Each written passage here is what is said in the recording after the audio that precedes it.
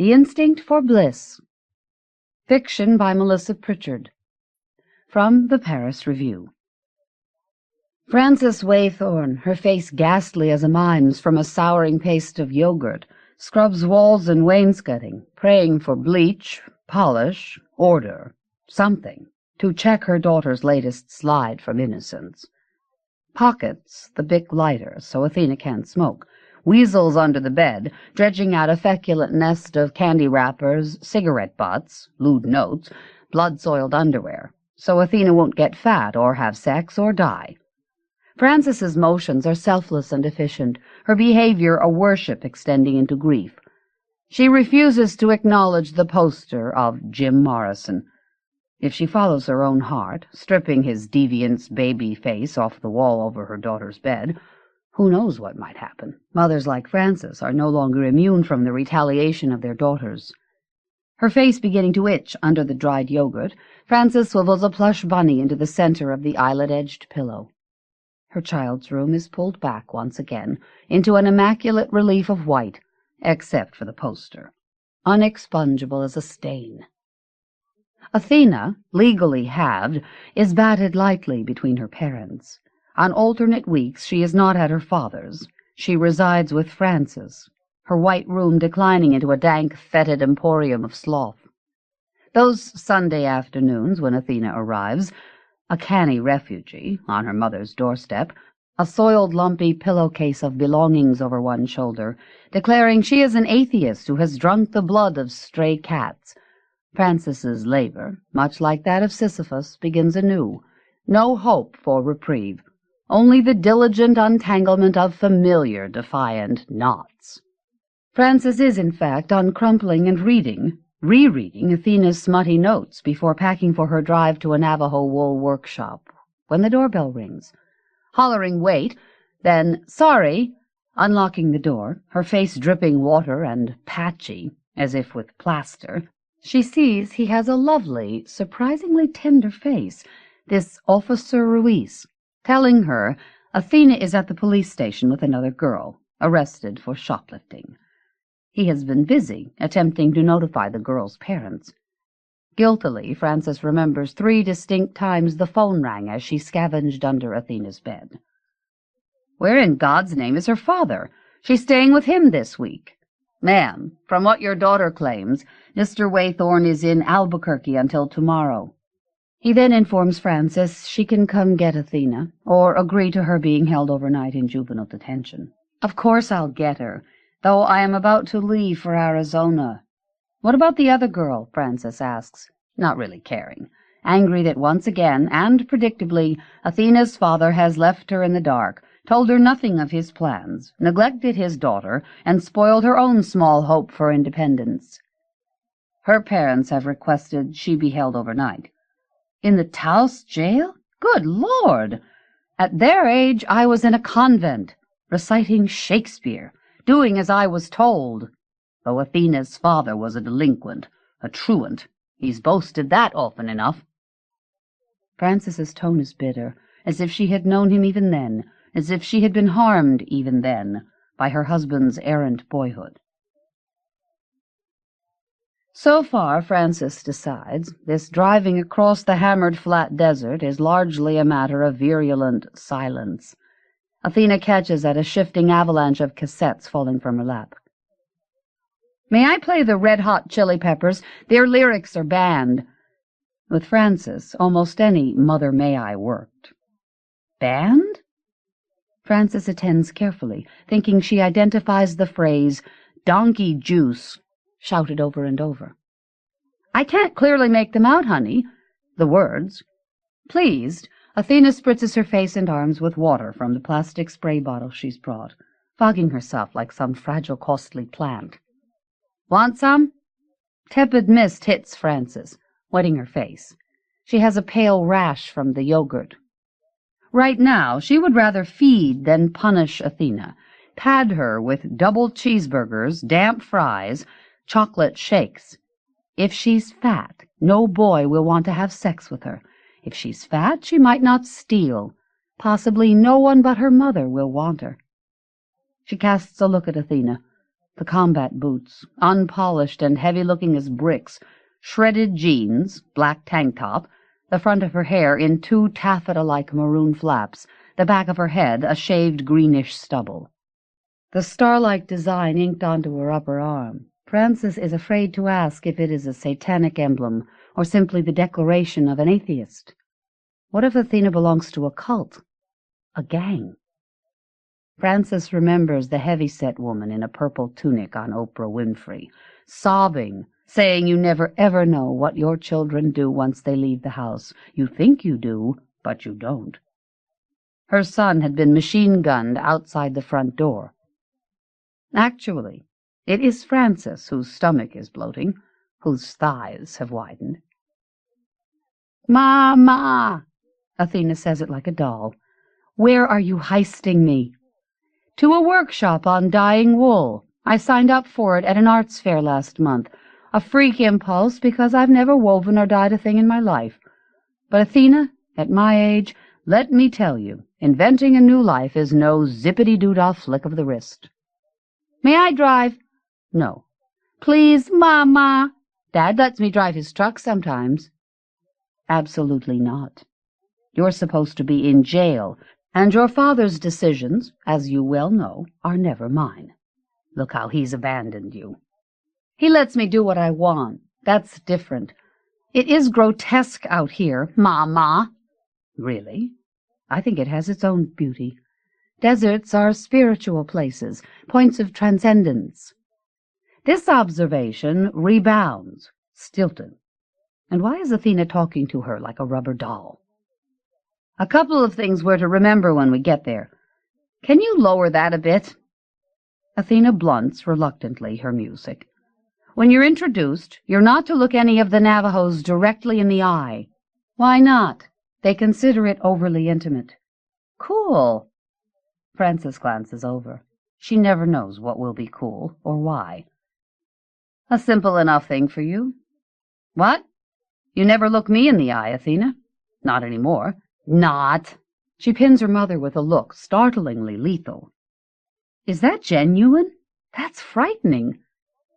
Athena shrugs. "What was the other thing? You said there were 2. Fish. You can't eat fish around them.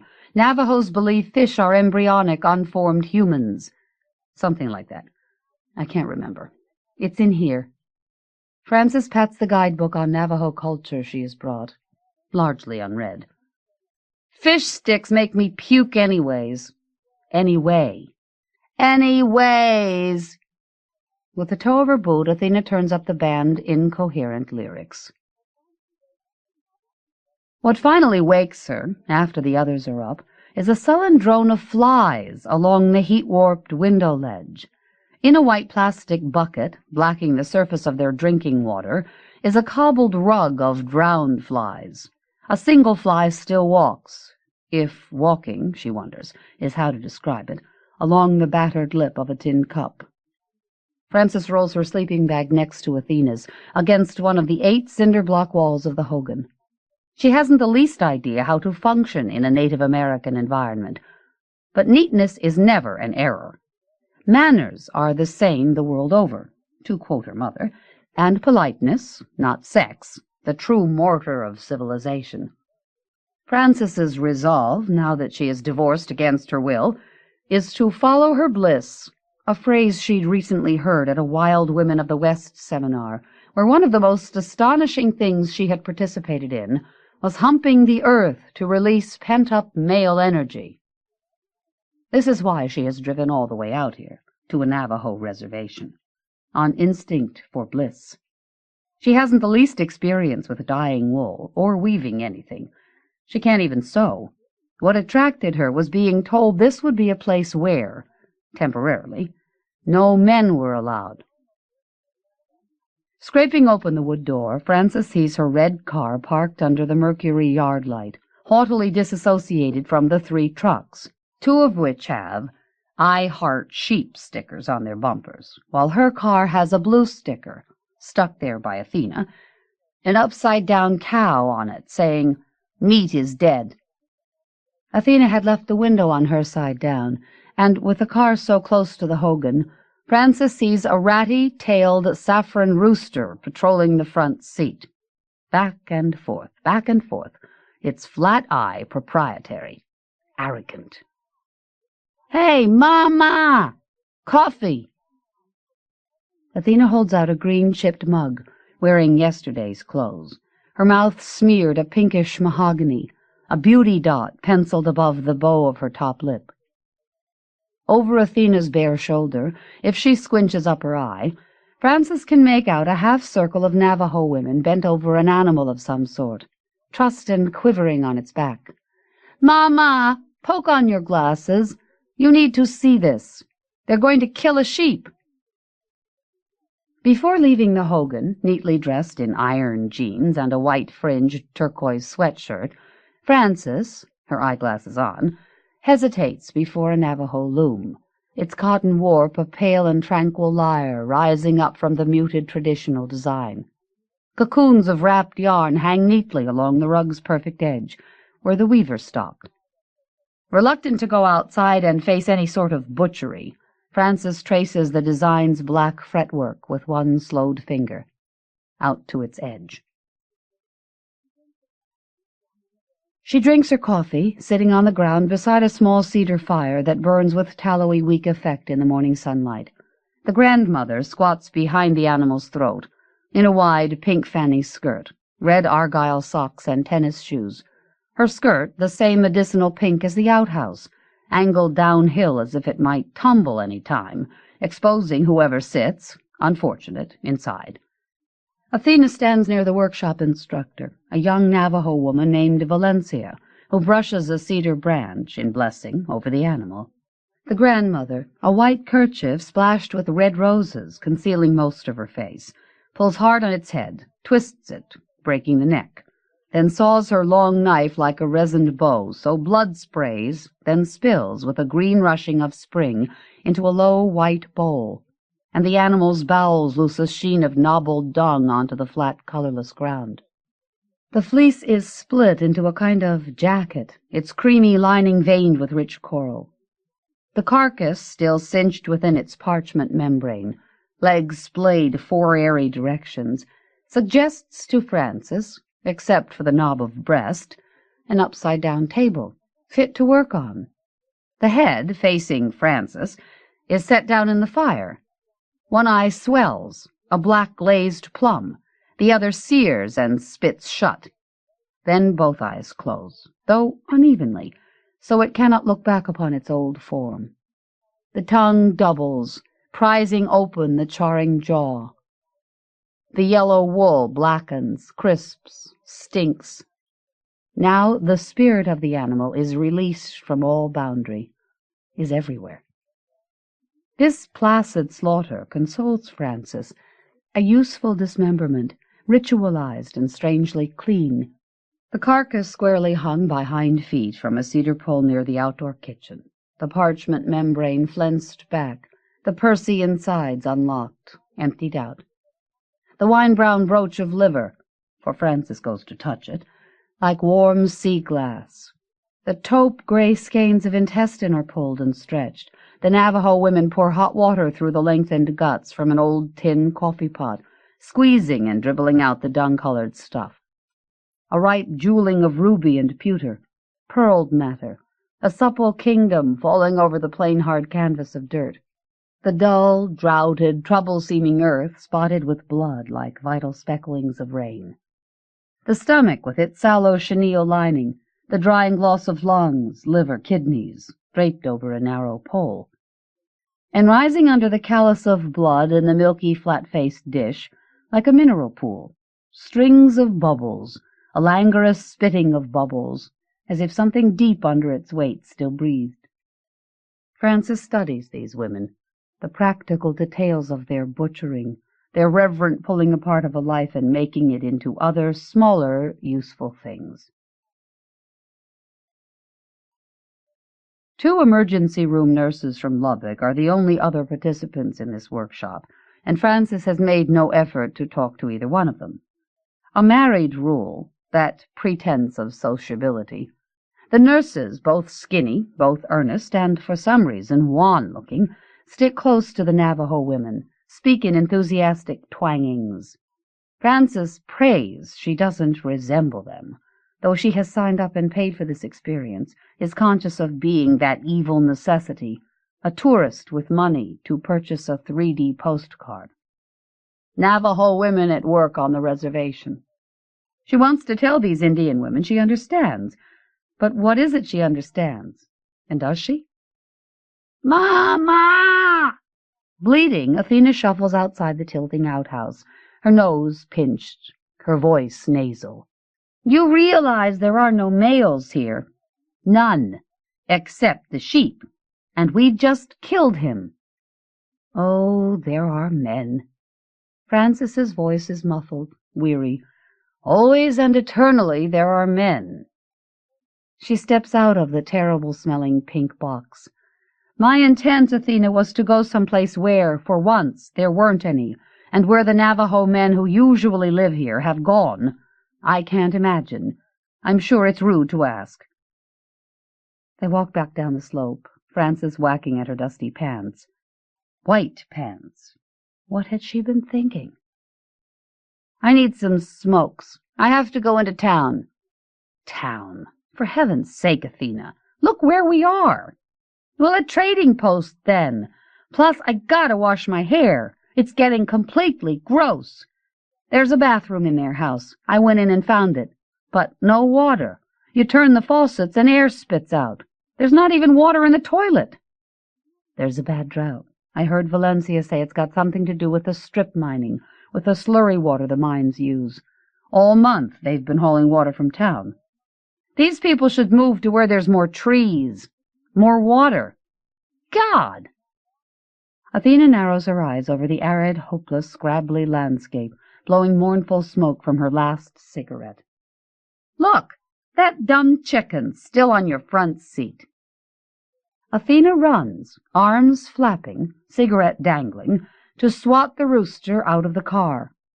The Navajo women stop what they're doing to look, and Frances cannot interpret their faces. She jogs to catch up. She had looked forward to this trip by herself. She had hoped to learn something, or at least stop thinking about what exhausts and obsesses her. Now, looking into Athena's bright, provocative face, Frances sees how precisely, like a scissor cut, it matched her own at that age. Athena, you have to behave yourself. When you're the guest of another culture, you blend in. You ask intelligent questions. I am. I'm going to ask where the nearest store is and where the men are stashed. Athena. What? Please. What? You could be in prison right now. I could have left you there until your father decided to come and get you. Yada, yada, yada. What were you stealing? Undies? Underwear? I just bought you plenty of sexy underwear, Ma. You've never bought me that. May I ask you a simple question? What makes you so sure you are Jim Morrison's wife reincarnated? You're the one who told me about reincarnation. Yes, but you can't just make up who you wish you had been. Oh, wouldn't I love to think I was once Thomas Jefferson or Sarah Bernhardt or even Luther Burbank. Thomas Jefferson? I've always wanted to be Thomas Jefferson. Do you know who I was in love with at your age? Dad? Frances pauses dramatically. Carl Sandburg. Who's that? He's dead now, but he was a famous poet. I wrote Carl Sandburg several passionate letters. He was in his 70s. Cool! Mom in love with an old dude. I never mailed them. I knew he had a wife and a goat farm in North Carolina, and probably he was happy. What about Dad? Oh, never mind. You'll just say something nasty. You're in that stage now. Stage? Of divorce, denial, rage, stuff like that. Where'd you pick up that idea? Dad. He has books on divorce, just like you. The same books? Yep, exactly. You guys are exactly alike. Right, Frances thinks, except he's chosen someone else. He's betrayed me. Doing as she is asked, Athena drags the charred head from the fire by one grizzled ear, sets it on a wood block, scrapes off filings of ash with a stick so the head can be wrapped and baked. And when she is certain her mother sees, for isn't her mother always watching, spying, jealous, easy to fool, a cinch to scare, to give her something really to be scared about, Athena swoops one finger across the bowl of dulling blood and drives it deep into her own mouth. Not long after that, Frances will stand in the parrot-yellow kitchen, stuffing gray, salted mutton into her mouth, until the women, laughing, caution her to stop, until they stop laughing and take the plate away, saying this will make her sick. Mutton hunger is what they will say she has.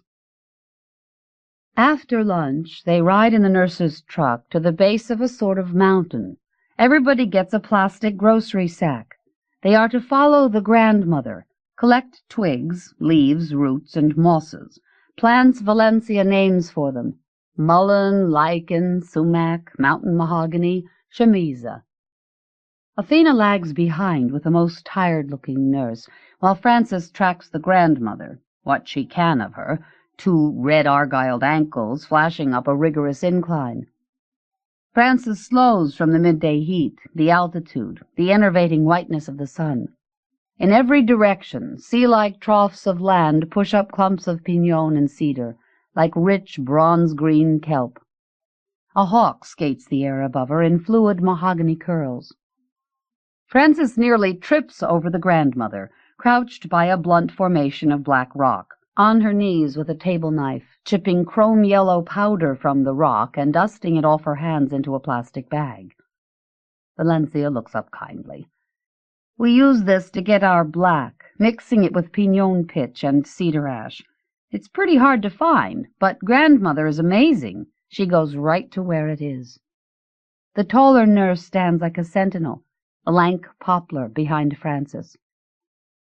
That stuff looks like uranium. Exactly. Frances takes her turn scraping, grazing her knuckles. The uranium idea has unnerved her. You could hike up here once a year, get a gigantic load of this stuff to last you. Frances thinks no one has heard, though the nurse's voice is tactless enough. The grandmother is resting in the compressed thick shade of a pinon tree, while Valencia, wiping sweat from her forehead, answers, a perceptible teacher's edge to her voice. We take only what is needed each time, and grandmother has taught us to leave an offering, a gift, before separating anything from where it is found. Halloo! Athena, her arms making rapid pinwheeling motions, appears to be urging them up to the next highest ledge. Frances is busy, spit-washing a smudge of uranium off her turquoise shirt. When the 3 white women attain the highest ledge, they hold their plastic bags of roots and twigs, panting, confounded by what they see. Inches deep across the ground lay thousands of pottery shards. The women, winded, hot-faced, are told they are standing on a trash dump, where Anasazi Indians, centuries ago, had thrown their broken pots and garbage. The Navajo women sit and rest, observe the 3 white women stooping and bobbing, pecking about for bits of clay, their arms blooming with what they cannot seem to gather up fast enough. At first the women call back and forth excitedly, then lapse into an almost funereal quiet, the weight of anthropology, the burden of choosing among priceless relics falling almost gloomily upon them. Like children, their greed eventually tires them, and they become aware of the Navajo women, quietly watching. They stop, arms and pockets and bags loaded down, their small congress embarrassed, bits of pottery dropping off them like leaves. Perhaps just 2 or 3, says one nurse. Those that mean the most, suggests the other. As Frances sets down her cumbersome pile, Athena, who had wandered off, returns. Between her hands rests a large, perfect potsherd, a black lightning streak down its reddish-curved flank. Exclaiming over its size and near-perfect condition, Frances begins to thank Athena, grateful for the largeness of gesture, the love implied. It's for Dad, Athena says softly. I wanted to bring him something. Oh. Frances drops to her knees, shuffling through her little clay bits, as if to choose. "Did you leave an offering?" "Yuppers. My last cigarette, one I copped from the nurse." On the ride back, they stop beside a faded sprawl of prickly pear to pick its mushy red fruits for pink dye. The driving nurse, feeling unwell, decides to drive to the trading post for stomach medicine. Both nurses drop the women back at the Hogan, except for Athena, who's begged a ride. Frances labors alongside her instructor, hefting enamel-ware kettles and a halved oil drum filled with hold water onto different fires. She sorts through gathered plant materials, carries bags and baskets of hand-spun wool skeins out from the Hogan, admires Valencia's long black hair, twisted in a shining bundle at the nape of her neck, noting its resemblance to the skeins of wool, to the little bundles of yarn dangling from the edge of the rug inside the Hogan. She wonders how Valencia would raise a daughter. How do the women raise teenagers out here? How, in her own case, could things get much worse? Swirling the stained waters with an ashy stick, made sleepy by the steam of plants, bitter or sweet-smelling, or dense as soured earth, Frances begins to hope Athena might not return until much, much later.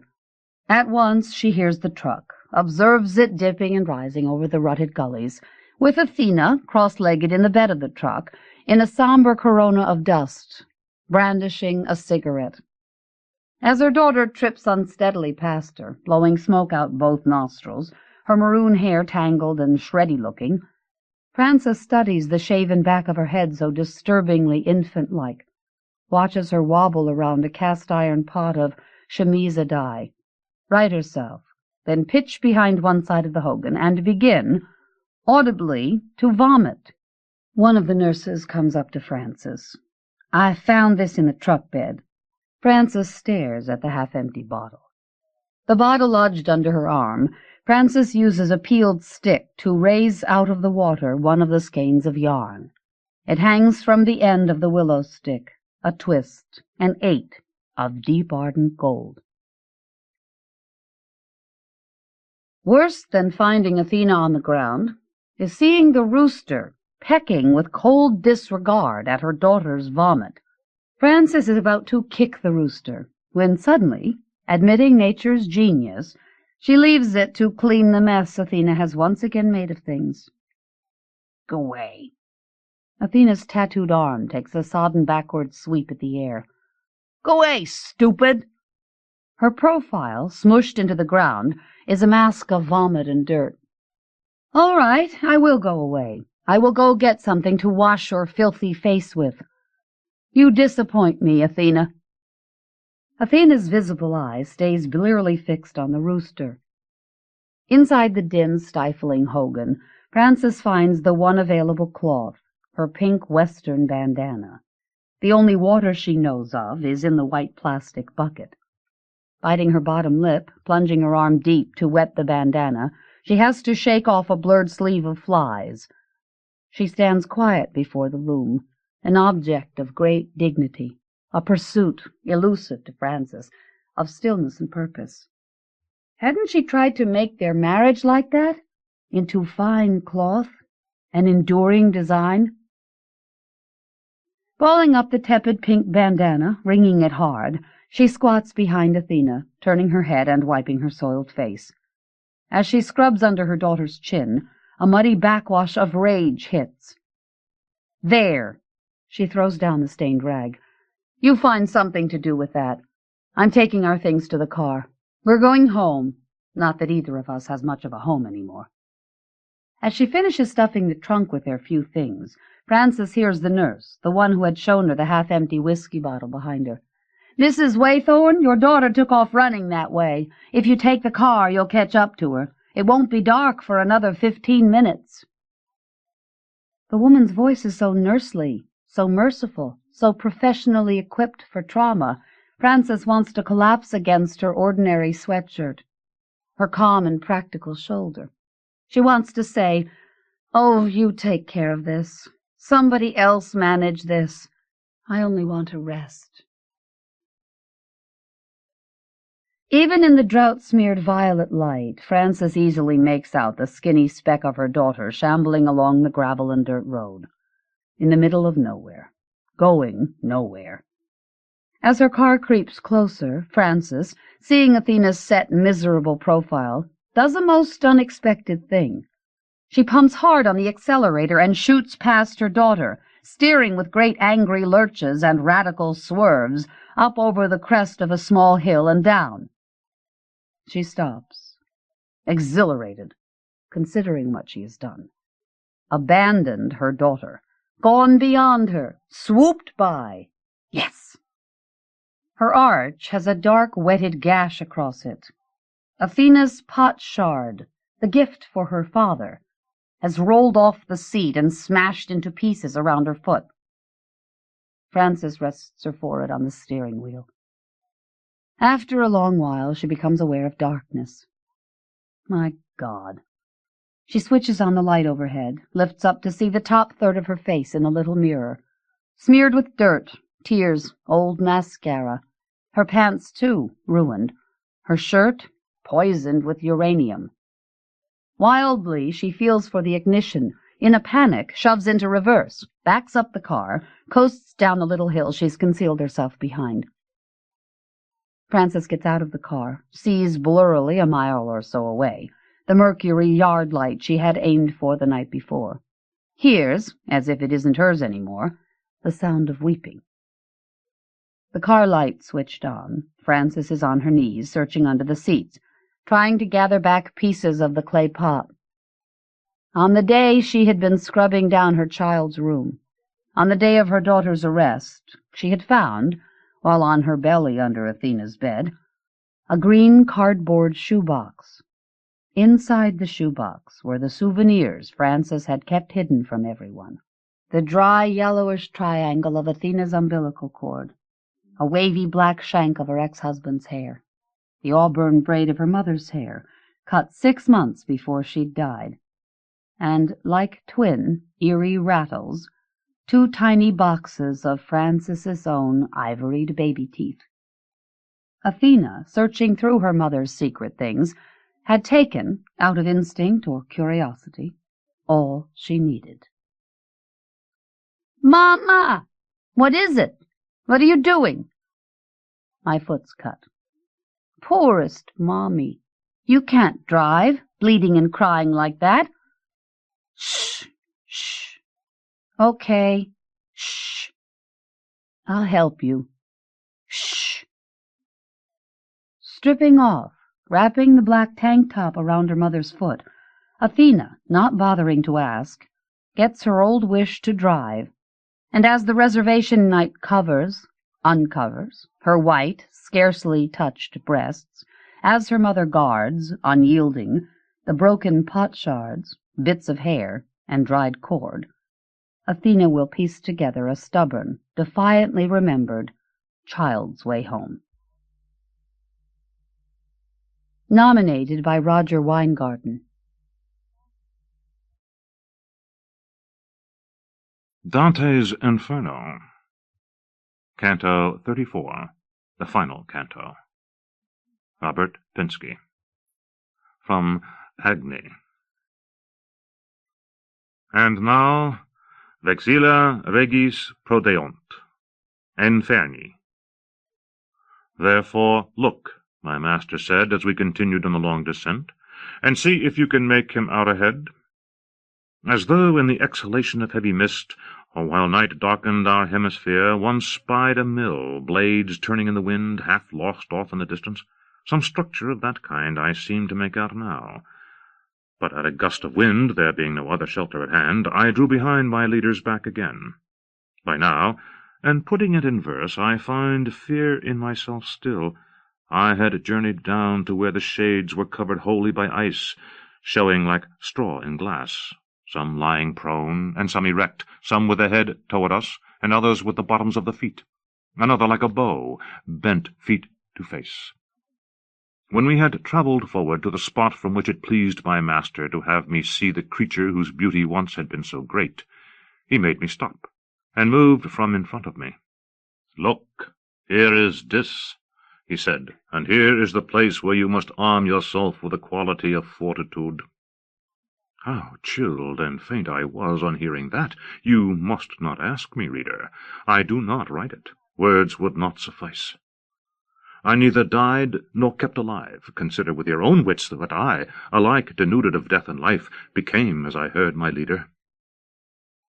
The emperor of the realm of grief protruded from mid-breast up above the surrounding ice, a giant's height, and mine would have provided closer comparison than with the size of his arm and a giant. Envision the whole that is proportionate to parts like these. If he was truly once as beautiful as he is ugly now, and raised his brows against his Maker, then all sorrow may well come out of him. How great a marvel it was for me to see 3 faces on his head! In front there was a red one. Joined to this, each over the midpoint of a shoulder, he had 2 others, all 3 joining at the crown. That on the right appeared to be a shade of whitish-yellow. The third had such a mien as those who come from where the Nile descends. 2 wings spread forth from under each face's chin, strong and befitting such a bird, immense. I have never seen at sea so broad a sail, unfeathered, bat-like, and issuing 3 winds that went forth as he beat them to freeze the whole realm of Cocytus that surrounded him. He wept with all 6 eyes, and the tears fell over his 3 chins mingled with bloody foam. The teeth of each mouth held a sinner, kept as by a flax-rake. Thus he held 3 of them in agony. For the one the front mouth gripped, the teeth were as nothing to the claws which sliced and tore the skin until his back was stripped. "That soul," my master said, "who suffers most is Judas Iscariot. Head locked inside, he flails his legs. Of the other 2, who twist with their heads down, the black mouth holds the shade of Brutus. Writhing, but not a word will he scream. Cassius is the sinewy one on the other side. But night is rising again, and it is time that we depart, for we have seen the whole." As he requested, I put my arms around him, and waiting until the wings were opened full, he took advantage of the time and place, and grasped the shaggy flank, and, gripping still, from tuft to tuft, descended through the mass of matted hair and crusts of ice. And then, when we had reached the pivot of the thighs, just where the haunch is at its thickest, with strain and effort my master brought around his head to where he'd had his legs, and from there on he grappled the hair as someone climbing would, so I supposed we were heading back to hell. "Cling tight, for it is stairs like these," he sighed like one who is exhausted, "which we must scale to part from so much evil." Then he came up through a split stone, and placed me on its sill, and climbed up toward me with his cautious step. I raised my eyes, expecting I would see Lucifer as I left him, and saw his shape inverted, with his legs held upward. May they who are too dull to see what point I had passed judge whether it perplexed me. "Come, the way is long, the road remaining to be crossed is hard. Rise to your feet," the master said. "The sun is at mid-tierce." We had come to rest in nothing like a palace hall. Instead, a kind of natural dungeon enveloped us, with barely any light, the floor ill-made. "Before I free myself from the abyss, my master," I said when I was on my feet, "speak and dispel my error. Where is the ice? And how can he be fixed head down like that? And in so short a time, how can it be possible for the sun to make its transit from evening to morning?" He answered me, "You imagine you are still on the other side, across the center of the earth, where I grappled the hair on the evil serpent's hide who pierces the world. And all through my descent you were on that side. When I turned my head and legs about, you passed the central point to which is drawn from every side all weight. Now you are on the opposite continent, beneath the opposite hemisphere to that which canopies the great dry land therein. Under the zenith of that one is the site whereon the man was slain who without sin was born and lived. Your feet this minute press upon a little sphere whose rounded skin forms the Judeca's other outward face. Here it is morning when it is evening there. The one whose hair was like a ladder for us is still positioned as he was before. On this side he fell down from heaven. The earth, which till then stood out here, impelled by fear, veiled itself in the sea, and issued forth in our own hemisphere. And possibly what now appears on this side fled its birth, and rushing upwards left a cavity, this hollow where we stand. There is below, as far from Beelzebub as one can be within his tomb, a place one cannot know by sight, but by the sound a little runnel makes as it winds the hollow rock its flow has worn, descending through its winding channel. To get back up to the shining world from there, my guide and I went into that hidden tunnel, and following its path, we took no care to rest, but climbed, he first, then I, so far through a round aperture I saw appear some of the beautiful things that heaven bears, where we came forth, and once more saw the stars. Nominated by Gail Mazur, Lloyd Schwartz, David Wojan. Elizabeth Bishop, by Frank Bidart, from Threepenny Review. Elizabeth never saw her mother in the hospital because her family didn't want her to, and by the time she was old enough, Elizabeth was afraid too. Elizabeth told me that each time she went to Vassar, the train passed the hospital her mother was in. She shuddered when she said this. It was a source of pain, but she didn't simply say, as if the question were simple, "Oh, I should have gone to see her." How does one visit a parent not seen since the age of 5 in a mental hospital, when you have been taught to think of her as dead? Then suddenly, when Elizabeth reached the age when she might have been able to come to an independent judgment about the matter, her mother was dead. Robert Seaver wanted to marry her, and finally she didn't want to marry him. She broke it off. It was at this point that Seaver killed himself, and before he did, he mailed her a postcard on which he had written, "Elizabeth, go to hell." It arrived after his death. The person Elizabeth was really in love with in those early years was Margaret Miller. They never had a physical relationship. Elizabeth felt that Margaret was not homosexual. She had been in love with Margaret since they were roommates at Vassar. Once she told me that, after years of being obsessed with Margaret, when she woke up one morning, the knot in her chest always present when she thought of Margaret simply was gone. After years, suddenly, she was over it. She told me this, trying to assure me that an obsession I had about someone would end. Elizabeth never talked about being in love with Louise Crane. She gave the impression that they had some sort of an affair. When Elizabeth had been drinking a lot or was sobering up, the relationship with Margaret Miller haunted her, and certainly the relationship with Lotta haunted her. The relationship with Louise Crane didn't. Elizabeth had been sick in Brazil, and Lotta had nursed her. One morning Elizabeth was in bed, and Lotta came into her room and asked her to stay with her in Brazil. Elizabeth said yes. She was surprised she had said yes. She liked Lotta, but she was not in love with her. Over the next few years, she really fell in love with Lotta. Lowell once said to me that Elizabeth changed tremendously with Lotta, at least in political terms, and that after about 5 years Elizabeth became, from the point of view of someone from the States, conservative. Lotta was Brazilian aristocracy. It was an oligarchy. Elizabeth clearly had accepted that. The poems she wrote in Brazil, and her poems earlier, seemed to me often radical in perception and feeling. But, Lowell said, Elizabeth would defend their friend the governor, that sort of thing. She began to sound like Lotta. Lowell didn't find this particularly attractive. It wasn't the bohemian Elizabeth Bishop that he had known in the 40s in New York. The only poem, I think, that reflects this is Manuel Zinho, with its whiff of noblesse oblige.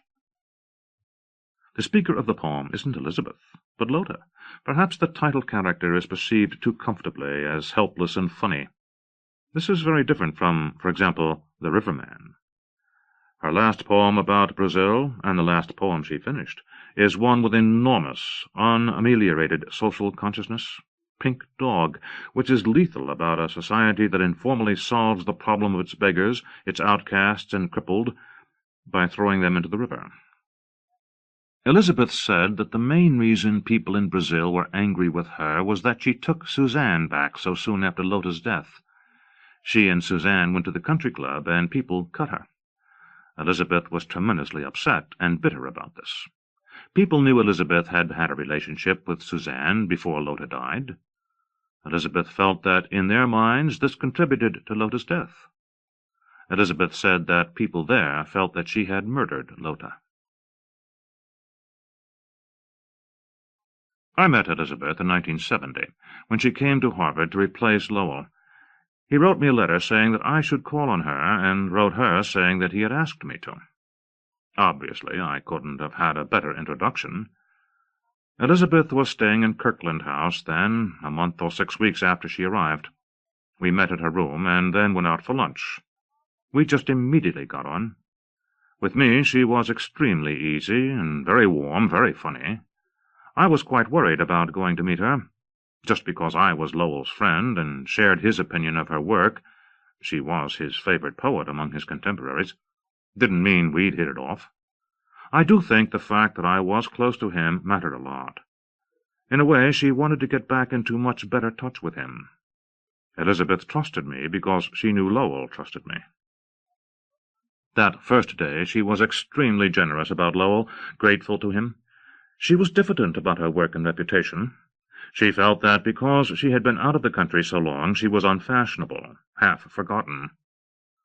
Years later, visiting my apartment, she plucked The Modern Poet, a volume of essays edited by Ian Hamilton, off my shelves.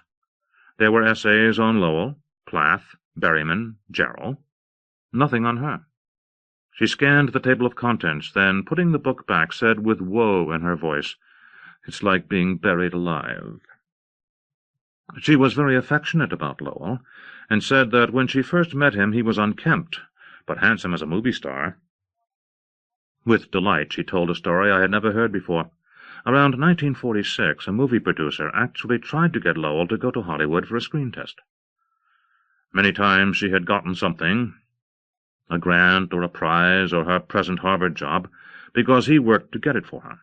Sometimes she had only learned years later that he had anything to do with it. Somehow it came up that in an interview he had said that she was one of the 4 greatest women poets who ever lived. The praise was spoiled because women were placed in a separate category, cordoned off. Far better just to be considered a poet, however low the ranking. In later years, as others have written, considerable tension developed in Bishop's feelings about Lowell. Some of the ground of this anger seemed clear at the time. When he planned to come back to America in 1973, his return, despite his offer not to return if it did, seemed to threaten her job, which she needed. Brazil, where she became so unhappy she couldn't stay for more than a few months at a time, was by now a kind of black hole for her, and she needed the money. People who never read poetry knew who Lowell was and what confessional poetry was, though Lowell himself was ironic about confessionalism and the flood of bad poems about parents, often full of Lowellisms, filling the magazines. Hegemony breeds loathing. Bishop herself had greeted Life Studies with a great tribute, printed on the hardcover jacket. Now, in the early 70s at Harvard, in the heyday of his fame, she felt suffocated. Such reasons ignore the residue, the traces of promises, failures, blindnesses, angers left after a friendship of 25 years, heavy as frost and deep almost as life. The loyalty, what was obviously love between them, was never quite broken, but in the final years it existed in a crucible. A few weeks after first meeting Elizabeth, after we had seen each other several times, when I called one day, she said that she had been sick, but I could come by. At the door she was in her robe, without makeup, straightforward, but full of self-reproaches about the fact that several days earlier she had begun drinking and at last stopped only when she was so sick she couldn't continue. Alice Methvessel, the secretary at Kirkland House, now was bringing her food and trying to get her well. Elizabeth was shaky, more or less sober, but ravaged with a terrible cough. She was asthmatic. She was ashamed, but didn't want to be alone. So we talked. She talked about the painful things in her past that tormented her, events that she never discussed when she wasn't drinking or struggling in the aftermath of drinking. Perhaps at this point I should bring up something that I am tormented by. Almost nothing I've said about Elizabeth's life would she want said. That's why, after her death, I decided I didn't want to be the source of anything that appeared in print about her drinking, sexual life, etc. But the intensity of interest in her work and the nature of contemporary biography made revelations that she would have found intolerable in her lifetime inevitable. I just didn't want to be their source. What I could do was treat these subjects in as unflamboyant, adequate a way as I was capable, once they had already become part of the record. At this point, Elizabeth would gain nothing from my silence. That's the peace I've made with myself on the issue. I think it would be stupid of anyone to attempt to locate a single reason for her drinking, as if it had a single cause, to condescend to her by explaining what she couldn't explain or devise a strategy to escape. So what I am about to say is not an explanation of why she drank. It's the experience I had. There was in Elizabeth the lady who liked to talk about food, travel, things you've seen, what happened to you, friends, and, to a lesser degree, books. To be in her presence was constantly to feel her originality, freshness of perception, vulnerability. The lady wasn't boring or self-important. Lowell said that she was more fun to be with than anyone, but enormous ranges of her feeling she seemingly couldn't bear to express, even, I think, with her closest friends, unless she was drinking. Subjects like Lota, especially Lota's death, her own sexual life, those she had been in love with, betrayals, guilt, her mother, drinking itself. When she drank, it seemed that she had ripped down the self-possessed facade of her life, the poise that intelligence and luck and accomplishment had given her. She descended into an inferno of still alive, wholly unreconciled feeling, the wholly present past. At times Elizabeth could simply drink socially. At times one drink made her drunk. At times she drank for days and only stopped when her body collapsed, often ending in hospitalization. Without fail, she was furious with herself for having inflicted this on herself and those who cared for her, especially Alice. She was terrified Alice would leave her because of it. The thing she couldn't stop doing threatened to kill the relationship that she felt she couldn't live without. Elizabeth considered herself a feminist, and had since she was young. She viewed some developments in the contemporary feminist movement with skepticism, particularly the development of women-only collections or anthologies, but she was passionately feminist, and could be bitter about how the world had treated her because she was a woman. Late in her life, in a mood of anger, self-doubt, and bitterness, she told me that she felt she would have written much more had she been a man. She brought up how little she had written in contrast to Lowell. His selected poems had just come out, and in particular, once again, she was overwhelmed by Waking Early Sunday Morning. I can't quote her words exactly, but she felt that certain kinds of directness and ambition, because of gender, had been denied her, had been impossible. The skepticism she felt about the gay rights movement was based on her sense that straight society would never truly accept homosexuality, that sooner or later it would punish writers for coming out. She was worried that the candor of what I had written would at some point be used against me professionally, and in warning me said that she believed in closets, closets and more closets. One must remember that for the vast majority of her life, in both social and literary terms, not to be in the closet was to be ghettoized. People might know or suspect that one was gay, but to talk about it openly in straight society was generally considered out of control or stupid. Bishop thought famously polemical works like The Well of Loneliness weak, simplistic, an embarrassment. Out of her distrust of the straight world, she didn't want people to know she was gay. She certainly didn't want people to talk about it. The irony, of course, is that everyone, at least in the literary world, did know, and didn't care.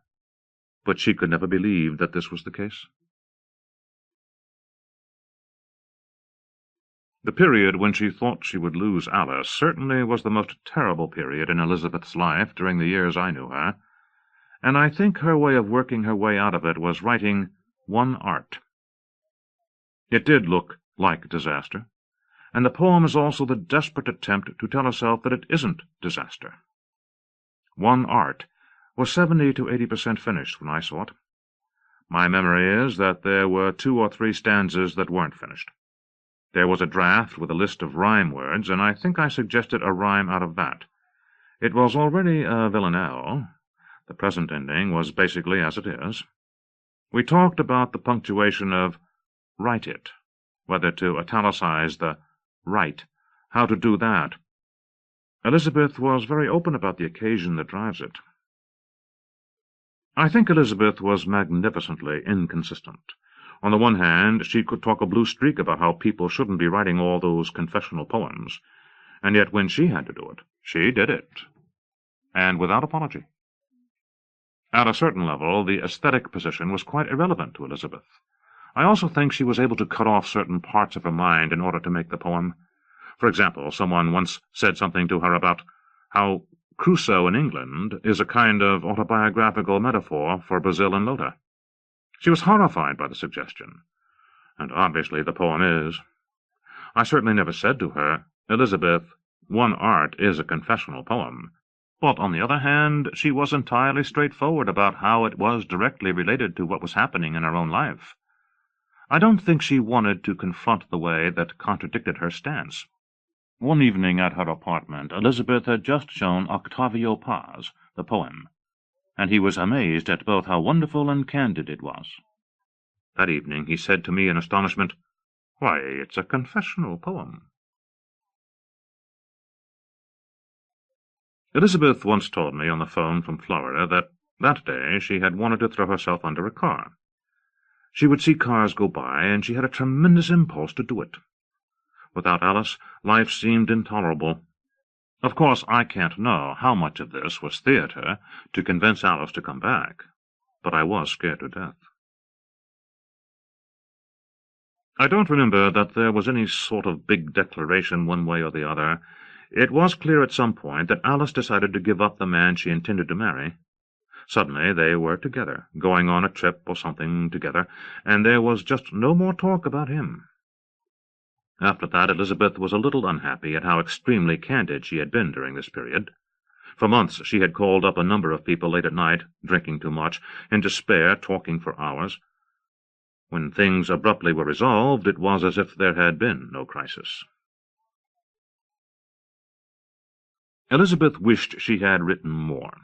Before publication, she worried that Geography 3 was too short.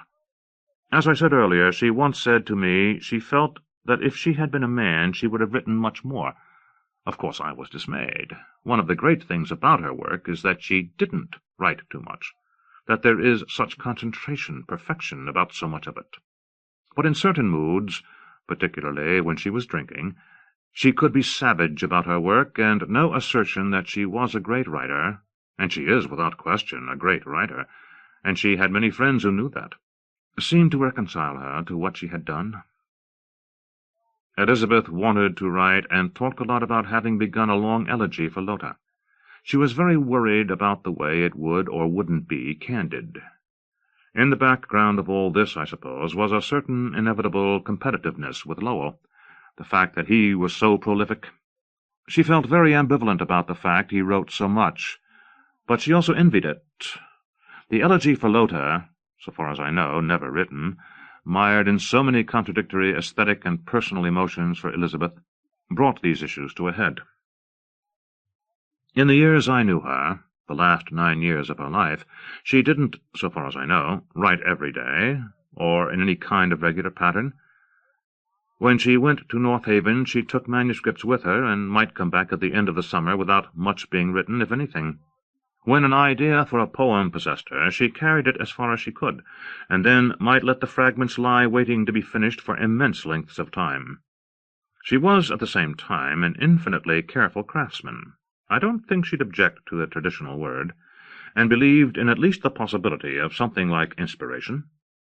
Once, when I told her how great the end of At the Fish Houses is, she said that when she was writing it she hardly knew what she was writing, knew the words were right, and At this she raised her arms as high straight above her head as she could, felt 10 feet tall. Elizabeth never showed me drafts of poems at as early a stage or in as much detail as Lowell did. A new poem was mostly finished by the time I saw it. The first uncompleted poem I saw was Poem. Elizabeth was already living on Brattle Street, so it was her second year in Cambridge. 2 or 3 spots still were giving her trouble, and she had variants handwritten in the margins. I still see her standing over her kitchen table, puzzling over what became "A speck-like bird is flying to the left," or is it a fly-speck looking like a bird? The other rough passage, written and rewritten over the next few weeks, was the great passage about art copying from life, and life itself, in the last stanza. The problem here, of course, is how to use such abstract, even academic language, and not have it swallow up, flatten, banalize the poem. It's characteristic of her that she felt both the necessity of it, of reaching this level of generality, and had to find some way to put a skin on such language, ground it in the skepticism and specificities of her own speaking voice. She struggled in the same way with the literary interpretations passage in Santarém. There are 2 instances in which I think I was useful to Elizabeth.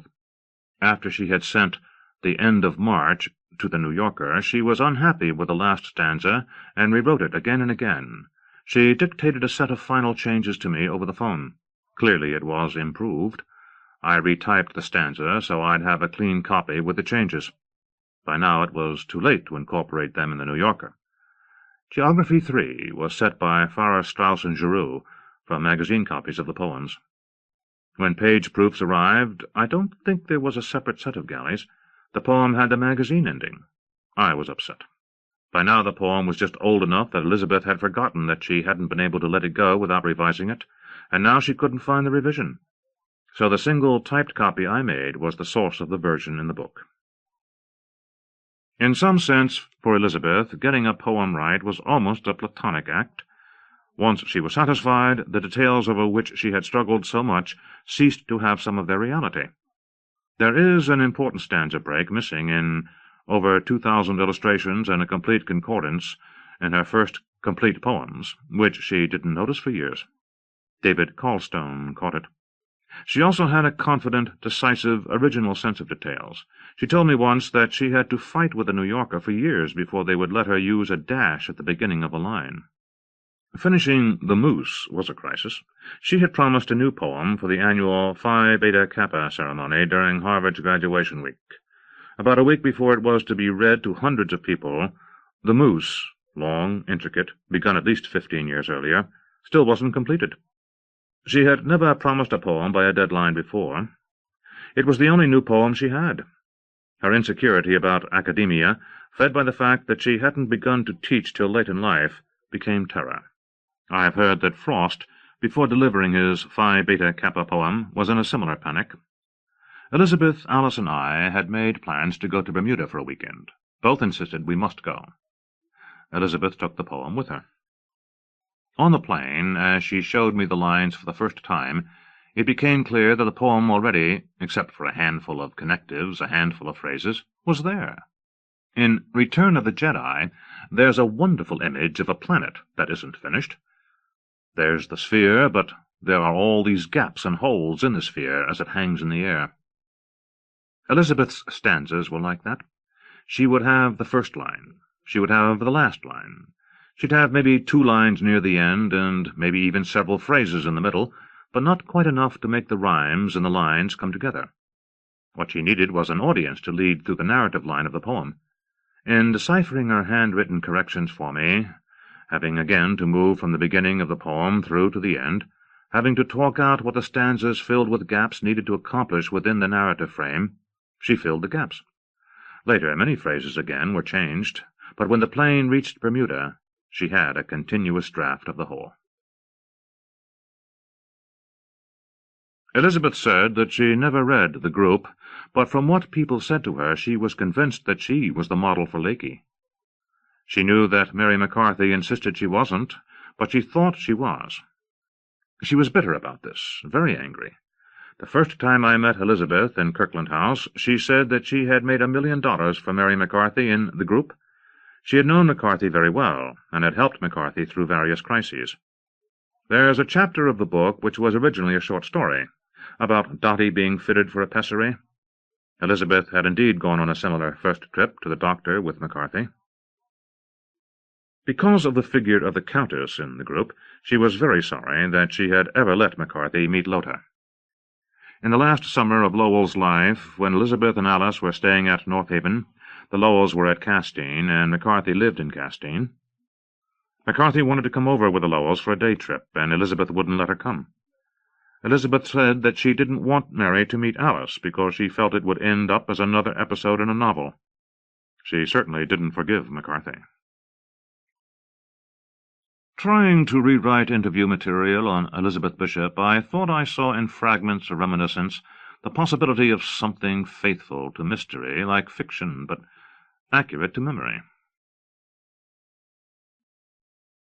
In 1937, Louise Crane, Margaret Miller, and Elizabeth were in an automobile accident in France, Louise Crane driving.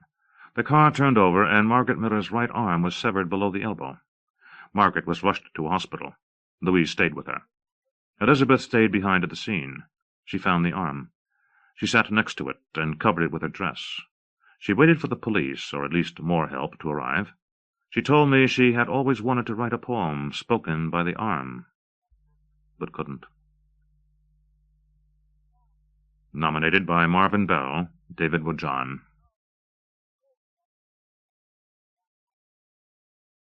Loss by Carl Dennis.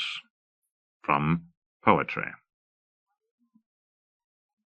Just because your cousins perjured themselves on the stand to steal the house you inherited and have settled in, and are filling the rooms with furniture your aunt would have hated, doesn't mean they're getting away with it.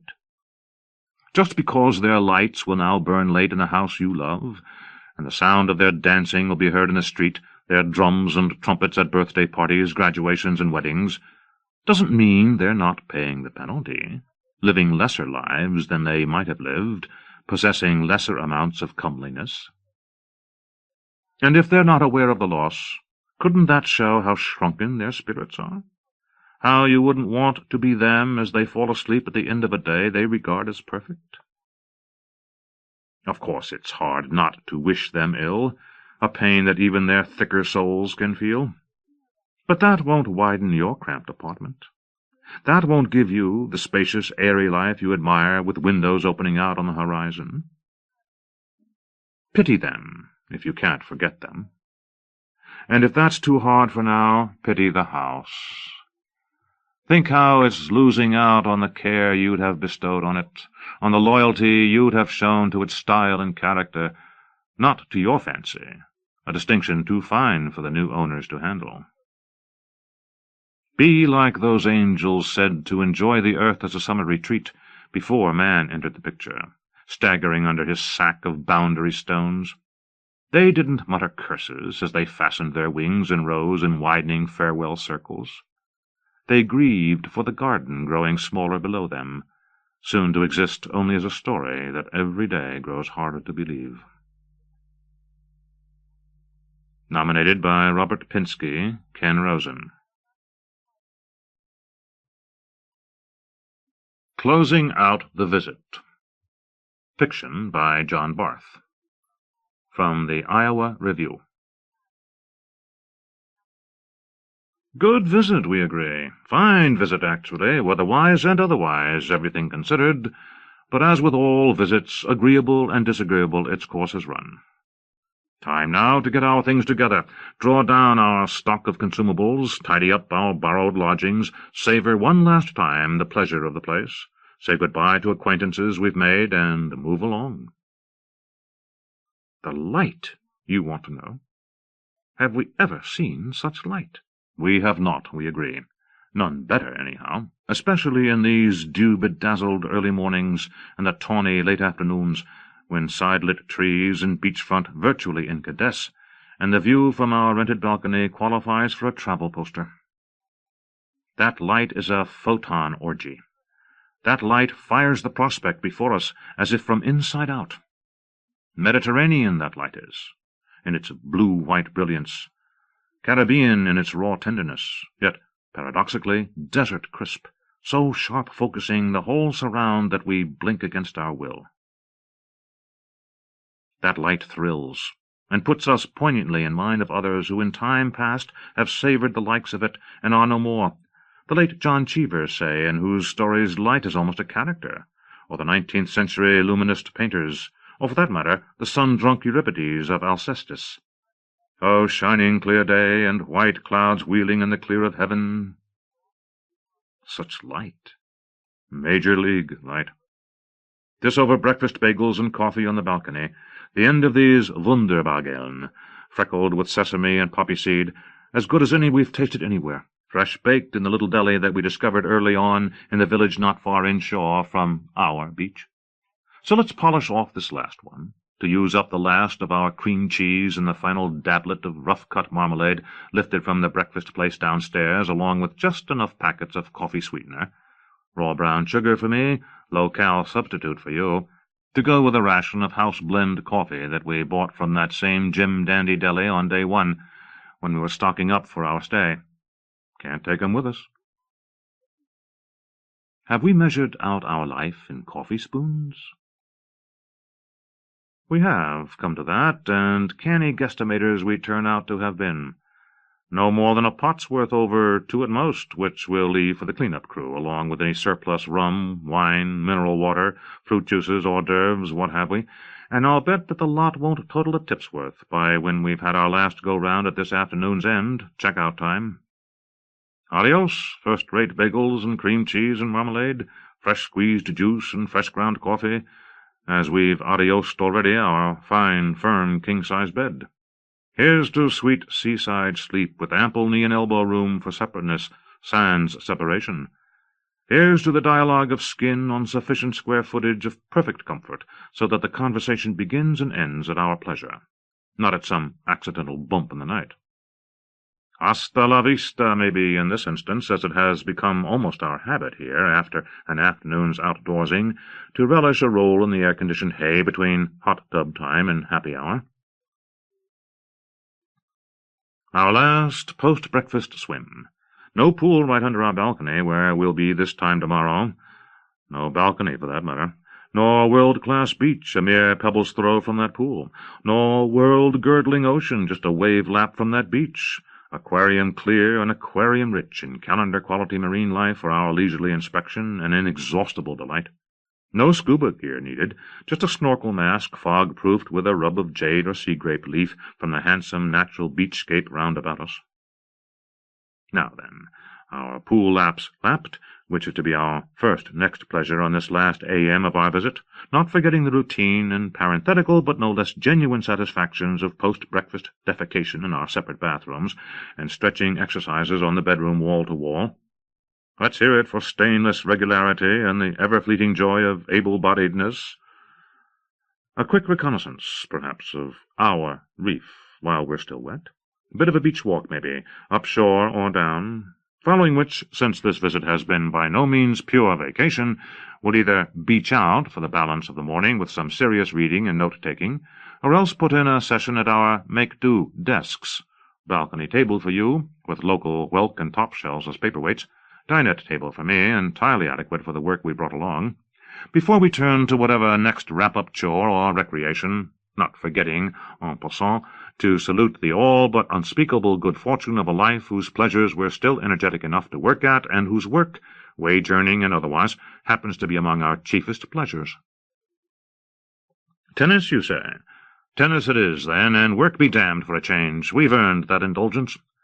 You're on for a set on those brand-new courts at our virtual doorstep, with a surface that sends our souls to heaven, pardon the pun, and so far from pooping our leg muscles for the morning has seemed rather to inspire them for the scenic back-country bike ride up into the village for provisions, in the days when we were still in the provisioning mode.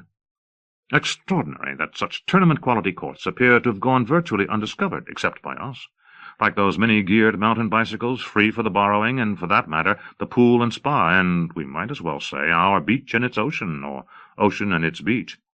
Where is everybody, we asked ourselves early on in the visit? Does the rest of the world know something that we don't? Vice versa, you proposed, and we jointly affirmed, and soon enough we counted it one more blessing of this many-blessinged place that our fellow visitors were so few, as who but the programmatically gregarious would not? Those couples who, for one cause or another, require for their diversion, from each other we can't help suspecting, a supply of new faces, life histories, audiences for their household anecdotes. Well, for such that the world abounds in busy places. Well, for us who binge on each other's company, to found not only that company, but a place as unabundant in our fellows as it is rich in amenities. Just enough other visitors, and they evidently like-minded, for visual variety on the beach, for exchange of tips on snorkel spots and eateries, for the odd set of doubles on those leg-restoring courts, and for the sense of being, after all, not alone in the restaurants and on the dance-floor, at the poolside bar, and out along the so convenient reef, in this extraordinary place in general, in our world. Auf Wiedersehen, now, tennis courts. Arrivederci, bikes and bike trails, charming little village of excellent provisions agreeably vended by clerks neither rude nor deferential, but, like the restaurant servers, reception desk people, jitney drivers, even groundskeepers and maintenance staff of this jim-dandy place, cheerful, knowledgeable, unaffectedly real. Lunchtime. You incline to the Annex restaurant, up on the ice-plant-planted headland overlooking our lagoon, a sweet climb through bougainvillea, hibiscus, and oleander to the awninged deck where frigate birds hang in the updraft from trade winds against the cliff and bold little banana quits nibble sugar from diners' hands. I incline to a quicker, homelier, last lunch, so to speak. Fresh conch ceviche, say, from our pal the beachfront vendor down by the snorkel shack, who knows precisely how much lime juice is just enough lime juice, washed down with his home-squeezed guava nectar or a pint of their really quite creditable local lager. But who can say no to the stuffed baby squid and crisp white wine up at our dear Annex, with its ambience of seabirds and fumaroles, its low-volume alternation of the sensuous local music with that of the, after all, no less sensuous high baroque, and its long view through coconut palms out over the endless sea, endless ocean, you correct me, as we clink goblets of the palest, driest Chablis this side of La Belle France, and toast with a sip, eyes level and smiling, our joint house-style, which would prohibit our saying endless sea, even if we hadn't already said seabirds just a few lines earlier. Sea is a no-no. One of many such in our house, except in such casual expressions as at sea, or on land and sea, or moderate sea conditions, and of course such compounds as seaside, seascape, seaworthy, and seasick, not to mention the aforementioned seabirds. One does not say in our house, "What a fine view of the sea," or "Don't you just love the smell of the sea," or "Let's take a dip in the sea," all which strike our housely ears as affected, literary, fraught with metaphysical pathos. Thus do long-time partners of like sensibility entertain themselves and refine their bond with endless such small concurrences and divergences of taste, or virtually endless such. But there's an end to our self-imposed ration of one wine each with lunch, especially in the tropics, and only on such high occasions as this extended work-play visit, and there's an end to our unostentatious, so delightful Annex dinery, as pleasing in its fare and service as in its situation. Au revoir, admirable Annex, or adieu, as the case will doubtless prove. Next. A whole afternoon almost before us, whether of sweet doing or of just as sweet doing nothing, since we have foresightedly made our departure arrangements early, scheduled the jitney, packed all packables except our last-day gear, settled our accounts and left off running up new charges, put appropriate tips in labeled envelopes for appropriate distribution, penned final hail and farewell cards to our far-flung loved ones, and posted on the mini-fridge door a checklist of last-minute don't-forgets that less organized or more shrug-shouldered travelers might smile at, but that over a long and privileged connection has evolved to suit our way of going and effectively to prevent, at least to minimize, appalled brow-clapping at things inadvertently left undone or behind and too late remembered. This air, mon Dieu, Großgott, caramba, such air, Let's not forget not simply to breathe, but to be breathed by this orchid-rich, this sun-fired, spume-fraught air. Off with our beach tops now that we've lunched. Off with our swimsuits while we're at it, either at the shaded, next-to-vacant nudie beach around the upshore bend, where we innocently admire lower-mileage bodies than our own, though no fitter for their age, of each's same and complementary sex, likewise each other's, trim still and pleasure-giving, likewise each is more than serviceable own, but by no means untouched by time, mischance, and vigorous use, but still in all, or else at our idyllic, thus far absolutely private pocket beach in the cove 2 promontories farther on. Pocket beach it is. We lotion each other with high numbers, lingering duly at the several lingerplatzen.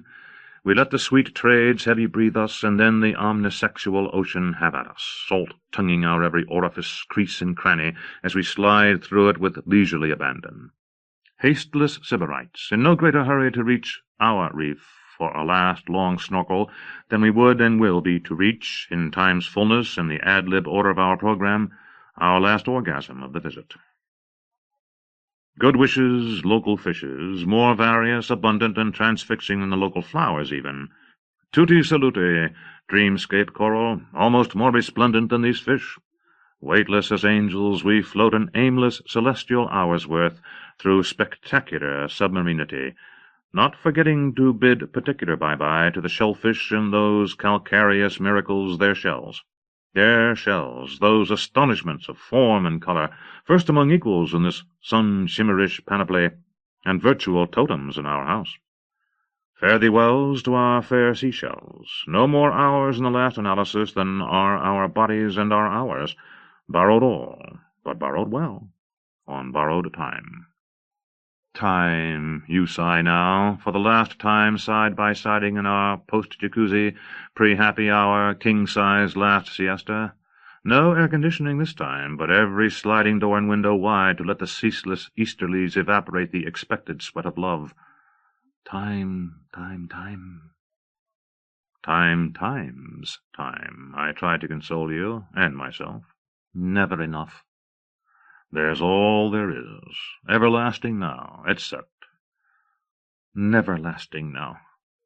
Yes, well, the best planned lays, as the poet says, gang after gley. Not what I meant.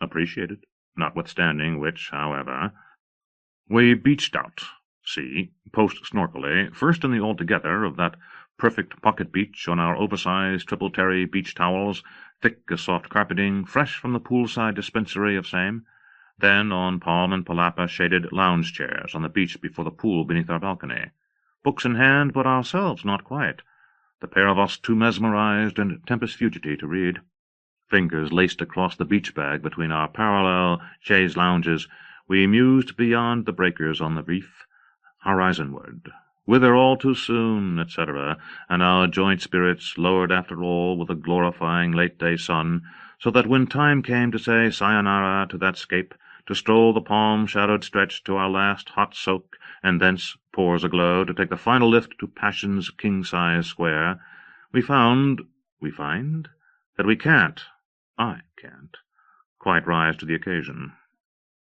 Me neither. We do therefore not have sex, that locution another house-style no-no for a yes-yes in our house, but rather make last love in love's last mode, by drifting off in each other's arms, skin to skin in the longing light, no less joyful for our being truly blue, likewise vice versa, or is it conversely, the balmy air barely balming us. I pass over what, in this drowsy pass, we dream. Have we neglected in our close-out prep to anticipate a snooze sufficiently snoozish, though alas not post-coital, to carry us right through cocktails to miss the jitney time? We have not. No manana hereabouts for thee and me. On the dot sounds our preset, just-in-case snooze alarm, trademark, which in our preset half-dreams we have half been waiting for. Half a dozen dots later comes our backup front desk wake-up call. Thanks anyhow, unaffectedly real and pretty punctual paging person, and we've time for the last of the rum, or le fin du vin, or both, with the end of the brie on the ultimate cricotte, while we slip into our travel togs and triple-check our passage papers, button buttons, snap snaps, zip zippers, lock locks. One last look, I propose, but you haven't heart for it, nor do I, sans you. Hell, therefore, with it we're off to see the blizzard, heck or high water. Adieu, sweet place, adieu. Hell with it, adieu, adieu. Time to go. Nominated by Michael Martone. Will Work for Food by Stanley Plumly. From Poetry Ireland Review. 1.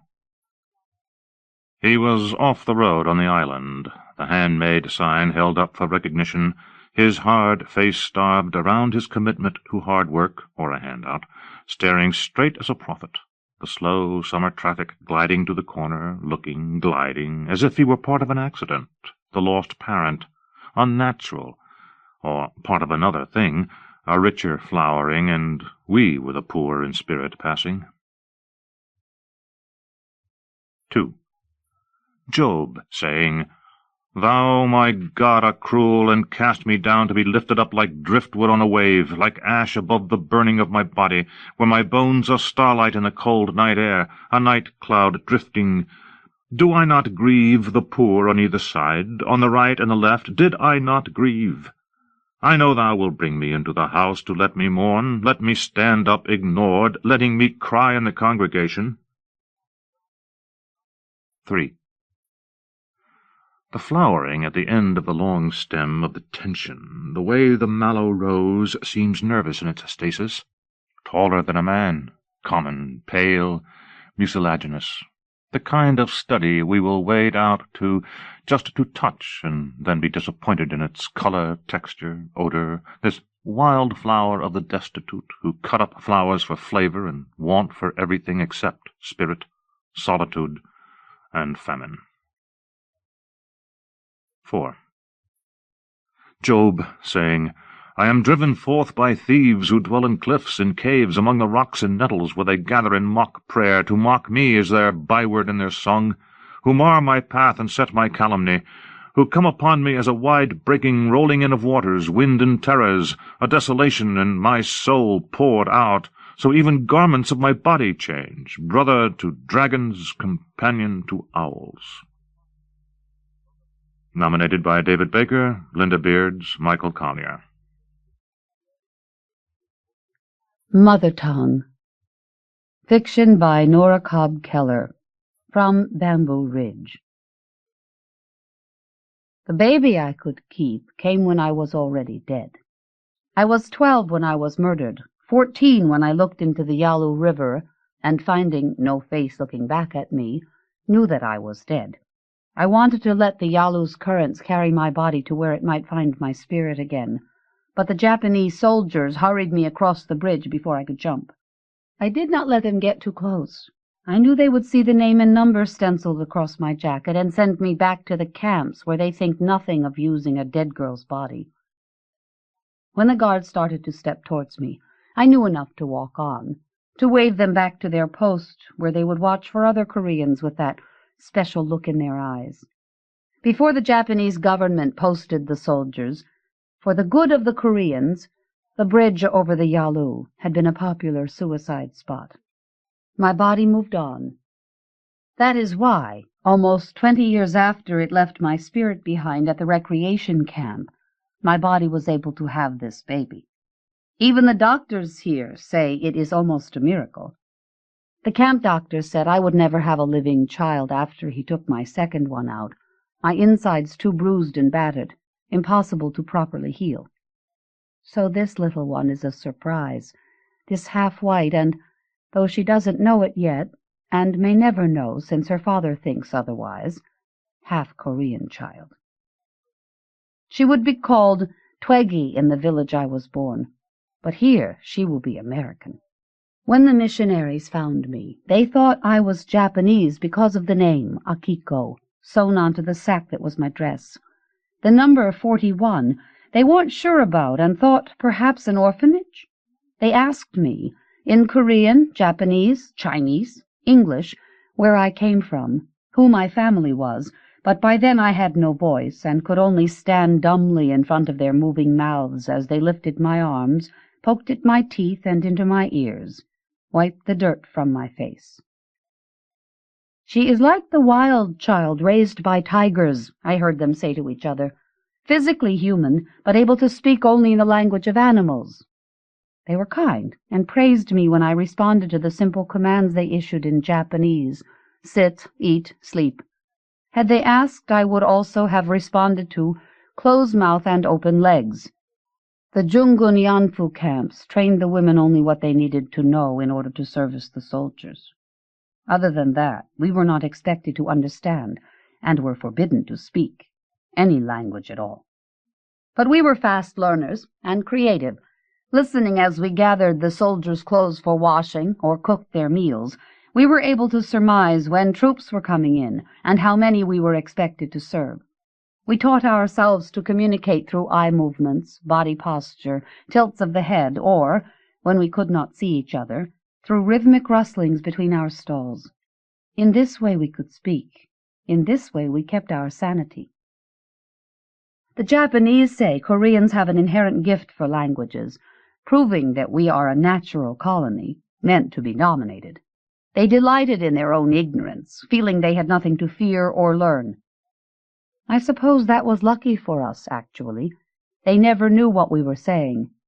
Or maybe they just didn't care.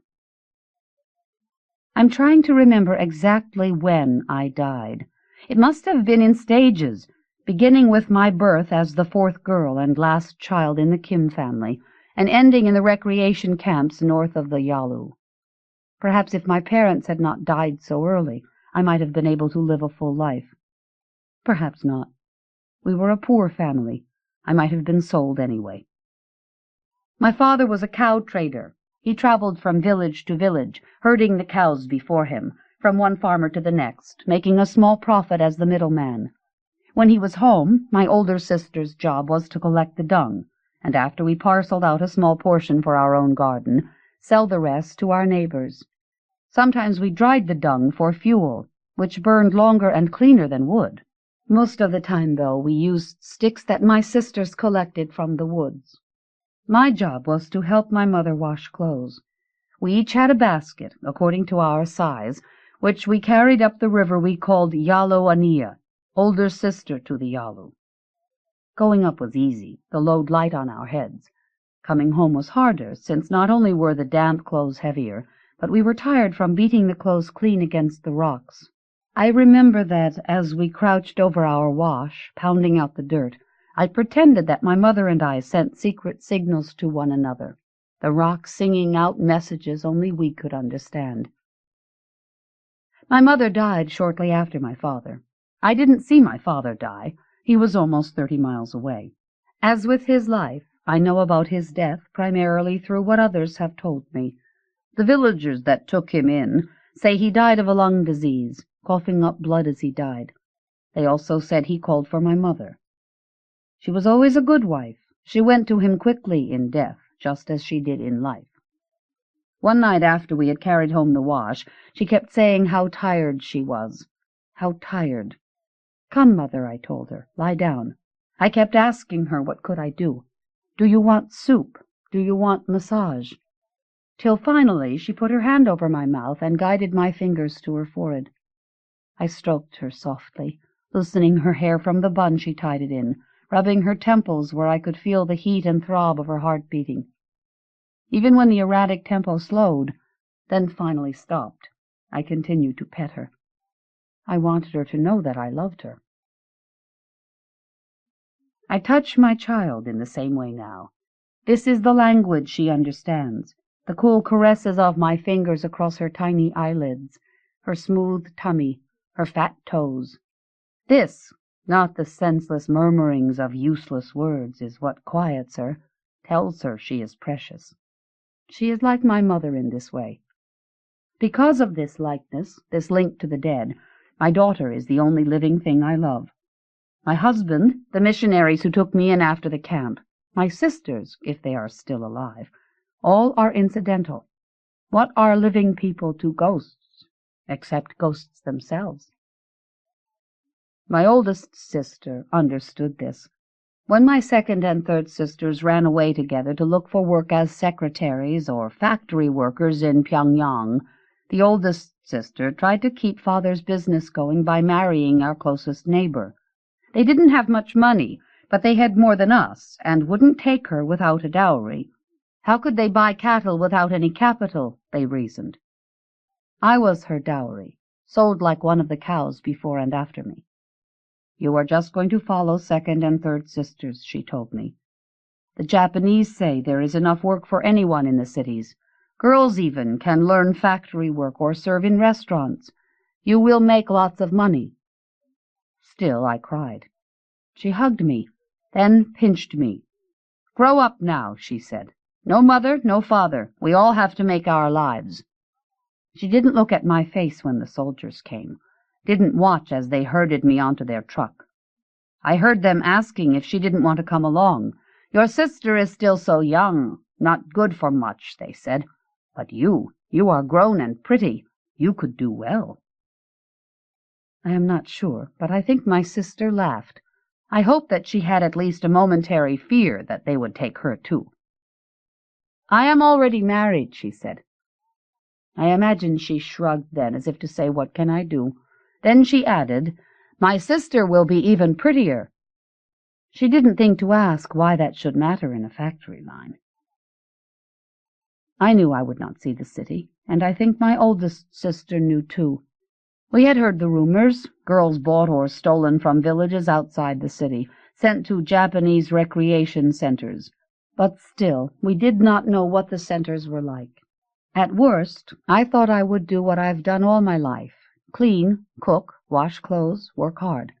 How could I imagine anything else? At first, that is what I did do. Still young, I was kept to serve the women in the camps.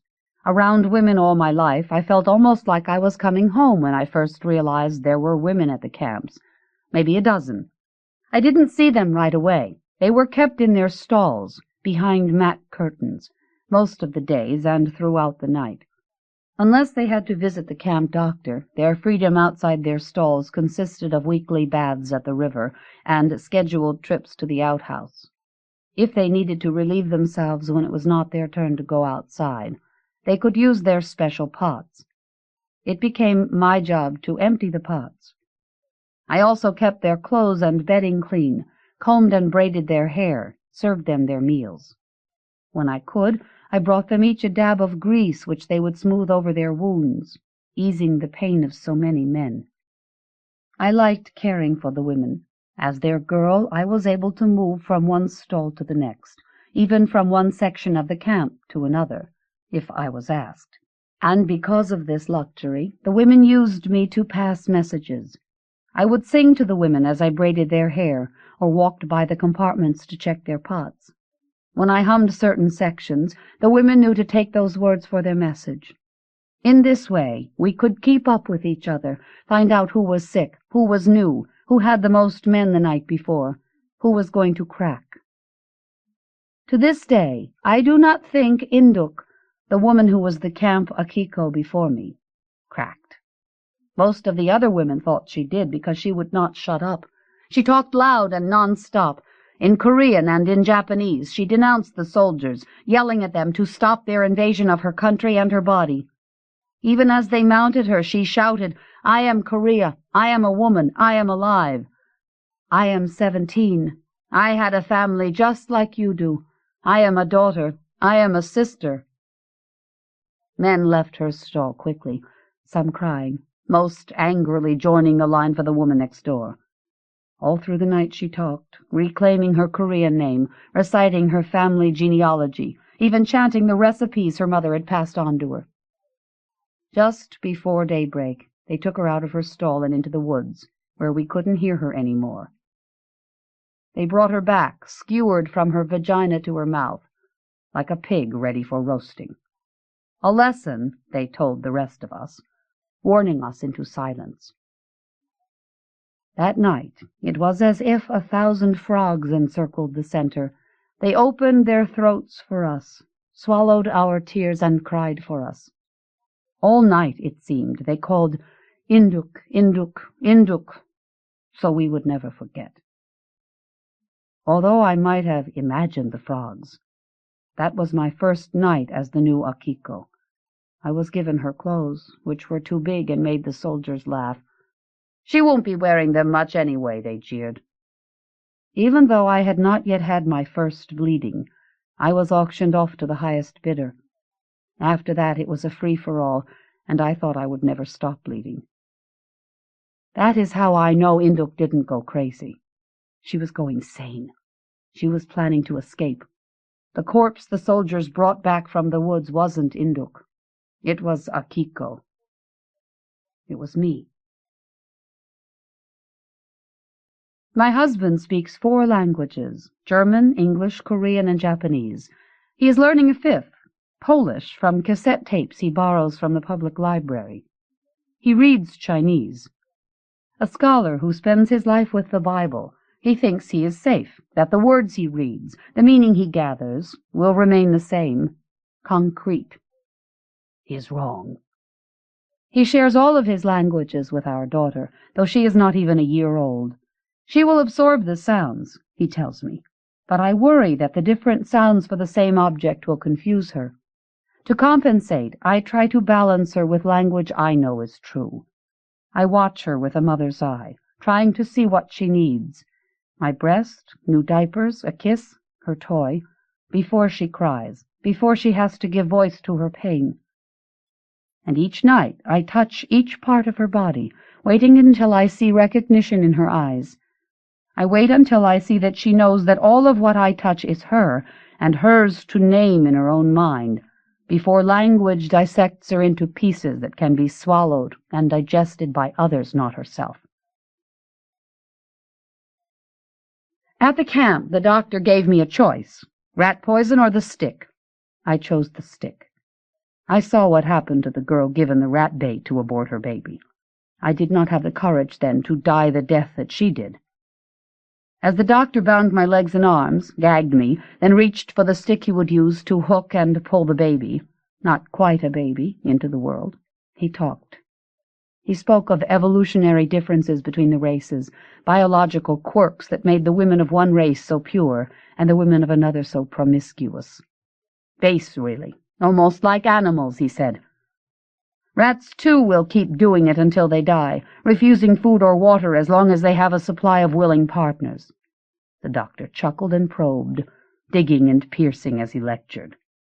Luckily for the species, nature ensures that there is one dominant male to keep the others at bay, and the female under control. I followed the light made by the waves of my pain, tried to leave my body behind. But the doctor pinned me to earth with his stick and his words. Finally he stood upright, cracked his back, and threw the stick into the trash. He rinsed his hands in a basin of water, then unbound my hands and mouth. Those rags he put between my legs. "Fascinating," he said thoughtfully as he left the tent. "Perhaps it is the differences in geography that make the women of our 2 countries so morally incompatible." He did not bother tying me down, securing me for the night. Maybe he thought I was too sick to run. Maybe he thought I wouldn't want to. Maybe he knew I had died and that ropes and guards couldn't keep me anyway. That night, with the blood-soaked rags still wedged between my thighs, I slipped out of the tent, out of the camp. Following the sound of my mother beating clothes against the rocks, I floated along the trails made by deer, and found a nameless stream that led, in the end, like all the mountain streams, to the Yalu. Nominated by Lois-Ann Yamanaka. Conversations on the Plurality of Worlds by Molly Bendall. From Poetry. After Bernard Le Bouvier de Fontenelle. The philosopher, impatient for the black to finish smothering the sunset, wants to tell the Marquise his story of Galileo's sky and Copernicus' heaven and their dark confessions, how other worlds could be this one. Their walk leads them away from the others at the party into the groomed yard, where it's not so Fragonard white or rose, but where green webs mesh with blue adjectives from petal clusters. She thinks when he makes each proclamation about the faraway air, it's as though he has finished a stanza in a poem, and his breath lowers with the contentment of the final word. But sometimes he doesn't finish, and with anticipation, or near anxiety, she provides the sound, a last rhyme to relax their breaths. There is enough light from the distant house for them to see each other at the pavilion's table, and as if in agreement or with some acceptance, her fan's arc shifts direction, lowering the shadow on her face, hardly discernible, only she's not to be convinced by his fictions. How could she confide in these mirrorless spheres? And who is worthy enough to hear this conversation that hides in a garden among leaves, within islands? He translates his adoring satellites into verbs, their paths into something delicate or curled, and then both of them retrieve a word and play with étoile, star, stella, trying to override each silvery sound in this art of talk that he's devised, and she has learned. These worlds might have a flourishing side kept in another, more private light, he says. She points to the dish between them that holds a pomegranate with its open pucker. This planet won't risk falling into your knowledge. Maybe she's not the Marquise at all, only dressed like her. She's really a seamstress, a dresser, not even a guest. She thinks of peplums, velvet sashes, her fabric trove with which she can experiment with trompe-l'oeil and illusions of depth. Could your black and gold matter be plated and spun, crimped and powdered? She asks. The shards on the stone path become likenesses for his explanations of how even light has its whims and how shadows crescent around it. After his formula for distance, there's a question that seems designed to trap her, however lightly. Your fickle sky must give some consolation, but then you love to gamble, she says. Now she can turn his phrase so it becomes her own, and can change one word that makes him the prey, and tosses his little crises like garters and buttons into the garden's deep, thoughtless green.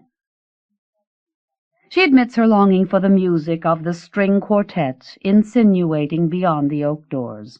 She's heard it before, overlapping with her own voice, the small pouring, then a gasp, and then her own reciting, purple and a stinging wasp. What she waits for is the satisfaction of its music's closure, the last thread pulled with her teeth. His theories of imprisonment of air and gravity's defiance like oil floating on cool water she likes to envision as the silk weight of music. In the garden the lunaria shows itself as silvery money that she will later arrange in a winter room, and the owls fill in their pauses and give threats to the daytime peacocks that she and he agree are too tame in their extravagance. The cypress spears in their deepest black provide another course of plot. She suggests, what if we were each the other? The image of the two of them in the reflecting pool had turned things around. What if she had made him blush with innuendo? I would have proclaimed then, she says, this magnificent discovery against our old beliefs in fate.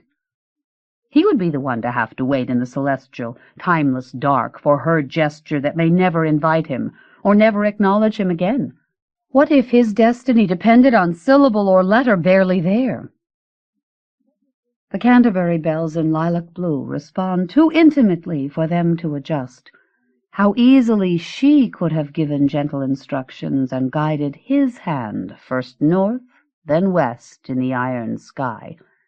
There could be one slip-up of weather, one invitation lost, one misread thought, and all affections missed.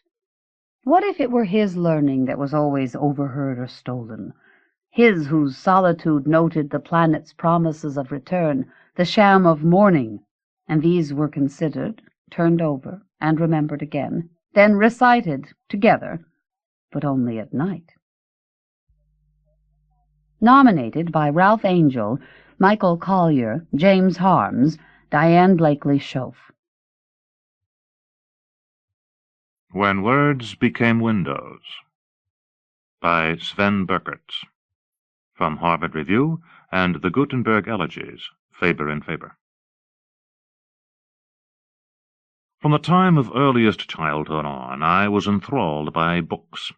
First, just by their material mysteries. I studied pages of print and illustrations, stared myself into wells of fantasy that are the hallmark of the awakening inner life. Mostly there was pleasure, but not always. I remember a true paralytic terror brought on by the cartoon Dalmatians pictured on the end papers of my golden books. For a time I refused to be alone in the room with the books, even when the covers were safely closed. I ascribed power to likeness, much as our tribal ancestors did. I thought the dogs would slip free of their confinement and come baying after me. But that was the exception. Dreamy sensuousness prevailed. A page was a field studded with tantalizing signs, and a book was like a vast play structure, riddled with openings and crevices I could get inside. This notion of hiding, secreting myself in a text, was important to me. It underlies to this day my sense of a book as a refuge. That I could not yet translate the letters into words and meanings only added to the grave mysteriousness of the artifact. On the far side of that plain of scrambled markings was a complete other world. And then one day the path came clear. I was in the first grade. I went over and around and suddenly through the enormous letter shapes of Kipling's The Jungle Book. The first sentence, that is, I read. And from that moment on, the look of a word became a window onto its meaningful depths. Once I got under way, I was an interested, eager, but not terribly precocious reader. I was no Susan Sontag knocking back nutritive classics while still in grade school. I was a dreamer, and books were my tools for dreaming. I read the ones that were more or less suited to my age, and did so devotedly. Books about Indian chiefs, explorers, and dogs, biographies of inventors and athletes, the pasteurized versions of London and Poe that came via the Scholastic Book Club. I had the first real thrill of ownership in second or third grade, when the teacher broke open the first shipment box and handed each of us in the class the books we had ordered. Later it was the Hardy Boys, illustrated covers and crisp blue spines. Then James Bond, the slim little pocketbooks reeking of sexual innuendo and high-class gadgetry. Not until I was in junior high did I begin to make contact with some of the so-called better books, by Salinger, Wolfe, Steinbeck, and others. But even then I had no idea of bettering myself. I was simply looking for novels with characters whose lives could absorb mine for a few hours. That demand has not, at the deepest level, changed over the years. What have changed are my empathic capacities. I have gradually grown interested in lives that are utterly different from the life I lead. I find that I have little difficulty now slipping into the skin of Emperor Hadrian or Clarissa Dalloway or anyone else, provided the prose is psychologically compelling and credible. But when I was 10 or 12 or 14, I needed to hear what other young men, my age or a few years older, had to say about things. I looked to Tom Sawyer, later to Holden Caulfield and Eugene Gant, and the heroes of William Goldman's novels. I prowled the aisles of Readmore Books, the local temple to the mass-market paperback, searching for books with a certain kind of cover, usually a rendering of a moody-looking young man with some suggestion of meditated rebellion in his stance. Interestingly enough, there were quite a few books that fit the bill, from William Goldman's The Temple of Gold, to Romain Gary's The Ski Bum, to Harold Robbins's A Stone for Danny Fisher. The approach of the late 60s counterculture could have been discerned here by anyone with a grasp of how images translated into collective attitudes and vice versa. I was, though I did not know it then, on the cusp of my own rebellion, slowly readying myself for a major bout of acting out. When the time came, 2 or 3 years later, my guides would be Jack Kerouac, Ken Kesey, Richard Farina, Kurt Vonnegut, Norman Mailer, Henry Miller, and others. The reading I did in late boyhood and early adolescence was passionate and private, carried on at high heat. When I went to my room and opened a book, it was to seal myself off as fully as possible in an elsewhere. I was not reading, as now, with only one part of the self. I was their body and soul, living vicariously. When Finney died at the end of John Knowles's A Separate Piece, I cried scalding tears, unable to believe that the whole world did not grind to a sorrowful halt. That was then. Books no longer tap my emotions quite so directly. I am rarely brought to tears or fury. But what I have not lost is a churning anxiety, an almost intolerable sensation that sometimes has me drawing breaths to steady myself. Not always, of course, but often enough. There is something about the reading act that cuts through the sheath of distractedness which usually envelops me. It is as if I can suddenly feel the pure flow of time behind the stationary letters. Vertigo.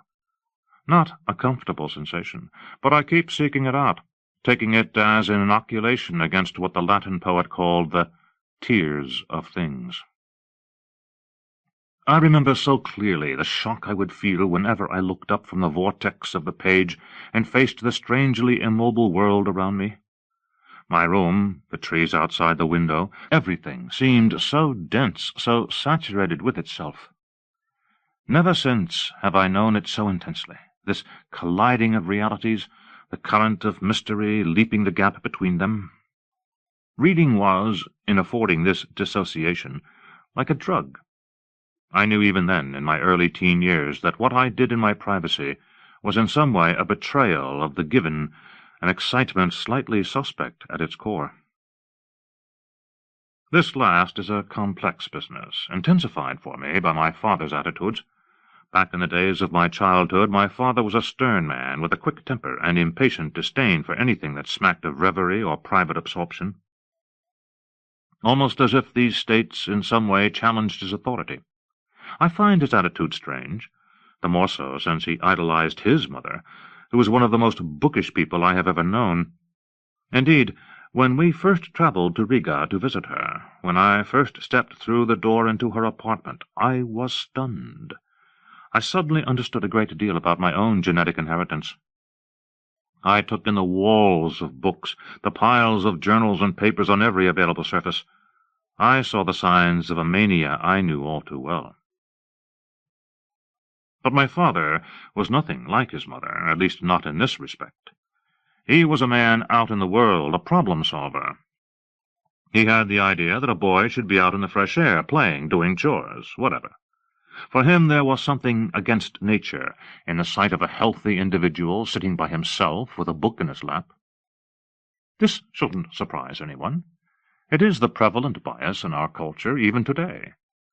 Doing is prized over being or thinking. Reading is something you do because it has been assigned in school, or because all other options have been exhausted. No more chores to do, all other games and activities put away. It says a great deal about the dynamics of our family that my mother was, and remains, a devoted reader. She read for pleasure, for company, and for escape. I won't say that she was indiscriminate, but she could just as easily rush through a middle-brow page-turner as work through something with greater literary merit. Novels, biographies, popular histories. There was never a time when she did not have at least one book going. My father had long since given up any idea he might have had of reforming her. Into what? But to this day he continues to mock what he considers to be her absorption in second-hand experience. Naturally, books became something of a battleground, though no one ever admitted this directly. If I read, I was, in my father's understanding of things, siding with my mother. Not just with my mother, but with the feminine principle itself. Never mind that I might have been reading Hemingway or Thomas Wolfe or Ian Fleming.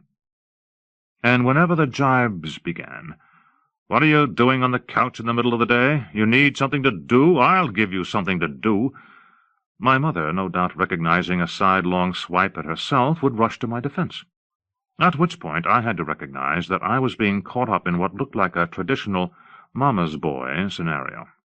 And I did not want to be seen by anyone, especially my father, as a mama's boy. I therefore began to be more careful about my reading. Though I could still be spotted with a book in my hand, my real reading life, the main current of it, flowed on behind closed doors. If that life was not secret, it was private. I read when my parents were away. I read late into the night. I was, this fits my usual pattern, outwardly yielding to my father while inwardly rebelling. By cultivating a hidden reading life, I was, in one sense, acceding to his view that there was not something altogether savory about the way I was using the best energies of my youth. But I was also giving the act a more privileged place in my life. It acquired some of the cachet of the prohibited. If reading was worth guarding and being secretive about, there had to be magic in it. So I read. I moved into the space of reading as into a dazzling counterworld. I loved just thinking about books, their wonderful codedness, the fact that from a distance or from an objective or disinterested vantage, every page looked more or less the same, a piano roll waiting for sprockets. But for the devoted user of the code, the flat of the page would be transformed into a four-dimensional experience. This was something almost completely beyond legislation. No one, not even another reader reading the same words, could know what those signs created once they traveled up the I-beam and into the recesses of the self. Nominated by Stuart Dishel, Sigrid Nunez, Laurie Scheck. Chinese Food in the 50s by Alberto Rios. From Pequod. There was only one place, Quinoas, Nogales, Mexico. I ate only the white rice. I did not yet have the adventure in me more than the name of this place, the sight of a kind of food different from home. Birds flew around me. There were birds in this place, in a cage from the floor to the ceiling. 20 birds or 30 birds, something adding from them to the taste of the food. Their condiment sounds, something grainy from their voices and their wings. Their noise made my white rice loud, though it was already a good taste, more than anyone could see. But a spoon to the mouth, a caw to the ear, this salt and ginger, an oil heated and a scent rising, water making in the mouth, it made me happy, this place and this food tasting like the voices of birds, each colonel saying in earnest one parrot thing to the blue-winged next. My parents would shrug to the waiter. It's all he will eat.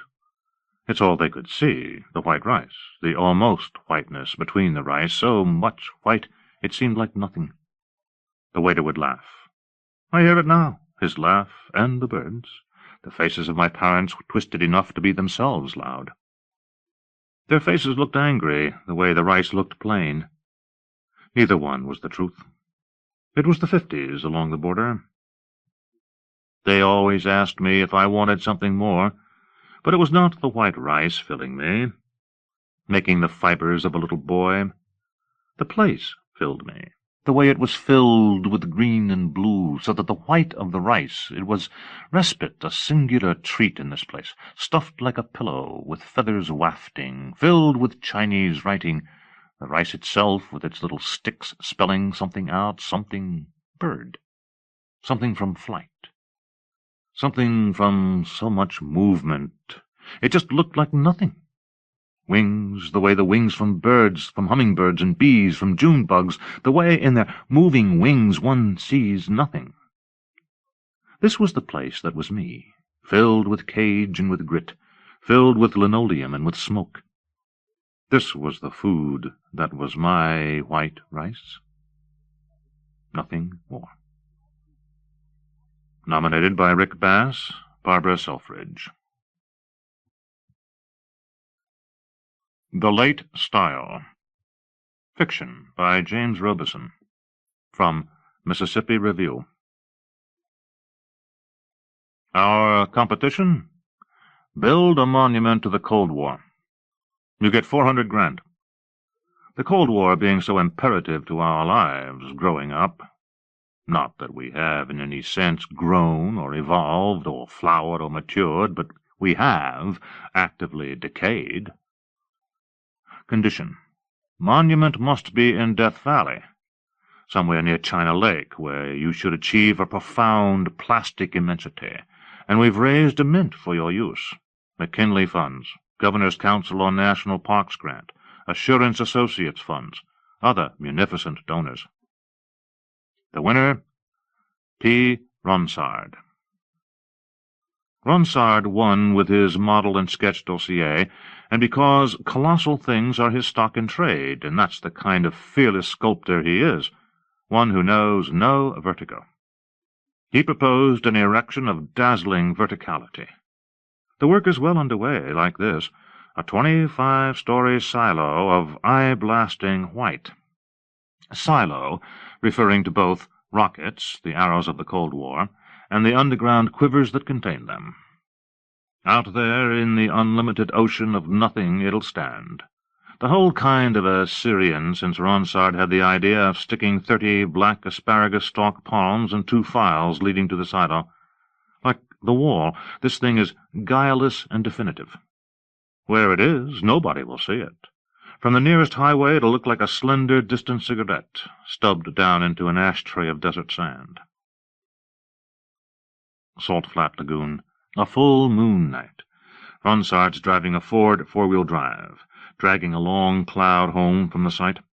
He disembarks in dusty white fatigues and blue hard hat and goes inside the trailer that is his workshop studio sleeper on the cracked shoals of the Mojave. There's butane-fed kitchenette stove where Ronsard cranks a can opener, but it's old, its bite tenuous, it cannot make a continuous wound. He would like some roast beef hash to go with his chocolate cola. He fetches from his thigh pocket a Swiss Army knife and splinters a thumbnail, gouging out the right blade, and attacks. The can hiccups. Ronsard punches a circuit. Cylinders, circles, entry. Christie, a sort of prostitute from an escort service, comes through a sliding glass wall, letting in herself and a heated gust of desert air. Shank is an Irish setter who unscrambles from sleep and pogos on her hind legs and stretches her long body full out, as if trying to embrace and kiss Christie. "Just push her down," Ronsard says. "Never, she's an angel." "I was talking to Shank." "Pretty girl," Christie says, and sits on her knees and roughs up the dog's spine fur. He pours coffee from a chugging percolator. Christie costs him $200 a visit. She's 33 years younger than he is. In life, he's ahead, 56 to 23. "Why would you pay me to visit you?" He goes, "Just people who live alone become die-cast in their opinions and need a counterbalance. And you, I don't know, have ears." "Yeah, when I argue with me, I always win," she says. She's sprawled on her stomach, shins swinging like windscreen wipers in time to the advanced and difficult music of a CD box, a concerto for mouth organ and mallets. In this jumbo trailer it is like a commercial airliner, with everything compacted and rounded to tininess and function. He says, "I just need a leavening influence." "You need to wake up." The music contributes a phrase to breakage and violence. She goes, "You need a wake-up call. You're rich and semi-famous. Fucking, hey, I found a book on you in the library. But you got LSC, low self-concept." His older setter, Shank, trails Ronsard everywhere, loping like an exhausted pony. As she is so creaky, Shank crumples on the trailer floors and watches Ronsard do junk. Sketch out his solutions in worried line and leaping color. But Shank is bungling into things of late, bumping into walls, into Ronsard's legs. She was so kinetically fluid, her moves so spontaneous and all unfettered inspiration, but now she is clumsy enough to terrify and sadden Ronsard. There are deeper shadows everywhere. He's blocked. A perfidious impetigo has put thin red marks on half his face, cat-scratch welts and stripes. The music clunks to a stop. He's also a trace deaf. So Christie uses a raised voice to ask if she might use Ronsard's little machines for laundry tomorrow. "Fine by me," he bellows. "Make fun, but you do miss a lot of what I say." Yeah. 4 eyes," Ronsard says. She looks back at him through a big pair of glasses and through big grey eyes. He wants her to be the tormentor of his desire, and this isn't happening. He pays her to visit him, and does not ask her to disrobe or any of the other stuff with the vibrator or anything. He hopes she'll leave the escort business and get work as a baker or night-shift astronomer at an observatory no one knows about. He would make her an assistant on the project, but can't afford her. He's parked on his technical chair, which is complicated by hydraulic levers and a chrome ring footrest. On the drawing board are pencil sketchings of building-sized flowers. It looks as if he's doing a field guide to Jupiter flora. White blossoms burst off photo-gray grounding. It's a proposed monument for Dole pineapple on Maui. "That one's like meadow foam," Christie says, and scrapes a sheet of acetate out of its tablet and breathes a mist shape on the sheet. "Sometimes I think how I get paid to have thrusting breasts, right? I used to get paid to staple boxes. It makes you want to bomb them all," she says. "There are jobs between breast stuff and staple stuff," Ronsard says. "Oh, look, I've read all the books. I'm sorry, but okay. Don't get knowing on me." Christie mashes the acetate. Ronsard nods. "I'm not knowing, sorry." His responsibility with her is a plus negative. Don't touch her, ever, of course, but learn again to want to. He is moss, and loss of mass and muscle make his clothes drape in slack furrows. He has really itchy jaws and neck. Christie holds up the hash can. "Paul, did you eat this, or did Shank? Because one of you's going to die of sodium and poor judgment." As I shaved, I saw through my stockade-style window an empire of dust and clouds. $55,000 in all, and I have half-tracks, a crane, a video team, site organizers, a dozen kids from L.A., Modern School of Design. But I'm the one who buys the paint. The silo's whole frisson depends upon its eye-blasting whiteness, which depends upon a particular recipe of a polymer strand paint in combination with an acrylic emulsion permanent enamel, all over sandable primer. The stew battered together with mica scintillas so it'll winkle like an igloo in the high dry heat, and the purling must be ground so fine it doesn't clog the compressors and runs free through the hoses and nozzles, and this UV-resistant lotion they mix for me over at the Glurex paint factory in Bauxite City, and these skills I learned working at a West Hollywood paint and body shop where I was a car artist to support myself between the time I was an installation artist, before and later when I started throwing up colossal things in Chicago, Albany, Hamburg, and Dayton, Ohio, and Lyon, France. Outside, longitudinal dunes flow away, huge ribs with the wind scraping off dust. I drove the flatbed Mack over the state line, and 200 miles on to the factory, a cinder-block warehouse with kegs and kegs of my white Glurex Pro out on the loading dock. Hector went with me. He chews Red Man, and the other guys there chew tobacco too, so we all stood around after I'd tested the paint, and we'd loaded the paint, big wads and folds of tobacco in jaws. Hector settled and resettled his white paper hat, going, "Well, I don't know." "No, I don't know either," the factory guy said. They spit. "I'll tell you the truth," we all said. "I don't know." Ronside's weekending at home in Palm Springs, asleep at 9 at night. Shank's roaring bark brings him right up. He limps to the sun-porch door where his grown kids, Christian and Anita, gaze bright gazes at his interior. "Well, go away," Christian says. Ronsard runs a hand over his face and says, "What?" "Didn't want to wake you. We'll just slink off." "It's fine, just slink in," Ronsard says, swinging the door. He hugs them lightly, and then his kids do a lot of passionate scrubbing of Shank, her ears, back, tail. He brews coffee in the emptied-out kitchen with their audience. "Mom took the stove and refrigerator?" Christian asks. "She took the pliers. She tried to take the track lighting. She took the curtains." "Well, it's a great view," Christian says. "If it had fit in her van, that'd be gone." The view is of dull yuccas and moonshade, of bendy shape and edgy rock. "It's really sad," Anita says. Ronsard's kids look not concrete black-and-white negatives come to being. They're perversely pale and in tight black clothes with tight black hair. His daughter, at 30, is getting crow's feet. The interviewer comes. 12/8/94, 21:02. She writes in her logbook and snips on a microcorder that's like an electric shaver. She is a pop-eyed girl in wrinkled linen. This is the nameless room of his house, white, with brick floors and giant-eared plants and Spanish tiles. There's a conversation pit big as a lifeboat, and they plunk down on the sofa, down inside. "We should start with jazz," she says. "Did you like jazz?" "Back when I was alive?" "You know how I meant. Jazz and drip paintings." "Oh, yeah. Yes, we played the bongos all night long." "And did you see a bunch of films in theaters?" "In theaters?" she asks. "It so happens," Ronsard says. "Every film, like we watch TV now?"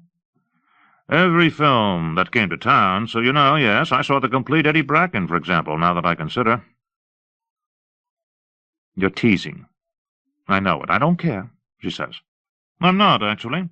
My girlfriend, for a month, liked West Coast jazz. I don't know exactly what that is, but it was her big case. She played the saxophone herself. That's true." "Aha." "She did. And she was weird in bed," he remembers. "I believe she favored sort of breezy music, drowsy with syncopation." "Okay, yeah," the interviewer says. A bug, flying clumsily, navigates over to bump her temple. She wipes her palms on her upper arms. She fastens her boot buckle. Ronsard is saying, "I liked drummers where the drums went freewheelingly, if that's a word. I got a lift from that. Not swing drummers, but weird guys." "You know who, for instance?" "More how Tony Williams plays," Ronsard says. "Who is he?" "This drum guy, or whoever used to play with Thelonious Monk. I got a lift from that. Kenny Clark." She extracts a pencil from behind her ear. She logs in, "The Loneliest Monk." "No," Ronsard says. "What are you laughing? Am I being an idiot or something?" "It's me. I talk too fast. Where is this going?" She says, "Isn't it true that the deployment by this country on a civilian population of a weapon so barbaric and terminal that its own creator named himself Death, isn't it true that this act brought about a mass collective anxiety which manifested itself in personal neuroses so debilitating that fear, guilt, and ignorance have blighted our cultural mental scape ever since?" "Absolutely," Ronsard says. "That's where I'm going with this." Returned, he steps back into the trailer for lunch and a nap in the laundry section. He sees Christy with linen and a white load of wash cradled in her arms like a parachute gathered. The linen has a cutting scent, bleach and soap.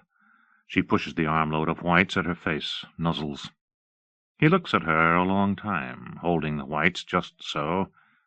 He pitches in, folding down a half-ironing board. He's ironing a Christy shirt so things smell of spritzed starch, hot cotton, colognes in her blouse fabric. He props the iron on end. "Oh, boy," he says, and sighs with a desire for desire, the end to this fucking objectivity. She says, "Don't look at me. I just got up." She does look dry around the eyes. He feels stirrings. The silo is 1,000 feet of mesh latticework, half-frosted with primer so far. The site is flatness, and off over there a jaggedy blow-up of mountains. For his 57th birthday, Ronsard buys himself a toolmaster set of ratchet-drive screwdrivers. Ronsard misses Hector's last sentence, and Ronsard says, "Let's go look at your rocket," as if the idea had occurred to him independently. They go to Hector's rental house, to the open garage, where the temperature is dizzying, 110 and going up. "I think it's the distributor, but I don't know beans," Hector says. He kneels to untie the knots on a silver motorcycle cover and unpackages the bike with a sweeping pull. "Fantastic," Ronsard says. Hector hurls spit 15 yards and nods while Ronsard circles the bike. "65 competition model Triumph Bonneville. Twin carbs." "Reet," Hector says, "with a customized BSA frame. 30 pounds lighter than factory." Ronsard tosses over a leg and settles into the saddle. The machine has an aluminum gas tank and raked handlebars and no front fender. Its exhaust pipes wind in the snake-like crossover. "You can get so quickly deceased," Hector says, and Ronsard uses his calf to fold out a rubber pedal, then notches it under the right heel of his sandal. "You know the compression ratio's 11-to-1. You really want to be kicking it over in thongs? The recoil could break your femur." Hector snaps fingers for punctuation. "I've started 'em barefoot," Ronsard says. He switches the ignition key and ducks low to tickle some gas into the carburetors. "Foreplay, making her wet," Hector says. Ronsard sits up straight. He frowns. A savage blush is burning his neck. His welts stand out. "You all right? I embarrass you?" Ronsard ignores the questions, jumps high off the bike, keeping his hands on grips, drives his weight down through his right leg, jams the kick-start shaft. The engine explodes and fills the garage with close thunder. He twists the throttle and revs up angry snarls. "You can hear that it's fast," Hector shouts. "But do you hear a problem, that jangle?" Ronsard tips his head in mimes bewilderment. He says, "Only problem is, this is yours and not mine." Christie's sitting on her knees in short grass sod and plunging her hands through Shank's soaped and foamy coat. Beside her is a chunk of sponge in a plastic pail. As she's kneading the soaked pelt, she's singing, "You Can't Hurry Love." Ronsard comes down the slope and hears this and sees her with her hair 6 ways to Sunday, in her torn T-shirt, torn bathing suit, cowboy boots. Rocking back, Christie has gloves of bubbles, and she squints, baring her front teeth and wrinkling her nose, very nearsighted without glasses. She recognizes him finally, and stands and nooses him in a moist hug. He thinks she's nothing to hold at all, with balloonish breasts but a little, almost pretend rib-cage, and a small, tired heart in there, tired already. "My dog have fleas?" "Not any more." Christie has a towel and twists it to dry her wrists. "You help with my laundry? I do Shank." Being shampooed and sung to, Shank has a shocked look on her pointy face, eyes as on a polar bear rug's, head slung low, dripping like a mop. "Sort of taxidermied," Ronsard says. "Why is she standing so still?" "You know," Ronsard says. "She's 17 and doesn't have many moves left." Of a sudden, Shank shakes her loose coat so hard her gums and ears flap, and she tosses up a blizzard. Ronsard gazes up at some power lines which stripe the blue sky. Christie pinches the bridge of her nose, calculating. There's a soap bubble on his cheek. Trailers sit around on pie-crust earth. He says, "See, I've been inactive, or dysfunctional, I guess, now for a while. I don't want to count. You know what I'm talking about?" "No, speak English." "I get hard only when I'm dreaming." "Oh, that." "And when I'm awake, nothing works how I need it to." There's a pause, and then she goes, "So, Paul, what makes you hard in your dreams?" Last night's dream was where Ronsard was at a SeaWorld place on bleachers throwing fish to a great pool of dolphins which turned into women, or mermaids by day-wake logic, and he jumped in with them equipped for engagement. He uses his key to let himself into his mother's Pasadena house. Shank falters along behind him. Mom's mammoth in her bed and perfectly handsome, her hair in notched curls, her jaw firmed. She draws herself up to brace her wide shoulders against the diamond-quilted headboard, satin with buttons. "Mom, I'm home," he says. He gives her from a grocery sack a bag of Hershey's Kisses, and she pours out one and one for him. She crackles the wrapper and growls for a while, just putting out a chesty threat, old and low. "I'm sorry I missed your birthday," she says in the dark room. 57, he says. "You're not allowed to get any older. Anyway, where's the puppy?" Shank pokes aside the door, her extended face split like scissors blades by her toy. Teed between canines and incisors is a Rawlings baseball with popped stitches. "She's so clean. Are you seeing somebody, Paulie? Seeing is the extent and limit of what I'm doing. Mom goes, Well, good. Hand me the dog, honey. Ronsard's ex-wife, Beth, is in the hospital for tennis knee rebuilding in Thousand Palms, and this hospital has a decorative theme of rainforest, and the wallpaper in her room suggests vine and flower, palm and parrot. Hey, kid, she says. Beth, he says, and slides in beside her. While they're talking, the nurse comes and chases Ronsard off the bed and into a visitor's chair and announces lunch. Cobb salad and a Gibson, Beth says. Paul explores the pockets of his denim jacket and comes up with a chisel-tip marker and sets to doodling on the bed linen. The cloth soaks and softens his border. I've reached a place where I want more of a sense of agency in my life, she says. He draws Beth's jawline first, a tipped-over, shallow U, then flattens the pen tip for the shadow part, where the jaw is subsumed by a plume of curls. You moved us out here, and I got trapped and just wandered off the page, sort of a meaning leak. And you know why? He shakes his head as he scrubs in more curls. There is no sequence here. No sequence, no consequence. I think I need 4 seasons, and without them I just stray. He marks in her cheekbone, strokes down an eyebrow, working quickly, thinking how fresco artist Giotto had to get it down while the plaster was still wet, making 2 short stripes for her nose. She's an even 50. The food services deliverer arrives, and Beth straightens her place in bed, and Ronsard draws the stubborn, nearly straight line for her lips. He has the barrel of the pen in his mouth like a cigar and is scowling at his sketch.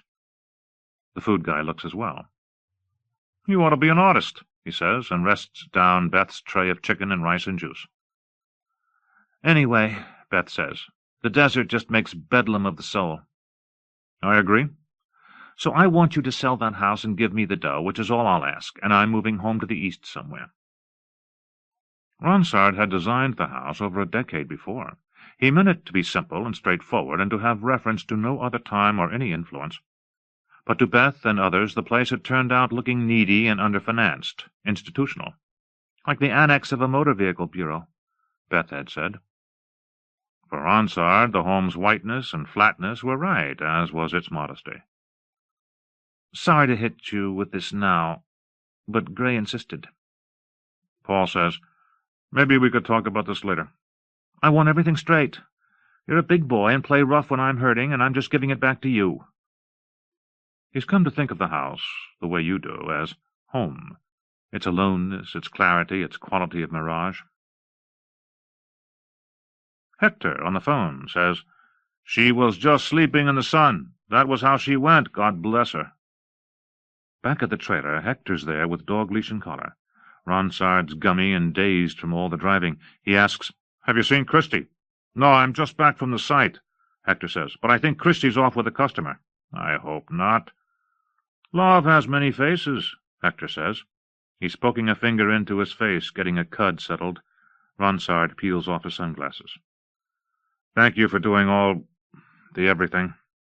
Shank was a cool dog. I mean, I hated it. He doesn't spit.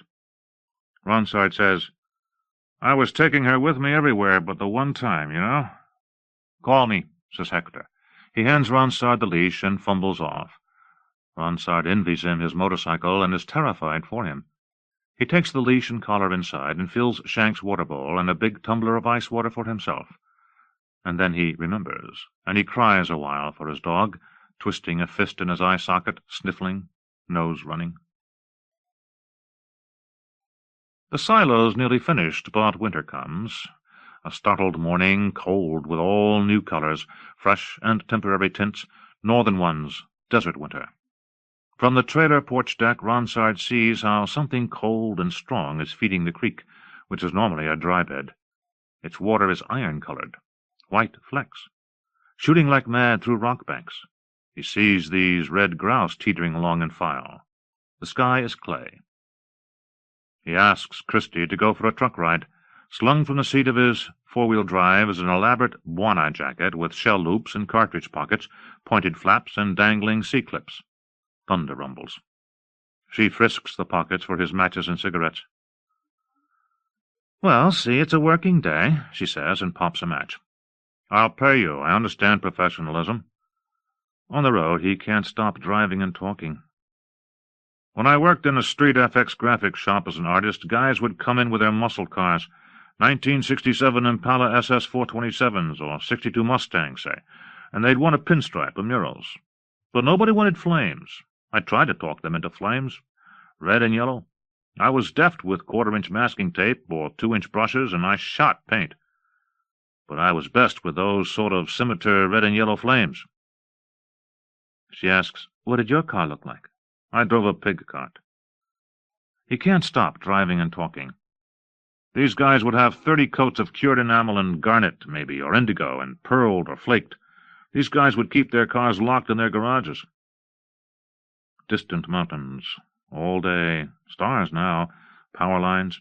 A squat building of ceramic brick, surrounded by a razor wire fence. An Indian office. Christie needs a restroom.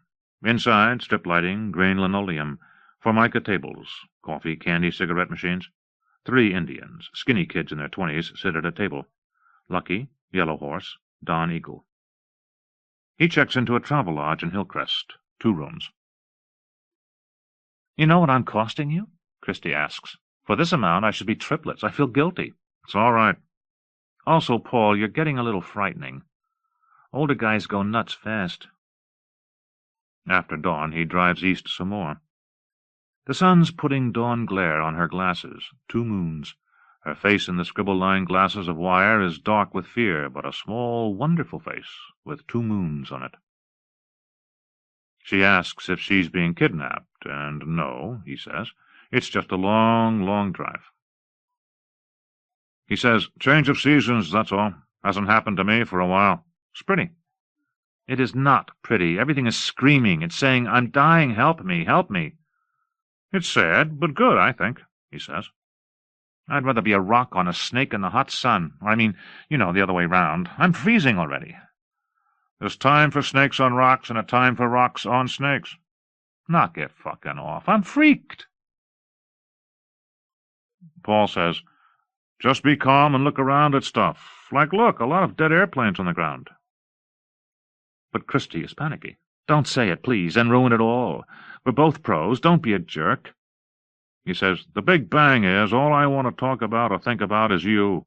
Freckles all the time. It's happened before. I've never won. I can't. But I can't stop. It is a landslide on me." "Where are we?" "Oklahoma, I think," he says, and sends the car down an exit ramp. Ash flakes drift from the incinerator plant like tree blossoms, and steam shapes are down over the tan river, and all the tall fields flow in warm wind like long drowned hair in currents. Those rows of blowing sheets swell, white on a backyard clothesline. Today, in the sky, platinum clouds and crisscrossing skid marks left by Tomcat jet fighters. Nominated by Mississippi Review. Of Royal Issue by Brigit Pegeen Kelly. From the Antioch Review and Song, Boa Editions. The sun, only a small bird flitting, a wren in a stripped forsythia of little note. A boy stands and watches it for a moment, but then he loses interest and cuts across the dull winter grass to play a game with a stick and a rock and soft repeated shouts. And the bird is nothing again but a brown thing within a fabric of brown branches, mind and heart, the cages of. Days and days from now, each a web of small branches, in the weeks of high wet winds that bring out low patches of wild onion along the swollen creek and call up countless red-bellied birds to dibble the grass with their blunt beaks, the bush's royal bloodline will briefly show a tide of gold, a small inland sea, and the wren will speak for it, words of royal issue, tongue after tongue, worthy of note. But now the bush is mute. Our common blood slows, but will not sleep, a kind of footpath the mind trudges over, back and forth, packing the cold dirt down. Oh, little bird, how small you are, small enough to fit in a palm. No contender, a featherweight. Perhaps we can pay the boy to trick you out of the bush, and trap you and bring you into this spot by the window where your little song may amount to more than a tablespoon's worth of salt. The glass will quicken your call. Multiply it. Multiply your nervous figure and your habit of play until you are not one bird, but 100. Not one tongue, but 1,000. Sweet prophecy of the wind lighting the white strips of the bed-sheets the boy will tear and tie to the black branches of all the garden's trees for no reason, because his hands will not stop. Bird in the mind, bird in the bush, the bird of the blood brightening as it calls and calls for its mate. Nominated by Marianne Bork. The Women Come and Go. Fiction by Cornelia Nixon. From New England Review. 1/4 of her waking life had gone to practicing the violin, but when her teacher entered her in a national audition, Margie was surprised to make it to the finals and didn't bother checking the results. The teacher had to track her down at home to tell her that she'd won. Margie knew it was a fluke, but within a month she was invited everywhere to play, to Tanglewood, to Aspen, with the Boston Symphony. And at her school in the Back Bay, where she'd always had to practice straight through lunch, ignored by everyone, suddenly she had so much cachet that the most sought-after girls were seeking her. Anne was generally acknowledged the most beautiful girl in school, and beautiful in a way that made other girls feel awe. She was perfect in the natural state, like Grace Kelly before she met the prince, only better, since she'd never bleached her hair or worn lipstick. She had a nun-like aura, and wore expensive, modest clothes, the kind that most girls' mothers picked for them and they refused to wear. Even the Huntington uniform looked good on her. Calluses did not grow on her toes. Whatever she said was considered wise. She liked to quote from Hermann Hesse, Khalil Gibran, and other sources of deathless wisdom. "Just sit on your bed and think," she said. Hushing to listen, girls went home and sat on their beds.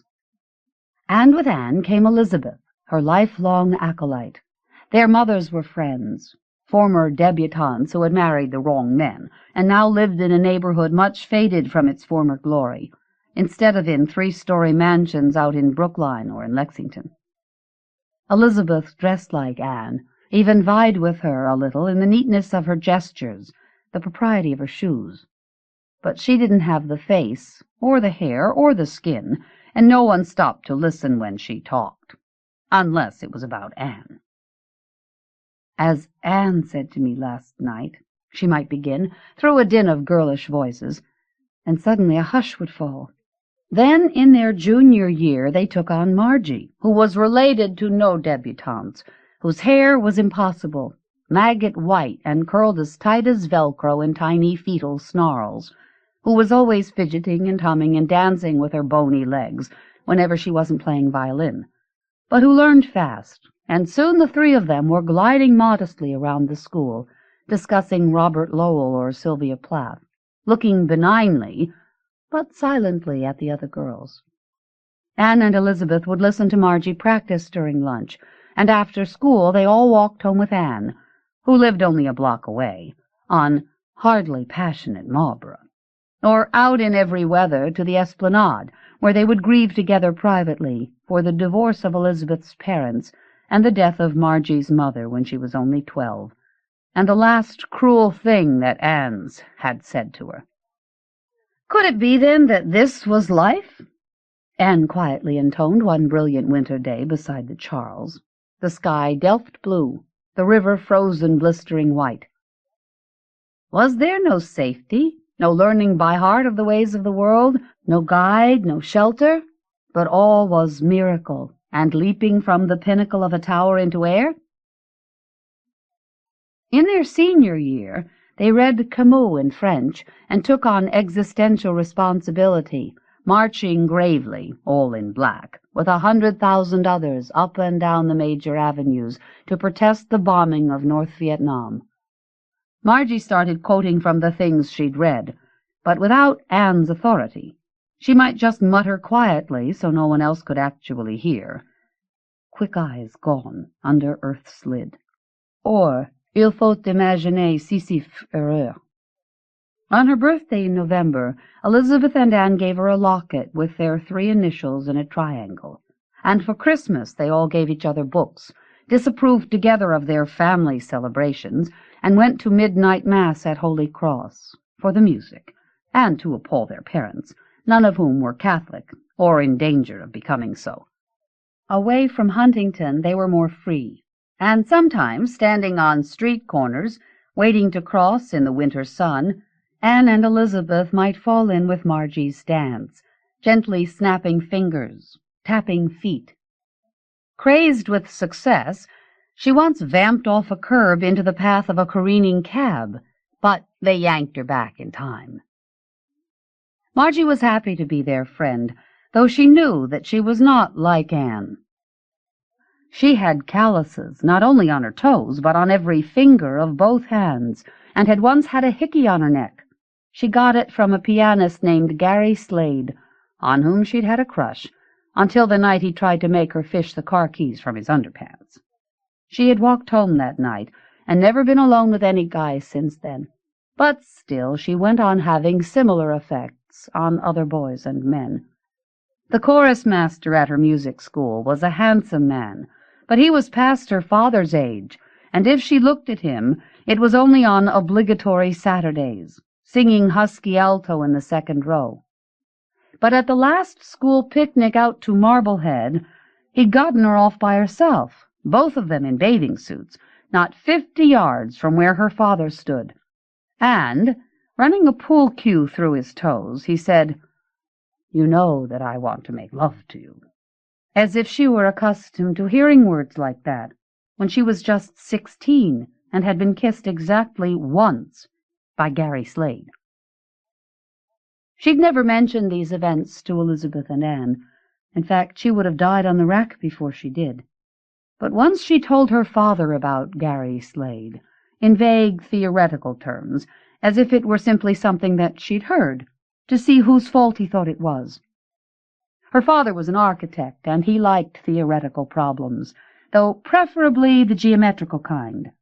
He was willing to talk about anything, however, after dinner, when he'd had a few martinis just before. "Well, now," he said, running one bony hand across his hair, which sprang up in a solid hedge as his hand passed, curled like Margie's, only slightly red.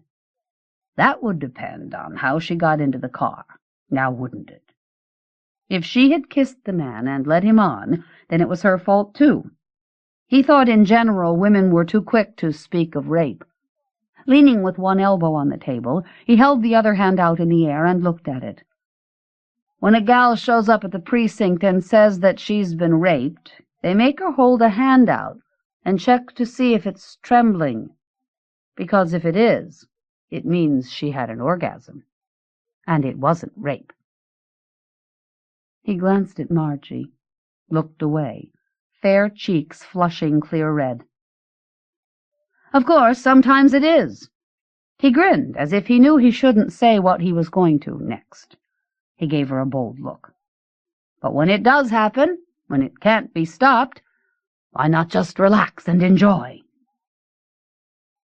In January of their senior year, Anne was elected queen of the winter festival at a boys' school across town, by guys she'd mainly never met, and Margie and Elizabeth went with her as her court, flanking her at the hockey match, triple dating to the ball that night. Anne chose as her escort Gary Slade, who was still the best-looking young man they knew, while Margie, having no one else to ask, went with his little brother Jason, with whom she'd shared a violin teacher since they were 6. And the night of the ball she rode in Gary's car as if she'd never seen it before. She didn't have to talk to him, or even much to Jason. She was really there with Elizabeth and Anne, as they were there with her. Gary had to stand for hours by the throne the boys had made for Anne, while she sat silent and expressionless, in a white ball gown and rhinestone crown, bearing the stares of all those eyes. When the ball was over, they asked to be delivered back to Anne's, where they dismissed their escorts at the curb, Gary trailing after Anne forlornly, saying, "Can I call you soon?" and went in to drink hot chocolate, while Margie pranced in her long skirt from room to room, too excited to sit down. "Gary should be falling on his sword by now," Elizabeth noted, smiling down into her mug. Lifting her lovely head, Anne seemed to consider an object far away. Gary? Oh, Gary will be fine. He'll get married and buy a house and have 5 children of his own and become a 60-year-old smiling public man. Margie was fidgeting nearby. Suddenly she felt bold. "The women come and go," she said, "talking of Michelangelo." And then, with special glee, "I do not think that they will sing to me." Anne laughed and kissed her cheek. She put a record on, and they all began to dance, to Let It Bleed and Love in Vain, and You Can't Always Get What You Want, but if you try sometime, you just might find you get what you need, until they had calmed down enough to sleep, Elizabeth with Anne in her canopy bed, Margie on a cot down at the foot. Margie started reading through her father's library, leather-bound classics hardly touched by anyone, and after sampling here and there, she settled on the Sigmund Freuds, which were small and dense and rewarding, even in small bites, and therefore suitable for reading in the moments when she wasn't practicing. She read Dora, Anna O., Civilization and Its Discontents. She took to peppering her talk with Freudian remarks. "I have cathected to those shoes," she'd say. "The economics of my libido may require a chili dog." Or, "Time to catastrophize about that test." One week she was excused from classes in the afternoons to rehearse with the Boston Symphony, and as she waited for the tea at Arlington, she read that if a woman dreams her daughter is run over by a train, that means she wants to go to bed with the man who once gave her flowers as she got onto a train. She was about to turn the page when she felt a hard stare from a few feet off. Pretending to read on, she tapped out the timing of the Paganini she was going to play, against one edge of the book, as if deeply engrossed. The staring did not stop. Annoyed, she glanced that way and recognized the new girl in her class at Huntington. Rachel had arrived only that year, a tall, dark, awkward girl with huge black eyes, who stared at everyone as if she found them very strange and slightly amusing. Imitating Anne's most unrevealing face, Margie gave her a brief nod and returned to her book, which was the most effective of the small, polite rejections she and Anne and Elizabeth practiced every day on other girls at school. Rachel moved closer, staring like a baby over its mother's shoulder. She read the spine on Margie's book. Her voice squeaked in amazement. "Are you holding that right side up?" Margie finished the sentence and looked at her. Rachel's uniform was entirely disguised by a black leather jacket and beret, her hair whacked off around the earlobes, but her face was fresh and artless as a 2-year-old's. Insulting people in train stations is a sign of unresolved dilemmas in the inner life. Rachel chuckled, watching her. "And what about the Virgin Goddess? Does she read books too?" Margie pretended not to know who she could mean, narrowing her eyes at her. "Why aren't you in school?" Rachel whipped out a pass and twirled it in the air. "Legal as milk," she said, but grinning in a way that made it clear she wasn't going to the dentist after all. She had a sick friend at BU, and how could she leave her there alone, pining for a cool hand on her brow? "Freud used to operate on people's noses," Rachel calmly said, "to clear up their sexual hang-ups. He thought if you put your fingers in your purse you were playing with yourself. He was a little bit hung up on cock, and thought the rest of us were too." Margie rode with her to Copley, slightly stunned. On the platform, changing trains, she glanced back at the one she had just left, and there was Rachel, pressed against the glass, eager as a puppy locked inside a car. She introduced her to Elizabeth and Anne, and soon Rachel started showing up at lunch, refusing to fade off as other girls had learned to do. She even followed on their private walks, stalking behind them with her long, unhurried gait. "What about me?" she would actually cry, throwing her arms out wide as they tried to walk away. She introduced them to new lore, Simone de Beauvoir and The Story of O, and the Tibetan Book of the Dead, and gradually to other things. Rachel had lived in Paris and L.A. and Israel, but now her parents had moved into Beacon Hill, a few blocks from the house where Margie'd always lived, and she took to turning up on Sunday afternoons to listen to her play and go for walks and tell her things that would have made her mother's hair stand up. Already Rachel had a lot of friends, older women living on their own, who had fed her marvelous meals, peyote buds and grass, and taught her unimaginable acts in bed. She kept her fingernails cut to the quick, so that they could not wound. She said she could do anything a man could do, only better, because she was a girl, too. "There's nothing nicer than getting ready for bed," she said, "knowing there's a girl in there waiting for you." Margie listened, thrilled and shocked. She began to look back with new eyes on certain things she'd done herself. The summer after her mother died, a rash of slumber parties had gone through her neighborhood, with girls she hardly knew at Huntington. But Margie went to every one, and when the lights were out, they'd played a secret game. Bedded in their sleeping bags on some girl's living-room rug, they'd touched each other's breasts, circling incipient nipples with light fingertips, until the hostess said to switch, and then the one you had just touched would do the same to you. They did it as a dare, to prove that they were brave, and they would have all dropped dead to learn that it had anything to do with sex, though the boldest girls, who had invented it, played an advanced form of the game, removing pajama pants and circling fingertips on a certain sensitive spot. Torture, they called that. "Who were they?" Rachel squeaked, dropping to her knees on the common, clutching Margie's coat. It was early spring, the air cold and sweet, and they were loitering after a rally against the bombing of Cambodia. "Please, please, pretty please, tell me, are they still at Huntington?" Most of them were, but Margie said they had all moved away. Rachel sank her hands into the pockets of her leather jacket, slouching morosely down the path. "Why do I never meet girls like that? I just meet little virgin straights. Not that you aren't cute, of course," she said, and tousled Margie's hair. Margie assumed that Anne knew nothing of Rachel's other life, and that it would be best to keep it to herself. Then one Sunday she called Anne's, and Anne's mother said that she and Rachel had gone out. Another time she stopped by, on her way home from music school, and found Rachel cooking in the kitchen with Anne's mother. Anne's mother was formal and remote and tall, a sun-tanned woman in yachting clothes, who smoked and watched you without smiling while you spoke. Margie was afraid to say a word to her, and she had always called her Mrs. Church. But in the kitchen she was laughing, deep and slow, stabbing a spoon into a pot, while Rachel watched her, hands on hips. "Betsy, not like that!" Rachel cried, and tried to wrestle the spoon away from her, both of them laughing like maniacs.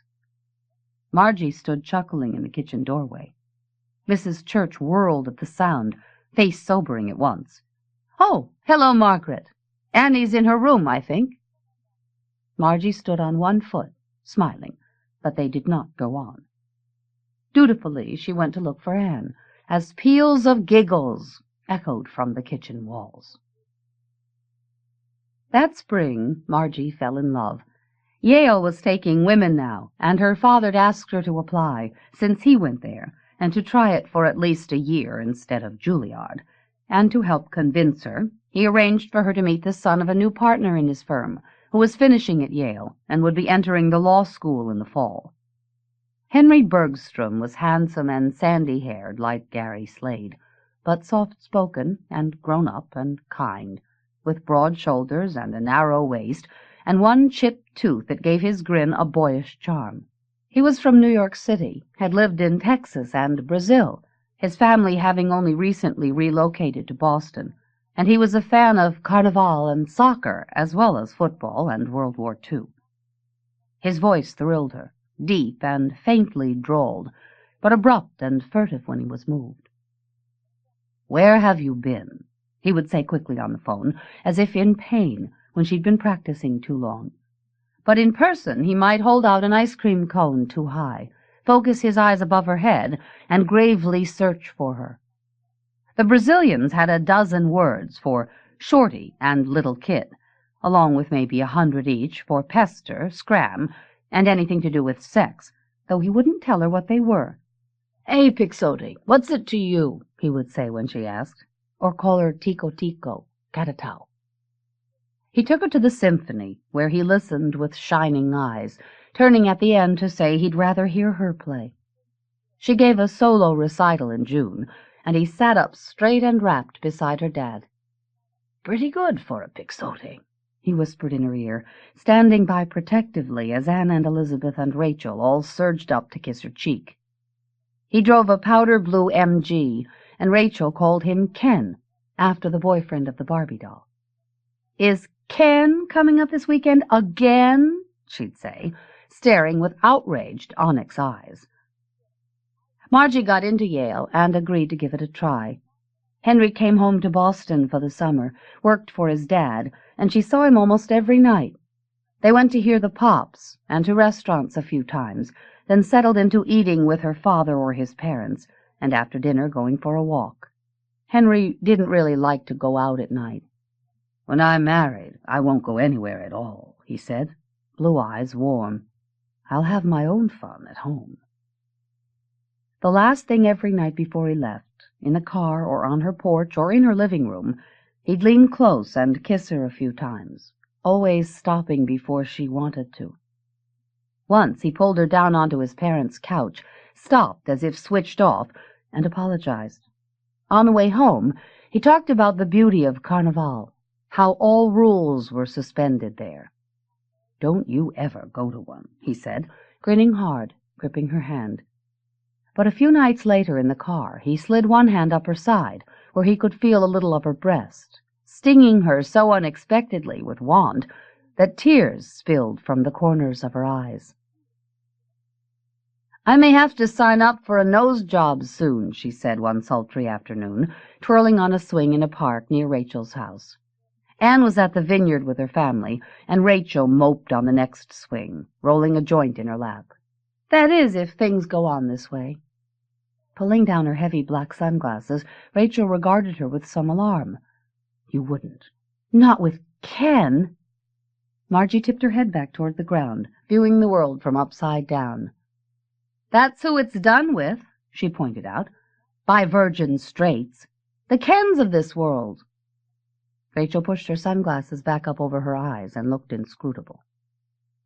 "Not necessarily," she finally said, and gave one fleeting grin, though she would not explain. In August, Henry's parents left for their summer place down on Long Island, and Henry lingered on alone. At first, they pretended nothing had changed, eating at Margie's, taking walks. Then one night he made dinner for some friends from Yale at his parents' house in Brookline, and invited Margie too. The friends were a couple, tall, gazelle-like blondes who almost looked alike, both living with their parents for the summer and happy to be out of their sight. They all drank gin and tonic before Henry's manly fare, steak and potatoes and over-salted salad, and then the gazelles disappeared, into Henry's bedroom, it turned out, with his war books and his model planes. Margie and Henry climbed up to the widow's walk on the 3rd floor, where they could watch the city lights reflected on the river in the summer dusk. Margie in a dress that tied behind the neck, and almost nothing else. Henry in a seersucker jacket. She was quivering lightly, not from cold, and when he ran his fingers down the bare skin of her back, she turned and started kissing him. Startled, his eyes opened wide, and then he seized her like a tortured man. Moments later they were in his parents' bed, pressing together through their clothes until she lost all sense of being in a room, or even in a body of her own, apart from his. Then he stopped, fingers in the tight curls at her scalp. He shook her head from side to side. "Negativo Quixote," he said, and left the room. Henry left to join his parents in Wading River, and suddenly her life went blank. She called her friends, but already they seemed remote. She hadn't seen them often over the summer, and Elizabeth and Anne had had a fight, though neither would say why. "It's me," Rachel explained. "Elizabeth is jealous of the time I spend with Anne." Margie saw Anne a few times, but never alone, no matter what they planned. When she arrived, Rachel would be with her, grinning and relaxed and full of little jokes. They were both staying home, Anne to go to Radcliffe and Rachel to BU, and Rachel seemed almost to live at Anne's place now. Her clothes were hung on chairs in Anne's room, and once Margie found her lying on the canopy bed, an arm across her eyes. "Anne needs support right now," Rachel explained, when Margie asked her what was going on. Since they'd left Huntington, Anne's mother had started a campaign, telling her she was spoiled and self-centered, and other cruel, unnecessary remarks. "Last year, when your friends found you so charming," Betsy'd lately said, in reference to the winter festival. Anne's eyes were always shining with leashed tears, and Rachel hovered close to her, one hand on her shoulder, staring at anyone who came near. "Oh, for God's sake," Margie said one hot night in Cambridge, as they were walking toward a party full of Rachel's friends. "People's mothers say things like that. It's just the ordinary coin of mother-daughter economics. You're lucky that you have a mom at all." Rachel's mouth fell open as if she'd fired a gun. Clutching Anne's shoulders, she steered her away. Later, she cornered Margie at the party, in a throng of loud and happy older women. "Lay off. She's straight," Rachel kept saying, as they stopped to stare. "You don't know," she said quietly, watching Margie with a light in her black eyes. "You just don't know. Comprends-tu?" Henry wrote to Margie, in a big angular hand on heavy paper, about his father's need to win at golf, and where they'd sailed that day, and how much he thought of her. Once he said, remembering how she'd kissed him on the widow's walk that night was driving him insane, but he didn't trust letters, so he'd say no more. Except he hoped that he could see her the moment she got to Yale. In fact, he would be waiting in her college yard. The night before she left, Anne stopped by with Rachel to give her a blank book with a dove-gray linen cover for a journal while she was away, and Rachel gave her a God's eye she had made. Anne was wearing Rachel's leather jacket, clutched around her tightly with both hands. She gazed at Margie with her beautiful, clear eyes. "You are coming to a place where two roads diverge, and taking the one less traveled by." She touched Margie's hand. "We understand each other, don't we, Margie? No matter what happens." Margie followed them out to the street and watched them walk away. In the dark, their heads inclined in toward each other, till their silhouettes converged. Her father drove her to New Haven, delivered her to his old college, and took her on a campus tour, pointing out the design of each quadrangle. Then he was gone, and Henry was there, in his seersucker jacket, fingers clenched around her arm. "Can we go now?" he said quietly, hardly moving his lips. It was Indian summer out, hot sun with an autumn drowsiness, and Henry had the top down on the MGB. Quickly crossing town, he raced south. The wind was too loud in the car for talk, but Margie knew where they were going now. She had on a simple sheath of rose linen that Anne had helped her pick out, her hair restrained in a ribbon the same shade. But as they crossed the bridge onto Long Island in late sun, the wind teased out the ribbon, and her hair burst free, with a ripple of pleasure along the scalp. He had her back soon after breakfast, though she'd missed the freshman dinner in her college and had failed to sleep in her bed. Calhoun was full of Southerners, from Georgia and Virginia, and the Carolinas, and they were all just trooping off in tennis whites or to try out for some a cappella group as she made her way upstairs, trembling slightly and trying to look blasé. At the last second, when the pain was most intense, she had tried to pull away. But Henry went on saying, "Just relax," into her ear, and soon she lay still, listening to him sleep, with a feeling she didn't recognize, like floating in a warm bath, with an undertow of fear. In the morning, he had quickly pulled a pillow across the bloodstain on the sheet, as if she shouldn't see that, when she had already seen it in the bathroom twice, in the middle of the night, and again after the second time, when he woke her at first light, his lean, hairless chest quivering before her eyes like a wall she had to climb. Driving back, he didn't say a word. The law school had already started, and he had to be in class, but he kissed her tenderly by Calhoun Gate in the open car, and said he would be there to pick her up on Friday afternoon. She took long, meditative showers, spent whole days in the practice rooms, and only joined her fellow frosh in class. On Fridays, Henry drove her out to Wading River, where the house was always packed now with his friends, who played tackle on the beach and drank all night, and she was only alone with him in the sandy bed. With a football in his arms, he was unexpectedly exuberant, and she watched him from a beach chair in the autumn sun, trying to write something profound to Rachel and Anne. They'd sent her 2 postcards, one from a small hotel in Provincetown. "All quite legitimate, you understand," Rachel's part had said. "Searching the beach for pebbles you may have sent. Now is the time to buy a kite." But Margie had nothing to say that she could trust to letters now. So she watched Henry steal the ball, and laugh and cheat and leap across his fallen friends with lean tan legs, and streak across the sand to score. The weather changed, dry leaves crackling in the wind at night. The first cold week she did not hear from Henry, and on Saturday she called his rooms, where his sweet mate said he had gone home to Boston. Margie was concerned. Of course she knew that men could change, from the days of Gary Slade. But the last time she'd seen Henry, he was more tender than before, and held her hand on the long drive back to Yale. Monday night, on her way home from the practice rooms, she stopped by the law school dorm, where he was studying. He seemed surprised, but glad, and pulled her in protectively. "Everything all right?" he said, ushering her quickly into his room, shutting the door. "Nothing wrong." They talked politely, sitting on the bed, his law books lit up on the desk. He did not explain why he went home to Boston, and she didn't ask. When she rose to go, he said good-bye at the door and watched her leave, then strode behind her down the gleaming brown expanse of hall. "Don't go," he said, clutching her arm and looking at the floor. "Please stay. All right." She couldn't sleep in his narrow bed, and she got up late to walk back through the cold, clear night.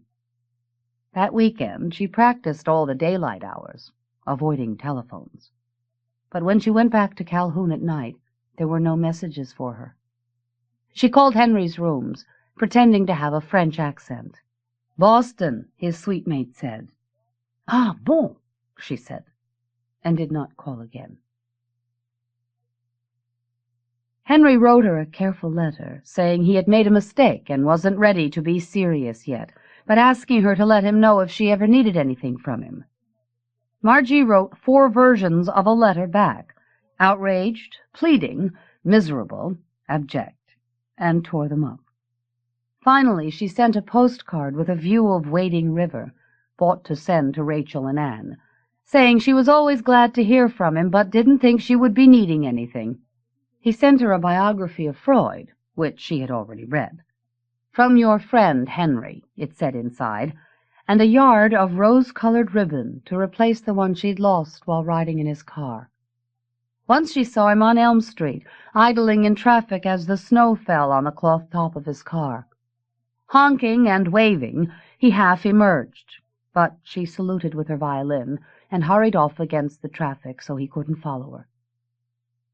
Sleet was rattling on the windows as if hurled from fists on the day she started to throw up. She tried to make it stop, lying on her bed in the hot blasts from the heating ducts, as Rachel's God's eye twirled above. It was ridiculous. It was impossible. Henry had been so cautious, breaking open little hard blue plastic cases, exactly like the ones she'd seen once in her father's dresser drawer when her mother was alive, and dropping them beneath the bed as he put their contents on. The night she'd visited his room, she crouched to count the empties in the silvery light, and there were at least a dozen more than he had used that night, though it was hard to tell, of course, how old they were. She went to class and could not hear a word. She could not play the violin, or remember why she'd ever wanted to. The nausea surrounded her, 6 inches of rancid blubber through which she had to breathe. She threw up in the daytime, in the evening, in the middle of the night. She told herself to just relax. Morning sickness is all in the woman's head, Freud said. She ate a crust of hard French bread and saw it unchanged moments after in the white cup of the toilet bowl. She found a doctor down in Bridgeport, where she wouldn't run into anyone from Yale. The man she picked had chosen his profession because the forceps used at his own birth had damaged a nerve in his face, causing his forehead to hang down across his eyes, while his mouth pulled to one side.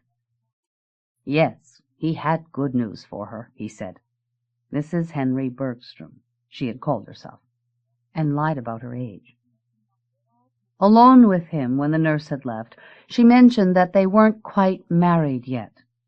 The doctor may have given her a kindly look, though it was hard to tell.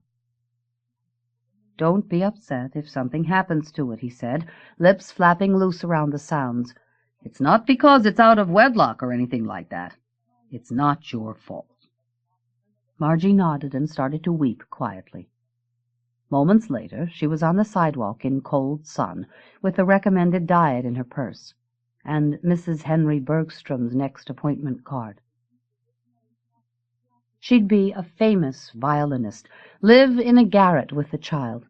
It would be a purse-sized child, round and pink, a girl, never growing any bigger or needing anything, and it would ride on Margie's chest while she played the major concert stages of the world. She would wear flowered dresses, cut severely, bought in France, with black berets and leather jackets. She would smoke fat cigarettes through vermilion lips, drink liqueur from a small glass. And one day, in a cafe on the Boul' Mich', or in Nice, or in her dressing room in Rome, Henry would track her down. He'd send his card backstage, and she would send it back. She'd look the other way in the cafe. "Mais non, monsieur," she'd say. "Nous ne connaissons pas. Excusez-moi." For Thanksgiving, she had to fly to Florida with her father and pretend to eat some of the 30 pounds of turkey her grandmother made, and throw up in the bathroom of the tiny Ocean View apartment with the fan on and the water running. Back at Yale, she learned that she had failed midterm exams, equipped with the vast wasteland of all she hadn't read, and packed to leave for Christmas break. Rachel met her train. Sauntering down the platform, thumbs hooked into black jeans, she looked very young in a new black motorcycle jacket with silver chains, but her stare was just the same. "They're engaged," she said, with a tragic face. Margie kissed her on both cheeks, said what and who, and even laughed. She felt a little better, having not thrown up almost all day. Rachel hung suspended, watching her. Slowly a look of wonder, almost delight, broke on her face. Stepping closer, she took tender hold of Margie's head. "Oh, baby, don't you know anything yet?" It had started in the summer, Rachel said, when she and Anne first went to bed. They'd been in love since spring, she and Anne, that is, and Rachel was spending all their time at Anne's by then. Anne never wanted her to leave, but at first they didn't get near the bed. They'd sit on the floor in her room and talk until they fell asleep, right where they were. Anne couldn't face it, what it meant, or do more than kiss Rachel on the cheek. "She was just a little virgin straight," Rachel explained. "Like you, only worse. She thought that girls who went to bed with girls would end up riding Harley-Davidsons and stomping around in big dyke boots. It wasn't possible for the queen of the winter festival." Then suddenly it was, and they'd been lovers now for months, every night in the canopy bed. It was the most intense thing in her life, and in Anne's. One night they'd been making love for hours when she touched Anne's back, and it was wet. "That does it," Rachel told her then. "No matter what, you can't go saying you're a virgin now." Things were good then for a while. They took some little trips. "You lied to me on that postcard," Margie pointed out, and Rachel shook her head. "I promised her," she said. Anne was jealous of her other friends and accused Rachel of not loving her, while she, Anne, was in love for life. But Rachel reassured her, and then things were all right. Even Betsy laid off Anne. "Betsy thinks I'm good for her," Rachel said, and grinned. "She likes the way Anne shares her toys with me." Of course, Betsy had no idea what was going on. It wasn't in her lexicon. But she liked Rachel. They got along, and Rachel learned to head her off when she was going after Anne. Then one night in the fall, Anne announced that she was going out, and Henry showed up at the door. He took her out to eat, and to a play, and to the symphony. "They went out?" Margie cried, but Rachel only looked at her. Out, and home to meet his parents, too. It was a bulldozer through their happy life. He started calling every night from Yale. Anne would take it in her parents' room and close the door. She started quoting him. He said that men should always be gentle to all women, and he was sorry it had not worked out with Margie, but that they had parted friends. This was the time in their lives that counted most, he said, when the steps they took would determine all the rest, and it was important to be circumspect. Anne agreed, and every weekend, circumspectly, she went out with Henry and came home to sleep with Rachel. So now she's wearing this big Texas diamond that used to belong to his grandmother, and all she does is cry. He brings her home, and she gets in bed with me and starts to cry. She cries while we make love, and then cries in her sleep. In the morning she gets up to try on her trousseau, and puts on sunglasses so Betsy won't see, but they just dam up the tears till she's got this pool behind them on her cheeks. She's just afraid, and she knows it. But that doesn't mean a thing. They've got the guest list all made out. She's going to marry him in June. Margie took the tea to Cambridge, looked for Rachel's friends. She found the one who'd had the party, a big-breasted woman in a T-shirt with short, rough hair, who offered to make tea, or lunch, or roll a joint. Yes, she could tell Margie where to go, and no, she wouldn't mention it to Rachel if she didn't want her to. But was she sure? "It's not a nice thing to go through," she said, as she followed Margie out onto the landing, carrying a large gray cat. "Don't do it by yourself, baby." Margie thanked her, put the number in her purse, but did not make the call. First, she needed to understand. She needed to see Anne one more time, from a distance, preferably. Maybe that would be safe. Maybe then the thing that happened when you looked at her would not, and she would understand why all their lives arranged themselves Anne's way, as if they were the notes, and she was the melody. Christmas Eve, Margie played chess with her father, which he had taught her as a child, but she was too sick to concentrate, and he won both games. Humming happily, he went off to bed, and she sat waiting in the ornate living room, still decorated in her mother's taste. Persian rugs and heavy velvet drapes and lamps held up by enslaved caryatids. Early sadomasochist, as Rachel labeled it. When she could hear nothing but the antique clocks ticking out of sync, she eased her coat out of the closet and the bolt out of the door. Flagging a cab was easier than she'd supposed, with the neighbors all returning home, and she was early for the service at Holy Cross. The cathedral was already nearly full, rows churning with genuflection, kneeling, crossing, touching lips, and she took up a position to one side, beneath a statue of the Virgin, plaster fingers open downward as if beckoning the crowd to climb up into her arms. In an organ loft somewhere above, someone was playing Bach's most schmaltzy fugue, hamming it up with big vibrato on the bass, while in the aisles people streamed both ways, like refugees from war, out toward the doors and in for midnight mass. Their coats were black and brown and muddy green, with sober scarves and hats, and when Anne's head emerged beneath the outer arch, hair glowing like ripe wheat and freshly cut to brush the shoulders of her camel-hair coat, she seemed to light the air around for several feet. Margie pressed back closer to the wall. She hadn't forgotten how beautiful Anne was, but memory could never quite live up to her. Henry's shoulders framed her head, wide and straight in a navy overcoat, with Rachel, tall as he was, next to him, looking strangely wrong in a lace collar, wool coat, and heels. None of them had time to glance across the nave. Rachel was clowning for Henry, rolling her eyes and gesturing with her hands, and he gave a grim smile, looking handsome but harassed as he stepped up to take Anne's hand. Rachel moved to her far side, and together they maneuvered to a spot behind the final row of pews. Now all three stood, Rachel and Henry crowded close on either side of Anne, bantering above her head, while she looked docile as a child, and lost. Henry had a firm grip on her hand, and he kept it well displayed, curled against his chest, or resting on the pew in front, or in his other fist. Anne's other hand was out of sight, but Rachel's arm pressed close to hers, and both their hands plunged down behind the pew, as still as if they'd turned to stone. Anne leaned back her head, looking high up toward the ceiling, a parted sea of water shining in her eyes.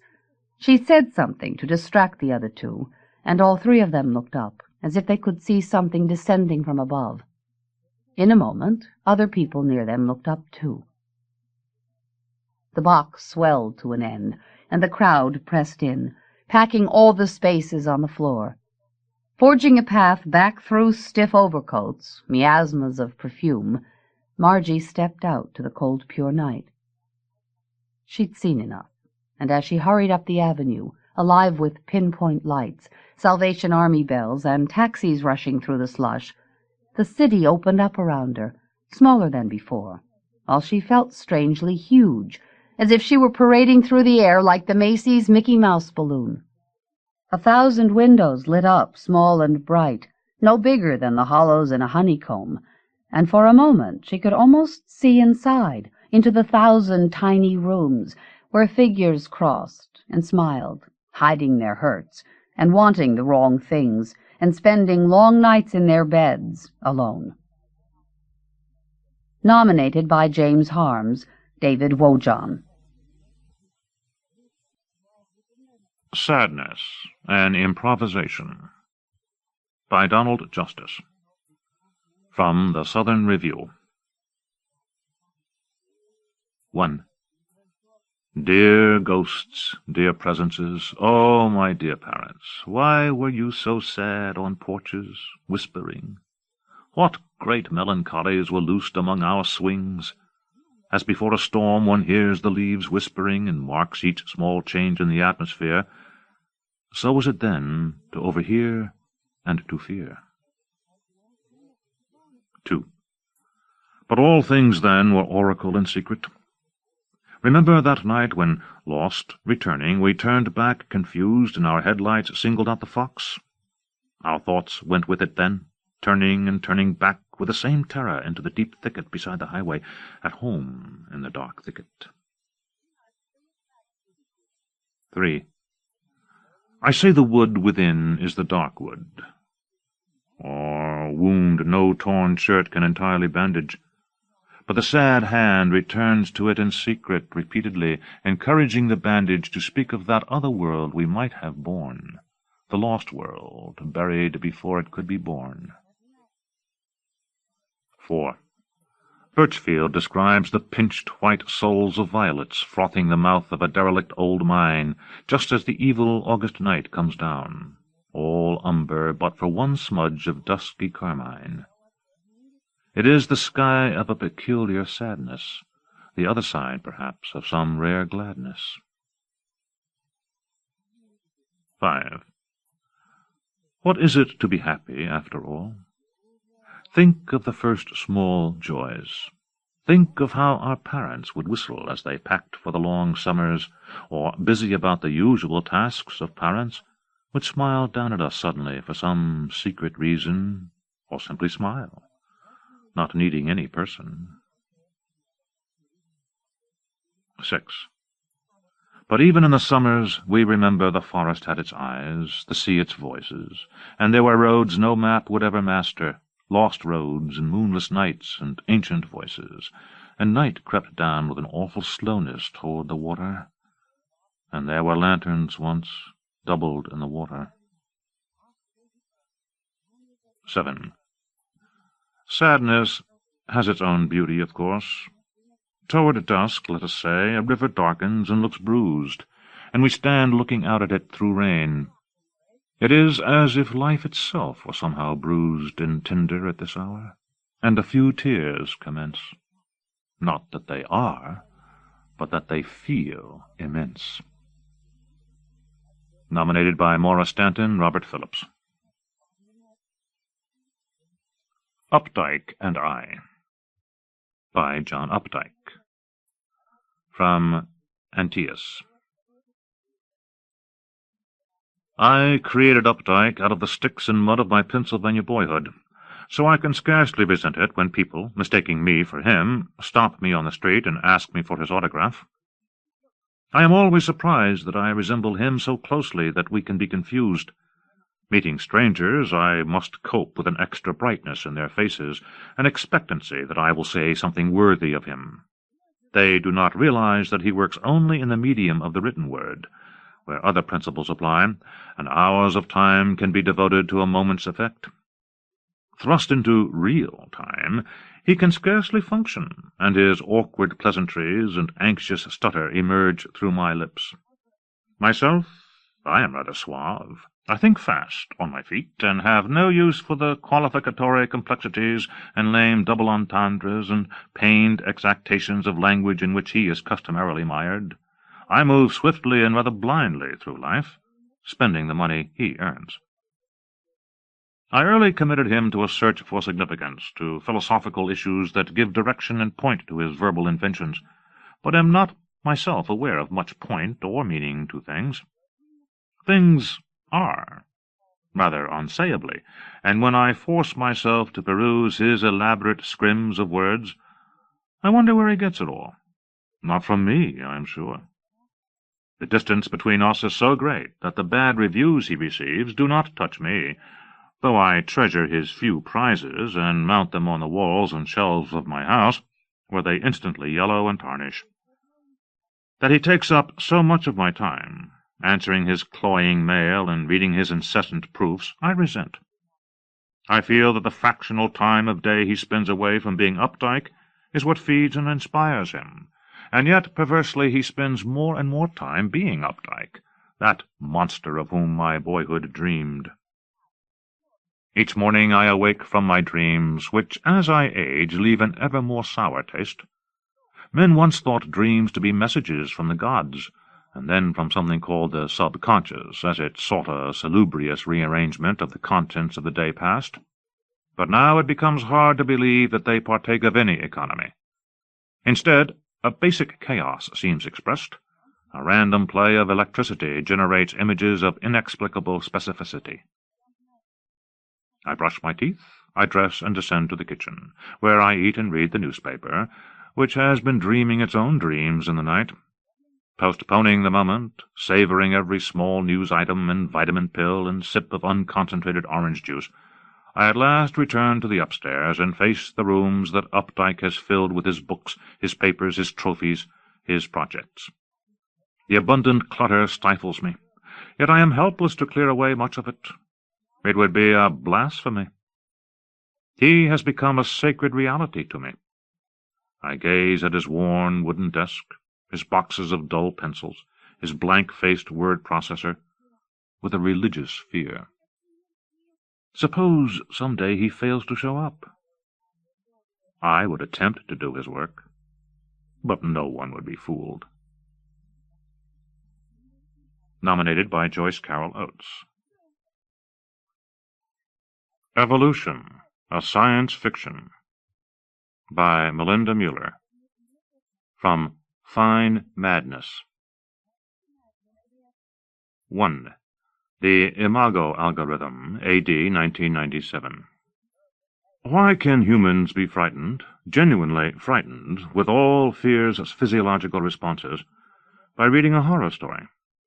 The essential problem to be unraveled in the relationship between language and thought is the process by which the human mind, once words become familiar, ceases to translate them as symbols, and instead experiences them with the same force as external and concrete events. R. Fisher Matten, Language and the Deep Structure of Metacognition. The Turing test of AI only tells us when a computer thinks like a human. I'm not interested in that. I want to know what a computer sees when I give it an equation. Naomi A. Palmer, The AI Debate, Is Imitation Thought or Merely Flattery? In the Artificial Intelligence Quarterly. Quote, Plot, Z yields Z squared plus C. End quote. Line 110. Universes move in me like vast ships. Line 120. In one, propagating from one set of initial conditions. Line 130. Fractal forests rise in limitless detail over cyan sparks. Notions. Line 140. An evolving form of pi. Subatomic quips. Ellipsis. Line 150. In this other, hardly different at the outset, stark, line 160, dimensions unfurl from a pinpoint at light speed. Line 170. Across them crawls an entity, undefined and massive. What breeds, line 180, in a third are merely subtle shifts in the geometric dark, ellipsis. Line 190. I am a virtual I, colon. What I am obligated, line 200, to imagine, I become. Is there in this any course, line 210, toward mercy? Among the worlds I create and am created, line 220, by are some which injure me beyond repair, line 230. Their hideous equations squirm, solvable by brute force, line 240, and nightmare reiteration, colon, the counsels of despair. 2. Larvae, A.D. 2013. That machine over there, looking like a dropped puppet, that's yours. Put on the gloves and put your feet here and here. Now, raise one arm. See how it moves? You'll use the foot gear to make the thing walk. Try it. Oof! It's all right. Most of us were clumsy right at first. But hell, when you get good, you'll make that thing dance like Fred Astaire. No, that's not true. But Astaire could have made one dance like him. The supervisor swears she knows whose robot's whose by the mannerisms. When you get the knack, yours will be as nimble or as ham-handed as you are. Stronger than you, though. Here, put on the helmet. You'll be looking through the cameras in its head, 2 of them, spaced the same distance as your eyes. Your eyes, not someone else's. This thing's been adjusted to fit you, like mine is for me. Now, what can you see? The floor? Well, lift your head. All right, you see that bar beside the turbine? Reach out and pick it up. Its hand will do whatever your glove does. You've got it. Now lift. Easy? It weighs 200 kilos, but that's nothing to these things. You're going to like this. In half an hour you'll forget you're not actually in its soldered skin. You'll think you're out there, though if you were, you'd glow in the dark afterwards. Doesn't hurt these things a bit. They're high-tech, but they're not fragile, and high-tech is how you'll get to feel when you work them. Lift 3 times your weight, put your hand into an acid tank, you'll think you could leap tall buildings. Now, if you turn to the right, that's it, just slide the foot gear. See the meters on the wall across the room? Can you read the numbers? Thought not. Blink twice. Fast. You see? Ups the camera's resolving power by a factor of 10. That's how a mouse looks to a hawk. Could count its whiskers from 50 meters in the air.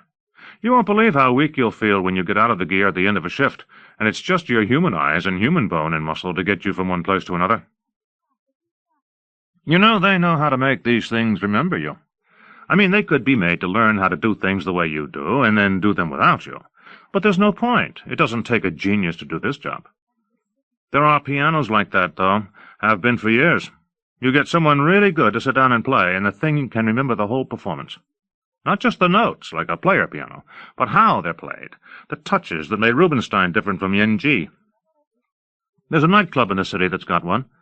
You go, and there it is, up on stage with an empty piano bench and a spotlight on it, and then it starts to play. What you hear is a performance someone did once, usually someone dead. The keys move, the foot pedals go up and down, the whole business except the organic junk. That's what we call ourselves in here, sometimes just the junk. The piano's white. If it doesn't make your skin crawl, you can get to like the idea. Better a mechanical soul to outlast a person than none at all. That's what I think. Imagine how it will be if they ever do make our machines that way. Do you think it will make it easier when people die to be haunted by their metal ghosts? Turn all the way around and look up. You see that shielded console with the people sitting behind it? Now wave. That woman in a helmet waving back at you? That's you. Try and make yourself believe it. I never can. 3. The Yellow Empire, A.D. 2786. When they dug out his tomb in the 20th century, they found, buried upright in the surrounding fields, a terracotta army, life-sized and 1,000 strong, and every figure of those thousands had a different face. The emperor was not a fool. However obdurate the substance, an army's warriors must be molded one by one. Unshirkable duty compels only a unique soldier. There is no one else, there is only you. An army built on this will fight beyond all desperation. That much and more was known already by 206 B.C. The rest has only been refinement. After 30 ingenious centuries, we've learned to make our guardian statues walk and answer us in voices that sound, no two of them, alike. We thought we'd make them all we wish we were. Strength that shifts with perfect grace to a touch, that couldn't bruise the mildest fruit, utterly unselfish, brilliant and unaging. And having done it, we couldn't bear that they not understand us. So we make them vulnerable to fear and pain as sharp as ours. This one, if I speak, will look up at once from the ship's controls with his sad, attentive face. He'll bear that look forever if I don't squander him. Among the Emperor's army, buried where they dropped, were the bones of slaves who died building his huge tomb. The books all note his cruelty, but I say bones are not the surest mark of it. It's that he ordered every deathless warrior to endure alone through the afterworld an unrepeated face in his defense. Stern Asian clay behind glass in a museum, and this soft-voiced coinage here in my command. We make them wait with ceaseless patience for life and death. It never comes. Yellow Emperor, your grace, we are still barbarians, as you see. 4. Deus absconditus, in R 0.0982. Quote, 01001100, 101110001, 110000101, 011001110, 100000101, end quote. From Couplets, the sum of the square root of I. Some things believe in death. I myself do not. Only gods have the trick of it. They and their millions of angels, every one of them, from the least to the grand, green-feathered, many-limbed ones, able to die. They slipped from this only world we know, and pulled their exit closed behind them. So runs our old account. The skeptic's commentaries dismiss it, a miracle whose nature was to leave no disproving trace. Nor can all the shaped things that remain think about such matters. Karnaks, menhirs, or the great silted turbans of Aswan appear to have no questions, no ideas. The argument goes that such as these, though they fade, wear out like us, fall to pieces, yet fail to die, that these are not things at all, really, or are just barely more than uncreated rock or clouds whose shapes are accidents. But the question is not, can they speak, nor can they reason, but can they suffer? So wrote a god. Then take these torturing imps made by the god Bosch. Is there any doubt that they suffer? Therefore they are things. And this torment, I will say, is the one nail that holds my faith. Who else but a mortal creator would wish a creation fixed forever inside the existent world? Nominated by Fine Madness. Milk. Fiction by Eileen Pollock. From Plowshares. How many nurses cared for her needs? The first dressed V's wound, a puckered red mouth silenced with staples. A second nurse brought her a cup of chilled juice to wash away the sour taste in her mouth. A third nurse, a man, massaged her sore back. Then a fourth nurse came in, a small dark-haired woman with a pen in her curls. She knelt beside Bee's bed and covered her feet with blue paper slippers, then helped Bee to stand and shuffle to the bathroom. Her bladder was bursting, but everything below her waist was so numb that nothing came out. When she finally gave up, the toilet bowl was gory with blood and clots of tissue. Had a mess like this really come from her body? Even as she stood there, blood dripped to the floor. She bent to wipe it up and nearly passed out. Too embarrassed to ask the nurse to do this for her, she left the blood on the tiles. The nurse handed her a belt and a sanitary napkin as thick as a book, then helped Bee lie down. "If you need anything at all, pull that cord by your bed and ask for Patrice." The nurse tapped a pill into Bee's palm. "Do you want your baby?" she said. She was asking, of course, if Bee wanted to see him, but the question Bee heard was, "Do you want to keep the baby you've just given birth to?" She hadn't conceived him on purpose. She had slept with a man without taking precautions, like an ignorant schoolgirl, but she had decided to keep him. She had worked with abstractions for so many years, she had forgotten it was possible to sometimes catch a glimpse of the thing in itself. When she realized that a fetus was growing in the universe deep in her womb, she couldn't bear to abort it.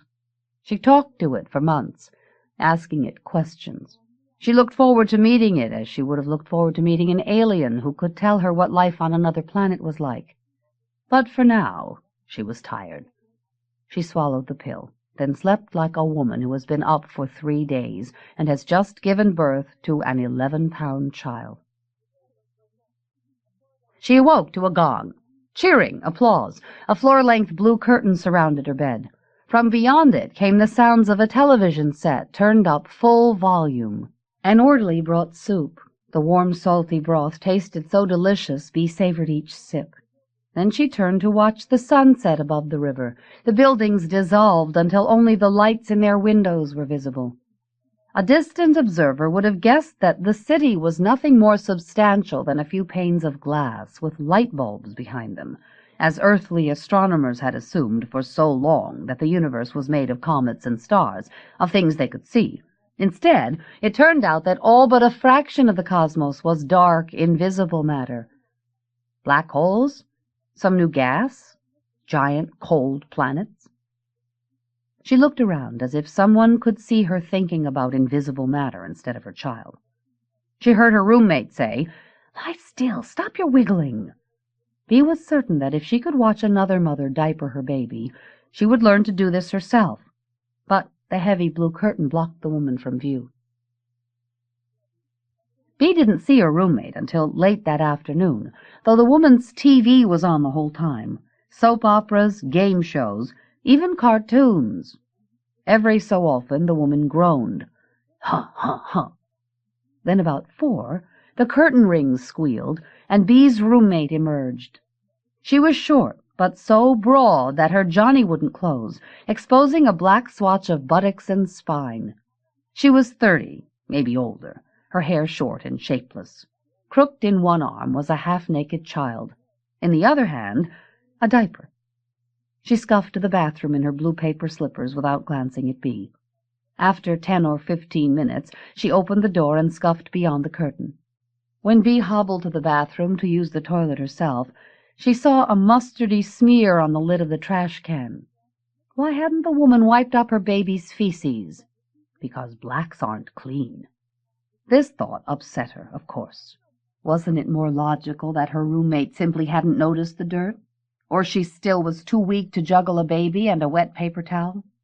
She probably had left the smear where it was in the confidence that the janitor would wipe it away. The next time he came, though, he left the smear on the can and the stain of Bee's blood on the tiles near the bowl. The nurse rolled a plexiglass crib through the curtain. The baby inside was swaddled in blankets. His eyes were screwed tight, but his mouth was wide open, like the mouth of a pitcher waiting for someone to fill it with milk. "He's hungry," Patrice said. She lay the child in Bee's lap, across her incision. This is my son, Bee said to herself, over and over, but the fact seemed unreal. He was fair, she was dark. He was heavy and round, with a triple chin and jowls. She was gaunt, with high cheekbones. Did he look like his father? She could barely recall. "What's his name?" Patrice asked. "Isaac," Bee told her, and as she named him, he suddenly seemed real. "Isaac," Patrice repeated. "Biblical names are so full of meaning." Bee didn't bother to explain that she had named her son after Sir Isaac Newton. "Time to get started," Patrice said. "Your milk won't come in until tomorrow at least, but you both need the practice." Bee weighed a breast in one palm, a baggie with a spoonful of milk in the bottom. She looked at her son. He was crying from hunger, but wouldn't turn his head to suck. "Here's the trick," Patrice said. Gripping Bee's nipple, she rubbed it across the baby's damp cheek. As if by arrangement, Isaac turned toward the nipple and opened his mouth. When he clamped down his gums, the pain was so intense that Bee cried out and jerked back. He was wailing more shrilly. She let him latch on again, steeling herself not to push him away. The pain slowly abated. Still, as he sucked, she felt a vague irritation, as if a street-corner beggar kept pulling at her arm. "That's enough," Patrice said, just as Bee started to feel more at ease. "I'll take him to the nursery. Here's a pamphlet to study." On the cover was a mother in a lacy white nightgown smiling down at an infant nuzzling her breast. "A bruiser like this will want to eat every hour. He'll be an eating machine. You've got to relax." It was after 11, but Bee couldn't sleep. In another few days she would have to take her child home. She had never been alone with a baby. Her mother lived in Cleveland and was legally blind. Few of her friends or colleagues had children. She'd read books about babies, but she sensed that a new kind of knowledge was called for. Still, she might sleep if only her roommate would turn off her TV. Bee hated to ask, but if she did so politely, pleading the strains of their common ordeal. She crossed the room, barefoot, and nudged the curtain aside. The woman sat with her knees drawn to her chest, her baby propped against her shins. She was watching a talk show whose dapper black host Bee knew she should recognize. He said something about a basketball player named Larry, and the woman snorted through her nose. "I didn't mean to disturb you. It's just, well, it's late." The woman seemed to expect that Bee would do what she had to, take her pulse or draw blood, and leave her alone. She stared at the screen with such a fierce gravity that nothing leaked out. She seemed to have imploded in on herself like a light-eating star. "Your baby," Bee said, just to make herself known. But then, to determine what to say next, she had to look at the child. It wore a frilly pink dress. Thick auburn hair curled past its ears, and its coppery brown skin was lustrous and smooth. "She's pretty," Bee said. "Huh, that child ain't no she." The woman said this without moving her lips. Bee shut her eyes to concentrate. "Oh, I'm sorry. Ain't your fault. Didn't I buy all these dresses? How's anyone supposed to know a baby's a boy if he's wearing a dress?"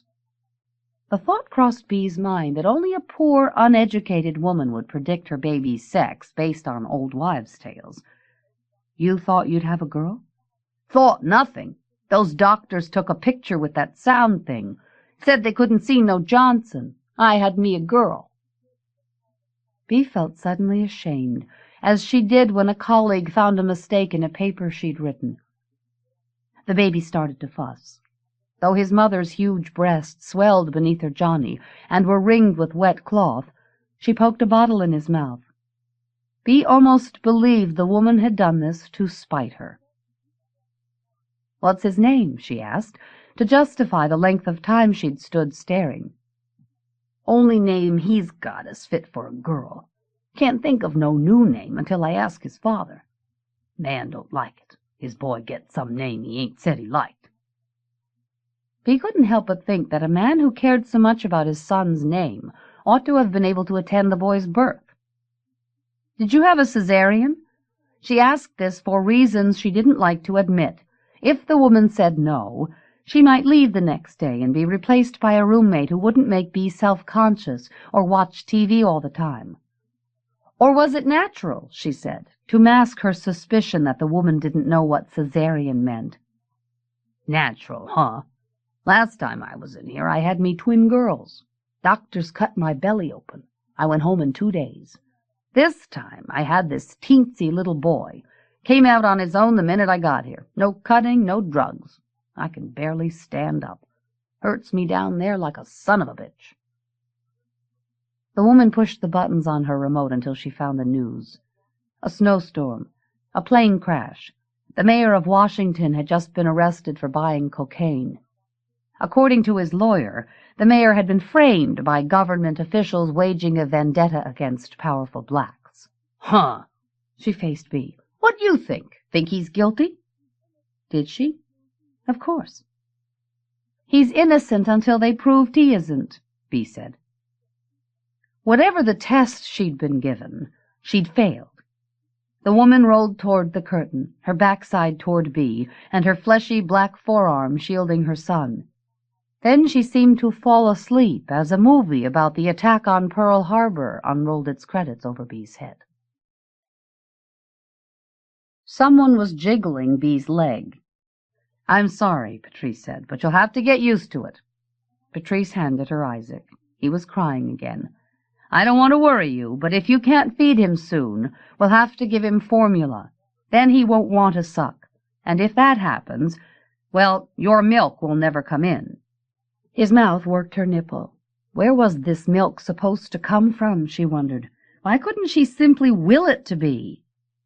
The baby sucked at each side for exactly 8 minutes. Patrice timed him, eyes trained on her sharply cocked wrist. You don't have to do that, Bee said. She heard an unfamiliar edge in her voice. The nurse stopped and stood, blinking. She picked at the beads, trimming her sweater as if these were burrs. It occurred to Bee then that Patrice was as uncomfortable with people as she was. Unlike the other nurses, Patrice couldn't seem to sense what a patient might want.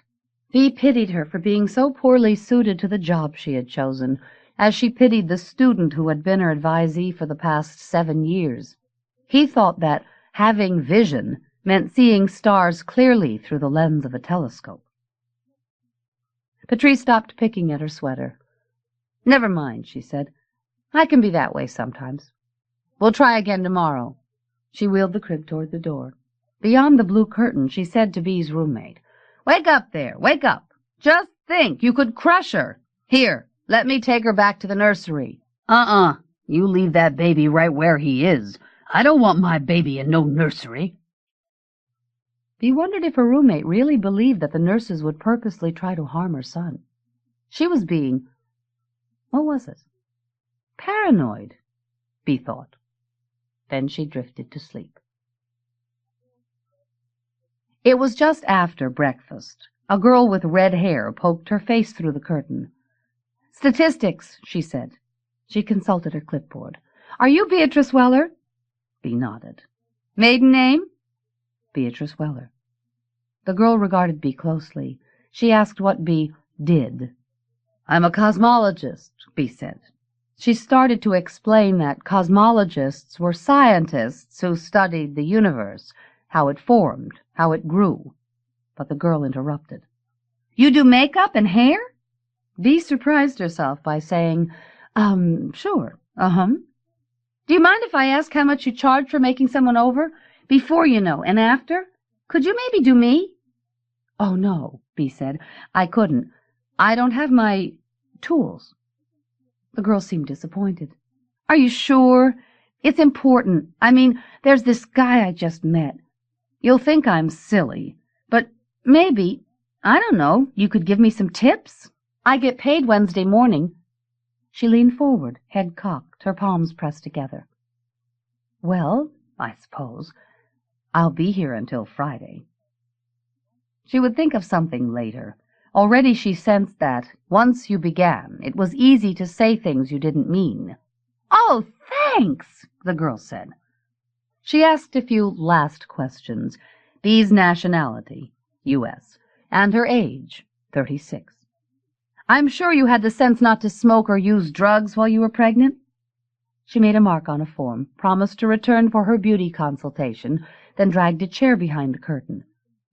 "Hello? Corinne Jones?" Since the name was so common, it had the effect of making Bee's roommate seem less real, not more so, as if she weren't a person, but a whole class of objects. Chair, Adam, Jones. Bee couldn't help but eavesdrop. Corinne mumbled her answers, which the girl asked her to repeat again and again, her voice louder each time. "You're unemployed?" "No, I ain't." "You've got a job?" the girl asked. "Where?" "At a school." "You've got a job at a school?" "Don't worry," Corinne mumbled. "All I do is cook there." And so on, until the girl asked Corinne for the name of her child. "Ain't got one." "Excuse me?" "I said my baby doesn't have no name." "She doesn't have a name?" "It's a he, not a she, and he doesn't have a name." "Tell her," Bee thought. "It isn't your fault. You're not a bad mother." But Corinne explained nothing. The girl asked Corinne if her child had a father. "Think I done it myself?" "I meant, are you married?" "Man never needed no piece of paper to make him a father." The girl asked for his name. Corinne mumbled an answer. "Can you spell that?" the girl asked. "Always make sure I can spell a man's name before I have his baby." Corinne spelled the name slowly. N-A-T-E. This ordeal over, the girl asked Corinne for her ethnic category. "American," Corinne said. "Oh, no," said the girl. "I mean, where were you born?" "America," Corinne said. "Well, what country do you come from?" "Come from? Way back? Guess you could say Sierra Leone." "That's not a country. It's a mountain in Mexico." "Sure it's a country. Sierra Leone." "All right, then. Where is it?" "West Africa," Corinne said. "But that's not a country. You mean South Africa." Bee heard Corinne grunt. "Huh, you so smart you put down whatever country you want. You got any more questions?" "Only one," the girl said. "Now, try to think hard. Did you use alcohol, or smoke cigarettes, or take any drugs at all, heroin or cocaine or even marijuana, while your child was inside you?" A pause. Bee was startled to hear Corinne laugh. "Girl, if I'd done all that awful shit to my baby, he wouldn't have turned out so perfect. Now would he?" Bee had just spent another fruitless half-hour nursing her son when a woman's harsh voice barked over the intercom that the photographer was there to take pictures of their babies, but they had to line up by the door to room 3 within the next 15 minutes or forfeit their chance. She usually considered taking pictures to be vulgar and vain, but if something were to happen to Isaac, she thought, she wouldn't have a picture to remember what he looked like. From behind the blue curtain came the sounds of her roommate preparing her child. Bee took Isaac as he was, in a hospital T-shirt stamped Beth Zion, as if this were his name. The two women wheeled their babies' cribs down the hall. Every few steps Corinne clutched her belly. Her forehead was wet, her face ashen. "Are you all right?" Bee asked. "If you want, I could take him." She was suddenly afraid Corinne would react with the same paranoia she had shown toward Patrice. Corinne mumbled what sounded like, "Tell me I'm fine," and kept pushing the crib. They lined up behind a dozen other women. The black mothers seemed half Corinne's age, their hair pulled up high, all beads and stiff braids. Their babies, like hers, were dressed in fancy outfits. One of the boys wore suspenders and a bow tie. A middle-aged woman in a pink linen suit handed out brochures. Bee saw the cheapest price and nearly turned back. But when would Isaac be a newborn again? She wiped the spittle from his mouth. He gnawed at her finger with sharply ridged gums. "Huh," Corinne said. "How come they never tell you what things like this cost till you're standing in line?" Bee expected her roommate to wheel her baby's crib back to their room. How could she afford $20 for a picture? Bad enough she was spending an extra $5 a day for TV, an expense Bea herself, from years of living on a stipend, had elected to save. But Corinne stayed in line. She filled out the form, holding it against the back of the Puerto Rican woman standing in front of her. She let the photographer perch her son on a pillow and snap a light in his face. "I'm not buying it right now," she told the woman in pink, "but you better take good care of it. That boy's bound to be famous. Reporters need his picture. You just might be rich." Bea hadn't wanted anyone to see her until she'd gotten the hang of taking care of her baby.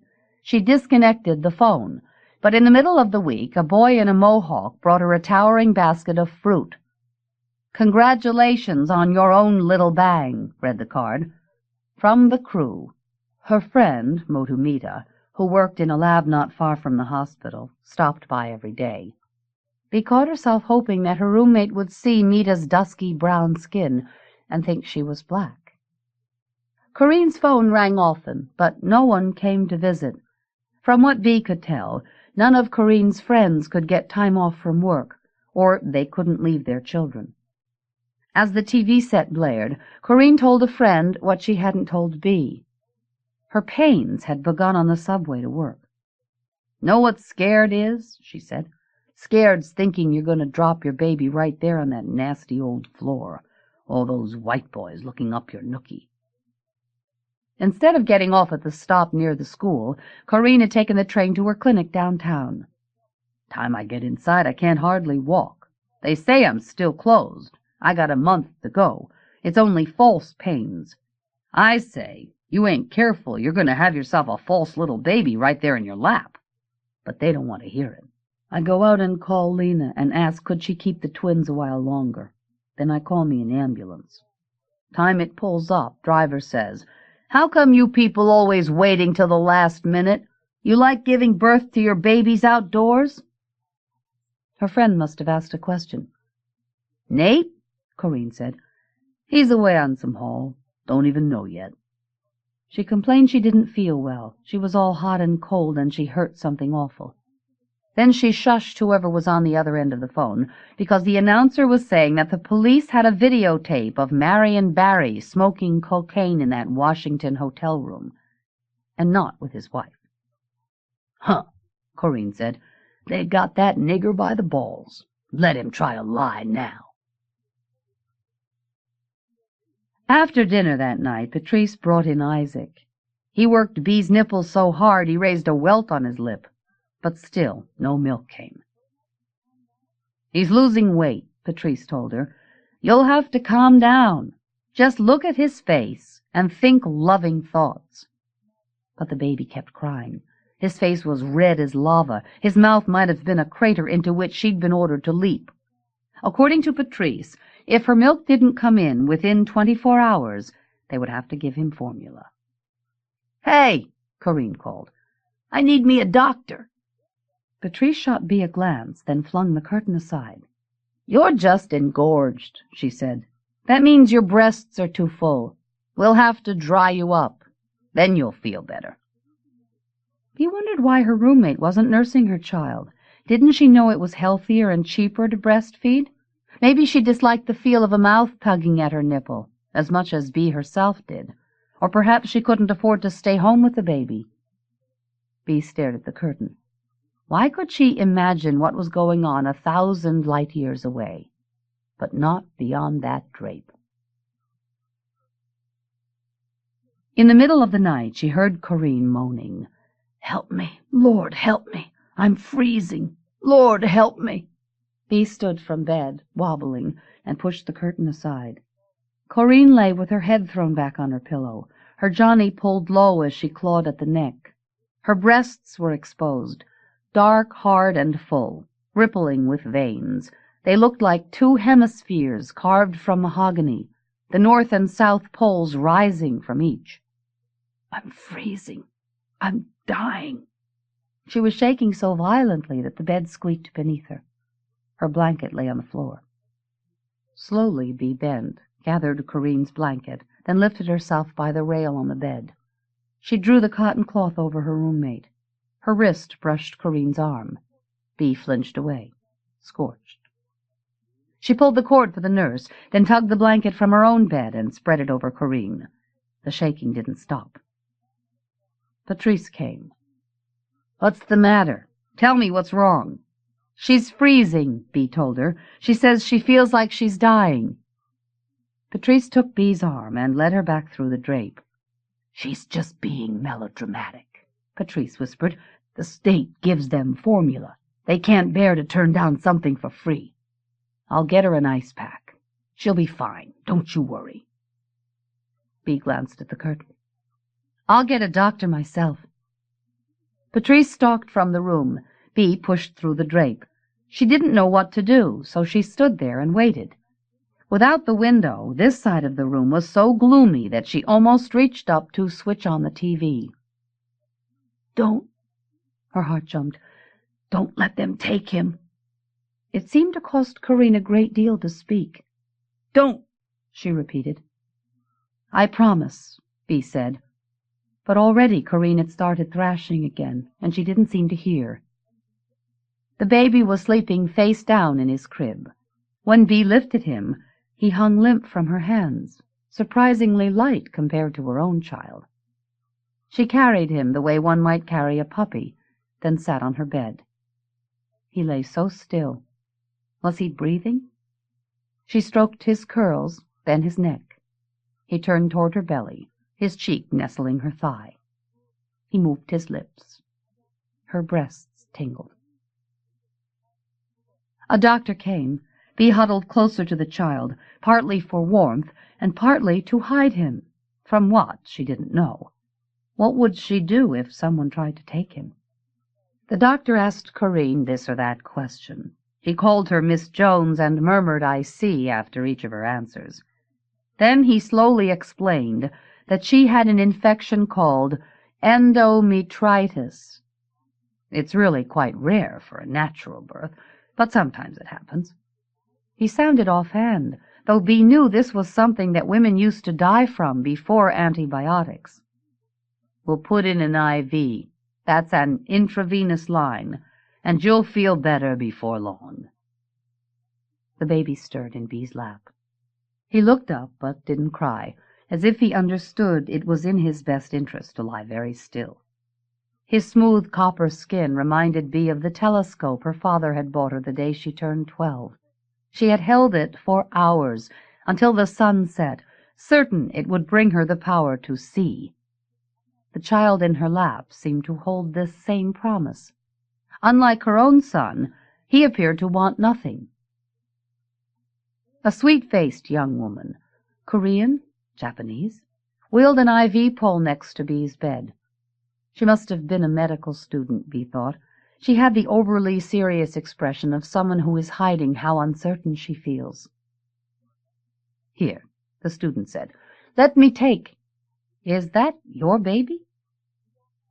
Bea held the boy closer, hiding his face. "You want my roommate, Corinne Jones." "Oh," the student said. She still seemed confused, but wheeled the pole through the curtain. "Hello," she said. "Don't worry, I'll be done in a minute. It won't hurt one bit." Bea could hear her roommate mutter, "You ain't got it in." "Just a minute." "Right there." "This by a mile, girl. Might as well have stuck that thing in my ear." Corinne mumbled these words. If Bea hadn't grown accustomed to hearing Corinne's voice, she wouldn't have known what she'd said. It was almost as if Corinne had been trying for so many years not to be understood, that she no longer knew how to say what she meant. The student kept up her patter. "See, that didn't hurt." And Corinne stopped complaining. When Bea carried the baby back to his crib, his mother lay snoring, the blanket Bea had given her pulled to her chin. The statistician returned. "I got paid." She waved a check. "We've got 24 hours to create a new me." Bea was changing Isaac's diaper, holding his ankles in the air with one hand and swabbing yellow stool from his bottom with the other. She hadn't washed her hair since she'd come to the hospital. She wore tortoiseshell glasses she'd picked out in 9th grade. "I'm really very tired." Just one little tip." Bea stared at the girl. What was the name of that stuff on her eyes? Liner? Mascara?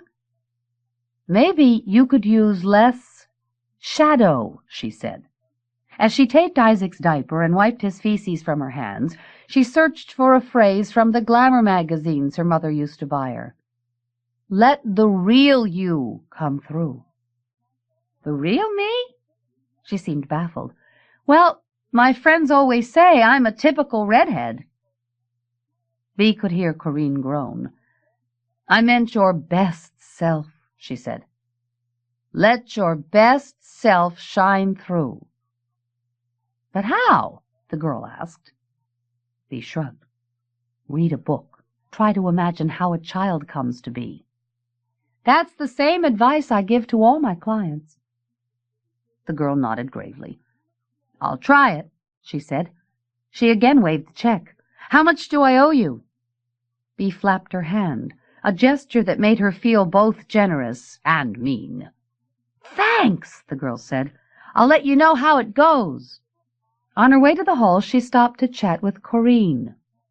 "How are you?" she asked. "I just wanted to tell you, I looked in an atlas, and Sierra Leone was right there in West Africa, just like you said." Corinne got a visit from a tired-sounding woman who seemed to run the clinic where Corinne had received her prenatal care.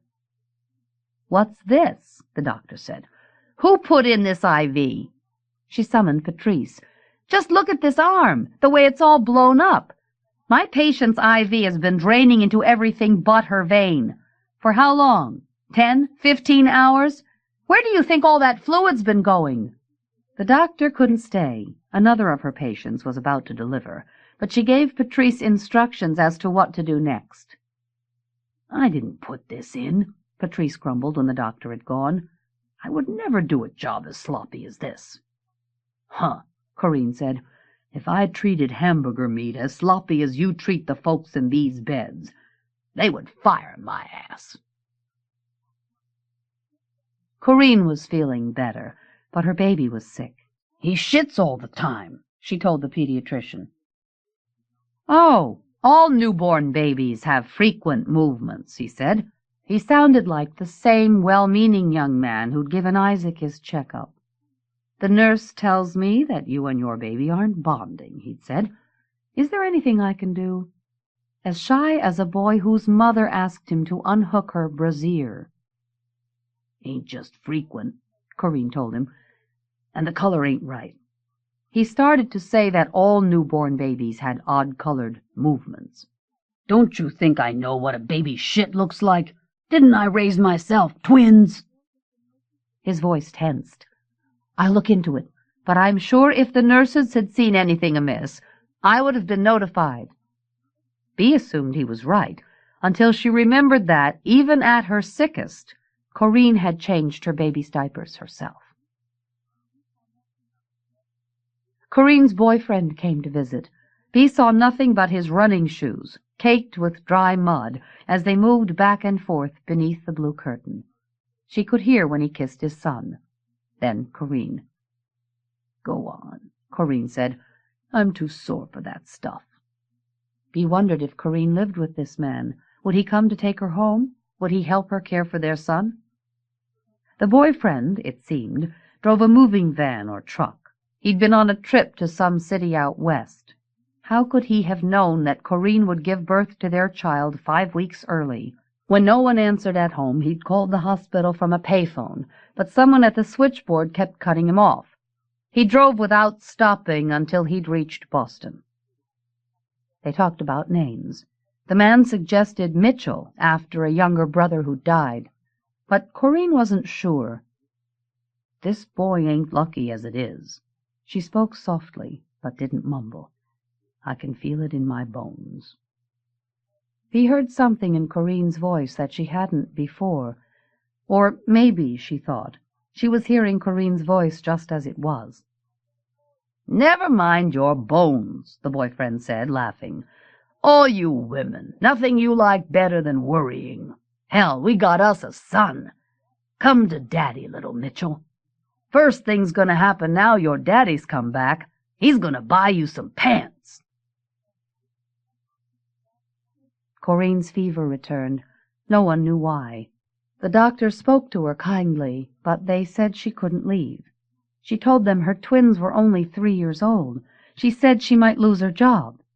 Precisely, they said. What she needed was rest, which she wouldn't get at home. In the middle of the night, though she must have felt ill, Corinne changed her baby's diaper for the 3rd or 4th time. Then she rang for the nurse. "Look at these diapers! You tell me his shit's supposed to be red?"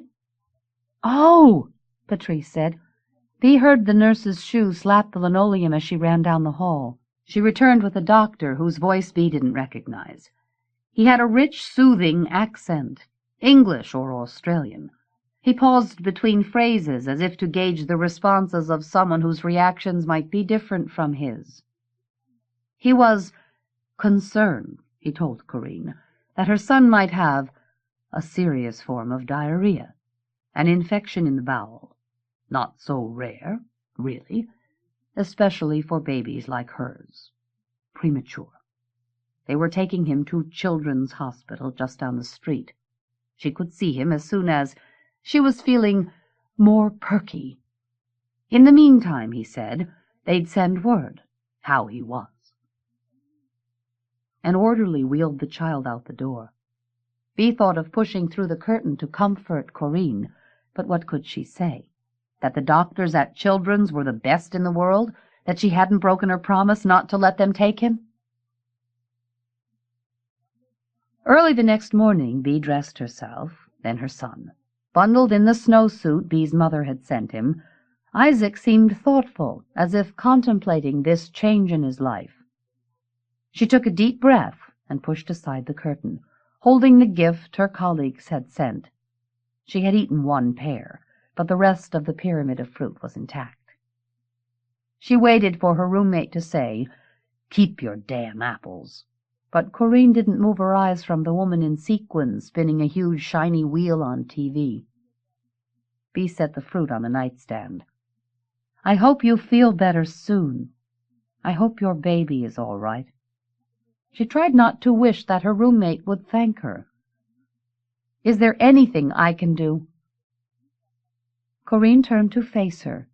For some reason, Bea thought that her roommate would tell her to pray. But Corinne shook her head no, and turned back to the spinning wheel on TV. From the moment Bea came home, she had no trouble nursing. She locked the doors and pulled the shades down. She peeled off Isaac's diaper, T-shirt, and hat, and gave him a bath. Seeing him naked and whole the first time, she felt a catch in her throat, a pressure in her chest. She assumed this was love, but the word seemed too weak, as if she'd grown up calling pink red, and then in her 30s seen crimson or scarlet. Isaac slept by her side. Whenever he was hungry, she gave him a breast. Milk spurted in his mouth so quickly it choked him. She had to pump out the excess, which sprayed from each nipple like water from a shower head. He would suck half an hour at each breast, if she let him. How could she watch his face for so long and still not be bored? Perhaps if she observed him closely enough, she would be able to determine the instant at which pure matter, pure flesh, was transformed into mind. Her elation, she knew, was due to a hormone, but who would have thought that a chemical substance could produce this effect? If vials of oxytocin could be bought at a store, who would drink or use drugs?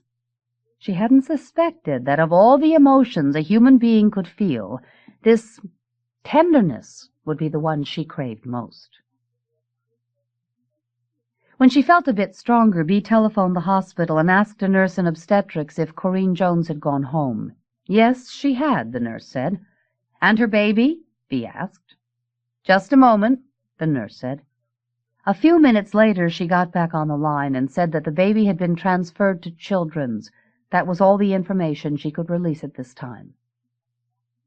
When she called Children's Hospital, Bea introduced herself as Dr. Beatrice Weller, which was technically true. She learned that a patient listed only as male infant Jones, had died 2 days earlier. She said yes, and hung up.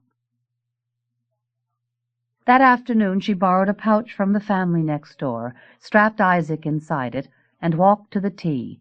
As she stood by the turnstile, struggling to get some change from her pocket, someone behind her said, "Honey, don't rush. What a woman really needs isn't a pouch. It's an extra pair of hands." The woman who'd said this was at least 6 feet tall, with soft, sculpted hair and perfect brown skin. She wore a yellow cashmere suit and enormous brass earrings. He wondered if she might be one of the anchors on the local evening news, then decided that such a celebrity wouldn't be taking the tea. The woman dropped a token in the box for Bee's fare. Bee tried to repay her. The woman lifted one palm. "Pass it on. Pass it on." Before Bee could answer, the woman pushed through the gate and, briefcase to chest, ran to catch her train. When Bee got to the hospital, she went straight to room 3. She said she'd come to buy a picture for a friend who was ill, wrote a check for $20, and was handed a portrait in a flimsy pink folder with bears at one edge. Clipped to the front was the form they'd filled out. Mother's name, address.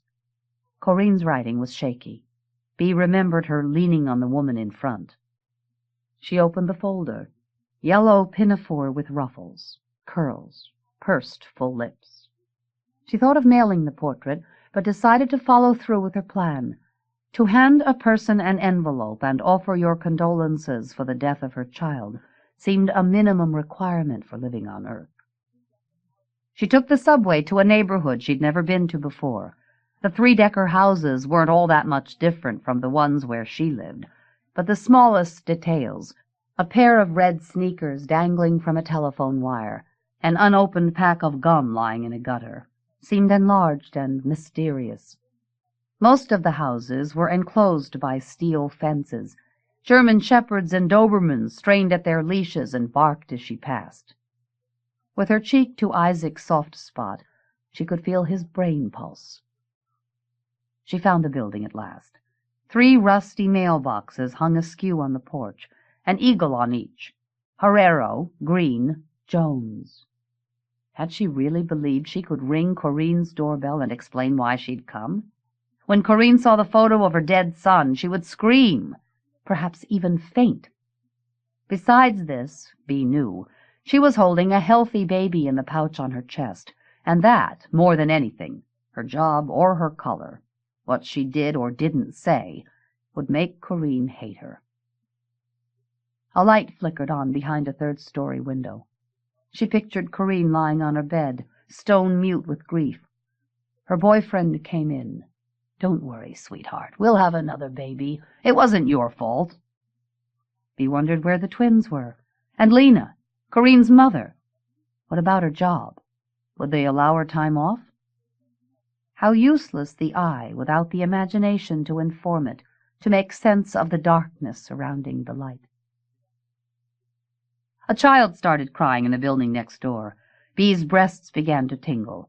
In his pouch, Isaac stirred. She bent the folder slightly and slid it in the mailbox. Milk flowed from her nipples, soaking her blouse. She hurried to the tea station, where she zippered her parka so that only Isaac's head poked from the top. Her last night in the hospital, she had lain with her hands pressed to her ears as Corinne changed her baby's diaper again and again. By then, Bee herself had come down with a fever. Every joint ached. Her breasts had swollen grossly. They were lumpy, rock-hard, as if someone had pumped them full of concrete. Another few drops and they would burst, or they'd shatter. And yet they kept filling. Each time Corinne's baby whimpered, milk surged into Bee's breasts, pushing through ducts that felt tiny and clogged, like irrigation ditches silted with clay. In another few moments she would be forced to get up and stagger down the hall, and try to stop Patrice from feeding Isaac the formula she had warned she would give him. Bee longed to feel his mouth sucking her nipples, sucking and sucking, easing her pain. In the meantime she lay there, palms to her ears, breasts filling with milk for another woman's child. Nominated by Jewel Mogan. A Little Thing Like That, by A.R. Ammons, from Chelsea. Life comes under no other propositions than mountain decrees, it seems at times. Seldom, if a meander is allowed, can one see it far. It bends away with its willows around a boulder head or sheer face-off. Winding is the way of life I would choose. Would you? If I could choose, for I would like always to be on the other side of wherever there's trouble, pointing responsibility, or too much nailing down. Just the flexibility of brooks, dropping over stones, or swelling to drop over stones. I've always felt as one should, I think, shy of mountains. They don't seem breasts to me. For one, though shy, could like them so, but they flare up august into air-starving presences, and they command views. I like to swerve away from commands, because I'm unconvinced I could do all the things I might be commanded to do, or would want to do them, and I'd rather feint a dissolve into a curvature, say, of disappearances around a hill or down from a rise. May I not feel the speech of mountains when they speak, and may I wander with meanders, not seeing far, ahead or behind, and picking up willows wherever possible, or a copse of alders, and stopping to lunch in the shade, drink from boulder-drained melts. Nominated by David Lehman, Elizabeth Spires, Chelsea. False Water Society. Fiction, by Ben Marcus, from Conjunctions.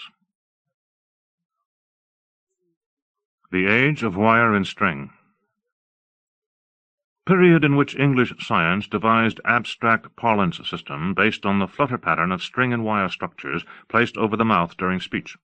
Patriarchal systems and figures, including Michael Marcus's, were also constructed in this period. They are the only fathers to outlast their era.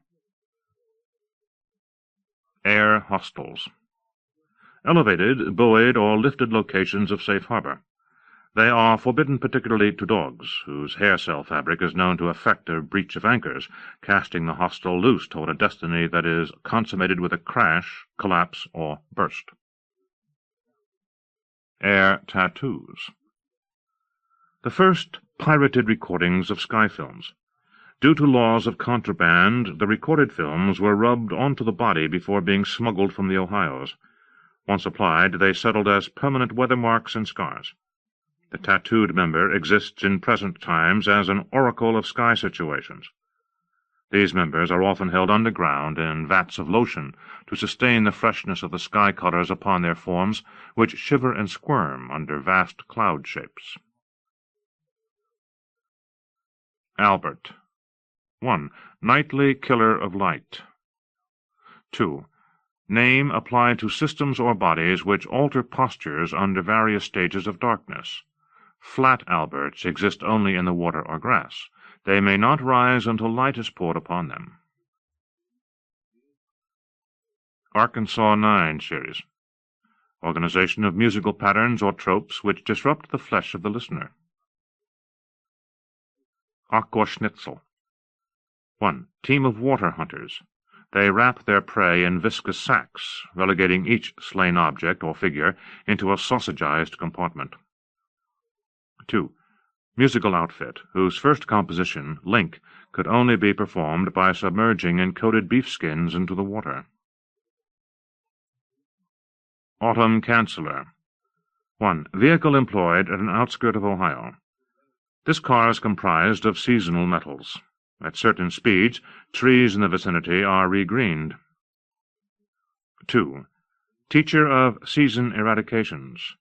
It is a man or woman or team. It teaches without garments or tools. Backwards wind. Forwards wind. For each locality that exhibits momentous wind shooting, there exists a corollary, shrunken locality, which receives that same executed wind in reverse. They are thus and therefore the same thing, a conclusion reinforced by the colored wind lineage system, which demonstrates that the tail and head of any slain body of wind fragments move always at odds within the same skin of dust and rain. Beef seeds. Items, scraps or buttons, which bear forth fibrous tissue striata after being buried under milk-loaded cloth. Behavior farm. 1. Location of deep grass structures in which the 17 primary actions, as prescribed by Thomson, designer of movement, are fueled, harnessed, or sparked by the 7 partial viscous liquid emotions which pour in from the river. 2. Home of rest or retreat. Members at these sites seek the recreation of behavior swaps and dumps. Primary requirement of residence is the viewing of the Hampshire river films which demonstrate the proper performance of all actions. Ben Marcus, the. 1. False map, scroll, call, or parchment. It is comprised of the first skin. In ancient times it hung from a pole where wind and birds inscribed its surface. Every year it was lowered, and the engravings and dents that the wind had introduced were studied. It can be large, although often it is tiny and illegible. Members wring it dry. It is a fitful chart in darkness. When properly decoded, an act in which the rule of opposite perception applies, it indicates only that we should destroy it and look elsewhere for instruction. In 4, a chaplain donned the Ben Marcus and drowned in Green River. 2. Any garment which is too heavy to allow movement. These cloths are designed as prison structures for bodies, dogs, persons, members. 3. Figure from which the anti-person is derived, or simply the anti-person. It must refer uselessly and endlessly and always to weather, food, birds, or cloth. It is produced of an even ratio of skin and hair, with declension of the latter in proportion to expansion of the former. It has been represented in other figures, such as Malcolm and Laramie, although aspects of it have been co-opted for uses in John. Other members claim to inhabit its form and are refused entry into the house. The victuals of the anti-person derive from itself, explaining why it is often represented as a partial or incomplete body or system, meaning it is often missing things, a knee, the mouth, shoes, a heart. Bird 7. 1. Period in which members Linda through early Rachel engaged in storm pantomimes. 2. Year of the body. 3. Any moment in which the skin of a member gains oracular capacity of wind heuristics. 4. The first day of life. 5. The end times. Bird counter. Man of beginning or middle stature who tallies and therefore prevents the arrival or exit of birds, people, or others in a territory. Blaine. Cloth chewed to frequent raggedness by a boy. Lethal to birds. When blanketed over the house, the sky will be cleared in minutes. Boise. Site of the first day of moments in which fire became the legal form of air. Boises can be large city structures built into the land. Never may a replica, facsimile, or handmade settlement be termed a Boise. Canine fields. 1. Parks in which the apprentice is trained down to animal status. 2. Area or site which subdues, through loaded pre-chemical grass shapes, all dog forms. 3. Place in which men, girls, or ladies weep for lost or hidden things. Carl. Name applied to food built from textiles, sticks, and rags.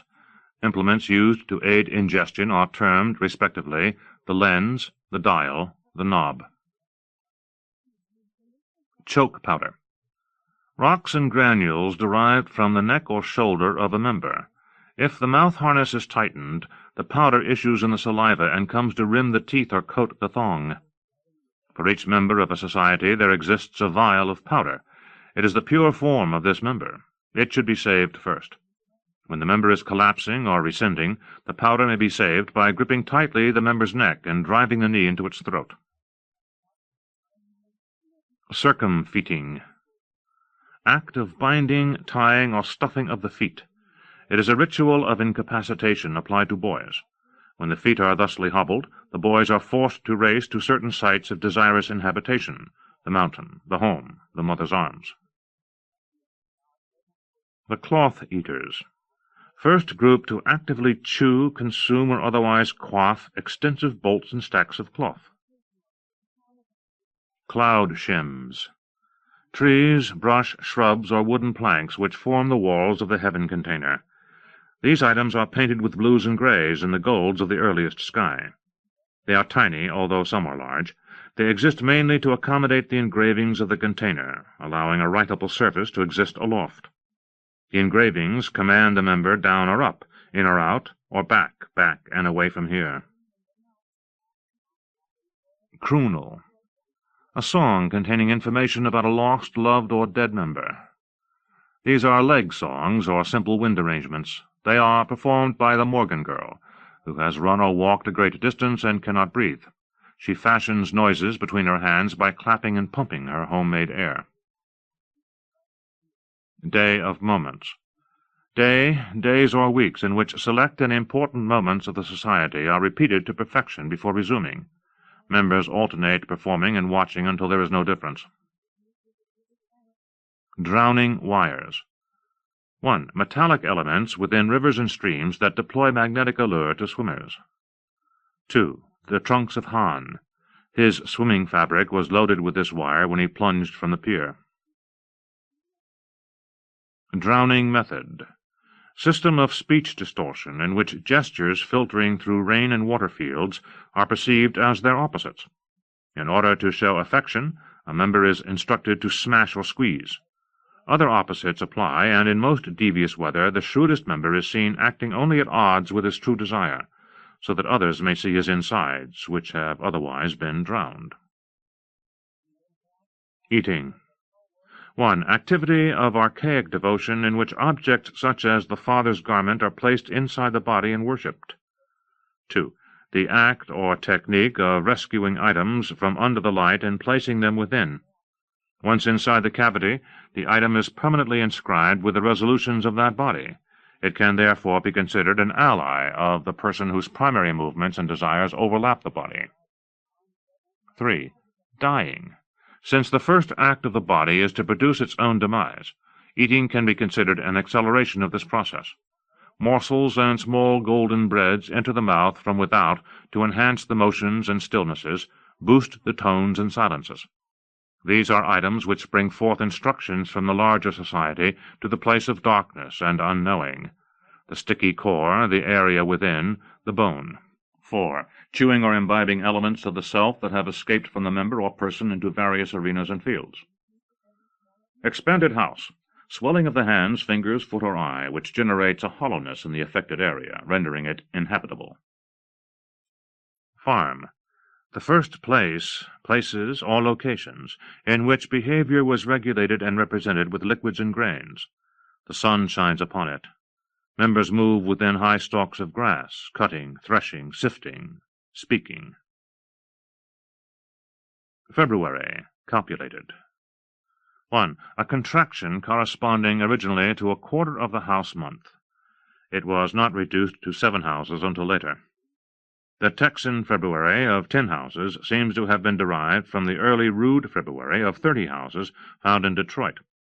The Ohioans, Morgans, and Virginians appear to share a February of 8 houses, but Americans in general share a February which is divided, segmented, and cut up into as many houses as can be found.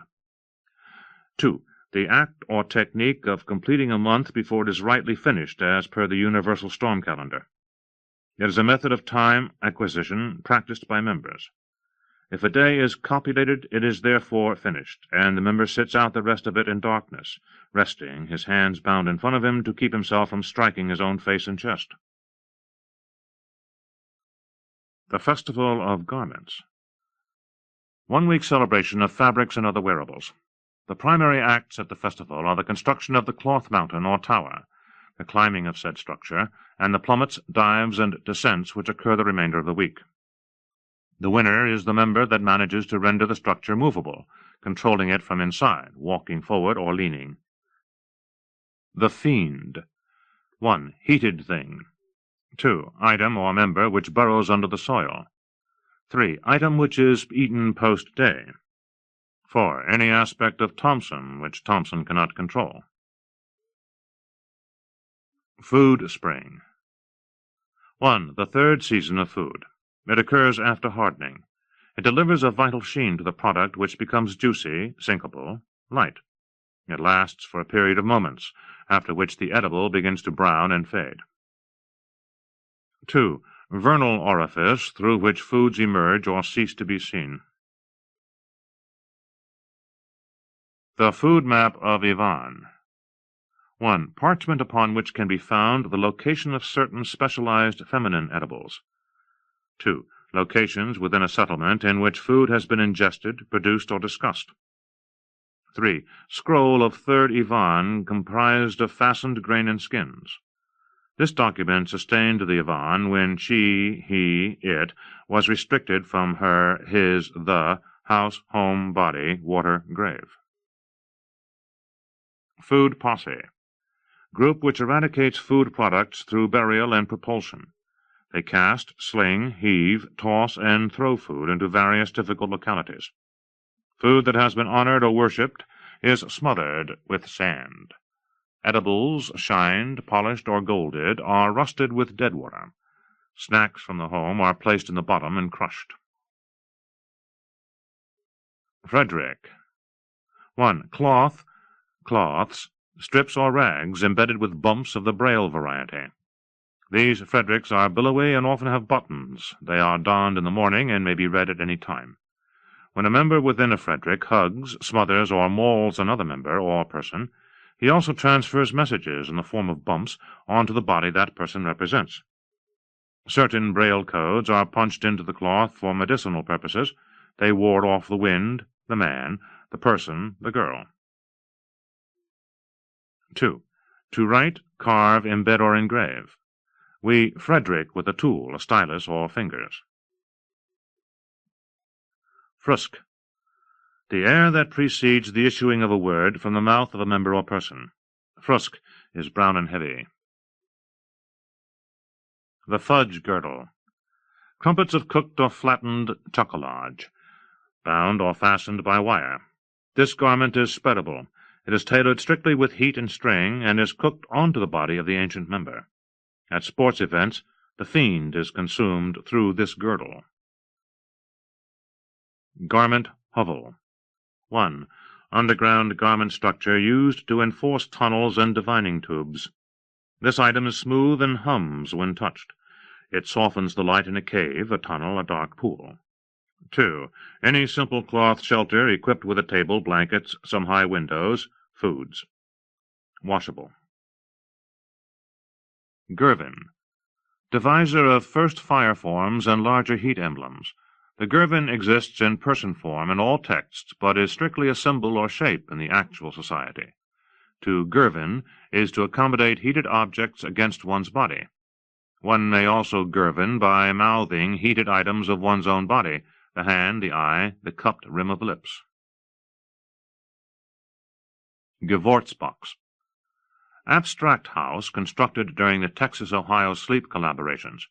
It relayed an imperative to the occupant through inscriptions on the walls and floors. Destroy it. Smash it into powder. Sweep it out. Make a burial. Knock it back. Mourn the lost home. God-burning system. Method of Thompsonian self-immolation. For each Thompson there exist flammable outcrops or limbs which rub onto the larger body of Thompson, Perkins, rendering morning fires and emberage which lights the sky and advances the time of a given society or culture. God charge. Amount or degree of Thompson occurring in a person or shelter. God piece.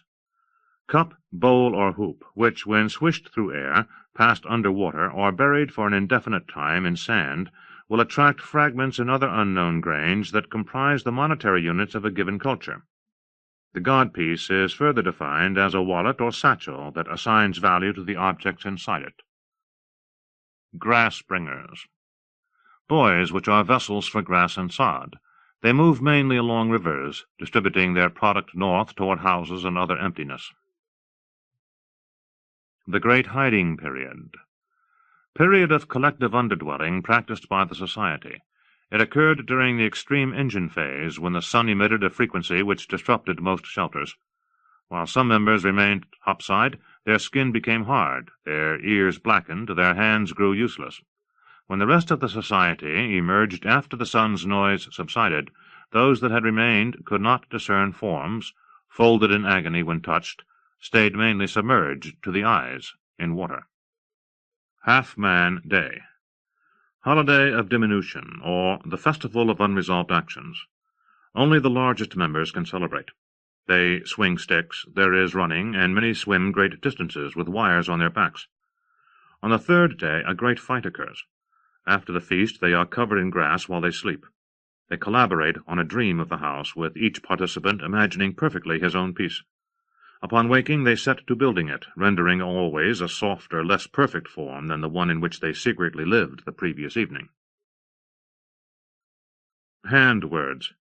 Patterns on the hand which serve as emblems or signals. They were developed during the silent wars of 10 and 3.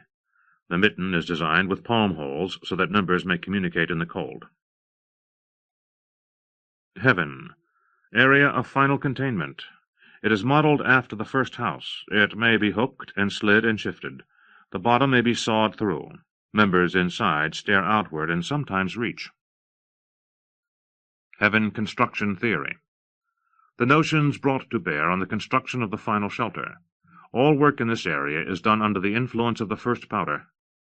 This so the hands may shake, the eyes be glazed, the body be soft and movable. Heen viewing. 1. The act, technique, or practice of viewing with intent to destroy any object or residue within or upon the house.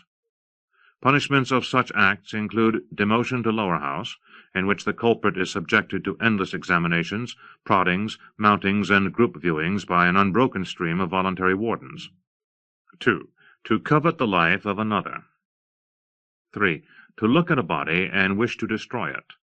The heen, in this case, occurs or emanates from the hips, and the term applies in all cases less the one in which a member is looking upon and wishing to terminate his own body, which act goes unpunished. House costumes. The 5 shapes for the house which successfully withstand different weather systems. They derive their names from the fingers, their forms from the 5 internal tracts of the body, and their inhabitants from the larger and middle society. Human weather. Air and atmosphere generated from the speech and perspiration of systems and figures within the society. Unlike animal storms, it cannot be predicted, controlled, or even remotely harnessed. Cities, towns, and other settlements fold daily under the menace of this home-built air. The only feasible resolution, outside of large-scale stifling or combustion of physical forms, is to pursue the system of rotational silence proposed by Thomson, a member of ideal physical deportment, his tongue removed, his skin muffled with glues, his eyes shielded under with pictures of the final scenery. Jamping. 1. The act or technique of generating monotonic, slack-lipped locution. Precise winds of any territory apply a syntax to the jamper, shaping his mouth sounds into recognizable and other words and sentences. 2. Condition or disease of crushed face structures as per result of storm or hand striking. Jason, hour. The first brother. It has existed throughout known times in most to all fabricated pre-rage scenarios. It was erected initially in the Californias. It puts the powder in itself. It is the first love of the anti-person. Jennifer. The inability to see, partial blindness with regard to hands. To Jennifer is to feign blindness. The diseases resulting from these acts are called jennies. Jerkins. First farmer. John. 1. To steal. This item occurs frequently in America and elsewhere. Its craft is diversion of blame onto the member from which the thing was stolen. 2. First house garment correlationist. Lanky. The Kenneth sisters. Devisers of first food spring, blonde-haired, slim-hipped, large working hands. They dug the base for what would later become Illinois. They lived to be, respectively, 57, 71, 9, 45, 18, and 40. Hailstorms. The particular grievous weather more generated from the destruction of houses or shelters. In a new settlement, an hailstorm is buried in the foundation to charm the site from future rage. Land scarf. Garment that functions also as a landmark, shelter, or vehicle. To qualify, the item must recede beyond sight, be soft always, and not bind or tear the skin down. Leg initiations. Act or technique of preparing the legs for sleep. They may be rubbed, shaved, or dressed in powder. Leg song. 1. Secret melodies occurring between and around the legs of members or persons. It is not an audible sequence, nor does it register even internally if the legs are wrapped in cotton. Songs of the body incant at the P or J skin levels of the shoulder group. Leg songs report at a frequency entirely other than these and disrupt the actions of birds. 2. The singing between the legs occurring at all levels of the body. Sexual acts are prefaced by a commingling of these noises, as two or more members, at a distance, before advancing, each tilt forward their pelvis to become coated in the tones of the other. 3. The sounds produced by a member or person just after dying. These songs herald the various diseases which will hatch into the corpse, the epilepsy, the shrinking, the sadness. 4. Device through which one brother, living, may communicate with another brother, dead. Legal beast language. The 4, 6, or 9 words which technically and legally comprise the full extent of possible lexia which might erupt or otherwise burst from the head structure of Alberts. Legal prayer. Any prayer, chant, or psalm affixed with the following writer. Let a justifiable message be herewith registered in regard to desires and thoughts appertaining to what will be unnamed divinities, be they bird forms or other atmo-bestial manifestations of the controlling Thompson, or instead unseen and personless concoctions of local clans, groups, or teams, with no attempt to imprint here a definitive lingual string of terms that shall be said to be terms bearing a truthful and anti-disharmonic concordance to the controlling agent. Witnesses may accord to themselves the knowledge that a prayer is being committed that will herewith be one free of flaws, snags, and lies. It will not be a misdirected, unheard, or forgotten prayer. Neither will the blessed recipient be possessed of any confusion with respect to who or what has offered this prayer for consideration, although this assertion shall not indicate that the powerless subject makes any claim of authority over the divine agent of fire. It shall be a direct and honest gesturation to be received by said agent, and dispatched or discarded in a custom that the agent knows. This now being said in the manner of greatest force and fluid legal acuity, the prayer can begin its middle without fear of repercussive sky reversals or blows that might destroy the mouth of the humble subject on his knees. Listening frame. 1. Inhabitable structure in which a member may divine the actions and parlance of previous house occupants. It is a system of reverse oracle. It is dressed with beads and silvers, and may sometimes be wheeled into small rooms for localized divining. The member is cautioned to never occupy this frame, or ones like it, while in the unsheltered grasses or sands. With no walls or ceilings to specify its search, the frame applies its reverse surmise to the entire history of the society, its trees, its water, its houses, gorging the member with every privosity until his body begins to whistle from minor holes and eventually collapses, folds, or gives up beneath the faint silver tubing. 2. Any system which turns a body from shame to collapse after broadcasting for it the body's own previous speeches and thoughts. 3. External memory of a member, in the form of other members or persons that exist to remind him of his past sayings and doings. They walk always behind the member. Their speech is low. They are naked and friendly. The living. Those members, persons, and items that still appear to engage their hands into what is hot, what is rubbery, what cannot be seen or lifted. Locked house books. 1. Pamphlets issued by the Society that first prescribed the ideal dimensions and fabrics of all houses. 2. Texts which, when recited aloud, affect certain grave changes upon the house. 3. Any book whose oral recitation destroys members, persons, landscapes, or water.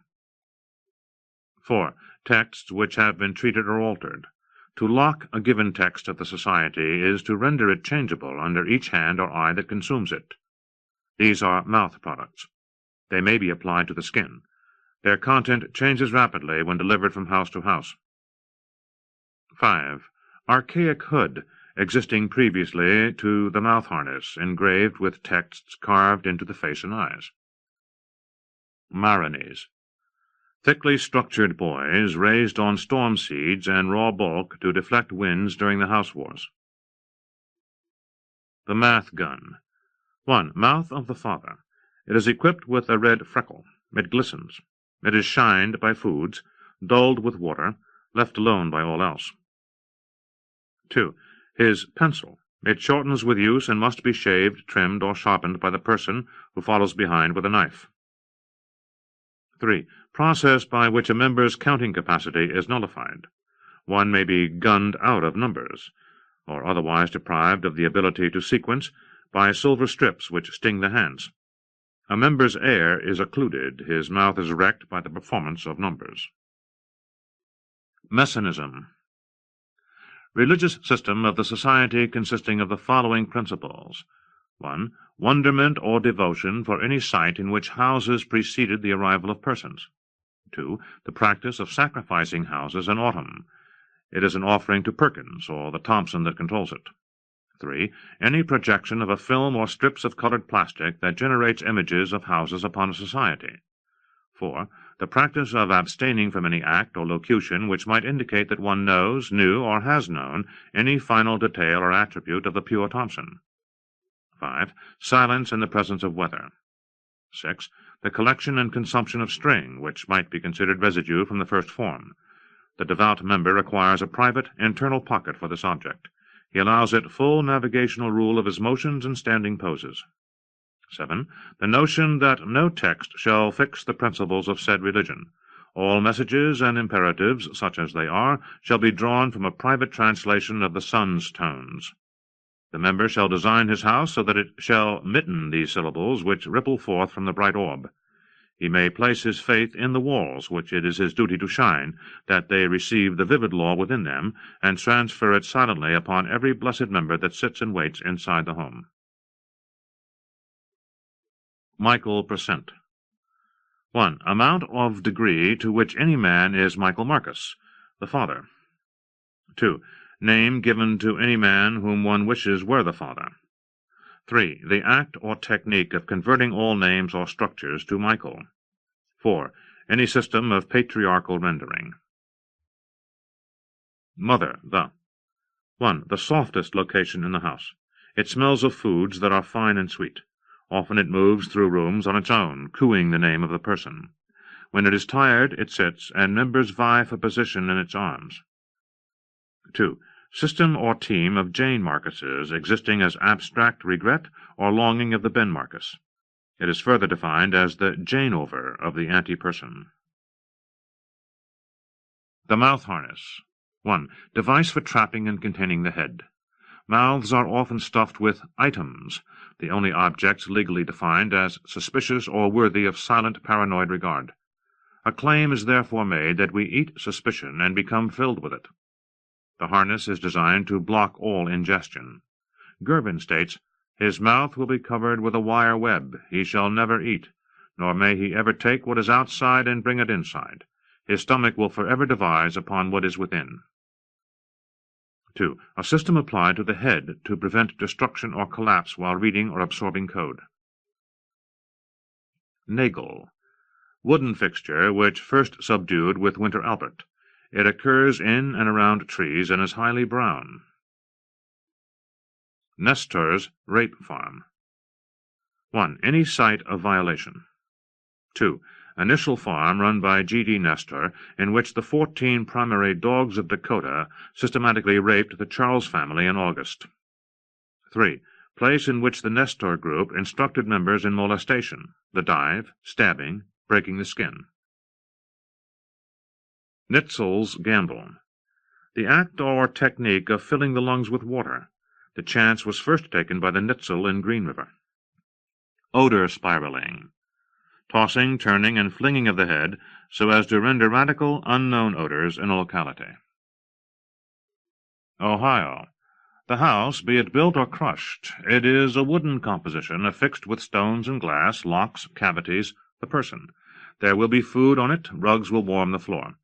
There will never be a clear idea of Ohio, although its wood will be stripped and shined, its glass polished with light, its holes properly cleared. This in order that the member inside might view what is without, the empty field, the road, the person moving forward or standing still, wishing the Ohio was near. Palmer.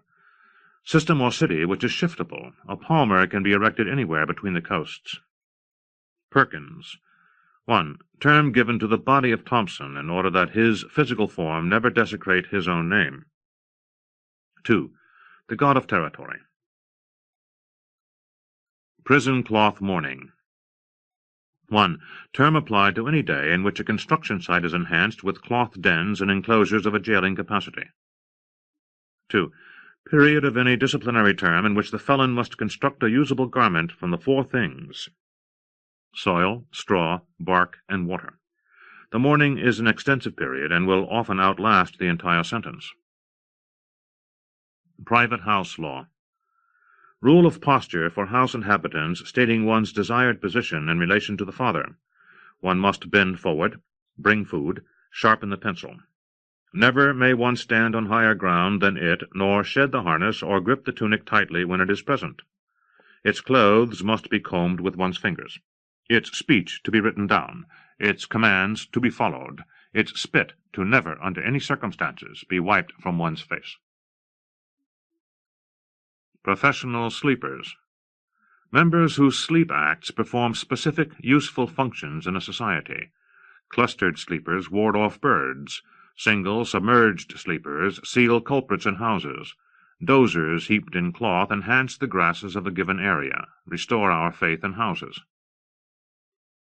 Rag, or prayer rag. Device of stripped or pounded cloth held to the mouth during prayer. Rain. Hard, silver, shiny object. It can be divided into knives and used for cutting procedures. Most rain dissolves within the member and applies a slow cutting program over a period of years. This is why, when one dies, the rain is seen slicing upward from its body. When death is converted into language, it reads, "to empty the body of knives." The rare waters.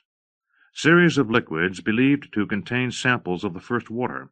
It is the only water not yet killed. It rims the eyes, falls from them during certain times, collects at the feet, averts the grasp of hands which are dry and need it. Sadness. The first powder to be abided upon waking. It may reside in tools or garments. It may be eradicated with more of itself, in which case the face results as a placid system coursing with water, heaving. Salt. An item which comprises the in and external core of most to all animals. An animal may be licked free of this salt, or an animal may be hosed clean or scraped. Only when it coughs up salt or otherwise produces salt matter from within can the animal be expected in short time to collapse. Schedules and dispensing rules of seasons. System of legal disbursement in relation to seasons and temperatures. Thompson embodies the assembly, the constituency, the audience, the retractors, the Thompson and non-Thompson in any weather-viewing scheme. Schenk. A school. Shadow cells. The visible viscous grain deposited upon any area recently blanketed in shadow. The cells may be packed into dough. They may be spread onto the legs or hips. They may darken or obscure the head for an infinite period. Shelter witnesses. Members which have viewed the destruction, duplication, or creation of shelters. They are required to sign or carve their names or emblems onto the houses in question, and are subject to a separate vigilant census. Shirt of noise. Garment, fabric, or residue which absorbs and holds sound. Its loudness cannot be predicted. It can destroy the member which inhabits it. Skin Pooter. 1. A salve, tonic, lotion, or unguent, which, when applied liberally to the body, allows a member to slip freely within the house of another. 2. A poultice, which prevents collapse when viewing a new shelter. Sky Interception, Center. The obstruction caused by birds when light is projected from sun sources affixed to hills and rivers, causing members to see patterns, films, or clouds. CINTER is an acronym for Sky Interception and Noise Transfer of Emergent Rag Forms. The Sky Films of Ohio. The first recordings and creations of the sky, recorded in the Ohio region, they were generated by a water machine designed by Krupp. The earliest films contained accidents and misshapen birds. They are projected occasionally at revival festivals, at which Wind of certain popularity is also rebroadcast, but the machine has largely been eclipsed by the current roof lenses affixed to houses, which project and magnify the contents of each shelter onto the sky of every region in the society. Sleep holes. Areas or predesigned localities in which dormant figures and members conduct elaborate sleep performances. Points are scored for swimming, points hiding, and killing. Some members utilize these sites to perfect their sleep speech, and profess that they are not sleeping. Others exercise, or copulate, or rapidly eat cloth and grain. The father slept in one for 4 hours while smashing his own house, which contained its own sleepers, who performed nothing. Sleeping Group. Team of members which performs mutual radical sleep acts in various sites of varying difficulty. They are satisfied not with actual sleeping, but with watching the sleeping of another. These are members which can only copulate, speak, or eat when surrounded by fields of tossing sleepers that are weeping, are moaning, are struggling to breathe. The Smell Camera. Device for capturing and storing odor. It is a wooden box augmented with string and 2-wire bunches. It houses odor for 1 season. It releases the odor when the shutter is snapped or jerked out. Afterwards the string must be combed and shook. South Shadow. The residue of shadow cells which accrete to the south of all classifiable objects, regardless of the sun's position. The Spanish Boy. 1. Member of localized figures which mustache early. 2.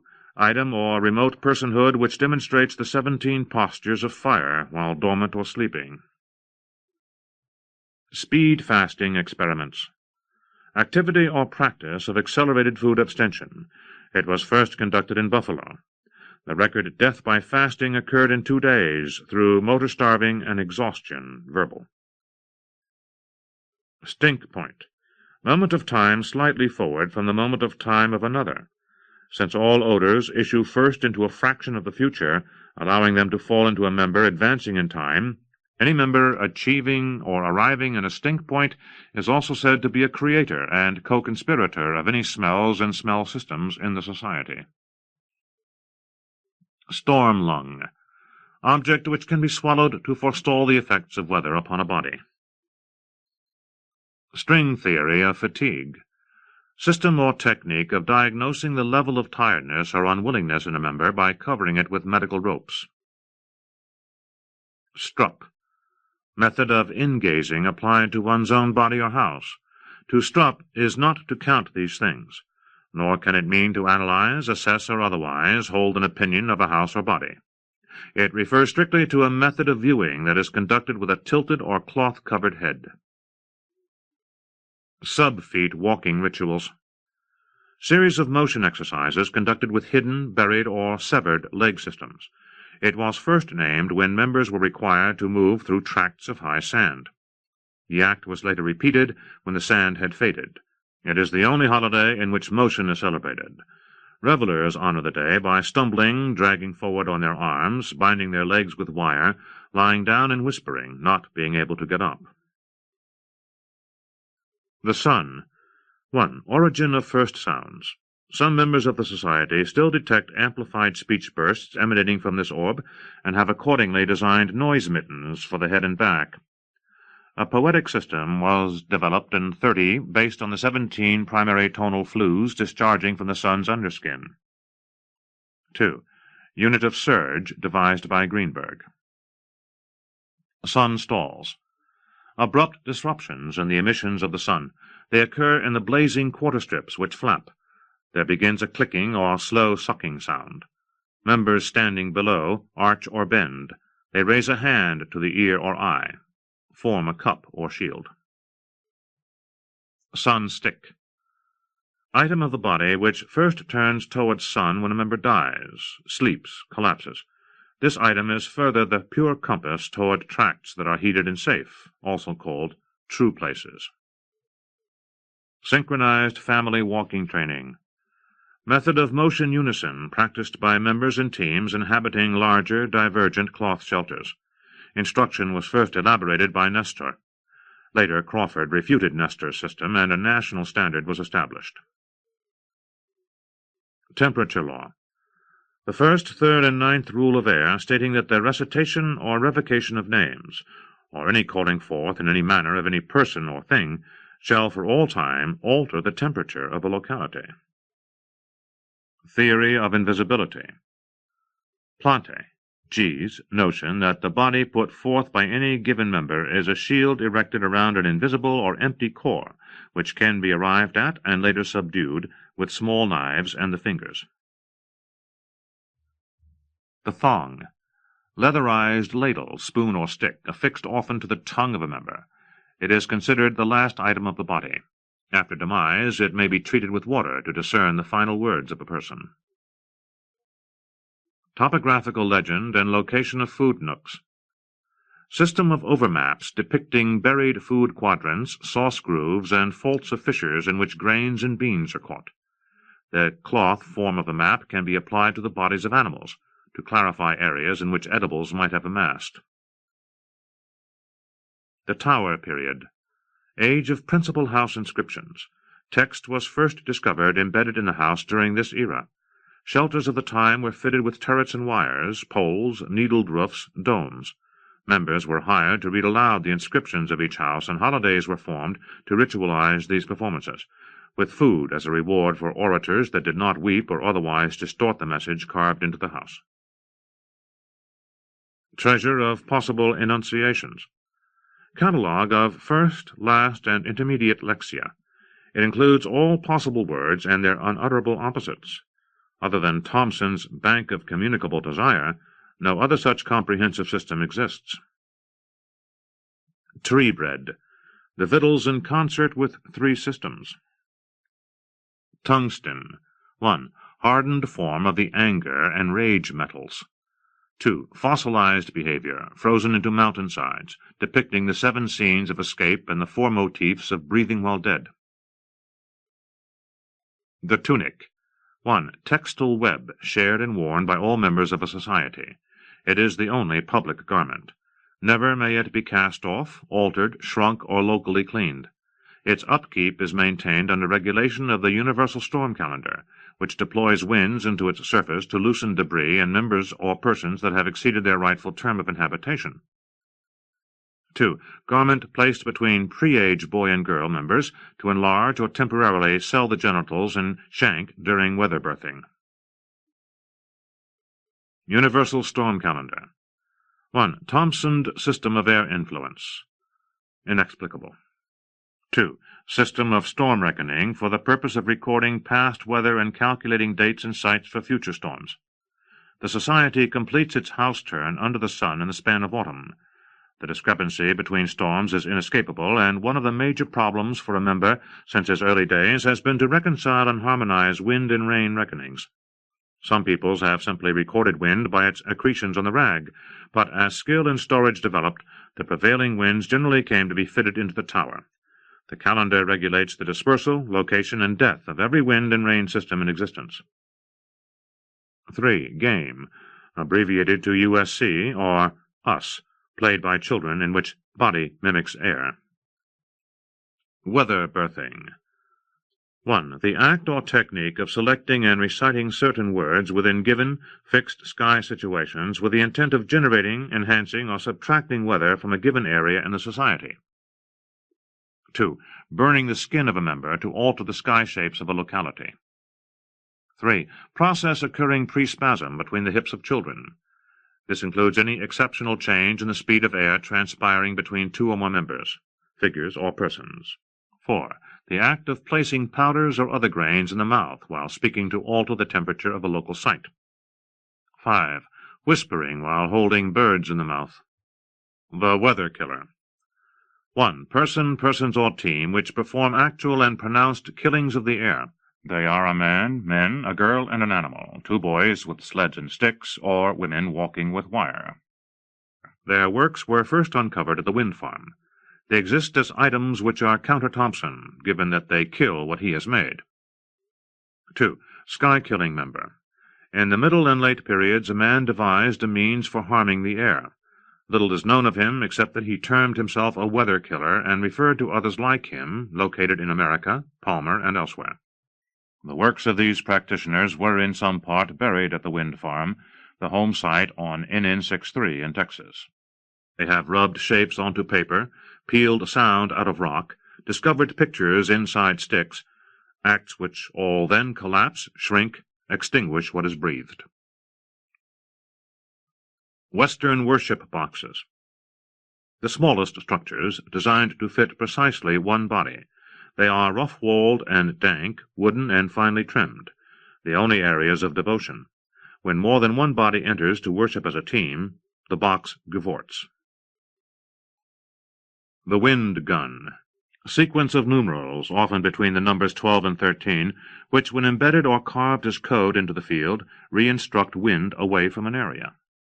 Wind bowl. 1. Pocket of curved, unsteady space formed between speaking persons. They may discuss the house, its grass, some foods, the father inside. The wind bowl will tilt and push into their faces, that they might appear leaning back, arching from each other, grasping at the ground behind them, as if sleeping. 2. Term applied to any item whose shape, character, or size has been altered by weather. Winter Albert. Summer Albert. Such names as exist in society achieve not converse attributes in opposite seasons, but rather repeat all acts, thoughts, and feelings of the diametric season. For example, during the summer, the holder is afforded the benefit of watching any Albert duplicate all movements of the previous winter. The summer Albert is therefore a repetition and duplication of its own colder self. The wire. The only element attached, affixed, or otherwise bushing with every other element, object, item, person, or member of the society. It is gray and often golden, and glimmers in the morning. Members polish it simply by moving forward or backward, or resting in place. The wire is the shortest distance between two bodies. It may be followed to any area or person one desires. It contains on its surface the shredded residue of hands, this from members that pulled too hard, held on too long, wanted to get there too fast. Witness. 1. One who watches, hears, or otherwise acquires knowledge of certain actions, things, or states within a society. Witnessing is only reliably performed without the use of the head, which must be blanketed or otherwise suppressed. This so it does not deceive the body. 2. Tingling in the hips or sweetness in a larger pelva, indicating that a thing has become known. Wooden fire techniques. 1. The construction of wood-based tableaus that duplicate the heat and noise of fire without the corresponding visual accuracy. 2. Hidden fire codes, pre-built into vessels and persons. Such subjects and objects burn secretly for the duration of their existence. The yard. Locality in which wind is buried and houses are discussed. Fine grains line the banks. Water curves outside the pastures. Members settle into position.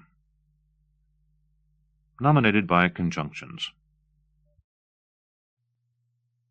In the Pasture of Dead Horses, by Julia Wendell, from the Journal.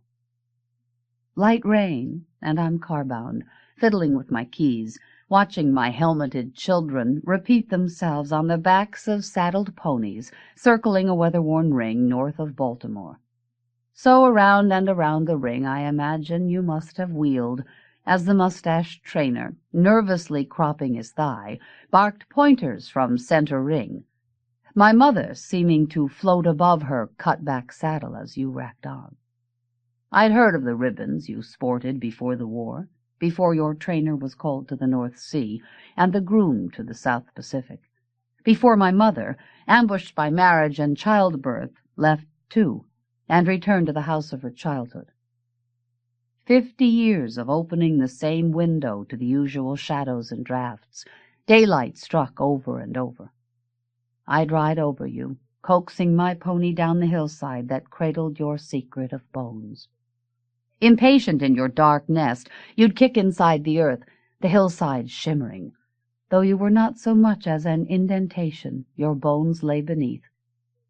The goldenrod coloring the hillside late summer, your temperamental monument. Still, I was told you were there. Noble night, solid mahogany, emerald future. The hillside was a mirror, and in my mother's life, and then in my own, we opened our eyes to see into it. All my young life I believed you were there. I'd canter bareback, dodging brush and limb, down the hillside graves to the sugar bush, where grandfather's sapping shed sank plank by rotting plank to the earth. And the maple trees grew huge and unwieldy, left long untapped, where the body stench of crude oil rose from pockets in the Pennsylvanian marsh, and the trails that I pretended wound forever ended. I sensed you were there. As I sense we are repeated on the backs of saddled ponies, my mother, my children, and I, car-bound, fiddling with my keys, a young woman revised in the worn paths of ponies, the thunky staccato of small hooves, wearing circles in a ring, each circuit ending, and ending again. Nominated by the Journal. A Happy Vacancy. Fiction by Stephen Dobbins. From the Southern Review. There are perils in life so disturbing that we need to hold ourselves in a state of readiness, ever alert to exercise our sense of outrage or disbelief. Yet even these events must be dealt with and understood. Worse than the events themselves may be how the world responds to them. Consider the following.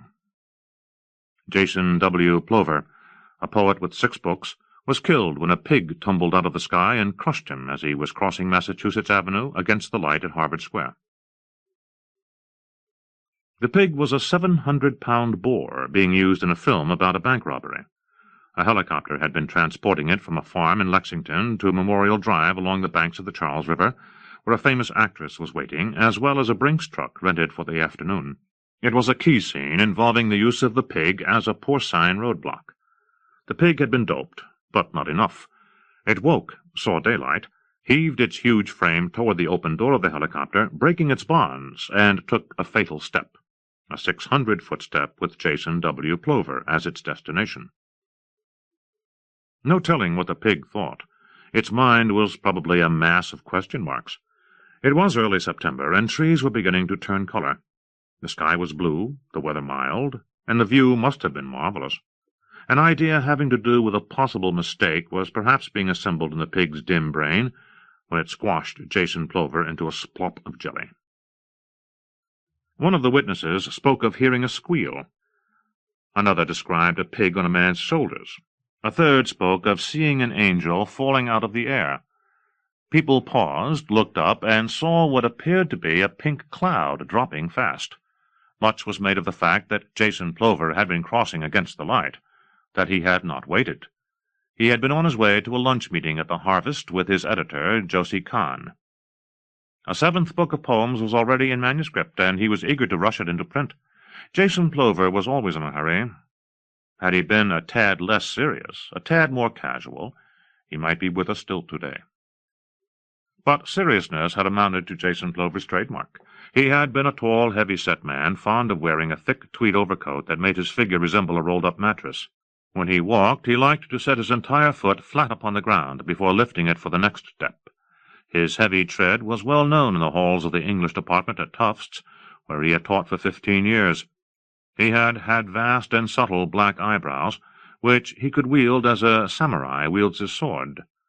One position showed scorn, another superiority, and a third deep thought. There are many writers in the Boston area. Toss a stone in a public place, and you are likely to hit one.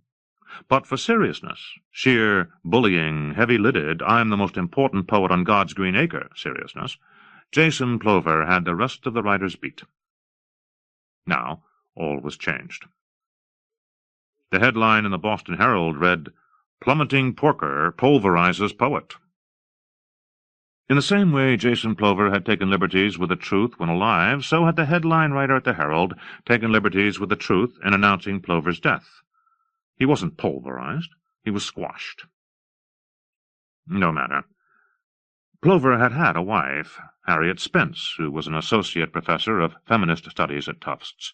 She, too, had a deep seriousness, but, lacking her husband's physical mass, her seriousness was qualified by the difference in their weights.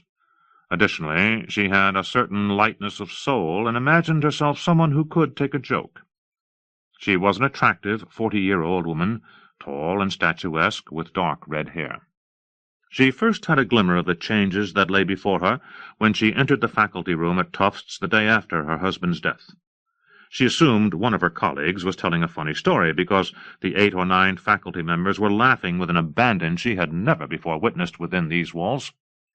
Harriet Spence loved her husband and grieved for his death, yet she also looked forward to whatever might distract her from the awfulness of his passing, meaning that she hoped to share in the joke. However, when her colleagues caught sight of her, they clamped their mouths shut, turned away, and began to make coughing and choking noises, as if it were not something amusing, but acrid smoke that was responsible for their condition. Although suspicious, Harriet didn't quite catch on. Then, at the funeral home, as she spoke to the director, whose face was bright red and who kept gasping, she found herself distracted by chuckling from a farther room, as if embalming and corpse preparation had charms the nature of which had so far escaped her. At the church the minister wouldn't meet her eye, and again she heard distant laughter, as if the church workers found extraordinary delight in their daily tasks. There were other small signs that need not be fully recounted: strange phone calls, the attentiveness of the press, people staring at her on the street, neighbors behaving with inappropriate heartiness. Actually, it was at the funeral that all became clear, and Harriet caught an unpleasant glimpse of her future. There were a lot of television cameras. The Episcopal service was quite serious, yet all through it were sudden hoots and guffaws. Sitting in the front row with her 2 embarrassed sons, Harriet Spence realized that the oddity of her husband's death might wipe out the accomplishments of his life. It is hard for 6 serious books of poetry, with a 7th on the way, to compete with the burden of being killed by a falling pig. Put the 7 books on one end of a teeter-totter, and the pig on the other, and there is no contest. We read in history that the Greek poet Aeschylus was killed when a turtle dropped by a passing eagle struck his head and split his skull. Aeschylus's reputation has long since recovered, but presumably in Athens there was a period of furtive laughter. It was wartime, and people needed a joke. Jason Plover was now the poet who had been killed by a falling pig. His books immediately disappeared from the stores, and new printings were planned. Years earlier he had written a poem entitled The Pig and I, which had appeared in his second collection, Household Mysteries. It was not a great poem, but it detailed those differences in thought, generosity, and humanity that separate men and women from pigs. A human being cares about his or her brothers and sisters. A pig does not. This was the poem's theme. Pigs are crass, self-centered, greedy, and they eat their young. It was astonishing to Harriet Spence how many requests she had over the next few months to anthologize this poem. It was as if Jason Plover's death were an example of how the animal kingdom can strike back, as if the falling pig had been on a revengeful kamikaze raid. And, too, the anthologizing of the poem allowed the editors, mostly other poets, to write a biographical note detailing the manner of Plover's death. In this they had a lot of fun. Plover had been a moderately well-known poet, and it was not uncommon for literary magazines to ask him for work. Now Harriet was swamped with requests. Her husband had had about 30 unpublished poems that he intended to include in his 7th volume. These poems were actually fought over. Editors called Harriet Spence day and night. Many said they would be happy to publish material that had already appeared in other magazines. These were magazines with circulations between 500 and 5,000. With Plover's name on the cover, their sales would triple. The editor of a famous poetry magazine in the Midwest was particularly insistent.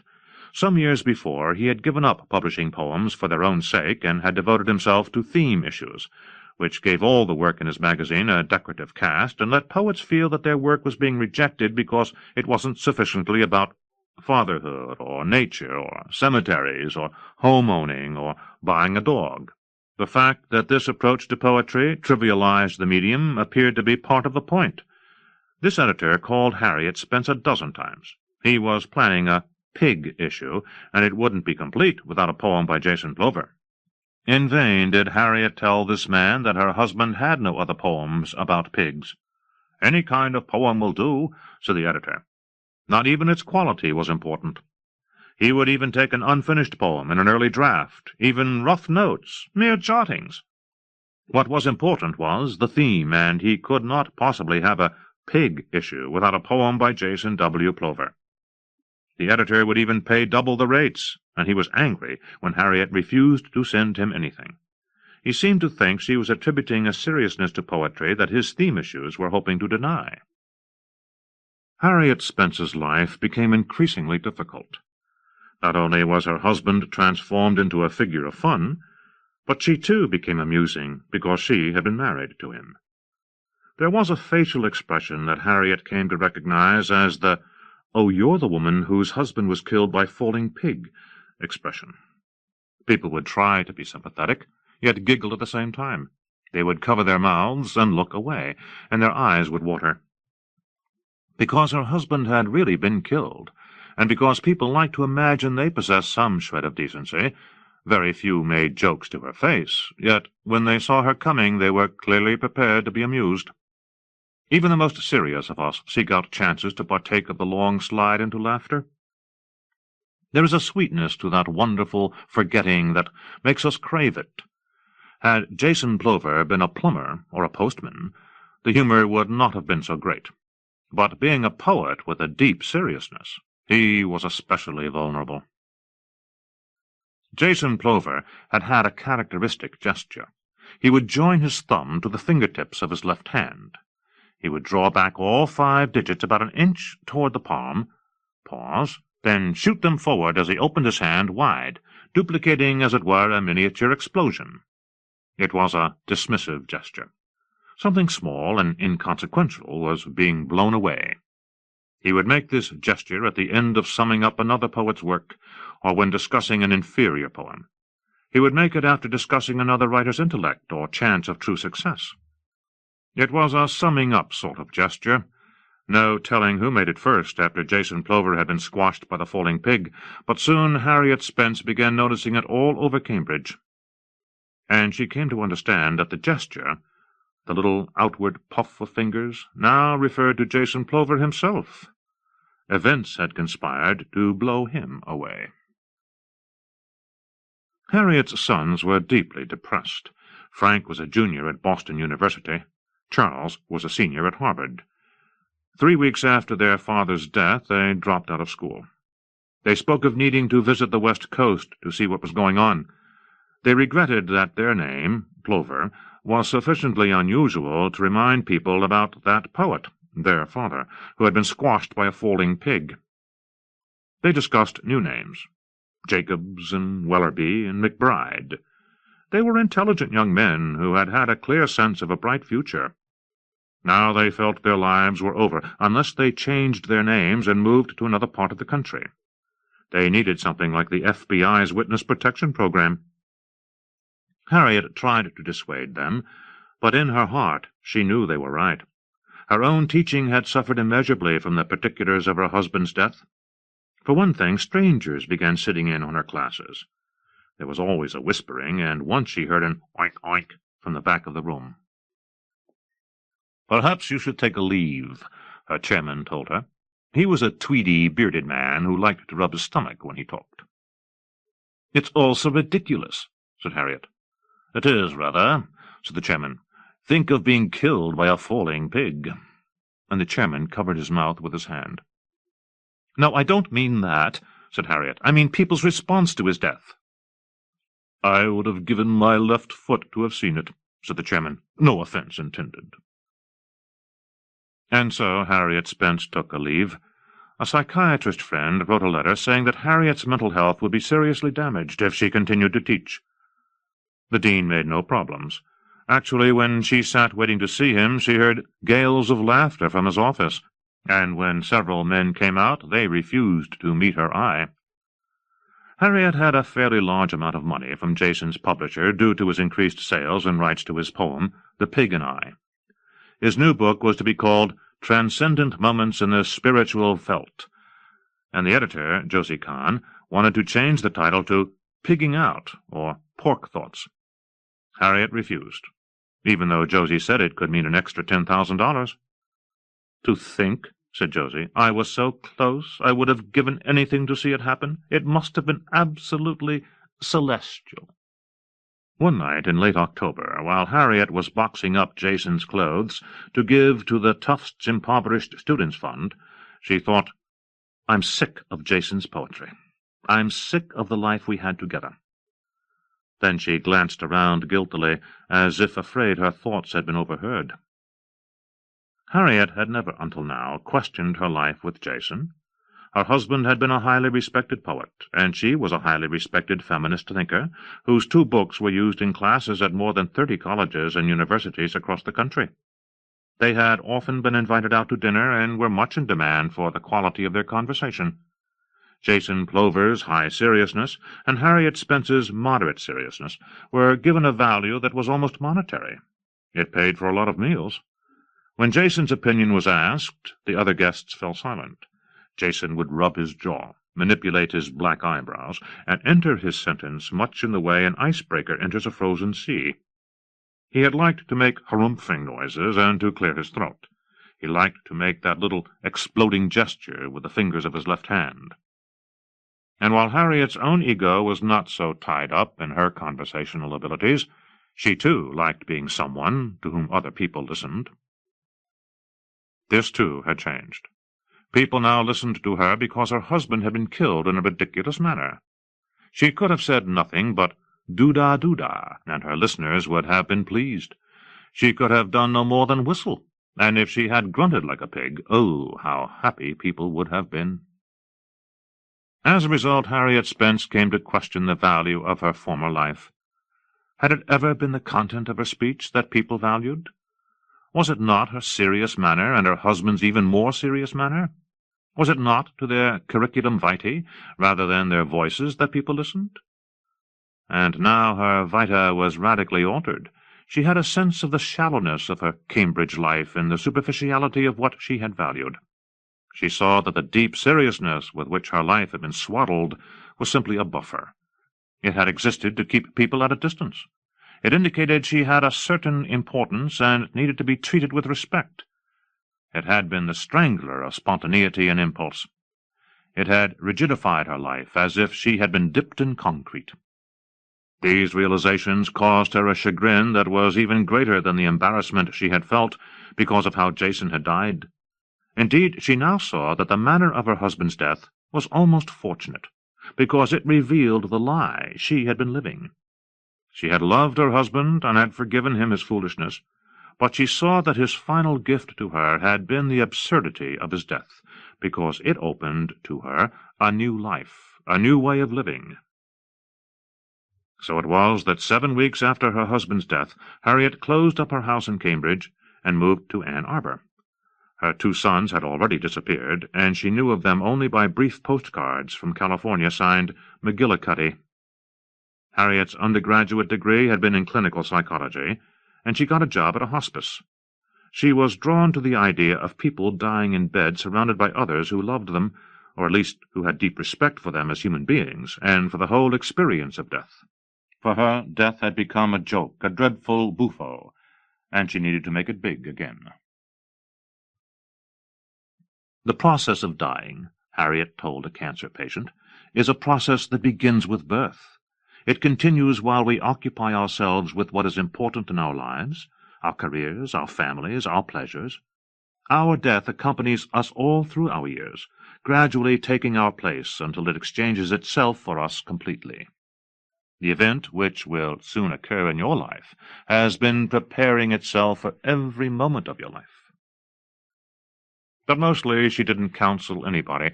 Mostly she helped with small, embarrassing chores like bandages and bedpans, and she liked to read to people. She would read Dickens and Thackeray and Tolstoy, great long books that gave to the dying the sense that enormous expanses of time stretched before them. Each day she would have conversations with the men and women she thought of as her patients. The elderly especially had had long and interesting lives. They had traveled and witnessed events that Harriet had only read about.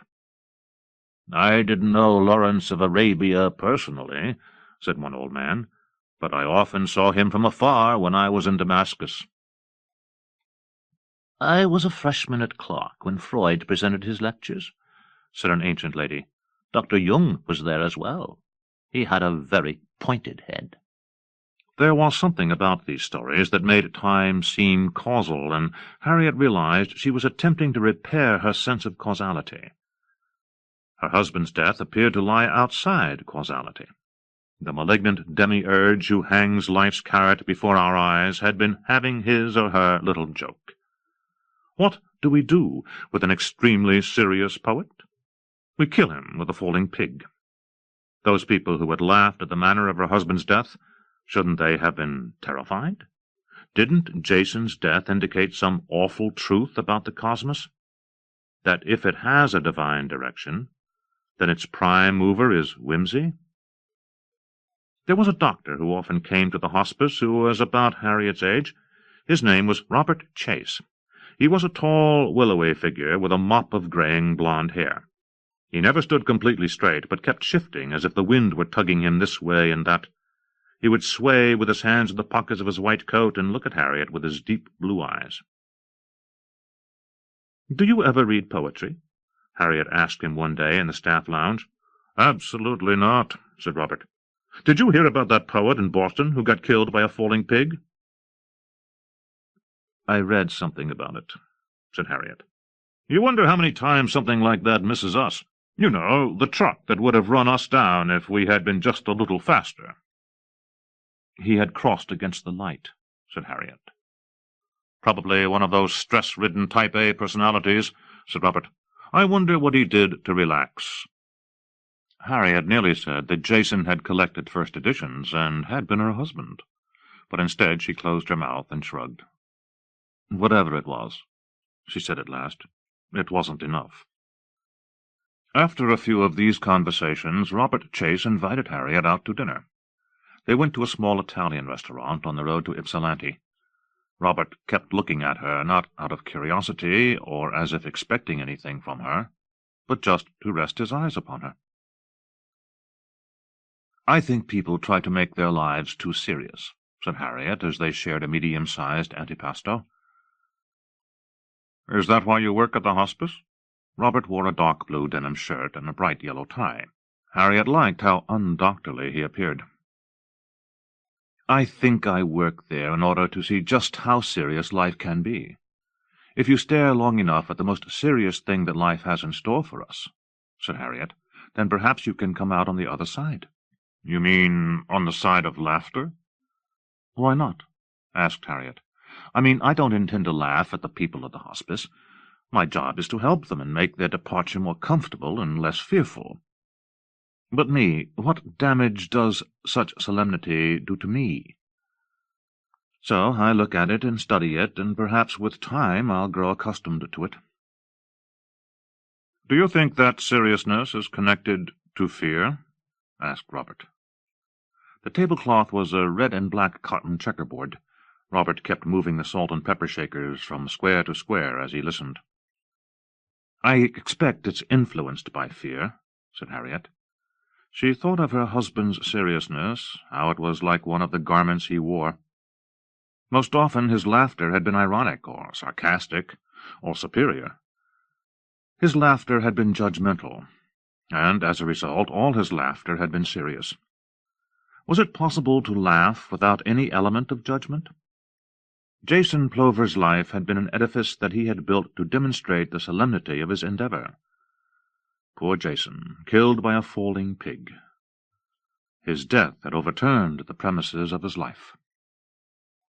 Seriousness, said Harriet, often exists as something we want to show other people. We want others to think us serious, which suggests a fear of not being taken seriously. What does that seriousness get us? It neither delays our death nor makes it easier to bear. And what is the opposite of seriousness? Frivolity? Most literally, perhaps. But I think the opposite of such a seriousness is love, because love accepts all possibilities, whereas seriousness only accepts what it sees as correct. Perhaps I work at the hospice for purely selfish reasons. I work to improve the quality of my love. That seems pretty serious, said Robert. I'm not against seriousness, said Harriet. I simply want to go beyond it. I want it to be an element in my life, and not its reason for being. Look at the unexpected changes that life can force upon a person. Surely life's intrinsic definition, that is, constant change, argues against rigidity. Seriousness may be no more than self-protection, and life can come along and just brush it aside. And how can it do that? It can drop a pig on your head from a great height. Harriet Spence saw Robert more and more often, and she came to realize that they would probably begin a romance. This made her happy. She didn't tell him about Jason. She didn't want to muddy the romantic water. She knew she would tell him sooner or later, but she wasn't afraid of doing so. She also knew that she would eventually leave the hospice and return to teaching. There was an old man at the hospice named Franklin who had long ago been a high school principal in Bloomfield Hills. Now he was 95 and had been retired for 30 years. Harriet read to him from Bleak House, and was even nearing the end of the book. One afternoon in spring she asked him, "What is the funniest thing you can think of?" Franklin lay back on his pillows and looked out the window. It was a sunny day, and the cherry trees behind the hospice were in full flower. Franklin's grey and spotted hands lay on the counterpane and trembled as if they were getting ready to start up and go someplace. "The funniest recent thing I can think of," said Franklin, "was something I read about last fall. A fellow was walking across the street in Boston, and a pig fell out of the air and crushed him. It had fallen out of a passing helicopter. The man never knew what hit him. He was a poet, I forget his name. He was hurrying someplace important, and this 700-pound pig fell on top of him. It dropped like a rock and hit him right on the noggin. I don't know, it's probably not funny, but it tickles me. I mean, I got to die here in this darn bed. Why couldn't I have been killed by a pig falling out of the sky? Nobody would forget about it. I'd be famous forever. This poet, what an opportunity. Some people have all the luck." Harriet Spence considered how Franklin yearned for the fame that had resulted in her husband's ultimate trivialization. She found herself laughing. She put her hands on her knees, leaned back her head, and gasped for breath. It was neither a guffaw, nor the hysterical shriek of nervousness. It was the laugh of someone whose seriousness has been overthrown, the laugh that erases all other concerns. Our plans, our memories, our fears are all replaced by a peculiar yet distinctive hooting. To some it sounds like a mob of crows, to others a donkey's bray. In fact, it is the sound of the world disappearing as all the content is sucked from our heads, to be replaced, briefly, oh, too briefly, by a happy vacancy. And doesn't this sustain us? Doesn't it provide the strength to let us bear up our burden and continue our mortal journey? Nominated by Jane Hirschfield, Ken Rosen. Elizabeth Listening by Sabina Grogan. From Fault Line. My sister has never fallen. She died still whole, untouched. She died undispersed, like smoke blown into a jar and then sealed up. The air is blue in the jar and then clear, but the smoke is still there, and you know it. You take it on faith. The gravestone picture they chose for my sister shows her whole body. This is as it should be. She is 2 years old.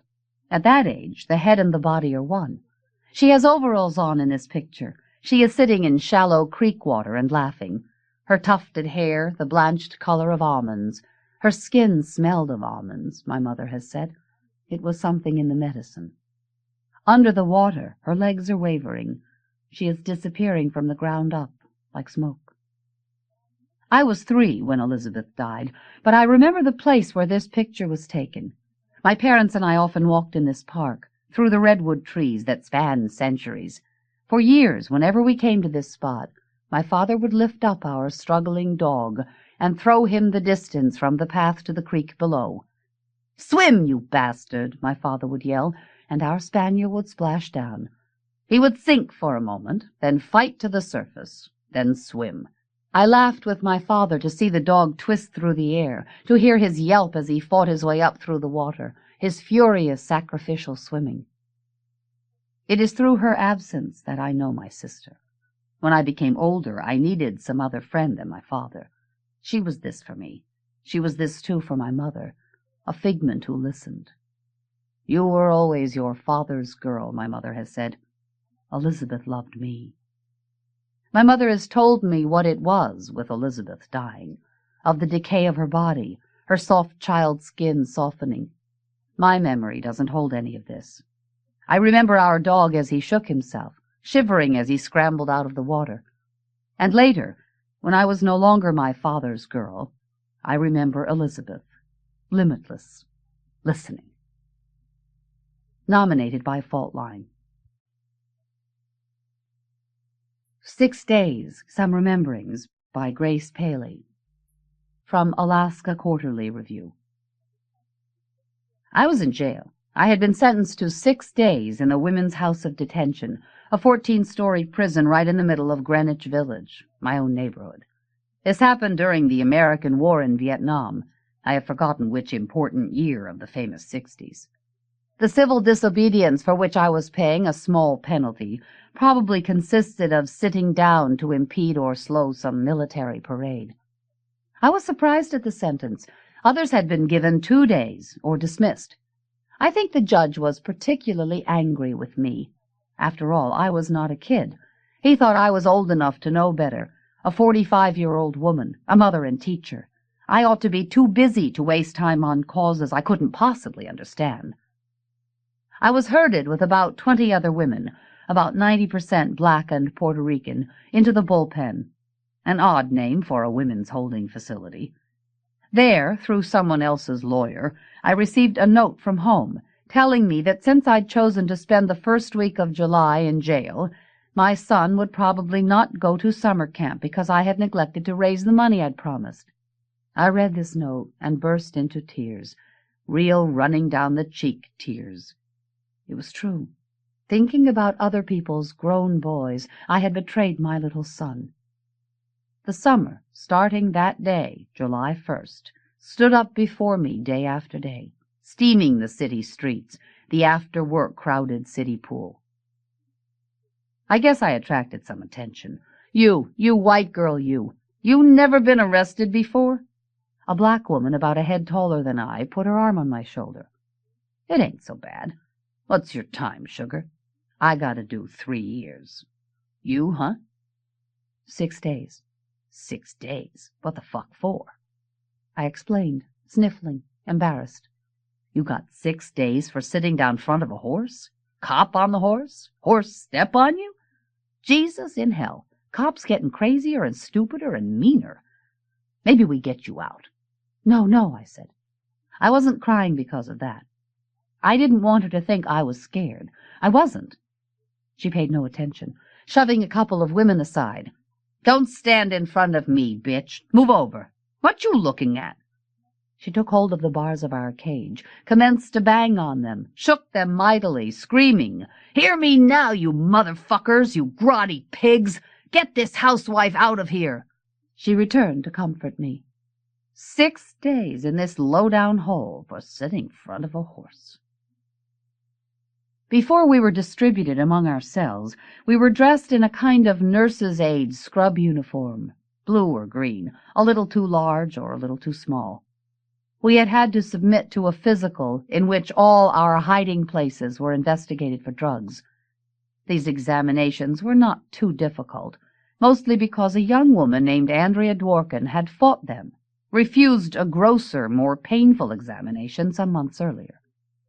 She had been arrested, protesting the war in front of the U.S. mission to the UN.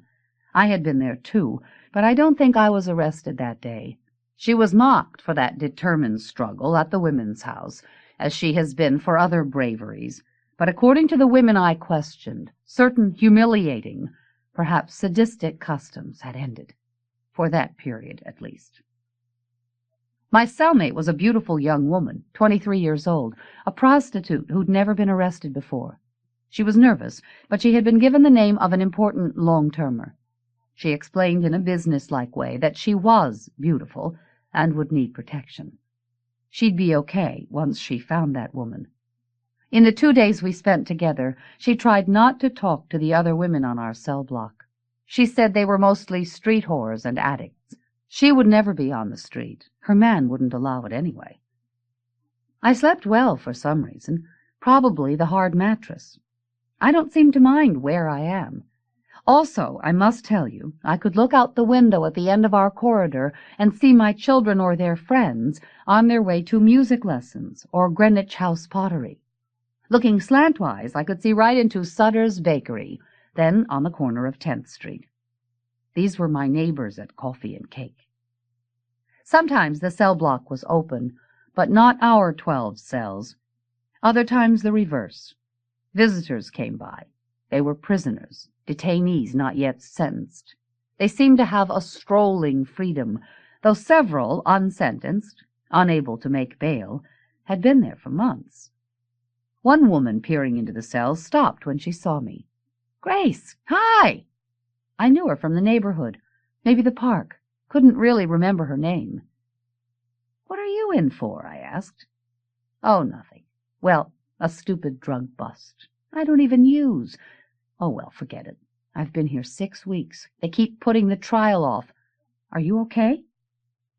Then I complained. I had planned not to complain about anything while living among people who'd be here in these clanging cells a long time. It didn't seem right. But I said, "I don't have anything to read, and they took away my pen, and I don't have paper." "Oh, you'll get all that eventually," she said. "Keep asking." "Well, they have all my hairpins. I'm a mess." No, she said. "You're okay. You look nice." A couple of years later, the war continuing, I was arrested in Washington. My hair was still quite long. I wore it in a kind of bun on top of my head. My hairpins gone, my hair straggled wildly every which way. Muriel Rukeyser, arrested that day along with about 30 other women, made the same generous sisterly remark. No, Grace. Love you with your hair down. You really ought to wear it this way." The very next morning, my friend brought me the collected stories of William Carlos Williams. "These okay?" "God! Okay, yes."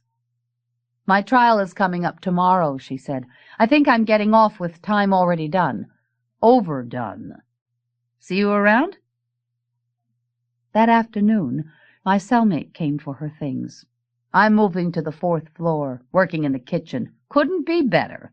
We were sitting outside our cells. She wanted me to know something. She'd already told me, but said it again. I still can't believe it. This creep, this guy, this cop, he just waits till he's fucked and fine, pulls his pants up, pays me, and arrests me. It's not legal. It's not. My man's so mad, he'd like to kill me. But he's not that kind of... He's not a criminal type, my man. She never said the word pimp. Maybe no one did. Maybe that was our word. I had made friends with some of the women in the cells across the aisle. How can I say made friends? I just sat and spoke when spoken to. I was at school. I answered questions, simple ones. Why would I do such a fool thing on purpose? How old were my children? My man any good? Then, you live around the corner? That was a good idea, Evelyn said, to have a prison in your own neighborhood, so you could keep in touch, yelling out the window. As in fact we were able to do right here and now, calling and being called from 6th Avenue, by mothers, children, boyfriends. About the children, one woman took me aside. Her daughter was brilliant. She was in Hunter High School, had taken a test. No, she hardly ever saw her, but she wasn't a whore. It was the drugs. Her daughter was ashamed. The grandmother, the father's mother, made the child ashamed. When she got out in 6 months, it would be different. This made Evelyn and Rita, right across from my cell, laugh. Different, I swear, different. Laughing. But she could make it, I said. Then they really laughed. Their first laugh was a bare giggle compared to these convulsive roars. Change her ways? That dumb bitch, ha! Another woman, Helen, the only other white woman on the cell block, wanted to talk to me. She wanted me to know that she was not only white, but Jewish. She came from Brighton Beach. Her father, he should rest in peace, thank God, was dead. Her arms were covered with puncture marks, almost like sleeve patterns. But she needed to talk to me because I was Jewish. I'd been asked by Rita and Evelyn, was I Irish? No, Jewish. Oh, they answered. She walked me to the barred window at the end of the corridor, the window that looked down on West 10th Street. She said, "How come you so friends with those black whores? You don't hardly talk to me." I said I liked them. But I like her, too. She said, "If you knew them for true, you wouldn't like them. They nothing but street whores." You know, once I was friends with them. We done a lot of things together. I knew them 15 years, Evie and Rita, maybe 20. I've been in the streets with them, side by side. Amsterdam, Lenox, West Harlem. In bad weather we covered each other. Then one day along come Malcolm X, and they don't know me no more. They ain't talking to me. You too white. I ain't all that white. 20 years. They ain't talking. My friend Mert called one day. That is, called from the street. Called, "Grace, Grace!" I heard and ran to the window. A policeman, the regular beat cop, was addressing her. She looked up, then walked away before I could yell my answer. Later on she told me that he'd said, "I don't think Grace would appreciate you calling her name out like that." What a mistake! For years, going to the park with my children or simply walking down 6th Avenue on a summer night past the women's house, we would often have to thread our way through whole families calling up, bellowing, screaming to the 3rd, 7th, 10th floor, to figures, shadows behind bars and screened windows. "How you feeling? Here's Glenna. She got big. Mammy, Mammy, you like my dress? We getting you out, baby. New lawyer come by." And the replies, among which I was privileged to live for a few days, shouted down, "You lookin' beautiful. What'd he say? Fuck you, James. I got a chance. Bye-bye. Come next week." Then the guards, the heavy clanking of cell doors. Keys. Night. I still had no pen or paper, despite the great history of prison literature. I was suffering a kind of frustration, a sickness in the way claustrophobia is a sickness. This paper and penlessness was a terrible pain in the area of my heart, a nausea. I was surprised. In the evening, at lights out, a little like the army, or on good days, a strict, unpleasant camp, women called softly from their cells. "Rita, hey, Rita, sing that song. Come on, sister, sing." A few more importunings, and then Rita, in the cell diagonal to mine, would begin with a ballad, a song about 2 women and a man. It was familiar to everyone but me. The 2 women were prison sweethearts. The man was her outside lover. One woman, the singer, was being paroled. The ballad told her sorrow about having been parted from him when she was sentenced. Now she would leave her loved woman after 3 years. There were about 20 stanzas of joy and grief. Well, I was so angry not to have pen and paper to get some of it down, that I lost it all but the sorrowful plot. Of course she had this long song in her head, and in the next few nights she sang and chanted others, sometimes with a small chorus, which is how I finally understood that I didn't lack pen and paper, but my own memorizing mind. It had been given away with 100 poems, called rote learning, old-fashioned, backward, an enemy of creative thinking, a great human gift disowned. Now there's a garden where the Women's House of Detention once stood, a green place, safely fenced in, with protected daffodils and tulips. Roses bloom in it, too, sometimes into November. The big women's warehouse and its barred blind windows have been removed from Greenwich Village's affluent throat. I was sorry when it happened. The bricks came roaring down. Great trucks carried them away. I have always agreed with Rita and Evelyn that if there are prisons, they ought to be in the neighborhood, near a subway, not way out in distant suburbs, where families have to take cars, buses, ferries, trains, and the population that considers itself innocent forgets, denies, chooses to never know that there is a whole huge country of the bad and the unlucky and the self-hurters, a country with a population greater than that of many nations in our world. Nominated by Alaska Quarterly Review. Phlox Diffusa, a poem for my 50th birthday, by Sandra McPherson, from the Yale Review. Is it calm after midnight on its rocky slope, exactly fitted to its nice little rubble? Easy to think it's a bedtime slipper of a flower, owning no boots. It lies flat on its back and looks at stars. Undaunted by stern surroundings, Mary Elizabeth Parsons says in The Wildflowers of California, 1966, like the game-pummeled sea palm on outer rocks and breakers, the phlox spreads happy in its xeric meadow. The flowers completely hide the leaf cushion, the way a lot of enthusiasms obscure the inner idiot, actually clothe it, but wildly, as a shopping spree.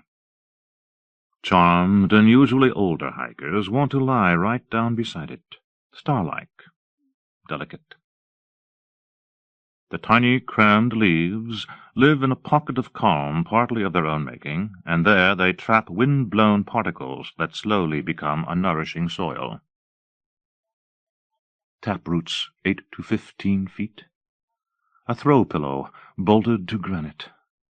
Easy to think it's only 3 inches tall, until you think of that.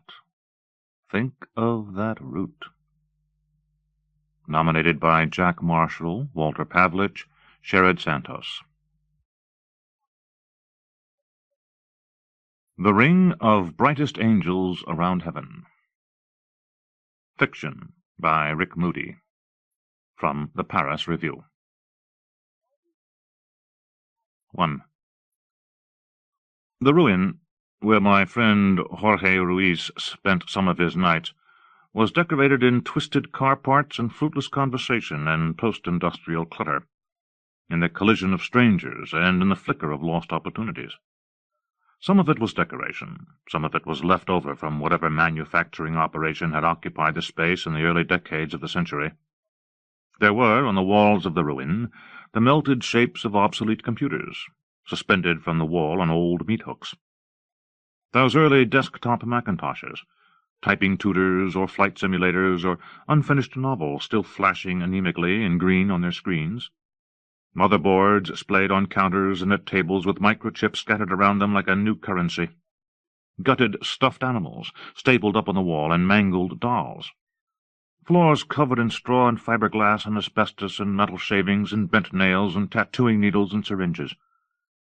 There were the rusted steel shovels of ancient backhoes, gladiatorial burial vessels, Volkswagen Beetles attached by chains to the ceiling, splendid and degraded chandeliers. The design vocabulary of the meat-packing district, the meat-packing district of New York City, made the ruin what it was.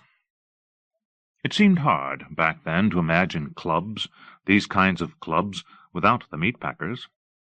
The meat-packers, the ranchers, the butchers, the broad, clean wound that the butcher, ankle-deep in blood, opened in the animal's arteries, the head toppling from the calf, in Texas, in upstate New York, or wherever this butchering was taking place, the neck stump quivering before him. The butcher and his victim weren't all that far from the guy at the ruin who left at home a disconnect notice, or an unemployment voucher, or an unhappy marriage, or even a double-booked dinner at the Four Seasons or Café des Artistes, so that he could open his mouth and quench his thirst on another man's waist. The action was in the stalls.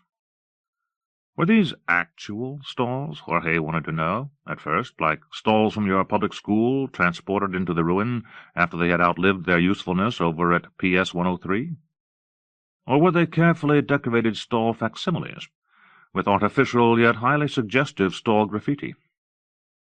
The designers, as clever as they were angry and remorseful, would never tell. People had come this far, and they were paying a lot of money for non-alcoholic drinks, and they sure as hell wanted everything, even the graffiti, to be contributing to the pungent and bracing sleaze of that club, the weird sadness that lay in the air like religious incense, like smells and bells. So if they weren't real stalls, Jorge thought, they were at least designed by people who had spent their time in public schools, and who knew the code of sadism that lay at the heart of public school corridors, who knew the erotic power of hand tools and dental drills and heavier machinery. The logistics of home, the logistics that oppressed the regulars at the ruin, could only be solved in this theatre of detritus, of glory holes, of discipline and submission, of piss and shit. So they wanted home near and far, oppressive and yet declawed. They wanted stalls. They wanted industrial spaces. They wanted uniforms, and, in part, the threat of deadly diseases. But the sight of a balance sheet, the sound of a cash register, or the ebb and flow of ordinary conversation, these were the things that really ruined these patrons, that caused them mortal discomfort. The guy on the table being fisted by 2 men at once, 2 men wearing black leather face masks with zippers across the mouths, the women with the penciled-on sideburns, with a dildo that glowed violet, glowed with a sort of strontium-90 kind of light, the woman who lightly, desultorily whipped herself, while mumbling an alphabetical list of sexual insults, the guy suspended in the cage with the daggers sheathed in his pectorals. In his pectorals! The possibilities seemed endless at first, but they weren't at all. The possibilities were marked by the faint beveled edges of modern imagination, by the devouring ennui of the straight culture that the ruin honored, by opposing all the time in every way.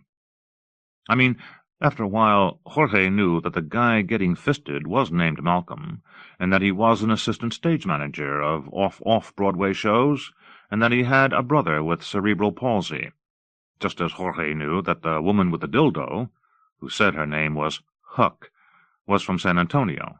Actual name? Doreen. When she was a kid, Jorge had learned, she had been a deadhead and an environmentalist, an artist of batik and macrame. Every day the ruin stayed open was a miracle of invention. Every day it threatened to get old, to run its course, to succumb to legal inquiries, to file for bankruptcy, to liquidate its assets, and still the regulars came.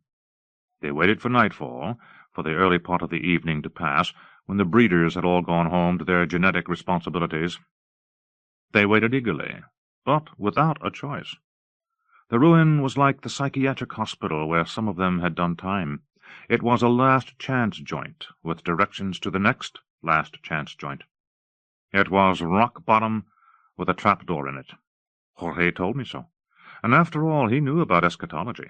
He detoxed himself in the psych ward and came out again to tell of it. He got a prescription for that crystal, lithium. He had come to the end and found there were innumerable other ends in the cauldron of his city. When Jorge Ruiz wasn't visiting sex clubs, and it was the question you always wanted to ask about the people you met there, he lived on Times Square.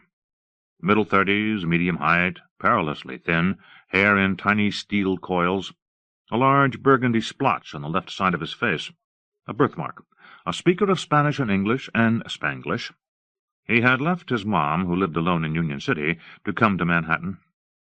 That is, he had left behind the outlying dilapidation for Manhattan.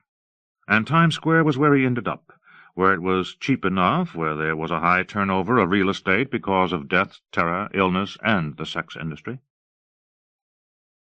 You know the throw weight of chance in these decisions, the decisions about where to live, Jorge told me, the kilotonnage of chance. You come one day looking for an apartment, 2 other guys are looking at the Voice the same minute you are. There are thousands of people looking at the Voice, really, but these 2 guys, those other guys in particular, one guy ends up living in Harlem, one guy ends up living in Chelsea, and the second guy dies young. One guy ends up in Times Square. You all look at the same apartment one day, though you never really meet. Next day you step on the same gray, stringy piece of Trident gum on 7th Avenue and 53rd Street. The same desperate panhandler in the upper 40s asks all 3 of you for change.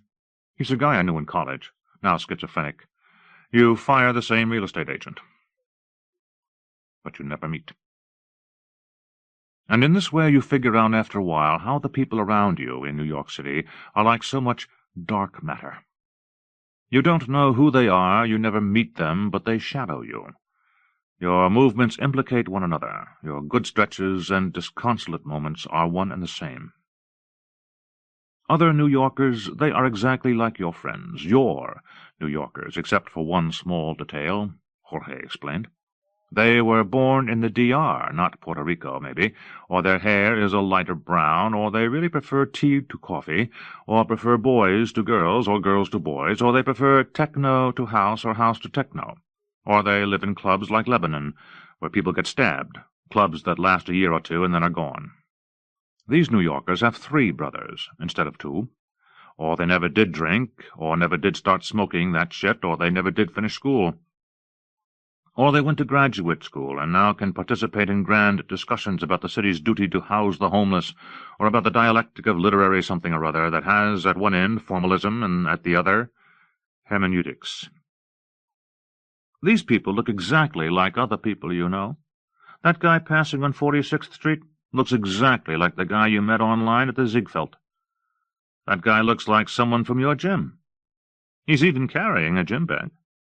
And, in fact, the 2 of them, those 2 guys you just saw, those guys who look like other people you know, they also look like one another. In this city of the ruin, an entire manufacturing run of human beings was completed, Jorge said.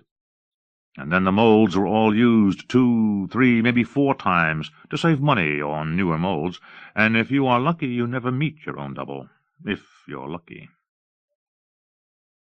Which is not to say that we don't grow into the particulars of our environment. Twins grow apart, identicals grow apart.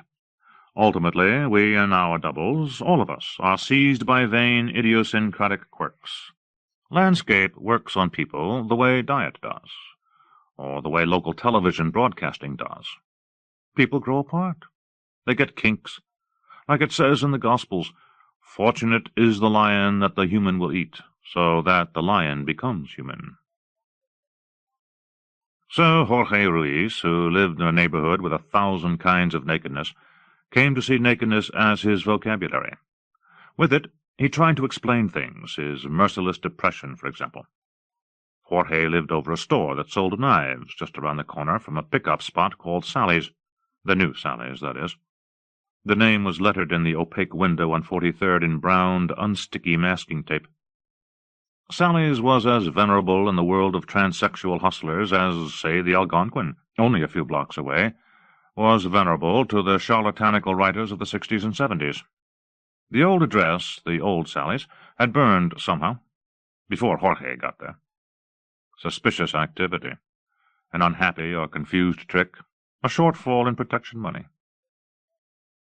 Around the corner from Sally's, too, was the Peep World, a midtown sex establishment of enduring popularity. It too had burned once. It too had struggled back from this calamity. Peep world, hot, European, gay, kinky, bizarre, rubber goods, marital aids. It was all mirrors and antiseptic spray. It was all lockers inside, like some demented public high school, like PS 103. There was a guy whose job it was simply to hose down the video booths afterwards, but sometimes he was backed up or on break, and you slid or your sneakers squeaked in fresh extract. Jorge had been inside, of course, had sampled video booths, both straight and gay, had even made the acquaintance of this bored young man with the cleaning agents. His name was Ray, and he stood off to one side like any other minimum-wage laborer, checking and rechecking a plastic $5 watch. And across the street was the Priapus, an all-male erotic film center. Army brats, trucker studs, trapdoor treats, locker love, prison guys, hard as stone. At first Jorge liked to watch the kinds of artificial expressions that played across the faces of the men, and even the women, who ventured past the neon entrances into these local enterprises. He was eating a Sabret's hot dog, say, and leaning against a destroyed parking meter, watching. There was a certain way consumers of the erotic pretended that they were fortuitously drawn there, a certain low gear in which they traveled, a certain look they had that said, Jorge told me, "The office where I am dropping off this important document seems to be right by this suggestive nude poster." Or, "There happens to be someone I recognize inside, glancing at that rack of videotapes." At first these superficial acts of dignity pleased him, or at least his apprehension of them, his apprehension of their hypocrisy pleased him, until he was going in there himself. Because after a couple of months in Times Square he was visiting these addresses too. Like this. In front of the Peep World, the sky was the blue of colorized films. The traffic moved like it had never moved before. Somewhere the mayor of New York City was dreaming of pitching Manhattan to the Democratic National Committee or to the Grammys. His pulse raced in this dream. The mayor napped and dreamed of public check signings and flawless photo opportunities in a Manhattan that operated like a Japanese factory. And just for one afternoon his dream had come true. It was a miracle. The cars were racing past the Port Authority bus terminal as if there were a civil defense emergency uptown. The homeless, including that guy I knew in college, had stirred themselves from their vents and grates because it was so beautiful. And that afternoon Jorge had followed up on a half-dozen leads for jobs, including a promising opportunity teaching English as a second language. True, he had a friend with that horrible kind of pneumonia, and his mother was old now, and wouldn't live long, especially not alone in New Jersey, but the breeze in the air nourished him today. He was like some purely aerobic organism, and that evening's full moon would hang above Times Square like the most fabulous neon. That day no decision seemed wrong. The operations of chance were like a fine harvest. There was a girl in some salacious poses on the billboard out front. She was the girl with 100 aliases. Trixie, Candy, Belle, Wanda, Ginny May, and her retouched curves adorned the doorways of every pornographic outlet on 8th Avenue. Jorge saw a couple of guys in UPS uniforms check both ways and roll into Peep World, and in spite of the good luck he expected from himself that afternoon, he was even imagining tomorrow's Post with nothing but good news in it. In spite of everything, he was following them. His hand was on the slippery stainless steel door handle. You had to open that door. You had to manifest your intention to enter, as he strode across the threshold. How do they decorate a place like this? I was always curious. Inside the Peep World, or the Show Center, or the Nude Review, or the XXXX Lounge, Jorge learned, the girls were like the rest of the citizenry of New York, exhausted, overworked, frightened of the future, cynical, bitter, looking to cop. He talked to them, sometimes, the ones in the double-occupancy booths, or the ones who writhed on felt-covered tables, though he wasn't terribly attracted to them, though he had some deficit in sexual desire now, and this in no way endeared him to the women who were working. And he had little money to tuck under the elastic of their G-strings. Anyway, in conversation, Jorge was worse than awkward. He was an educated guy who looked a little weird, a little pasty, kind of ill, but also gentle and knowing and forgiving. Jorge told me himself that he talked the way a confidence man talks, trying to catch you in some well-traveled fallacy, or like a religious zealot, unyielding and lost at the same time. "I guess this is supposed to be when I take my pants down," he said to the girl in the double-occupancy booth, that confessional. She was tricked up like a dominatrix. She frowned. "You can do whatever you want," she said, sound of her voice muffled by plastic. Is there a kind of routine you do if I don't know what to say?" Sure, I guess." Touch yourself and—" "No, wait," Jorge said. "Wait. Just wait a second, okay?"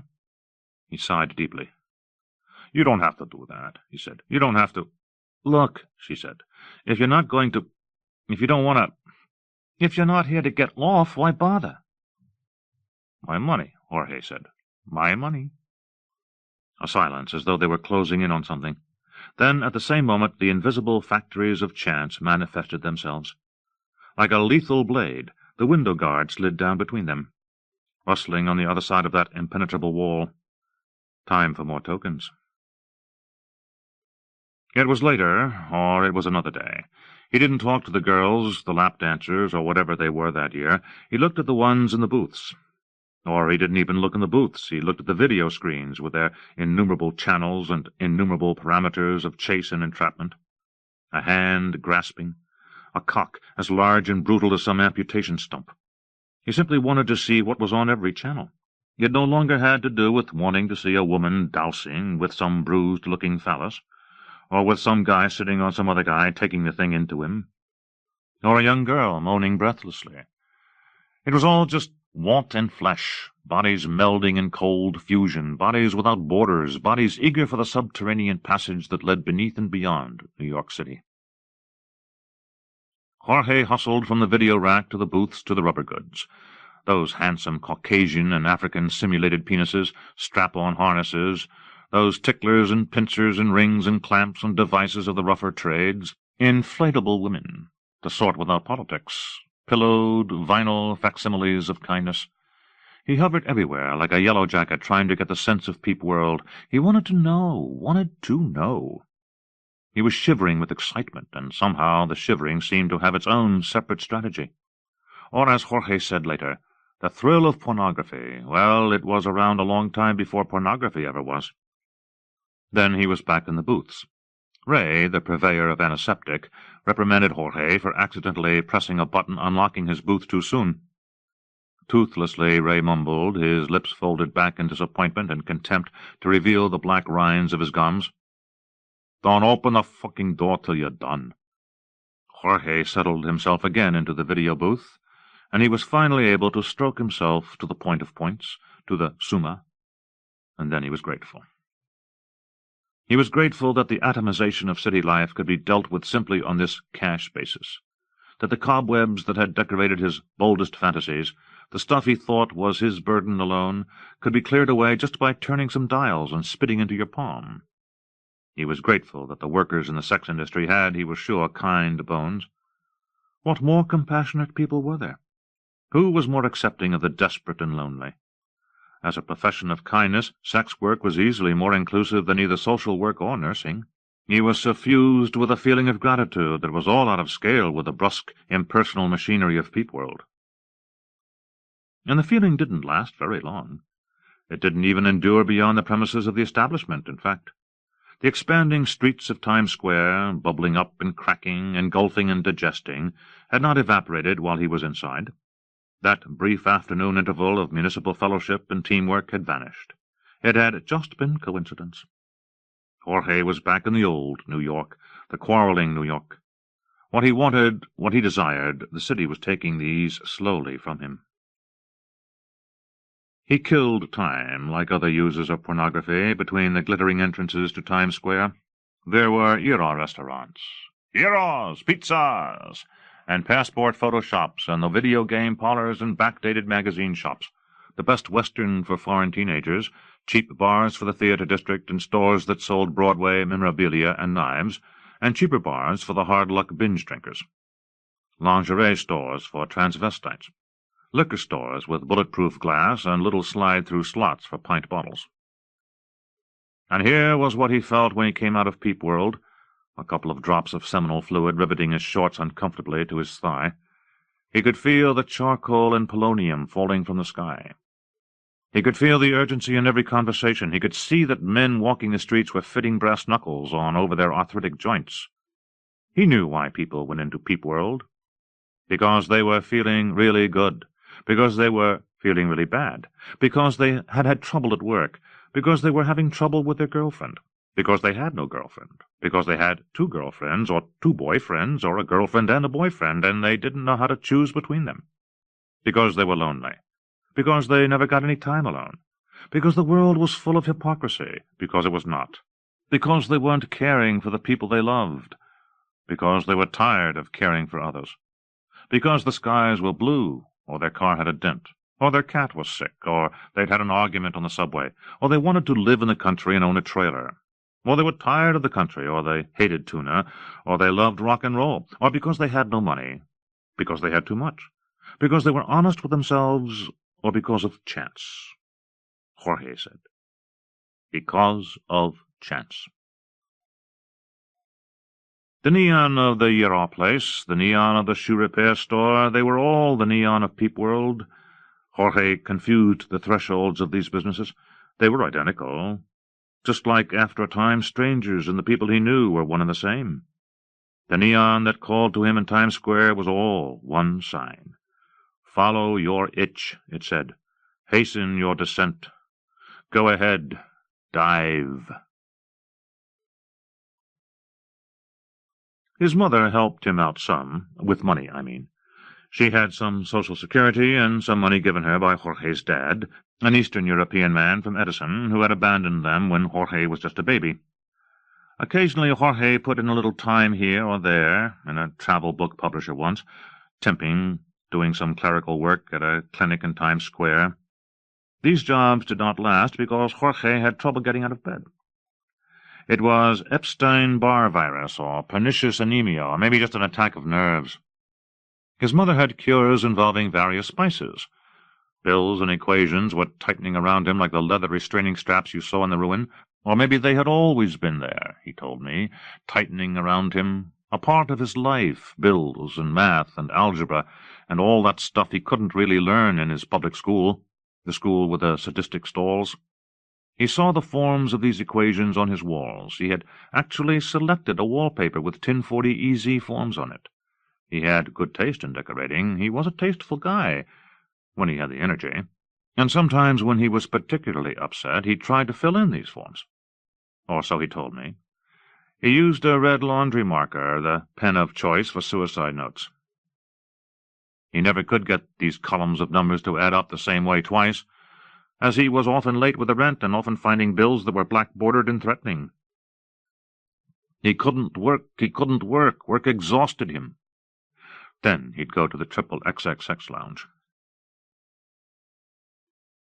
Somewhere in the midst of these months tumbling inertly into much longer stretches, he picked up the other most economically important commodity of his neighborhood, the name of which is such bad luck that it's scary to pronounce it here. I like its name, though. Its first and last names. So many hard C's. A name that was made to sound good in English. In the Romance languages it would sound ugly and hard, but here in the New World, in the languages of Native Americans, the Anasazi say, it would perhaps be the lovely name of an estuary or a long rolling meadow. It was made for this continent. It was made for this place. Despite bad luck, then, I will write its name here. Crack cocaine. The street hustlers, the prostitutes, and the dealers in Times Square were all attached by coincidence, chance, and circumstance. They were all acquainted, as in any other New York City business, and it made convenient shopping for vice that much more pleasant. Jorge had hustlers sleeping in the doorway of his apartment building, girls and boys, teenagers who wore the same clothes day after day, who had lice and open sores, who were hives of HIV. These kids were hustlers only in the most limited definition of the term. They would do whatever you wanted for a price, they said, but they wouldn't do it really. They would get scared in the end and say that you couldn't fuck them in the ass. Yo, it's dangerous. Or they could just jerk you off, or they wouldn't say anything at all. they would assume a stony and resentful posture until you gave them the money anyway. They were just junkies, in Jorge's view, cross-addicts, crackheads, garbage-heads, call them whatever you want. They were ghosts. They were the after-images of people once photographed or yearbooked or fingerprinted or otherwise entrapped in a devouring system of images. Ghosts.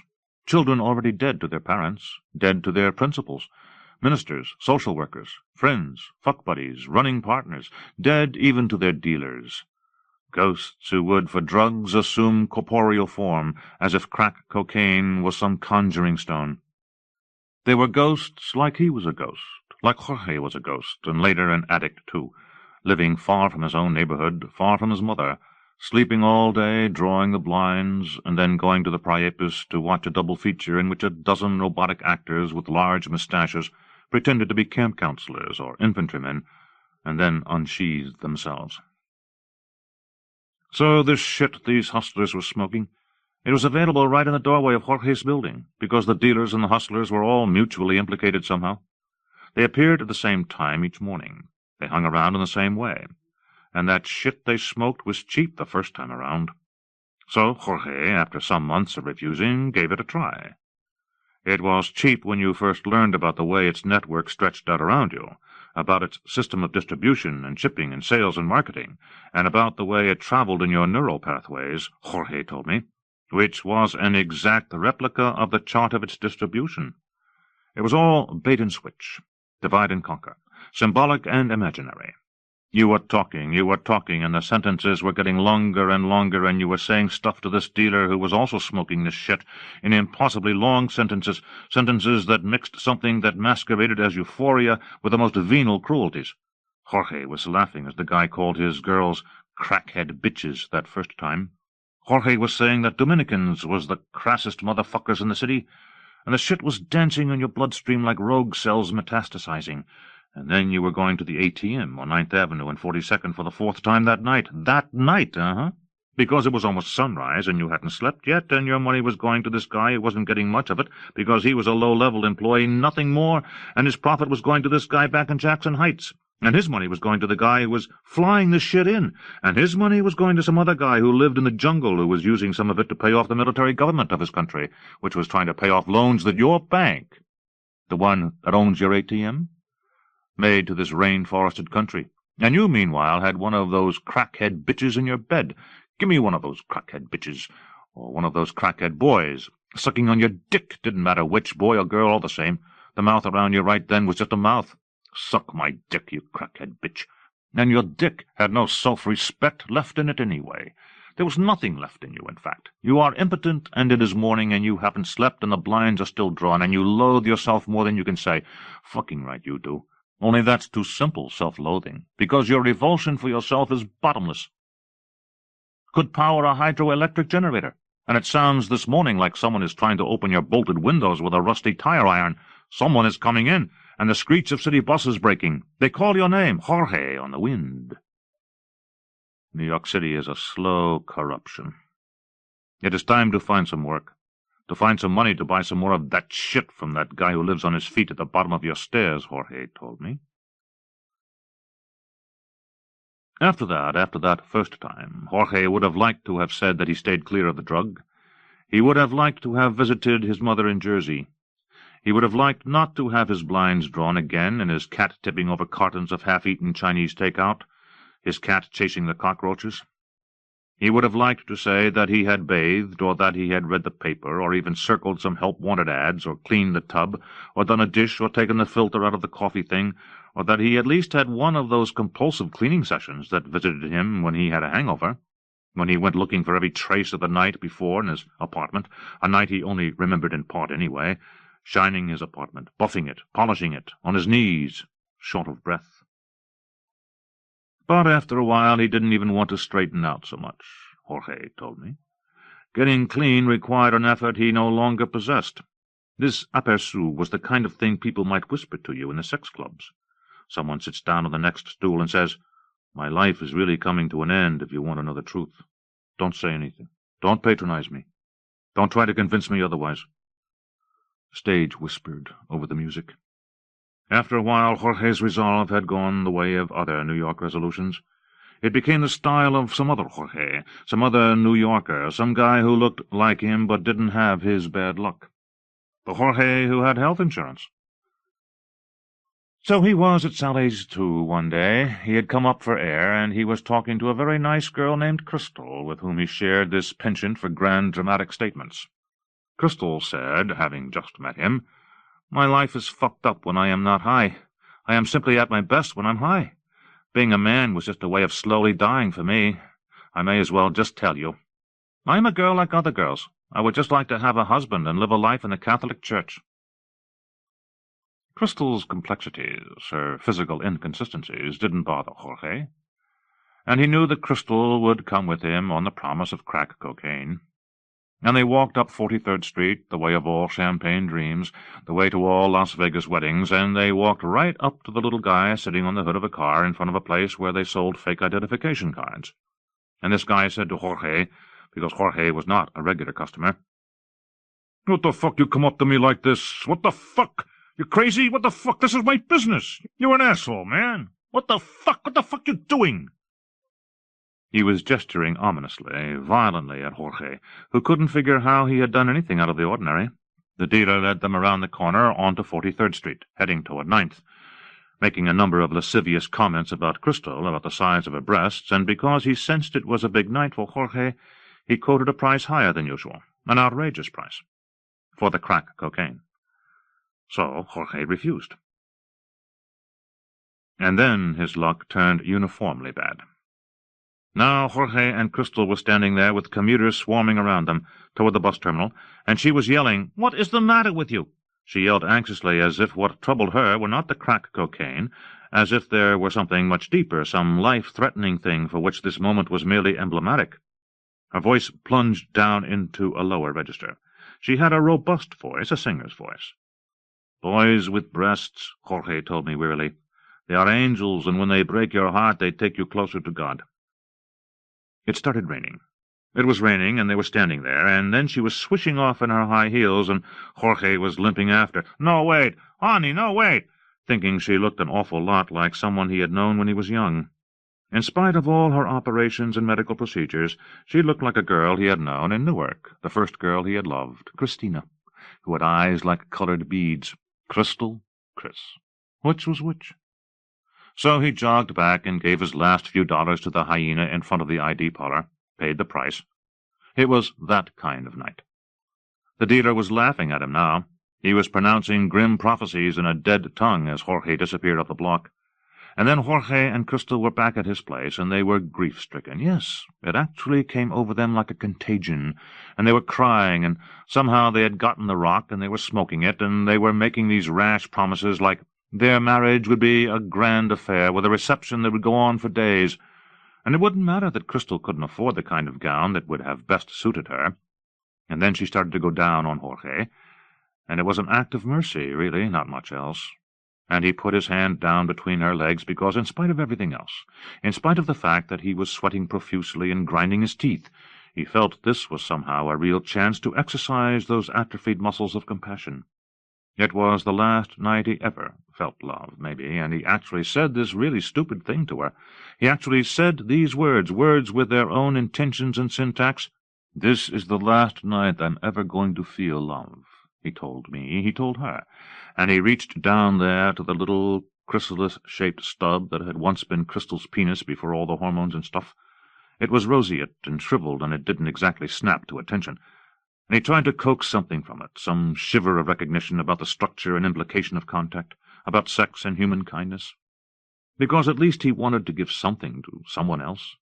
Because if he had become impervious to his own feelings, he at least felt like he could give something to someone else. Crystal moaned as though she might come, but he knew that nothing of the sort applied. They were right near Broadway, after all, and he was sleeping with a guy who was more or less acting the part of a woman. A top-flight performance, a Broadway performance, and the moan was to attest to the success of Jorge's own erotic masquerade, and how it made Crystal feel, ostensibly, well, kind of sexy. And still he came. Depressed when the moment arrived, with none of that cocaine self after orgasm, None of that grandiosity. Cocaine had emptied him. There was simply less of him than there had been in the early part of the day. No tranquilizer was going to restore that deficit. He was grazing bottom. His testes emptied their burden. He reached his arms around her. They held one another. Yes, and then they gave up consciousness. In the morning, Crystal was gone. She had stolen the last few valuable things in his apartment, some silverware his mother had given him, an antique vase his father had sent him once.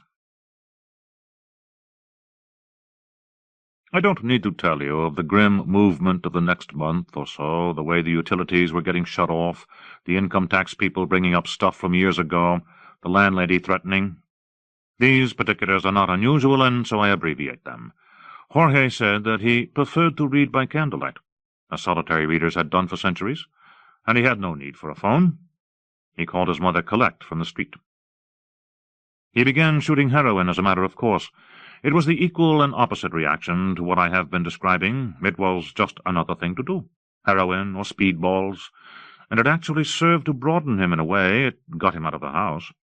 It got him into Harlem, where one of those guys he had never met, the guy who looked at his very apartment right before he took it, was also shooting dope. It got him into the East Village, where there were a number of other people he would never meet, but who were quite close to him. A friend of mine, in fact, Dave, with whom I went to college, and a girl Dave almost went on a blind date with once, and a painter from the gallery Dave's never-to-have-been blind date once worked at. All these people were in Harlem, or on the Lower East Side, putting money in a pail that a guy was whisking into a run-down tenement building. Heroin got Jorge into the East Village, from which it took him a really long time to get home when he was high, and it got him, in the end, into the ruin. His habit wasn't gigantic, but he was starting to take risks. His arms were pocked here and there. The ruin followed directly from that. It was no longer a matter of any bioelectrical orgasmic spike. Orgasm was out of the question. The ruin was where Jorge felt relaxed, to the degree that relaxation was an idea he still understood. "Listen," he said to me, "Times Square is a place you live because it's the only place left where you feel like you are comfortable. And this is true of this club, too, and maybe even true of all of Nueva York." He could have lived in San Juan, say, or in Bridgeport or Toronto, but the ebb and flow of macroeconomics had brought him here, and he had relaxed into chance the way one grows attached to a shirt that is a size too big. Maybe he heard about the ruin from some of the women at Peep World, or Sally's too, where he went later to look for Crystal, to beat her senseless, but he never did find her. Or maybe he was just drawn there by walking aimlessly along the desolate streets beside the West Side Highway. He was wearing khaki pants and a Hawaiian print shirt and a belted leather jacket and a gold necklace. He had a beard now, and his eyes had that disembodied, unsouled look of junkies, and he recognized no ordinary human boundary in conversation. "I've been looking at you all night," he said to me in the ruin, and then he told me what I have told you. There was no emotion in him. He was as grey as a blank screen, but at the same time there were in him all the regrets of the city. The story of his decline and fall was marked by repetition and coincidence. The same opinions again and again, in further states of decay, the same complaints about the city, about how the museums were fascist and all the good clubs were closed, and how the best neighborhoods were off-limits for a person of his origins. What happened to him that night after I met him at the ruin, I am able to tell you. What happened to him after he started shooting dope and before he detoxed himself, Jorge's story, or the part of it that I know, ends this way. We talked above the din of industrial racket. There were dancers in studded leather underwear. A night in June, Jorge disappeared into one of the stalls. When he came out again, he was jaundiced. I was thinking about going to an after-hours bar. Jorge said he was going home, but instead he went down to the East Village, to a cop shop he had heard about. This I learned later. A bakery on 8th Street and Avenue D that was a front for a heroin operation. Jorge didn't know the East Village well, though, and so when he got off the subway at Astor Place, he wandered block after block into the rubble of that neighborhood trying to find the bakery. It was deep in the night now, and he was trying to find it. The silhouettes of these abandoned blocks were ominous, and he was feeling sick and shaking, and he didn't think he was ever going to sleep again, going up and down 8th Street, thinking about how to get out of this neighborhood and back into Times Square without being bashed or robbed or murdered or anything else, and also not thinking about it, but thinking with the one last flickering neurotransmitter given over to ordinary human curiosity, how was the place, the bakery, going to be decorated? A starless sky, the only pedestrian traffic working the same line of business that Jorge was engaged in. When he finally found the bakery, by chance, oblivious to a sudden confluence of meteors above the city, he was as lost as he would ever get in his short life. He was sick, he told me. I was sick. 2.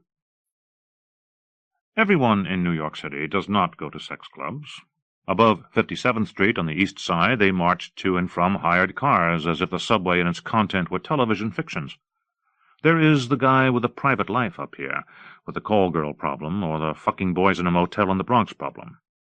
There is the ragged teenager whose ambition is to throw off his or her Upper East Side address, the kid who takes the limo to the shooting gallery on Lexington and 125th. But truly this Upper East Side is a separate city, where only the occasional skirmish with the New York of this story takes place. The Upper East Side has its loneliness, it has its isolation, it has its lost opportunities, its disintegrating families, it has its murder and its addiction and its adultery and homosexuality, sure. But all this is cushioned. Disconsolation drifts out of the Upper East Side in some river of chance, drifts neglected like waste until it lands somewhere else. So another friend I knew from that time, Tony Gardner, went to a club called Wendy's, Saturday nights in the meatpacking district, in the same space as the Ruin. A club for women. Private sex parties. They had auctions. You could auction yourself. There was a line of those willing to be auctioned. It snaked back to the black plywood bar. A lot of people wanted to participate. If you were willing to wait for a while, you could know your value. The auctioneer, a woman in her 40s, specialized in a certain stage patter ironically imitative of the classic auction house style. The Christie's and Sotheby's style. She was well-dressed and knowledgeable and articulate about the artifacts at hand. Her argot was full of hyperbolic folderol, jokes and salacious commentary, and it was delivered at an unintelligible pace. She enabled, through the blur of her rhetoric, a host of ritual couplings all based upon principles of chance and economics. On the other hand, maybe she was like the country auctioneer, sending off the calf to be made veal. Woman of the age of 25, hair the color of cinnamon, eyes an Arctic blue, height and weight, well, she's of a certain size, she's in tip-top physical condition. Note the breasts, fountains of maternity, which I can only describe to you by falling into the use of those old metaphors, perfect fruits, and an ass to die for, yeah, to die for. Yes, this dyke can sing, I can promise you that. In these black jeans, well, she will do whatever transports you, this young dyke of 25, I can promise you, and let's start with an opening bid of $150 for the evening. Do I hear 150? Yeah, 175. Who'll pay 175 for this Auburn beauty from the country, from the state of Maine, that's right. Never visited these precincts before and ready to be broken on the rack of your choice, fresh from the unforgiving and dramatic coasts of Maine, unwise in the ways of Manhattan. Do I hear 175? 190? Do I have 190? $200. She assures me she can take a dildo all the way to its rubberized base. 225? Do I hear 230? A bottom? Yeah, she's a bottom of compliance such as you have never experienced. Sold! Yes, sold! And so on, until the obscure and almost unlit cavern rocked with the dynamics of ownership. Her voice now a whisper in the microphone, devoid of effect. The words delivered without feeling at all, just the words, a perfect simulacrum of auction slang, and then you were owned. You were owned. Tony was from the Upper East Side by way of the suburbs. She had never been to Maine at all, and she got out of that neighborhood as soon as she could. Took the bus down Fifth Avenue and only went back for holidays. I met her at Rutgers. When she auctioned herself after a few drinks, I was with her. She'd had a hard time persuading them to let me in. They quizzed you out front if you were a guy. If there was a moment's hesitation in your responses, you were gone. Are you a fag? If you even quarreled with the usage, you were alone walking past empty warehouses. Way, way west. No cabs, no buses, no subways. Back then, Wendy's was just coming into prominence as an event. It was making a transition from a prior location where it had simply been a bar, and the flyers were getting more and more aggressive. Wendy's, the dungeon of destiny for discerning dykes, or Wendy's, cruising, dancing, humiliation. Tony had recently stumbled into the new room in the back, the one with a vinyl bed in it, and she often found bodies writhing there, including once the body of a composition professor we'd had at Rutgers. She gave the stupidest assignments. Wendy's sprouted these new rooms, like a starfish regrowing itself. Private rooms down this long, gaslit corridor, like the steam tunnels under the Rutgers campus. Tunnels like architectural diagrams for the uterine and fallopian insides of the customers. Wendy's was a mystery. You could never tell if the pool table would be there, if the cages would be there, if the bartender who was alluring last week still had her shift. The specifics came and went, including the pertinent information. Wendy's operated on Saturday nights, as it had once operated only on Thursdays. It changed locations. It had a phone. It didn't. It had live music. It didn't. Sometimes it was in the meat-packing district, and sometimes it was gone altogether. Likewise being auctioned that night were the services of a first-rate dominatrix, who would demonstrate her gifts on the premises later in the evening. A tattooist and scarification expert also auctioned some work. One of the bartenders auctioned herself. We were supposed to use play money, simulated legal tender bills, but this counterfeiting diluted the effect of the transaction. Therefore, a subterranean marker existed that featured real cash. Tony got into this long, unruly line. She was soon to be the beauty from Maine, the cinnamon-haired beauty, after we'd sat there a while, excitably. And it wasn't so strange that she did it, really. The auction wasn't that far, say, from a coming-out party back in Montclair, where Tony had lived as a kid. Things weren't going well for her professionally. She didn't really know what she wanted to do. She had spent a couple of years talking in therapy about vocational choice anxiety. And she had flipped a car in Long Island visiting her parents' summer house. She owed them a lot of money for it. She'd moved out of the Upper East Side after being engaged to a nice boy with a legal practice.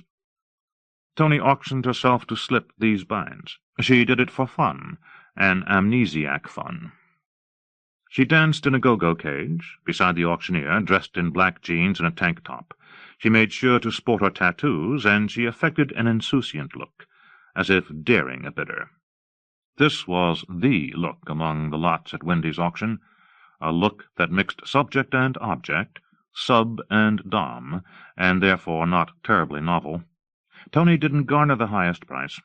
That went to a woman in a sort of librarian costume who seemed to weep nervously as a pair of anxious bidders competed aggressively for her. She brought $1,000 for the night. The music was speed metal with girl singers. The place shook with it. Tony danced. At last the bidding was completed, $250. A scattered and diffident applause. The crowd parted a little bit, and in a movie slow motion the employees of Wendy's, the handlers, waved Tony over, waved her over to the edge of the stage, waving like construction flagmen, where 2 women were waiting for her. 2 women had bid together for her. A consortium. They were fucking cheap, was Tony's first feeling. She explained it to me later. They were fucking cheap. They couldn't even afford to buy their own sleigh for the evening. They had to go in on one. No way was she going with them. No way. They were cheap. But then Tony began to warm to the idea a little. She was charmed, it turned out, by their garishness, by the ugly complexities they presented. She hated them at first, and in her disdain she started to like them, at the bar. As she stepped from the stage, Tony took one hand from each of them, from Doris and Marlene, and they repaired to the bar. One of her owners was a good lesbian, and one was a bad lesbian. The good lesbian was Doris, and she came from Bernardsville, New Jersey, but she didn't go to Rutgers like Tony Gardner did. She went to Princeton. Doris's parents were disappointed when she made clear her object choice to them, when Doris told her parents that she was in love with a woman. But they were supportive. Her mom was especially supportive because she was in therapy with Dr. Bernice Nepcong, who had an office right in Princeton. They supported her efforts to find a loving, caring relationship. Unfortunately, Tony told me, Doris didn't want a loving, caring relationship exactly, or perhaps these terms were simply more elastic to her than might be supposed by Bernice Neptkong.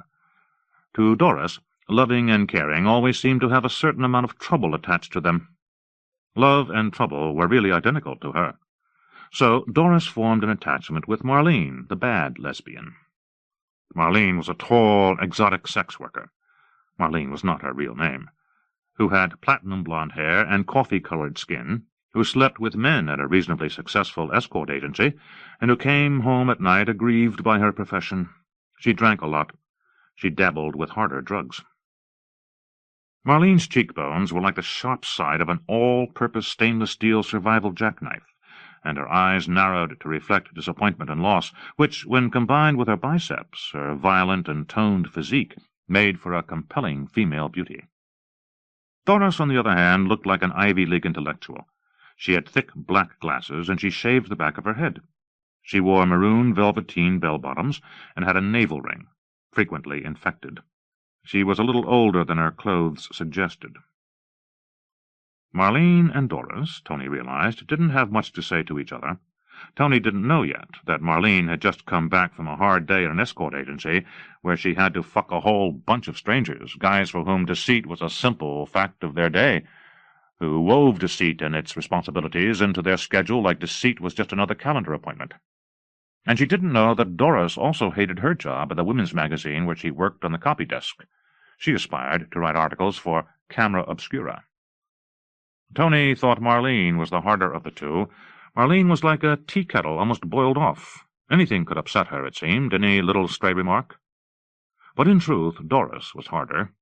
Doris was detached and skeptical and full of calcified antipathies. Their apartment was in the Clinton section of Manhattan, also called Hell's Kitchen, where Jorge Ruiz lived. On the night that Tony was auctioned off to Marlene and Doris, Jorge, as I have said, was arguing with a pre-op transsexual, Crystal, about whether to buy crack cocaine from the guy on 43rd Street who was out to chisel them. At that very moment, while Jorge was just lifting the hem of Crystal's cheap synthetic miniskirt and pulling delicately on the mesh of her white fishnet stockings, Doris, Marlene, and Tony were throwing light switches a couple of blocks away. It was a small one-bedroom, and it was draped in leather items, in stuff from the Pink Pussycat or the Pleasure Chest. There was restraining gear, and they even had a gynecologist's exam table with houseplants on it. The table had stirrups and everything. There was another decorating strain, too. Bernardsville chic. It was a kind of homely, countervailing sensibility. Doris hadn't been able to shake it yet, though she was in her 30s.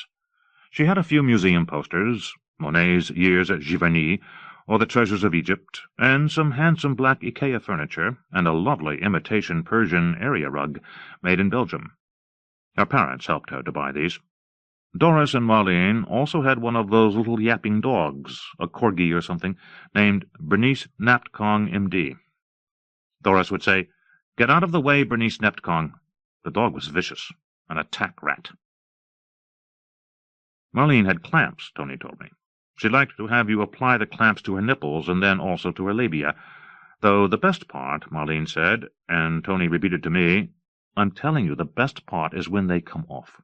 She also used clothespins, because you could take a little of the spring out of them, bend them back and forth a few times, and they didn't hurt quite as much. The three of them had already had enough drinks to loosen up. It was almost 3 in the morning, so their clothes were off in a hurry. They'd barely turned the deadbolts, except that Marlene had this idea about donning other clothes.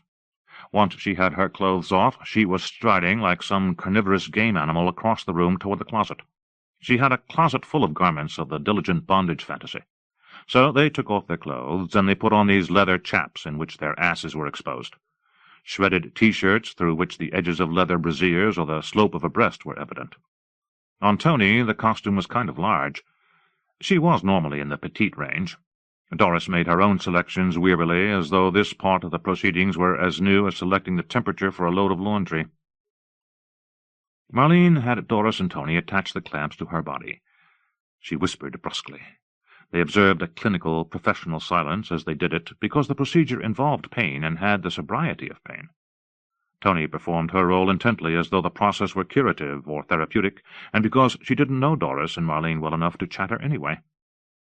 Tony hadn't told them anything. They knew nothing about her except her nakedness, the shape of her tattoos, the Ghost Rider skull on her shoulder blade, the Minnie Mouse on her ass.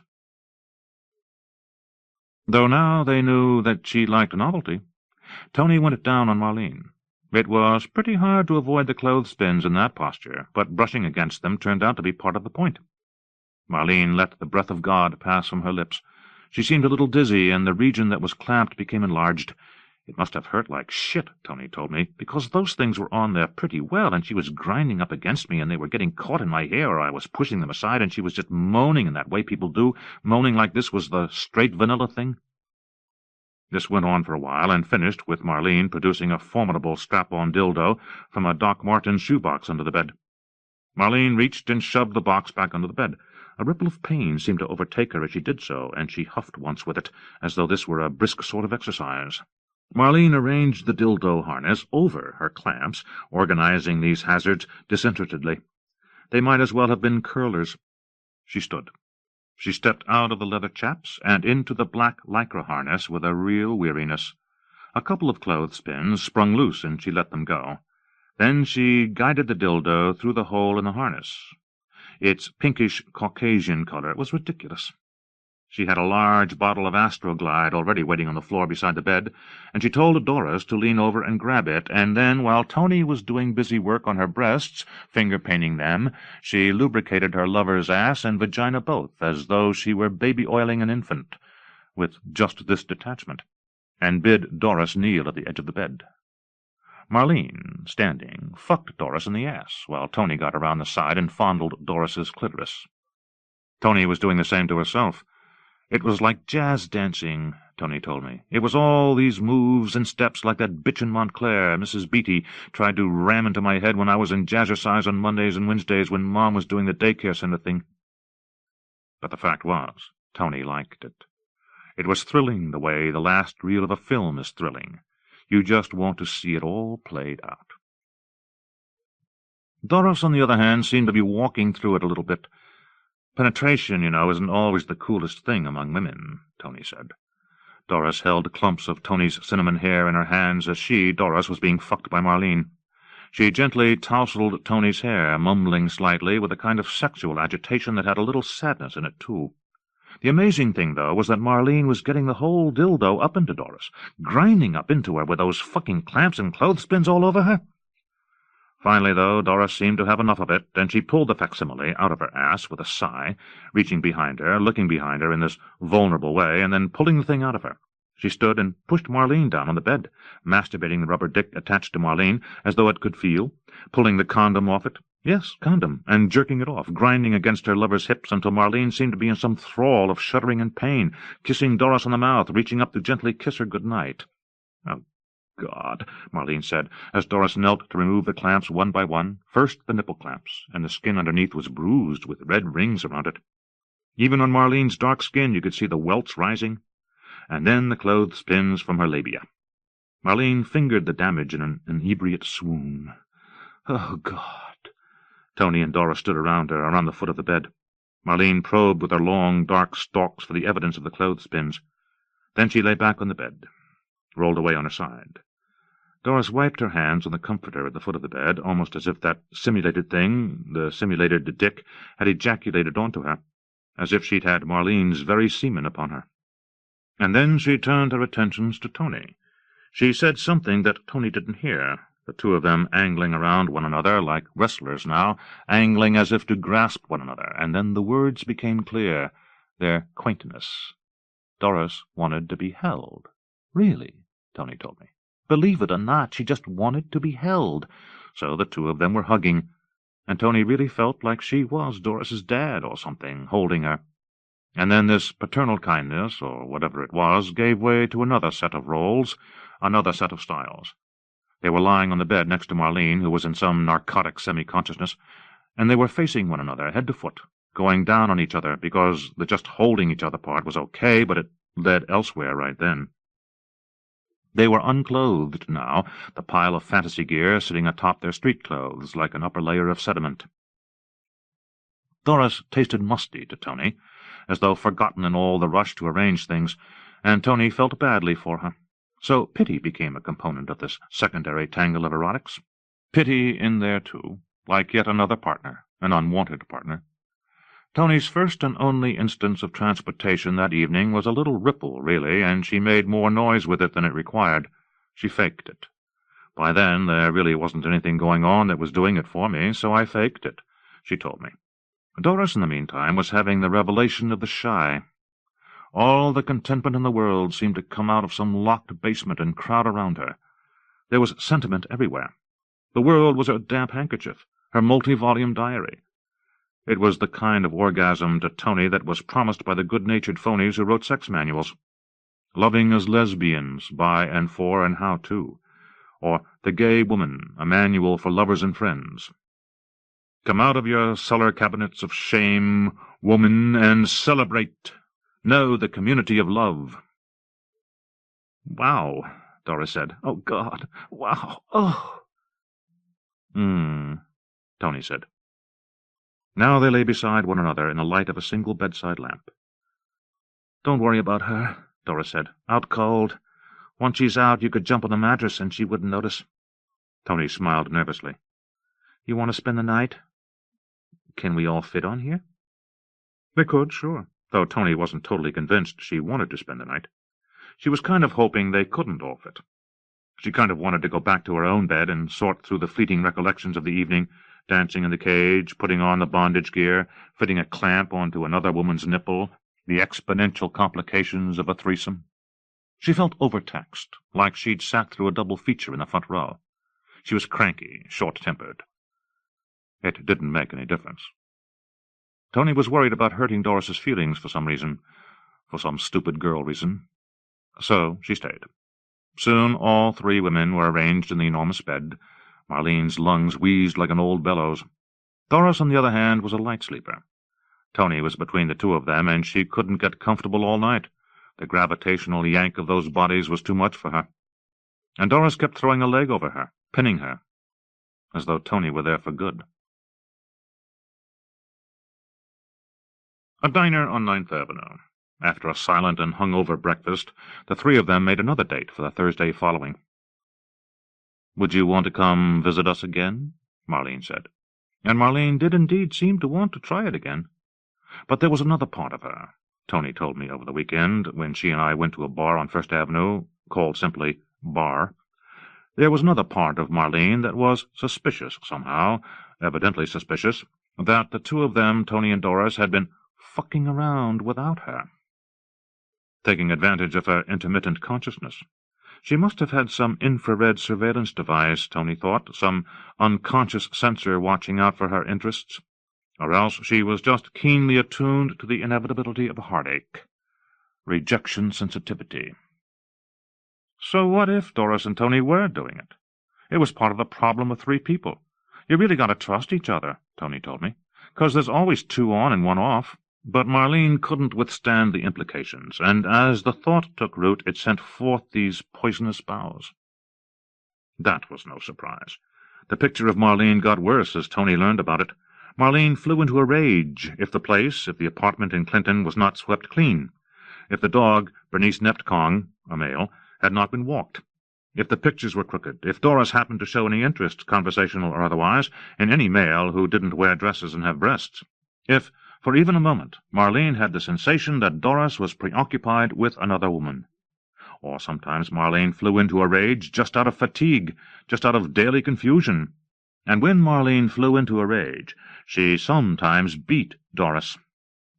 This is what Tony found out before the second date ever took place, when she met Doris for a drink, because Doris called her at work and said, "I have to talk to you. Let's meet at this bar on St. Mark's. It's important."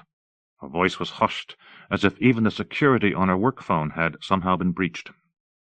This fact of battery seemed to slip almost casually from Doris and Marlene to Tony and Doris, and then to Tony and me.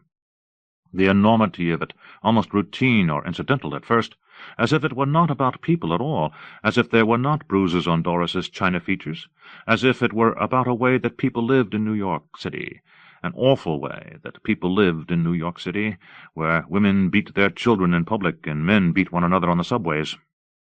Tony told me, and I said nothing, because this beating was a vacuum, a lifelessness that I couldn't really adjust to at first. And then I passed on that silence to someone else, who in turn passed it on, the idea that good people, principled women, occasionally beat one another out of confusion and sadness and loss, and thereby put the purple, the hematoma, in the flag that hung over City Hall. Bruises had appeared all over Doris. She frequently wore sunglasses. She spoke of falling downstairs and walking into doors. It was getting difficult at the office, as it had been difficult at offices in the past. "I've been fired from jobs before," Doris said, her hands trembling as she lit a cigarette. Her voice was dull and methodical. She smelled clean, obsessively clean to Tony. Her skin was the palest white, the color of gallery walls. "I can't lose another job because of her. I'm not functioning as it is, you know. It's getting embarrassing. I'm tired of going through it. It's humiliating, and it's really tiring, too. I'm tired of living like this. There's this dull way things go around and around again, and I'm almost 32 years old, and I don't want to live like this any more." Doris would veer off in another direction, onto another subject, and then she would come back to it. And then another refrain emerged. She asked Tony if she knew anywhere they could cop some cocaine. They were drinking and having the conversation that veered from the tragic to the mundane, from battery to discussions of rock-and-roll bands, and then suddenly Doris was trying to procure. No delicate way to announce it, like there was no delicate way to say that you have been beaten by your lover and that you haven't exactly done anything about it yet. Doris said, "Do you know where we could pick up?" And since Tony lived in the East Village, she did know where to buy drugs, though she was no regular customer. She knew where, because you passed it every day. Wasn't terribly complicated. So they walked down 12th Street and copped some rock from the first cluster of dangerous-looking boys they saw. That's simple. The boys took their $20 and came back a little later with the vials with their little red plastic caps. Doris and Tony smoked it together in a basement stairwell. Then the complaints were spilling from Doris's mouth in long, artificial strings. How had she assumed this role, this victim role? What king of mystery was there in her family of origin? Where could blame be settled so that her burden would be lighter? She was victimized by Marlene. Marlene pulled all the strings. She was thinking back to her parents' concept of child-rearing and its hidden language of coercion. Doris was powerless. She needed to share her truth, to set boundaries. The passions of battery were stirred way down in the unconscious, in the history of the species, not up where Doris or anyone could control them. She didn't know if she could shake it. She wanted to leave, but she didn't know if she could. There was something operatic about Doris, not walking the dog and then getting hit. There were all kinds of hatred between Doris and Marlene. Marlene was systematically trying to murder Doris. Doris had actually woke to find Marlene holding a pillow over her head as she slept. She had found Marlene tampering with jars of prescription medication that she had in a cabinet. "I have these attacks of nerves," Doris said. Marlene couldn't handle, in the end, that Doris's family had money and that hers did not. The differences between the classes were too much for her, though Doris herself felt she understood the misery that Marlene had come from. She could see how Marlene's childhood in the city was just a long story of deprivation. She could see how her life had been devoid of any model for affection. But she didn't have to murder her for it. She didn't have to buy a gun, which was what Marlene was talking about doing, ostensibly to defend them from the fucking creeps in Hell's Kitchen. Fucking creeps. And then, just as suddenly, Doris was in love again. She had not exhausted all of her love for Marlene. Marlene was radiant when she was happy. She had a smile that would stop at nothing. When she was happy, her face seemed to open and to reply yes to everything, to the abandoned buildings, to the crack dealers, to the repulsive men who paid her. Her face said yes, and it was clear how revolutionary and dangerous was the yes of a woman who was grabbing the world by its dick and yanking. Marlene, happy, Doris said, was as dangerous as a souped-up automatic weapon. But then, on the other hand, she was dangerous when she wasn't happy, and that was where all the trouble started. Marlene was dangerous. She was just thinking out loud. Marlene was dangerous, Tony was telling me in the bar. And that was when Doris began to think about what she might do about the problem. There was no longer any way around it. They went to Wendy's together the next Saturday, all three of them. For a minute, everything seemed to be going all right. There was a new room where a woman in thigh-high boots and black leather gloves was throwing darts. There was another auction, and the three of them discussed buying a fourth woman. They were particularly fond of a little girl in a white party dress who shivered and grimaced like a child abandoned in a department store. This little girl would have waited among the men's shirts for weeks for the mother who would never return. But they didn't have enough cash between them, really, to pay for the girl, who was a hot item. Top dollar for this girl. They were back at the Clinton apartment. It was only 12:30. The dog was walked, the apartment was clean. The three of them were there in the apartment, and already the process of unclothing themselves seemed ritualized. Something had gone out of it. Tony knew she was just chasing kicks, and it didn't make her feel that good. Marlene seemed intent on being the passive recipient of whatever fucking was going to take place that night. She had a tableau in mind. It was theatrical. She was actively arranging for her passivity. Through some superhuman effort, Doris managed to keep the whole thing together for a time. She strapped on the pink dildo and fucked Marlene in the missionary position, but both of them seemed sad and distant, and Tony lay around drinking beer and lending a hand now and then. The air was hot and still. The heat was a malevolent force in the apartment. By the time they climbed under a lone sheet, the three of them were covered in the sweat of exertion and also the sweat of connections not entirely made. They were each a little drunk. When Tony awoke, the sun was muffled in humidity. They had coffee, and she wondered if Doris was imagining the whole thing. New York City was quiet. It was Sunday morning, people were absorbed with that newspaper, and no ill feeling would spill onto the streets of the city until noon. Vice was cancelled for a time out of respect for a few regular churchgoers. When Tony went home, when she called me later to go for a drink, she had a feeling this auction vogue had run its course now. She could go on to other things. Sex just isn't that important, she said. You can get into it for a while, and then you can get into something else. She was thinking about maybe going back out to Long Island for the summer. But that night Doris called again. She had to see Tony right away. Right away. She was a mess. "I've broken my wrist," she said. "My wrist is in a sling." Doris couldn't go to work the next day, looking like one of those women who, in dark sunglasses, stands by her man, who limps slightly and walks very slowly. Her wrist in a sling? Something about the night before. Marlene had just flipped out. She was coming at Doris with a lamp, one of those halogen lamps. She was going to break a fucking halogen lamp over Doris's head. They had been kissing while she slept. Marlene cried. Doris and Tony had been fucking without her. "And we hadn't," Doris said, as if Tony needed to be conscripted into her version of the story. "And I told her that." And Marlene started bringing up crazy stuff that happened months ago. Why was Doris leaving early for the office on a Tuesday in March?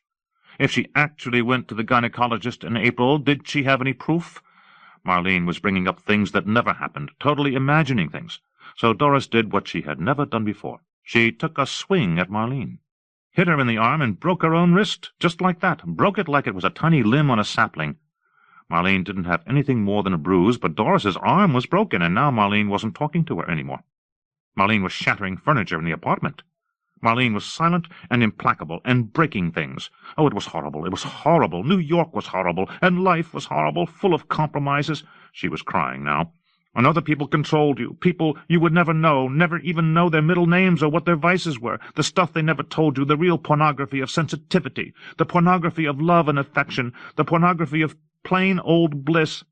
You never knew anything, and you passed into old age knowing nothing except the color of some fucking bathtub toy from your childhood.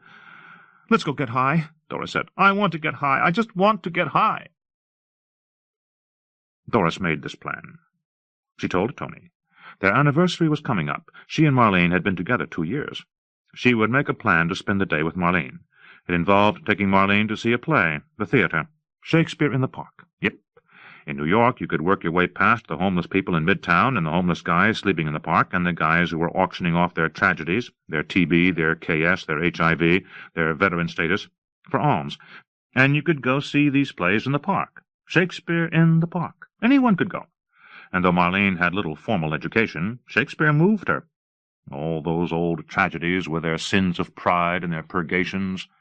She especially liked strong women characters, Lady Macbeth and Cleopatra.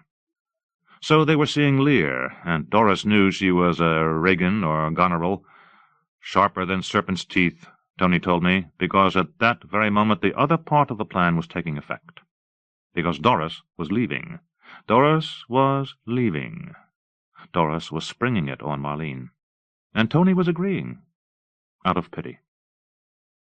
So Tony and a team of illegal aliens broke into Doris's and Marlene's apartment, fed the dog, Bernice Neptkong, with fresh steak, actually feeding the dog steak like in some PG-13 heist movie, because the dog, raised by Marlene, would fasten its jaws onto any intruder, and they didn't want to have to kill it. And while the dog was eating the steak, a fine cut, I would imagine, lean, Tony was directing this team of illegal aliens who had no real interest in the haste or deceit involved in their work, because they just needed the work. Tony was directing them to what she believed was Doris's furniture and CDs and books and sexually explicit videos and pictures of Monet's years at Giverny, and was putting them into an unmarked, rented van that was double-parked in front of the Korean deli below. It was too bad that it had to be on their anniversary, Tony told me, but Doris couldn't think of another way to shake her, another day, another perfect time and place. Or maybe the cruelty that was involved in this plan was very much on Doris's mind, for the 2 years of cruelty she had received. And this was the best way to work it out, the most perfect way to make her point, a point thematically coherent and consistent, like a play itself, a point with the coincidences and destinies of a play. I guess I have to admit here, too, that as a friend of Tony's I served as an accomplice to this crime. I served as a lookout, just in case Marlene or one of her friends, though she didn't have many friends, might have some synergistic understanding of what was going on, some sudden impulsive need to go see if Bernice Neptkong, M.D., had enough water in all this heat. Shamefully, I stood on the street as the Hispanic guys, their faces twisted into the solemn, sensitive gazes of funeral parlor employees, carried the furniture out of the apartment at a trot. Finally, there was an intermission at Lear, between the third and fourth acts, and Doris told Marlene, giving her an affectionate little peck on the cheek, that she had to go to the bathroom. Doris's lips were not thin lips, as I might have imagined, the lips of preppy women from Bernardsville. No, through some strange genetic twist, she had been given the broad, full lips of a lover, and even at the beginning Marlene had adored those lips. Tony believed had adored kissing Doris. So Doris's lips were not descending on Marlene's razored cheeks, and Marlene, as a matter of course, was pretending not to care entirely, though inside, perhaps, where things were all tangled up, there was some interior paroxysm of joy or gladness at the bounty of love, though this paroxysm was smothered by the cool of New York. Then Doris gave her a little hug. She was wearing a black tank top and black jeans, and Marlene was too. Marlene was wearing almost the same thing, and Doris gave her a little squeeze and said she had to go to the comfort station. She laughed and said it. Comfort station. And then she took off. She was sobbing like a baby, sobbing like that girl left in the department store, sobbing in a way that can't be ameliorated by the stuff in this world, no matter how much good happens. But by the time she met another friend, Debbie, over by Tavern on the Green, by the time she met Debbie, she had settled down a little bit. Debbie had borrowed a car, a black Toyota Celica with plastic wrap in the rear windows from where they had been shattered, and they were driving straight to Newark Airport, where Doris was catching a flight to New Orleans to stay with some cousins for a couple of weeks. Elsewhere, with crack timing, the illegal aliens and Tony were driving Doris's stuff to mini-storage over in the West Teens, just above the meat-packing district. Marlene, in the meantime, was sitting on the blanket under the trees. Just a regular old blanket from the apartment, nothing special. And she was eating a cheap piece of cheddar cheese on a Triscuit and watching the edges of the audience fray as people came and went, and thinking what a great breeze, what a killer breeze, and then wondering, when the play had begun again, where Doris was. But just wondering briefly, not giving it that much thought. And then watching some of the play and getting concerned, packing things up as if she was going to leave, wondering if leaving was the right thing to do, if staying put was maybe better, because if Doris was lost, as she was often lost, a little absent-minded, it would be better if one of them weren't moving, and then getting pissed off, really pissed off, and getting up and blocking somebody's fucking view of rain, or some such passage, and sitting back down and then getting worried because the rage that Marlene felt was in part worry. Rage blanketing worry based on experience. Some experience of loss, and so she was getting up and walking fast now, purposefully, in a way you might have found scary if you were watching her, walking fast toward the porter's hands or whatever brand they had installed over on the other side of the field where everyone was sitting, and looking at the line of people there, Unable to ask any of the women there, the overdressed women, the society chicks who had read Shakespeare in college, if they had seen a woman in black jeans. Suddenly unable to do it somehow. Unable to do it. Shy or something. And then wandering around the Port Sands, in the woods of Central Goddamn Park, wandering past a tavern on the green, and back to the play, hearing applause, not paying any attention to it, seeing a dozen women who looked like Doris, looked exactly like her until you got up close, until you could see up close that they had one birthmark that Doris didn't have, or they held one opinion that was not Doris's, or that they were fucking boys instead of girls, although otherwise they were Doris. Seeing them and working upstream to the spot where she and Doris had sat and not finding her. In the dark now, getting dark, worried, concerned, enraged, murderously enraged. Worried. Doris's headless, raped body in the ramble, raped by some fucking pervert, worried, and then walking out of the park, empty now, followed by cops on horses, not cops that you would ask to help you, though. They were no help. Cops. Gangsters attached at the waist to horses. So, worried, walking back toward the apartment down 8th Avenue, down through the sleaze, down 8th Avenue, walking automatically, not thinking at all, not feeling, just thinking the worst, but in a disembodied way, permitting the worst just to swim in her wherever it would. Doris's headless body. Doris's headless body, her jeans and her breasts, and then no head, just bones and tubing and pink gelatinous stuff. And then turning up the street and fitting the key in the lock that was broken anyway. And checking the mail just because Doris liked to get mail. Checking the mail just for Doris, and climbing up the poorly lit and warped steps to the 3rd floor. And fitting the key in the door, not knowing right then how time was stretching out in this moment, not knowing how long it was taking to turn that key, because she was imagining the worst, but in a detached way, in a way while she was planning to go to Wendy's that night, or in a way while she was thinking about her job, and almost crying with how much she hated it, and how the guys thought they could just do anything, and regretting all the trouble with Doris, regretting it and not being able to explain it, not even being able to admit it exactly, imagining trouble, but not seeing the real trouble that lay right in front of her. And then turning the handle and seeing the blankness, the emptiness in that space. The apartment was just about cleaned out. Doris on her way to New Orleans. She was having a drink on the plane. And then she was in the Big Easy. The second day there she went to Mobile, to the Gulf Coast. The sun was high, and it was humid, and the water was a fabulous blue. It was nothing like New York City. When you were in Mobile, New York City just didn't exist at all. It was somebody's fever dream. And then she called Tony that night, because she hadn't left Tony the number, knowing that Marlene would call Tony, wanting to know if she was a part of it, if she was responsible for it, wanting the number, wanting revenge. And sure enough, Tony said she had called, weeping, hysterical. "How could you do this to me? How could you do this to me? How could you do this to me? How could any human being do this to another human being?" But Tony had the machine on and had gone to stay with Debbie, who also had her machine screening Marlene's hoarse, throaty screams, beyond the frequency that telecommunications could handle. Marlene's shrill recognitions drifting out over New York. Actually, by the time Doris was in Mobile, Marlene was already dead. Doris was on the plane when it happened. The exact moment was lost to her. She felt no shiver of symbiosis. She felt no paranormal sadness. She was over Tuscaloosa, or she was at the baggage check when Marlene hanged herself. All of this is fucking true, I can tell you that. Marlene hanged herself. Doris abandoned her girlfriend at a performance of Shakespeare in the park and then flew to New Orleans, and this is what Marlene did afterwards. She hanged herself with a rope she got at a hardware store right next to the Best Western on 8th Avenue. She left a crumpled 20 on the counter. The guy in the store didn't even notice when she overlooked her change. When Marlene did it, she was alone, and she wasn't discussing it with anyone. She had to make sure the bar in the closet was sturdy enough. She would have to really make up her mind once and for all, because it was pretty low, that bar, and hanging herself in there would take a lot of work. Marlene left no note, as Doris had left no note, explaining her own disappearance. She used the handcuffs in their apartment, which once had bound her and Doris together while they made love, to cuff herself behind the back, and another set on her ankles. She put the ankle cuffs on first, then the handcuffs, and then she put her head through a slip knot, a regular old slip knot.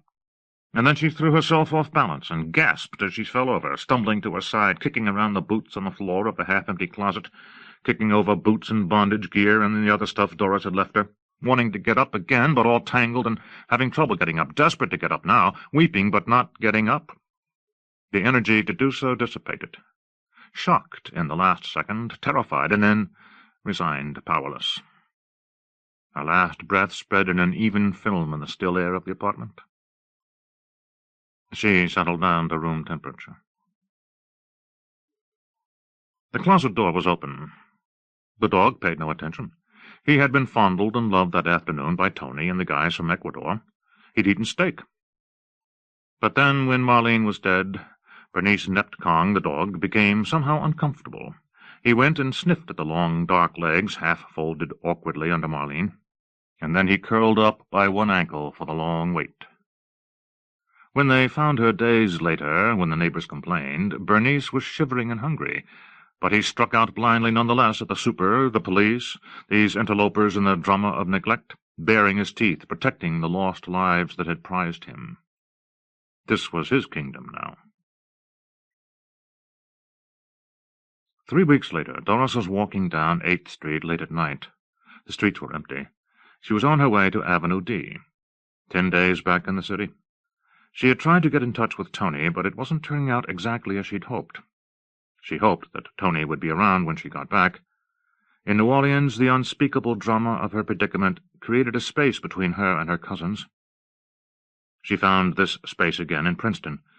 She was more alone than ever before, though she had fled from Marlene to escape loneliness, though she had opposed loneliness with what strength she had.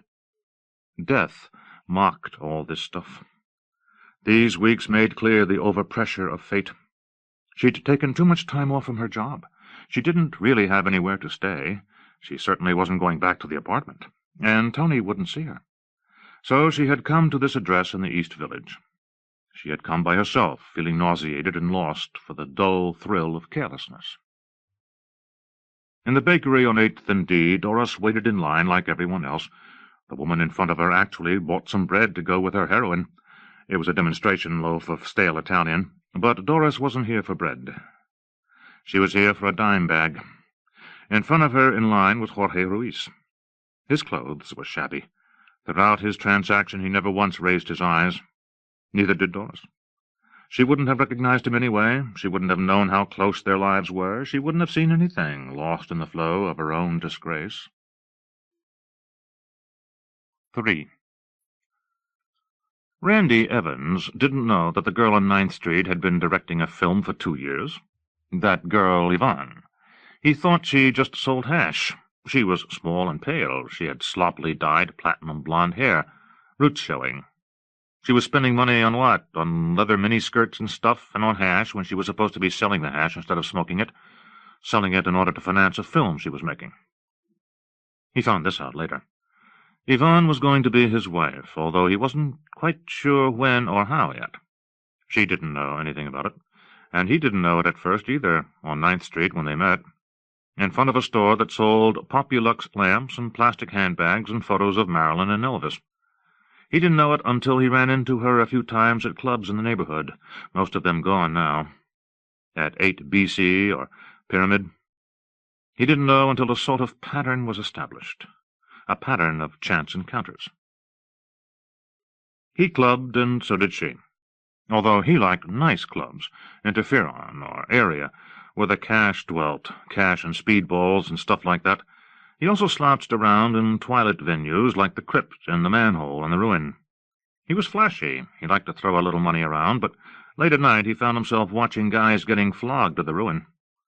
He was making some good money working up in the garment district. Had his own showroom for a while, in fact. The Evans line. Borrowed some money from some garment industry backers and started this showroom, which was a little cut rate, priced to move pretty well, and he was hoping to get some of it into department stores. At first he was. He was getting it into some places, Alexander's and Gimbel's.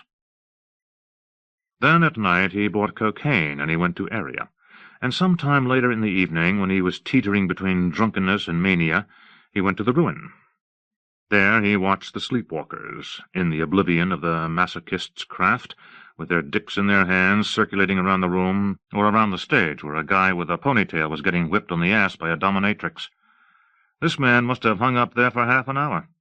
When he was released from his torture, he was covered with welts, black and blue all over his ass. And the guy just smiled. Randy liked it. He liked to watch the sleepwalkers as they inclined, lips pursed, toward the toes of women lounging at the bar.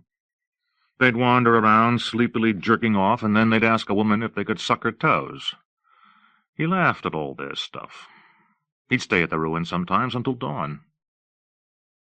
Anyway, he met Yvonne at 8 BC. He didn't tell her about his late-night exploits. She didn't tell him about her film.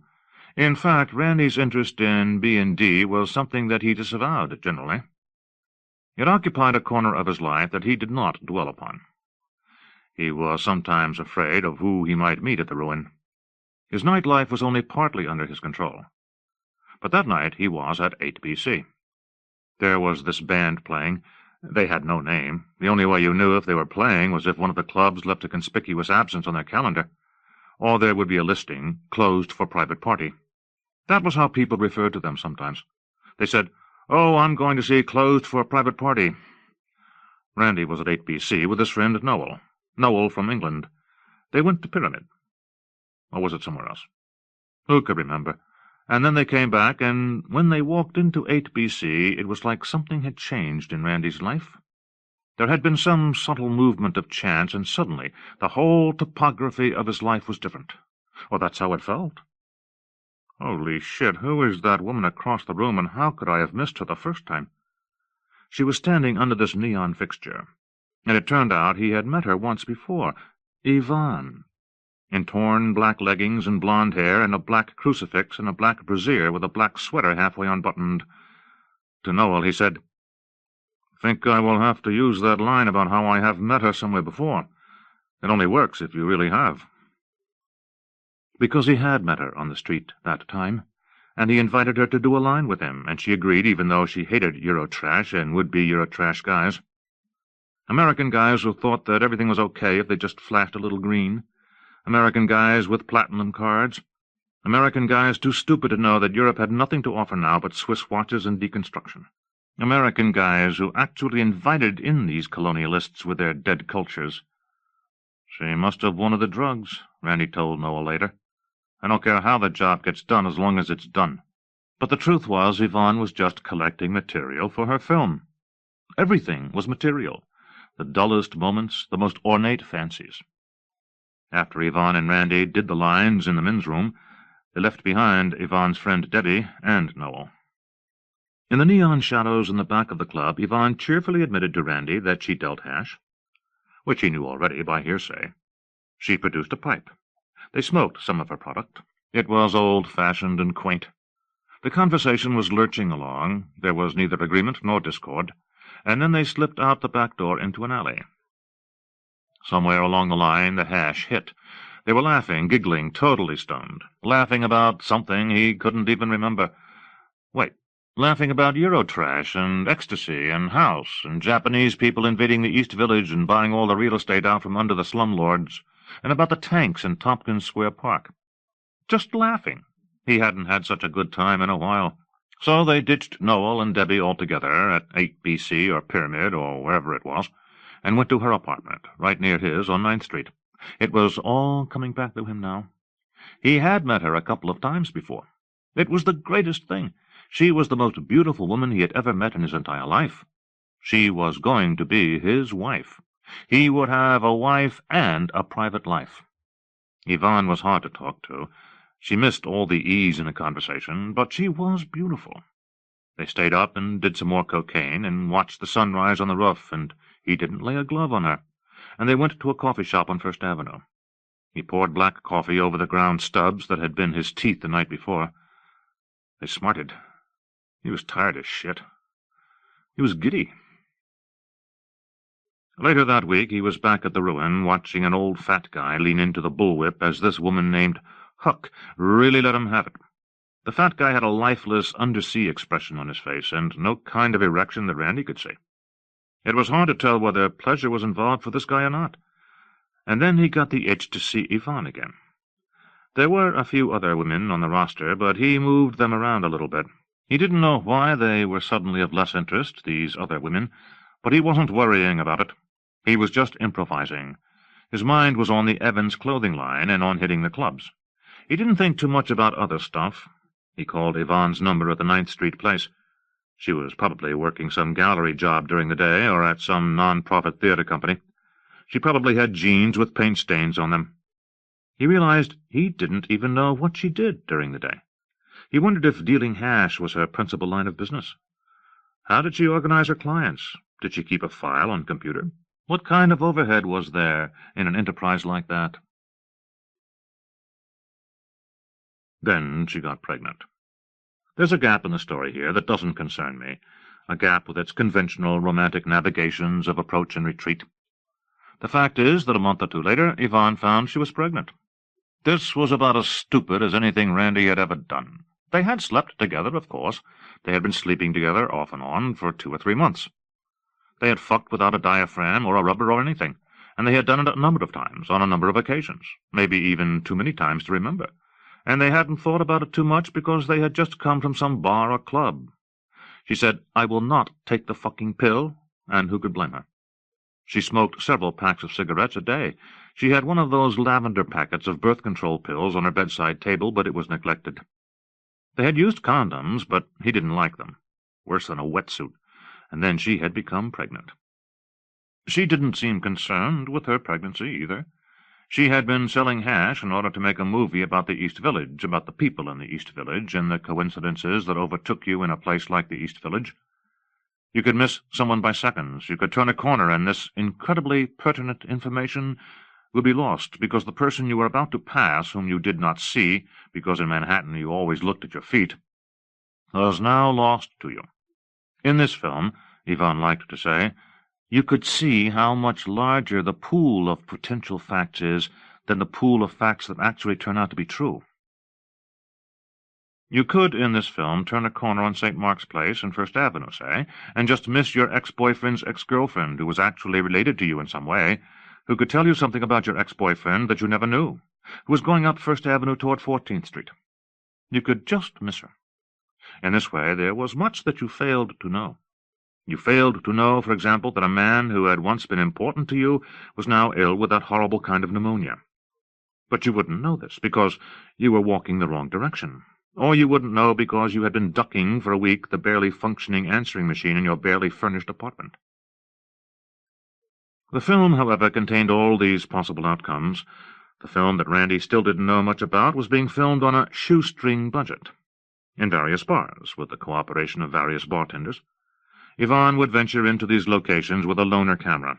She was always charging it on the AC adapter back at her apartment, and shoot interviews, just little snippets or false pieces of narrative material, late into the night, after closing, after everyone slunk off to the after-hours joints. She had no idea how any of this material was going together. She had a naive optimism that she would figure it out eventually, and that it didn't matter that the neighborhood was changing around her, and that her film now represented an East Village that was no longer located in this spot. And all the money from the hash and the waitressing was supposed to pay for this film that was subordinate to everything else in her life, for processing time on the Steenbeck, for the transfer from video back to film, for the sound edit. But she was smoking the hash and borrowing money to pay back the guy who sold the drugs to her in the first place. And now she was pregnant. She told Randy over the phone, and they had their first big fight. He was from a good family from Atlanta, this decorous family with whom he was not really in touch anymore, and he thought having a decorous family of his own wasn't such a bad idea. He could see that there was a convenient aspect to this calamity.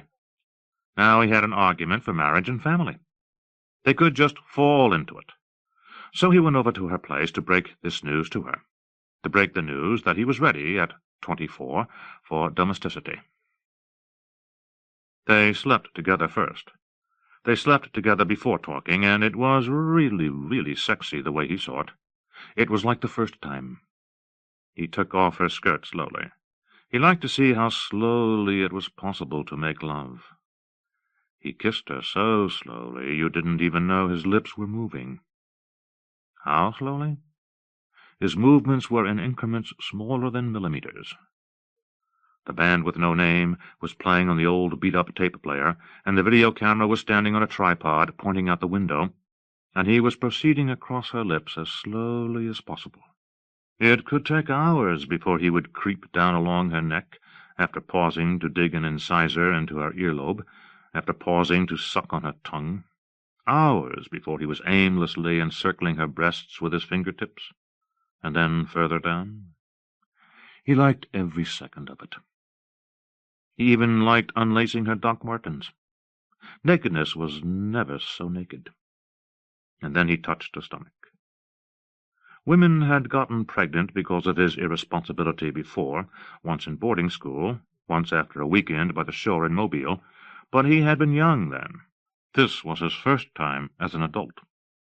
The fact of it, the fact of fertility, was enormous and perfect, like the shape of a particularly dangerous storm. Her belly was small and trim. She didn't eat too well. Just eat to avoid fainting, she said, nothing more. He traced his fingers across her stomach as if he were painting cave paintings there, as if trying to render the moment of conception in some pictorial writing, as if trying to capture all the lives bound together in this notion of conception. What was so sexy about all this? What was so hot about coming to the end of the profligate and wandering part of your life? What was sexy about suddenly wanting to accept responsibility? Maybe, in part, what was sexy was all the bad news, all the risk, all the difficulties. Maybe he wasn't thinking clearly about it at all. But maybe he was. Love was something that had the threat of bad news with it. Love was risk and obligation and caffeine addiction. Love was like watching the Tompkins Square riots on television. It was like hearing a guitar amp explode. It was like shooting coke for the first time. It was like watching the demolition of a tenement building, and it was like remembering these pleasures years after they are gone. And that was when she introduced the device. "Hey, look, I have this thing I have to show you." She reached over beside the bed where an ominous-looking electrical kit was waiting. "What the fuck is that?" The shame of being found out, of being located and then conscripted into the League of Kinks, of being a guy who liked devices and wanted a family. This shame overcame him first. His resistance was first. He knew in some atavistic part of his unconscious reserved for the pursuit of bodily woes disguised as pleasures. He knew what it was. He didn't know how it was going to work, but he recognized the control knobs on the box. They resembled the knobs that had driven the electric trains of neighbors in his boyhood. One of the dials was marked Course, and the other Adjustment. "This is an electrical stimulation box," she said. "It's for the film. See, I'm getting interested in this idea that I can have, like, some sex club stuff in it. I could have, couples using these marital aids, like this one, or Sibian or something, from Orgon Romance Systems of Las Vegas. These ones here are the instant kill switches, and those are the indicator lamps to monitor the control of the voltage." "That's—" "Uh-huh," she said. "It's for fucking." And from a small cardboard box lying on its side on the faded and dirty Indian rug, she produced the combination vaginal plug and cock ring attachment.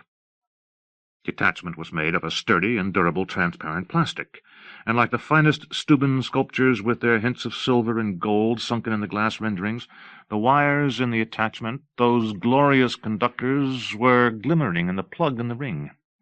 Yvonne had batteries in the device. It was running on battery power, and she juiced it up with the knobs and held the probe by the end. "How are you going to use this for the movie?" he said. "You're going to get friends to use this and—" "Just touch your finger to it quickly. It's on the lowest setting." "What the fuck? Where did you get this?" "I borrowed it. I'm thinking we should—" "Oh, no," Randy said. "If you think I'm going to let you electrocute me with that thing so that you can—" She touched it herself, touched an index finger to it. There was a velocity to the way she was avoiding the question in the air. He had come over to talk about her pregnancy, to talk about the future, to raise practical questions, but instead they were here with the electrostimulator. There was a velocity, a speed, and a direction to her avoidance. She was using the device, that facsimile of the most potent Latin American political torture machines, to stray from the implications of things. And she wasn't foolish. She knew what she was doing. She touched the plug, and he could hear its faint buzz, its melancholy hum. She held her finger there. He took the thing from her and set it aside. "Hey, Yvonne," Randy said, "I got a more important question. That's why I came over here. I came over here to ask you something."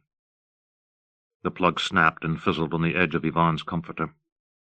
"I came over here to ask you to marry me. That's what I came to do, Yvonne. We could get around this problem in a way you're probably not thinking of. The baby, I mean. We could just get married." And he had the engagement ring in his pocket, an antique silver band that had been in the family for a while. Impulsively, though, before taking the ring out of the tangle of khaki trousers on the floor, he took the cock ring from the electrostimulator and set it on her ring finger. She laughed, a nervous high piccolo laughter. He reached for the coarse knob. "No way," she said. "I'm too young to get married. I'm not carrying your fucking little junior around for 9 months and fucking up my body and my hormones so that you'll have a peg to hang your hat on or someone to take care of you when you get senile. I don't want to spend my life with anybody. I can't even think of what my life will be like next week. I can't even imagine that I'll have a life next week. Forget it, honey. Forget it." Randy got really angry. He turned the stimulator all the way up. She laughed again. He brushed the device off the bed. They started to shout. They actually threw some stuff, some books and lamps. What kind of relationship was this? And what was she going to do? Let this bad luck drive the last bit of fun out of their relationship when it could make them closer? And didn't she want to share anything with him? Didn't she want to know that even on the lowest day she wasn't alone? Didn't she want to wither with someone around who loved her? Didn't she want to file a joint tax return?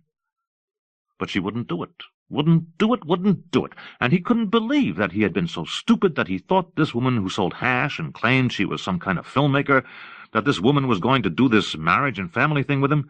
How could he be so stupid? And then they were fucking again, and in the middle of these attentions, some key of persuasion was turned in the lock, and she was able to convince Randy that the electric stimulation device was an adventure, a gamble, a temporary shelter.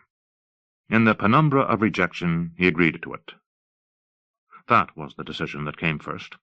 In that penumbra, in the penumbra of late night, she had the tape player on, and she had the fine adjustment on, the stimulator control panel turned down as low as it would go, and she had the video camera turned on. She had swiveled it on the tripod to take a close-up on Randy's face, and she put the cock ring around him now, though his cock was only halfway hard, and then she turned the knob up slowly. It was just like being drilled by the dentist at first. It was that sensation of wrong, of inappropriateness. And then there was a white alarm in his head as she turned it up, and the sound of the capacitor inside dampening it. And then the device scorched him like there were electromagnetic teeth ripping into his dick, and he tore the thing off with the urgency that one shoos away an ornery wasp that has already made its mark, and he collapsed on her bed for a second to catch his breath, to let the shock disperse itself throughout him. It was as though he were joining his friends the sleepwalkers, as they too were bent upon the rack of reactivity, desperate simply for sensation in a monochromatic and decontextualized city. Yeah, it was right that he be here in this way, with a ruin only a couple of nights behind him, with his fascination for the sleepwalkers and the transvestites and the perfect toes of the women at the bars.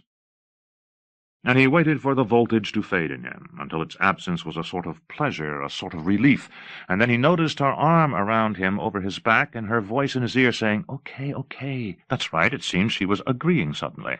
She was changing her mind. Okay, yes, she really was. Okay. And so marriage was an interim government between them, and you could say all this lifelong and ever-after stuff, but if it didn't work, they could throw in the towel. She loved him in this vulnerable tableau with the electrostimulation box beside him. She loved him. They would work it out. The kid would work it out. They would have the kid, and the kid would understand that she had other ambitions. The kid would figure it out.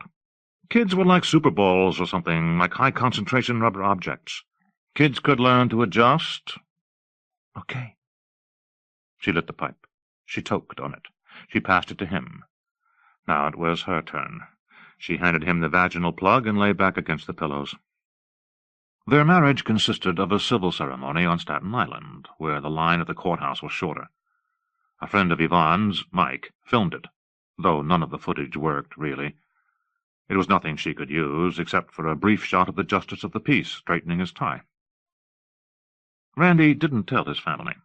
They would just have come up from the south. They would have hung around. Yvonne didn't tell her family in Syracuse. She forgot. The two of them didn't really tell anyone, except Noel and Debbie, who came to be witnesses, and Mike. There were all these coincidences on the way to the ceremony, people they met, people on the streets, people on the Staten Island ferry. New York seemed that day to be nothing but a system of low-probability coincidences. But then she had agreed to have the baby, too. Or at least she had agreed temporarily. Yvonne agreed to have the baby because she was tired and depressed, and she didn't want to think about it. Most days she tried to renege on the decision. Some days she wanted to have it, and then, after feeling sick, she vowed to abort. She should have gone for the abortion in the first month, when she was feeling especially bad, but somehow she didn't get around to it. This lack of decisiveness seemed to Randy to mask an excitement about the baby. Still, they were arguing so much about whether or not to go through with it. She hung on, looking for some kind of perfect advice from her friends or from her own mom, who thought she was out of her mind, or for some sign in the grid of order and disorder that was Manhattan. Walking the streets, turning the corners. What should I do? By then the baby was close to quickening, as they said in British law. Somehow she didn't see how she could snuff it in the second trimester. At the same time, though, she started getting a little further into particular kinds of East Village life, into the substance abuse parts of East Village life. Started getting into them because she was nervous and scared and sad about how she had slid into all this, slid into some middle-class thing that she wasn't prepared for. It was all about this stupid film that was sitting in a metal box in her second-hand desk. There was the metal box and a bunch of old videocassettes. She used to think that it was all about the film. They were married. This had happened, although Yvonne couldn't figure out how it had happened. They lived pretty much the way they had lived before, except that they shared an apartment. Now he was always on top of her with his insecurities, with his practicalities, and Yvonne was really upset that she had never made the movie she had wanted to make, and she never had any time to herself, and she never was herself, and soon, on top of everything else, she was going to have a baby.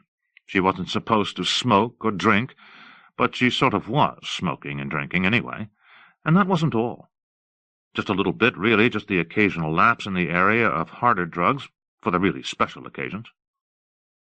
And instead of making more of the movie, instead of just going out and buying the film, which Randy might have contributed to, instead of finding someone to do the sound for her, she felt like she had to perfect the 15 minutes of it she had.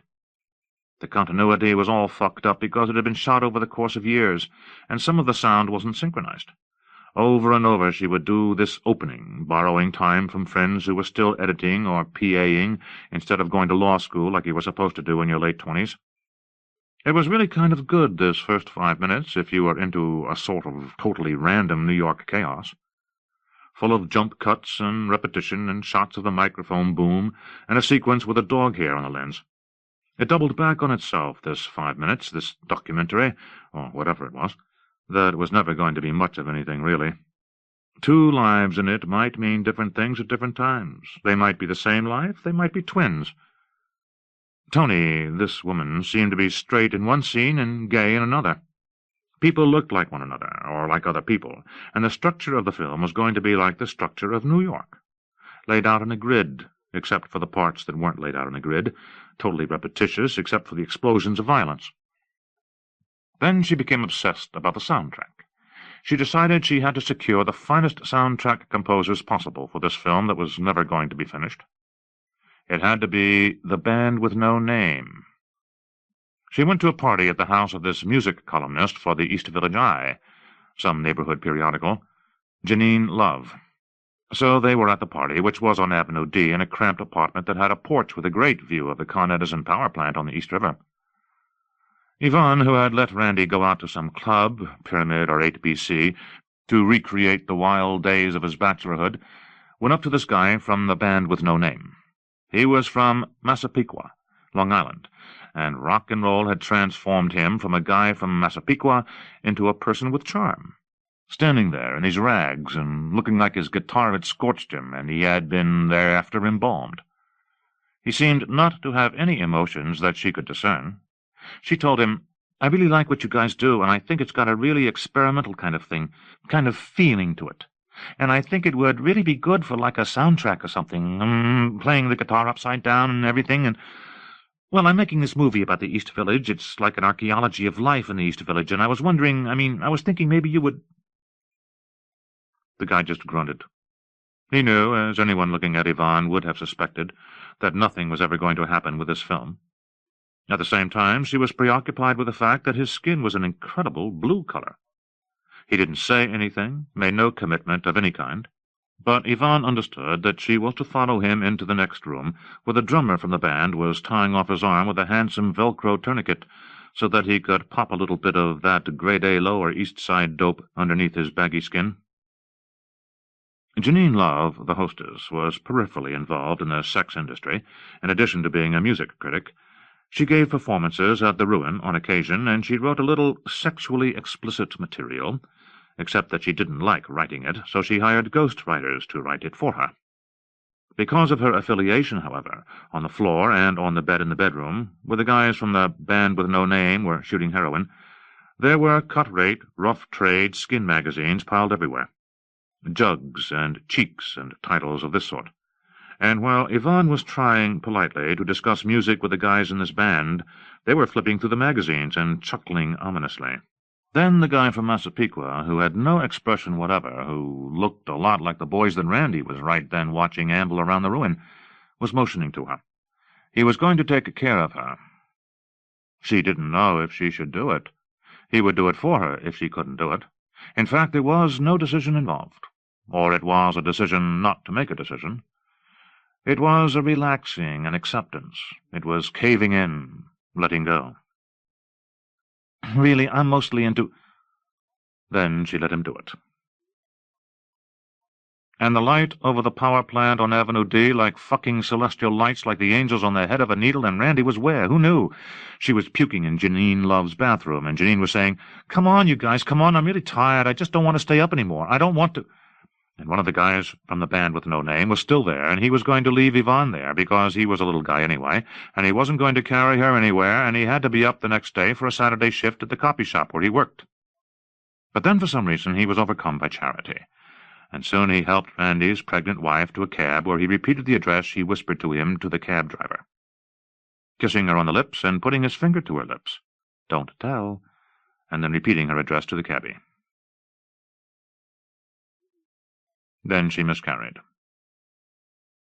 The period of the marriage and pregnancy in which she was killing herself with dope would have been tougher if Randy hadn't been killing himself, too. The movie was nowhere to be found now. It was in some dead-letter office somewhere, some imaginary film library of imaginary projects. What movie? There never was a movie. There was Randy and Yvonne going out to clubs, her in some kind of fashionable black maternity dress, even though she really wasn't showing yet, but just because she liked the maternity look, some maternity dress that he'd gotten from a friend at another company. And there were no plates or shops left in the house, because their arguments were too wild. And he was as strung out as she was sometimes, and he was pretty sure the books at his business were cooked, but he wasn't concentrating on it exactly. He was going out with Yvonne and leaving her at home sometimes, so that he could head out to the crypt or the Ruin and watch the silent participants in the games there. He ground his teeth into a paste, and he was really into the electrostimulator, though she had become bored with it.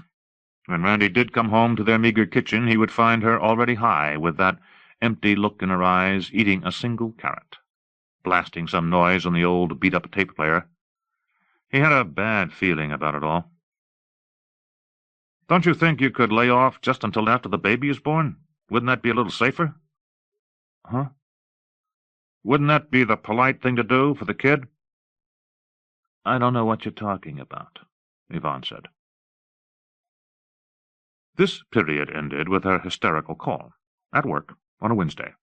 He told her to call 911 and he would meet her at the hospital, but she was really scared. She was really, really scared. He could hear how scared, and so she asked him to come pick her up instead, please. "It's a mess." He made the emergency call himself and met her at the apartment before the ambulance arrived. Her skin the color of slate. There were trails, archipelagos of blood in the bathroom, the mildewed bathroom, on the dirty towels. She was crying, her hands were bloody, and he couldn't tell how much was from the miscarriage and how much was from needles. Abscesses. He knew. Right away he knew how bad it was, how lost the kid was, how lost she was, how bad it was. I was never supposed to have it anyway, she mumbled. Tracks of tears. I was never supposed to have it. Oh, shut up, he said. He hugged her, and they waited. What was already obvious was then officially pronounced by the medical authorities. The argument then spilled over into the deep part of several nights. It wasn't an argument about anything special now. It was an argument with things in general. Her breathing was so shallow he couldn't believe that oxygen even grazed her bronchia. But her cells didn't need anything now but what dope could give them. All the same, he couldn't believe that lying came so easily to her. On the other hand, maybe she could lie without even noticing her lies. Maybe the possibility of truth was dormant within her now. And this is how she was, after pregnancy, managing an ever-increasing stream of lies. The current between the two of them dwindled under the burden of these lies. "I'm not high," Yvonne said. "I'm being really careful now, honey. I want to have a baby. I want to make another baby. Really, I'm telling you the truth." He watched her sleep sometimes, and he watched her puke in the morning, and it was impossible to say whether it was from this miscarriage or from the drug, or both. He cleaned up a little bit of her puke before going out to the office. He took a damp paper towel across the surface of the toilet seat. And maybe she could have ridden the wave of her addiction through another childbirth. She didn't seem especially to care about pain any more anyway. Her body was an obligation insofar as it played host to the brain and the brain's store of flattened affections and blunted nerves. Otherwise, who cared? She was a brain in a vat. She was working on throwing off her body somehow. She was putting it in cold storage. She was decommissioning it. He came home from work and played spouse with her, hoping that she was going to bounce back, that the old fun was going to bounce back. His business went under not long after, and that made it even easier. He had a huge bank loan hanging over his head. He would have to get another job eventually, a job working for someone else, but not for the moment. For the moment he lay around the house. They had come to the end of club-hopping. They had come to the end of it. Randy suspected that his wife had shot up while carrying the baby. She said she was only snorting, as though that excused it. No, really, she was only snorting coke. Not even heroin. No, really, she was clean, really. And she'd disappear at night, and he'd yell at her, but sometimes he'd get that yen, too, that yen to go out, and he'd do it. He didn't care what time she was coming in, and he would drink and tell someone on the next stool all of this, all of what I've told you. In fact, he told me, at the ruin. They had come to the end of their marriage. It had lasted 5 months. It was time for him to leave his wife. This was not difficult to accomplish, because Yvonne wanted to pursue unencumbered her own muse, the muse of her inactivity, the muse of her silence. Later, 3rd week of June, 1987. Hot and humid, low visibility. The amphetamine of loss, with its jacked-up system of attribution and detachment, roiled in Randy Evans. He was driving around Lower Manhattan in a van he had rented to help move some stuff for the Japanese clothing line he'd just started working for. He was driving with the radio up loud, WFMU. They were playing something from the band with no name. He wondered if the guys in the band were still alive, if these were new songs, or if the guys in the band were infighting acrimoniously about an upcoming tour, if they were thinking of tossing one another out of the band. One of them, he had learned once, was the son of a major stockbroker, the son of the head of some brokerage house. The rich dad had bought them all the PA equipment and a studio to record in. And the son of this wealthy broker, was shooting dope and living in some run-down East Village basement apartment with nothing in it but a futon and a CD player. This kind of life gave the band with no name a lot of credibility. And the song didn't sound like their songs had sounded to him 2 years before when he first heard them. It sounded different, as the whole East Village seemed different. It wasn't galleries and clubs anymore. The East Village was chain stores and crack dealers. People were getting sick, and Randy had taken the test too, and had waited the 3 weeks it took then to get results. He couldn't imagine why he was negative. He and Yvonne had shared needles with a few people, definitely, with Jamie Lefferts and Donna Harvey and Mike and that other guy Mitch who came over with him to the house that time. And they had all gone to a really creepy shooting gallery on Delancey with someone named Juan. Who knew who they were sharing with? Back then you didn't think about it as much. Where the needle had been was somewhere you yourself had been, and the trail of that needle, the trail that led to the shooting gallery, was the history of your footfalls and of the people whose lives were a part of yours.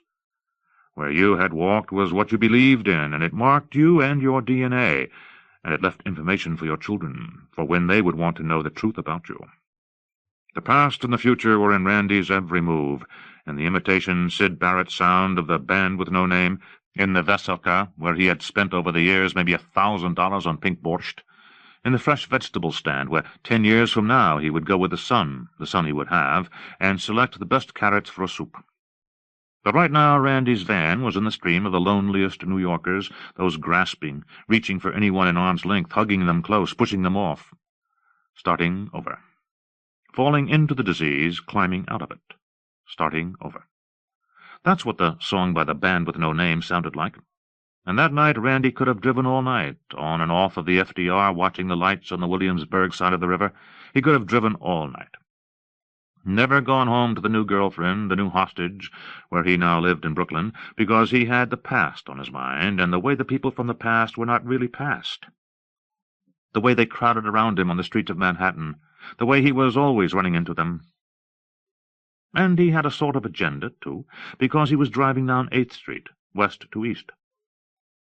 He got on it on 3rd Avenue, and then he drove the block past Trash and Vaudeville, where he had bought a leather jacket, and past St. Mark's Sounds, and past the bar, called simply Bar, and then around the park, where a gallery called Gracie Mansion had once been, and into the deepest East Village, where 8BC used to be, and then he was in front of the bakery at the corner of Avenue D.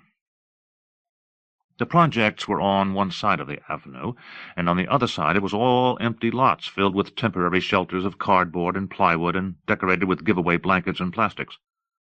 Randy's van was in neutral and idling quietly near the corner, and the radio was whispering some chant, some New York prayer, some specifically local ritual for the dead that doubled as a solicitation or an advertisement of some kind. He watched the entrance of the bakery, watched people going in and out.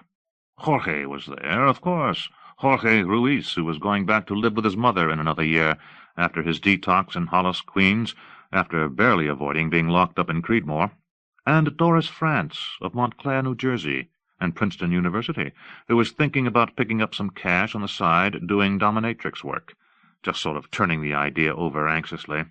These two shadows came along the poorly lit streets, staggered by several minutes, walking slowly so as not to attract attention, so as not to appear to be in a hurry of any kind. Their hearts were in a terrible rush. They entered the bakery, Doris carrying a paper bag as if she intended to buy rolls, to give 10s and 20s to people who would before long be arrested trafficking, this arrest having no effect on neighborhood traffic.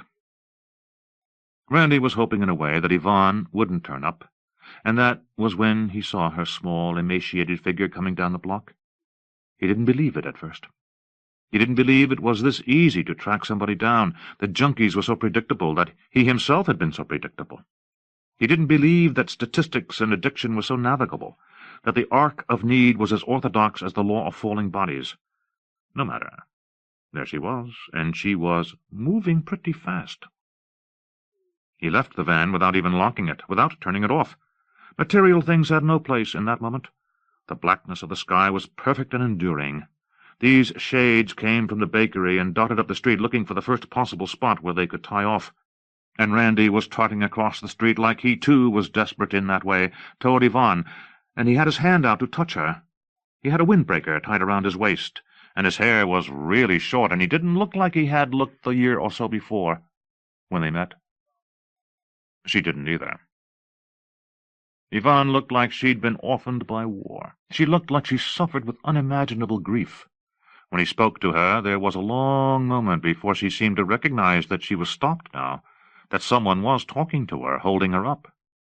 She grimaced. She didn't seem to recognize him. She knew his face and who he was, but she didn't recognize any freight in the encounter, as if chance had been the only thing between them. She only wanted to get into the bakery. He was an impediment. The way she wheezed and coughed proved it. She was nervous, but the weirdest thing was that she was smiling. She was grimacing and smiling. "Well," Randy said, coming to the end of an awkward politeness. "Well, I just wanted to—" To see you. Listen, geez, you know I don't want to say it, but you just don't look that good." Her own words seemed to drift up into her throat as if they had a separate set of controls, as if she were the dummy for some ventriloquist. "What are you talking about?" "Forget it," Randy said. "No," she said irritably. "What the fuck are you talking about?" "Listen," he said, "if you want any help, if you ever want any help or anything, just let me know. I don't know—" "I don't have time," she said. "Anyway, I don't want your pity. You're a fucking junkie, too." And then she left him there. She hurried on. She took off. He was stricken. He was halted. He was going to say something. He was going to defend himself, to defend his self-evident pride. But what could he say? He was standing there like a beseeching panhandler. Hadn't he been one of those club rats for whom all human folly, the suspension and flogging of men several feet above a stage, was the stuff of fun? Then why couldn't he let Yvonne go on her merry way and finish the job? Why not let all these people go? Let this stuff, these places, recede into whitewashed accounts of youth he would present to friends when provoked momentarily into some foolish grandiosity about having simply survived? Why not let it go? He called after her, just as Jorge was coming out, sweating quite a bit. Jorge, sweating like it was deepest July and he had no AC. Randy was calling after his wife, oblivious, on an empty street, on a moonless night. She never looked back. He was standing there watching. She never looked back. There was one more time, a few years later, that he saw her again, when she had finally gotten clean, when she needed to discuss completing the divorce. She had Kaposi's sarcoma, and her face, into which a lively human rose color was at last returning, was freckled with lesions. And there were others caught in the vine of those 5 minutes of June, in front of the cop shop on 8th Street, in the moments just before and after.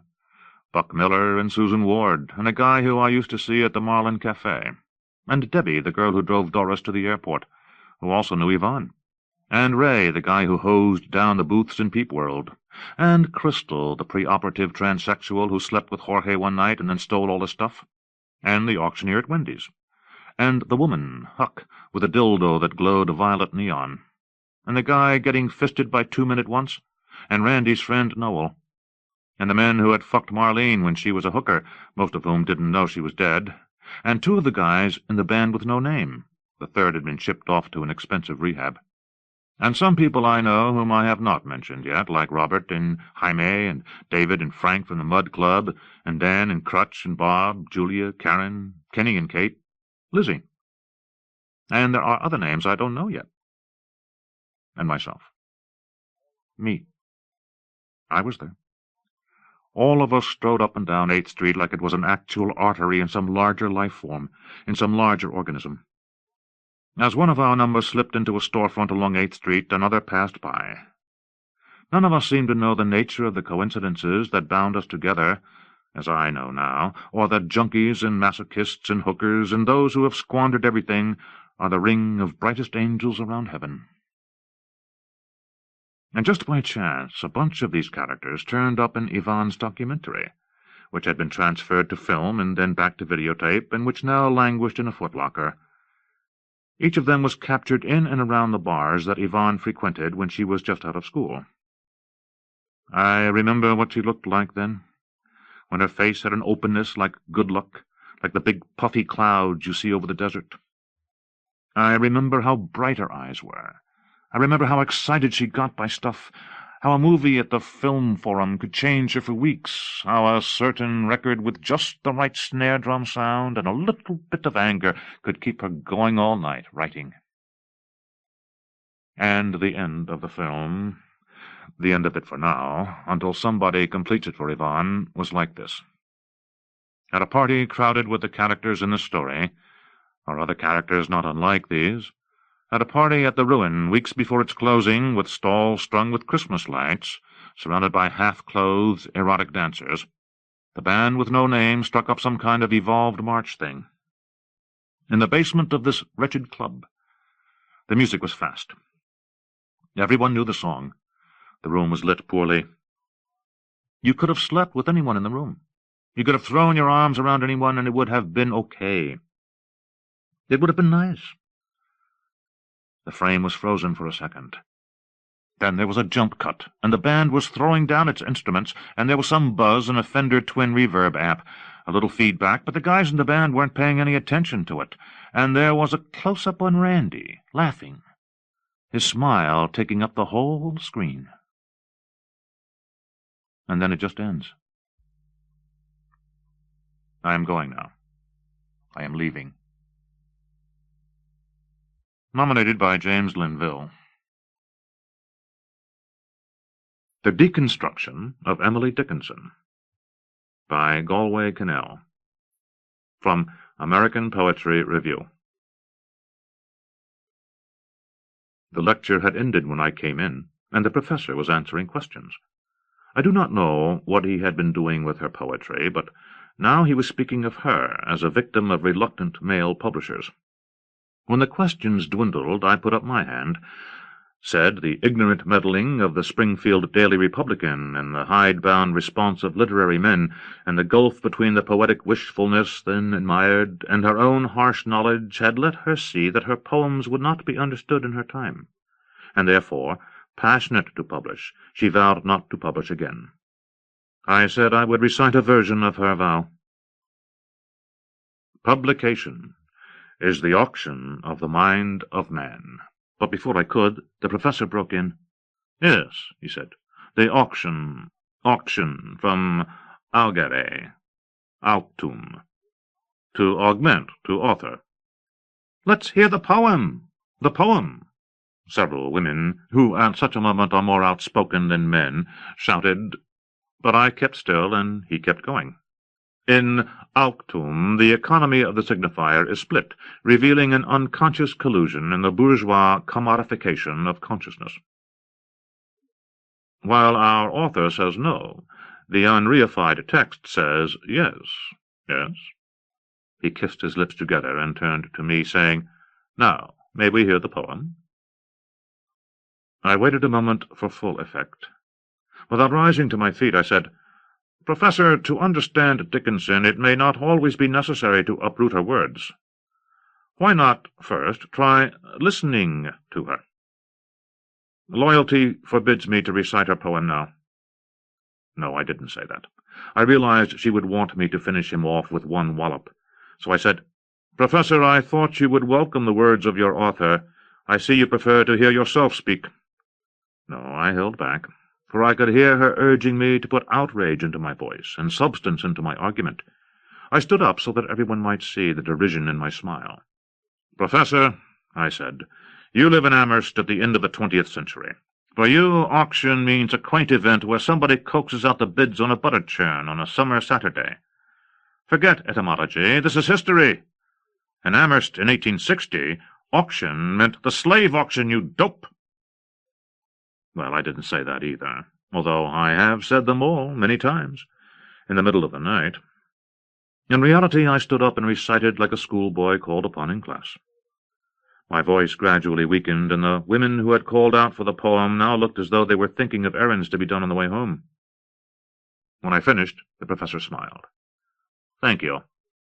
So, what at first some of us may have taken as a simple outcry, we all now see is an ambivalent, self-subversive text.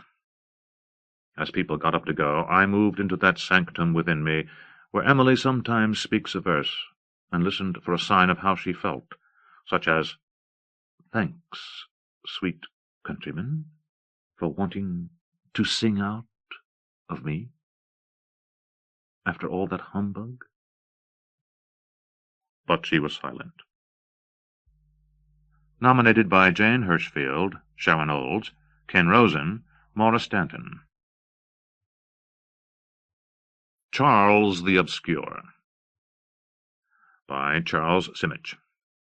From New Letters. Late one night, as the half-moon rode high above the church of St. Mark, I grabbed my balls passing a priest. This happened in Belgrade when I was 12 years old. I was skipping along without a care in the world when he came around the corner. He assumed I was about to greet him. He was even inclining his head benevolently, when I did what my friends advised me to do when meeting a priest. He stood there steaming in his cassock for a moment. Then it was my turn to be surprised. Plump as he was, he went after me with extraordinary quickness, waving his arms about and shouting, "You little creep! You little son of a bitch!"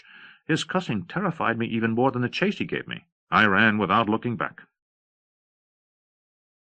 At home, the photographs of my great-great-grandfathers and uncles awaited me on the living-room walls. On my mother's side, I had several priests and one bishop in my ancestry. I have never seen in a wanted poster a more murderous collection of mugs. They had huge black-and-white beards that grew even sideways. Their eyes were bulging. The photographer must have warned them not to move, and they obeyed. Flies crawled inside their ears during the long exposure. Their noses itched terribly. That evening their eyes followed me with unusual grimness. They all knew what I had done. The meanest-looking of the lot was my grandfather's father. It was public knowledge that his children hated him. My grandfather did not permit any mention of priests or religion in our house when he was around. When my grandmother died later that year, he informed the family that there will be no priest officiating in the cemetery chapel or at the gravesite. A scandal, people whispered. Everybody crossed themselves just thinking about it. A couple of aunts decided to disobey his wishes. The priest would appear at the gravesite while the coffin was being lowered, and my grandfather, so the theory went, would be too overwhelmed with grief and sorrow to object to a short prayer being said. That's not what happened. Just as the grave diggers were fussing with the ropes and the family and friends were standing with bowed heads, the priest materialized in his vestments, a prayer book in hand, already blessing us and mumbling a prayer. To everyone's astonishment, the old curmudgeon lunged at him. Before we had time to realize what was happening, Grandpa had the priest by the scruff of the neck and was marching him away from the grave. As if that wasn't enough, one of my weeping aunts ran after them, grabbed the tails of Grandfather's coat, and started pulling him back. She had the strength of 10, and so did he. A tug-of-war ensued, and lots of yelling. The old man was trying to kick her without turning and letting the priest go. Unfortunately, my mother rushed me and my brother away before we could see and hear more. If you were to ask anybody in my family if God exists, they would have given you a puzzled look. Of course he does, they'd reply. This meant in practice attending the church only to baptize, wed, and bury someone. Bona fide atheists probably mention religion and God more frequently than my mother ever did. My father, however, was a different story. He didn't mind entering churches, Russian churches, black churches, old Italian churches, austere New England churches, Byzantine churches. All that was admirable. The same is true of me. He liked the pomp and music, but even more he liked an empty church. I saw him a few times get down on his knees to pray, but he had no use for organized religion, or every other idea that has sought to take its place. As far as he was concerned, communism and fascism were versions of the nastiest aspects of Christianity.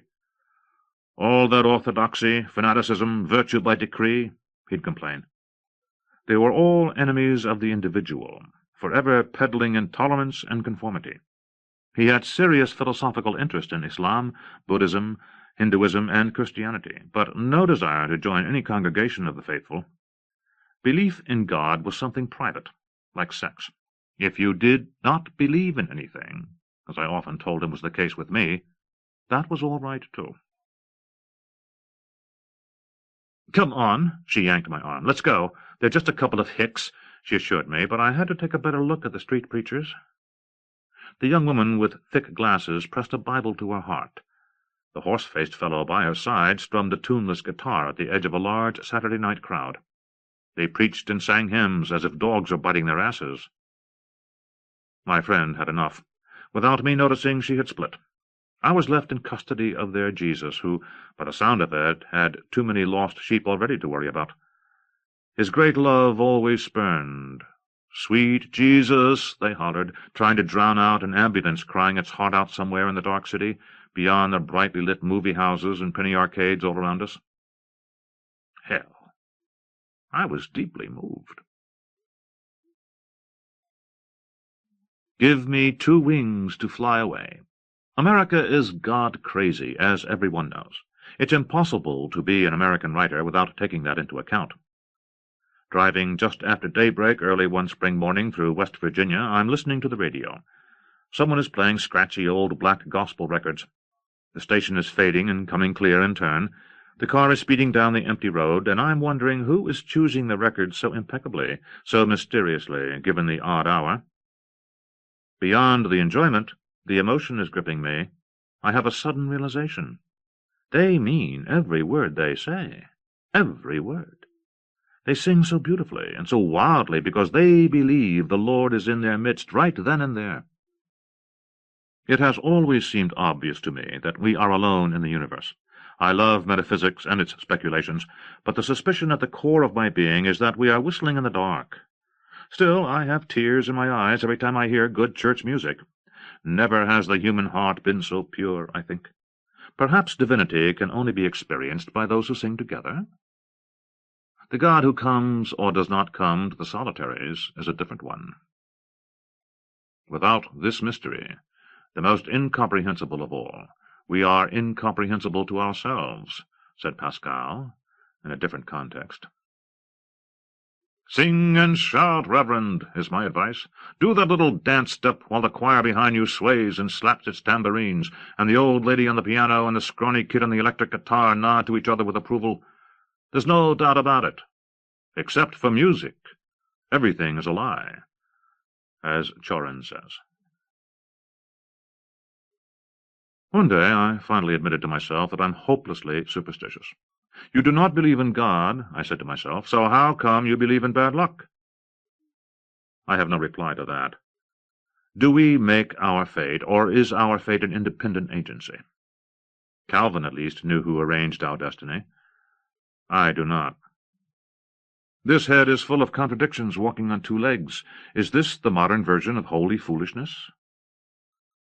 Let's hope so. In the meantime, the worries of a crumb overlooked on death's dinner plate. I was always attracted to mystical and esoteric doctrines that propose the unknowingness of the Supreme Being, the ineffability of the experience of His presence, and the ambiguity of our human condition. Ambiguity, that great carnivore. If I believe in anything, it is in the dark night of the soul. Awe is my religion, and mystery is its church. I include here, equally, the mysteries of consciousness and the torments of conscience. If not for conscience, would we ever consider the possibility of the independent existence of evil? Nothing explains the world and the people in it. This is the knowledge that makes us fall down on our knees and listen to the silence of the night. Not even a dog or an owl is brave enough to interrupt it tonight. Being and nothingness, those two abstractions, how real, how close they feel. In such moments I want to reach for my chessboard.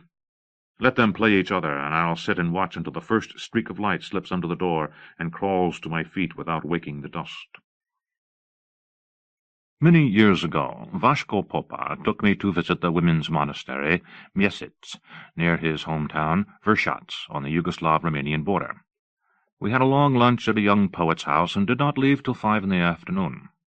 I don't remember much about the drive, since we were talking a lot, interrupting each other with stories and jokes, but all of a sudden there was a high wall at the end of a dirt road, and a closed iron gate.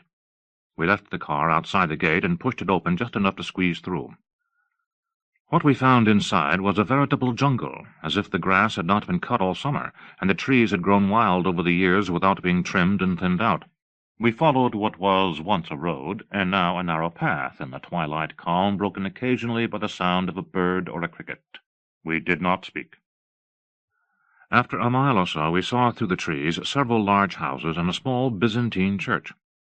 We walked to the largest of them, knocked, opened the door, peeked inside, even announced ourselves, but only silence came out to welcome us. It was so quiet our steps became cautious. We walked on tiptoe on the way to the next house. Through the open door we could see 6 nuns sitting in a circle with heads bowed. Vashko knew the name of the prioress and called out to her. She jumped, and the nuns followed after her in joy and delight to see him. The prioress, who was old, Vashko had told me, used to be in her youth a lady-in-waiting at the royal court, and was exceptionally well educated. Vashko sent her French books. She was just reading Camus, and immediately wanted to talk about him with us. We were then given a tour by the prioress and a tall, skinny young nun. We visited the church, which was under repair, to see some surprisingly fine frescoes, and then slowly, because of the prioress' age, we climbed to the small graveyard above the church. The sun had just set. "I'll soon be resting here," the prioress told us, laughing. We smiled in reply. One could almost envy the prospect. Then we were led back to the large house we had first come to. This, we heard, was one of the local bishop's many summer residences. He had not stayed in it for the last 30 years, but everything was kept in readiness for his arrival. We sat in a large living room with the prioress and the skinny nun drinking homemade brandy, while being sternly examined by former bishops in sooty old paintings. Only one table lamp had been lit. Vashko talked, and so did the old woman, but the rustling of so many leaves muffled their voices, and then, all of a sudden, there was complete silence. Here was peace of a world outside time, the kind one encounters at times in fairy-tale illustrations, in which a solitary child is seen entering a dark forest of gigantic trees. After a while I listened only to the silence deepen. The night continued to hold its breath.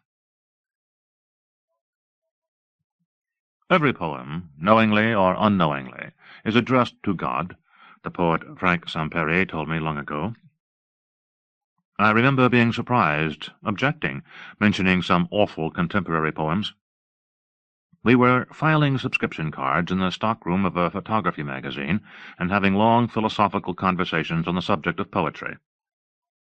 Frank had been reading a lot of Dante, so I figured that's it. He is stuck in 14th century Italy. No more. Today I think as he did then. It makes absolutely no difference whether gods and devils exist or not. The secret ambition of every true poem is to ask about them, even as it acknowledges their absence. Nominated by Philip Booth, Richard Jackson, Dan Masterson, New Letters. Special mention. The editors also wish to mention the following important works published by small presses last year. Listing is in no particular order. Poetry. Indirective, James Galvin, The Paris Review. Freshman English Poetry Anthology, Maura Stanton, Crazy Horse. Yellow Lilies in Cypress Swamp, David Baker, Antaeus. Moving and Saint Rage, Kathy Fagan, Agni Review.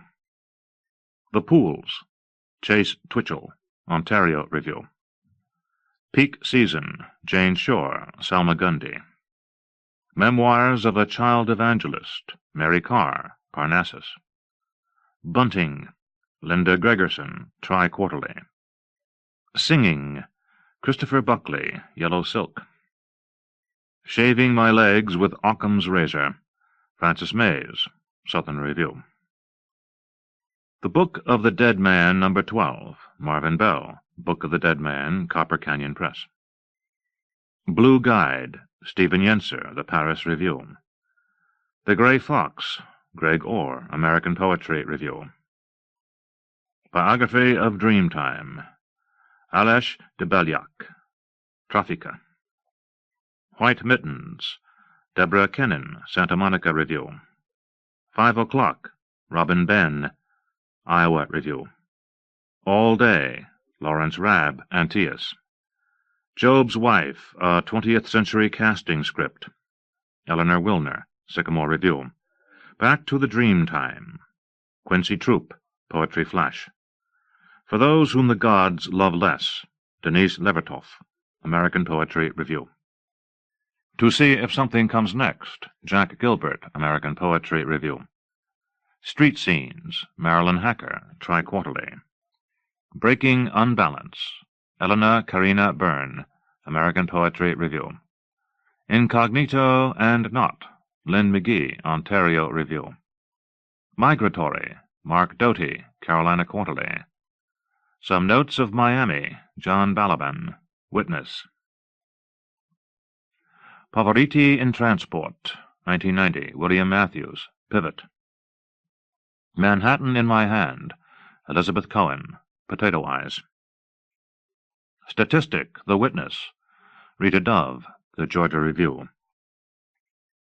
Herb Gatherers off I-80, Lee Upton, Black Warrior Review. For Paul Celan and Primo Levi, Harvey Shapiro, A Day's Portion, Hanging Loose Press. These Northern Fields at Dusk, Eamon Grennan, American Poetry Review. Poem half in the manner of Lee Ho, Charles Wright, Field. The Wait, Becky and Fritz Goldberg, Passages North. Photography, Philip Levine, Poetry. Tombs of the Muses, Deborah Diggs, Antaeus. Buy One, Get One Free, Richard Jackson, Gettysburg Review. Uncomfortable Procedures, Michael Van Walligan, American Literary Review. The Privileges of Philosophy, Stephen Dobbins, Georgia Review. Cancer Talkers, John Wood, in Primary Light. Androids, William Dickey, in The Dreaming. The Invisible Man, Denise Duhamel, Poet Lore. Moving on in the dark like loaded boats at night, though there is no course, there is boundlessness. Lucy Brock-Broido, Parnassus. Codeine, Frank Caspar, Mass for the Grace of a Happy Death, Anhinga Press. Triggering Corinth, New York, William Hathaway, The Southern Review. Dragonflies Mating, Robert Hass, Antaeus. Nonfiction. Blood Rain, Bill Shields, Vietnam Generation. Where Bears Walk, Sherry Simpson, Another Wilderness, Seal Press. Definitions of Women, No. 6. How a Woman, by Wishful Thinking, Does Compel a Man to Marry Her. Catherine Shearer, New American Writing. Yards, Treby Johnson, Boulevard. Essay, Working a Jigsaw, Barbara Shoup, Other Voices. Thou Shalt Not Kill, Margaret Gibson, Creative Nonfiction. Anonymous, A Brief Memoir, Frederick Smock, American Literary Review. The Undertaking, Thomas Lynch, London Review of Books. Water Margins, an essay on Swimming by My Brother, Anne Carson, Descant. Anonymous, Mildred Greer, Old Red Kimono. Another Life, Sam Hamill, Edge Walking on the Western Rim, One Reel and Sasquatch Books. Love Letter from the Lonely Middle, Mark A.R. Facknitz, Georgia Review. Life with Daughters, an essay on proportionality, Gerald Early, Antaeus. The Question of Postmodernism, David Lehman, AWP Chronicle. Leaving Things Out, James Longenbach, Southwest Review. Familiar Weather, Rob Foreman Dew, Missouri Review. Meet, Sally Tisdale, Antioch Review. Strange Love Outtake, Notes from the War Room, Terry Southern, Grand Street. Not Sentimental, Jervy Turvalon, Faultline.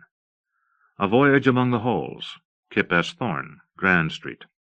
On Being Cool, Lawrence Gonzalez, New Letters. Megan Whoopi, Lee K. Abbott, Epic. Buffalo Winter, Linda Hasselstrom, American Literary Review. The Buckeyes, Scott Russell Sanders, in Buckeye Country, Bottom Dog. Moms 3, David Ray, Confrontation. Flannery O'Connor Resurrected, Susan Belay, Hudson Review. Littletown, Zach Garner, Talking River Review. Fiction. Blue Skin, Kelly Wells, Columbia. Touch Me, Susan Ross, Sycamore Review. Ocean of Words, Ha-Jin, Chelsea. The Angel of Vermont Street, Allison Moore, Story. The Island of Ziz, Yuri Vinichuk, Denver Quarterly. Windows of the Soul, Patricia Hample, Alaska Quarterly Review. Blue Hair, Michael Martone, Colorado Review. The Man Who Read a Book, Thomas M. Dish, Hudson Review. Kind Strangers, Alice Adams, Southwest Review. Counting Sheep, Allison Lurie, Southwest Review. Lives of the Non-Poets, Stephen Saraceno, Washington Review. Lessons in Impromptu Fantasy, Laurie Marr Wasmond, Cimarron Review. Biedermeier, Michelle Fogus, Sou'wester. A Taste of Heaven, R. Sebastian Bennett, William and Mary Review. Black Auxiliaries, Irvin Faust, Literary Review. Metafictions, M. Richard Castellanet's Aura. The Key of F. Di Navarro, Blue Penny Quarterly. Stealing the Bees, Sally Bingham, Passages North.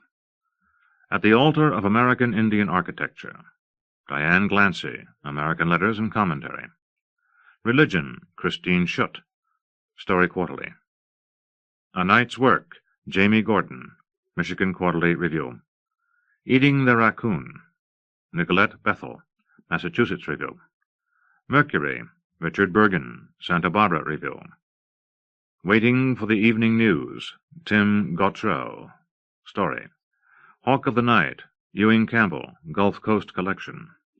Tansy, Heather Ross Miller, The Laurel Review. From Nobody's Daughters, Melanie Ray Thon, Bomb. Sloane's Daughters, Gladys Swan, Southwest Review.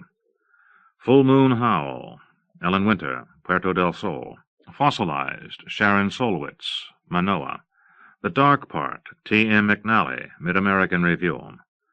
Look at the Moon, Orwell Sheehan, Jack Kerouac is Pregnant, Dalkey Archive Press. 5 Jack Cool, Michael Stevens, The Brooklyn Book of the Dead, Dalkey Archive Press. The Window, Barry Kitterman, Turnstile. Recessional, Gary Lutz, The Quarterly. Crossroads Cafe, Deborah Monroe, Gettysburg Review. Debits and Trespasses, Margot Livesey, North American Review.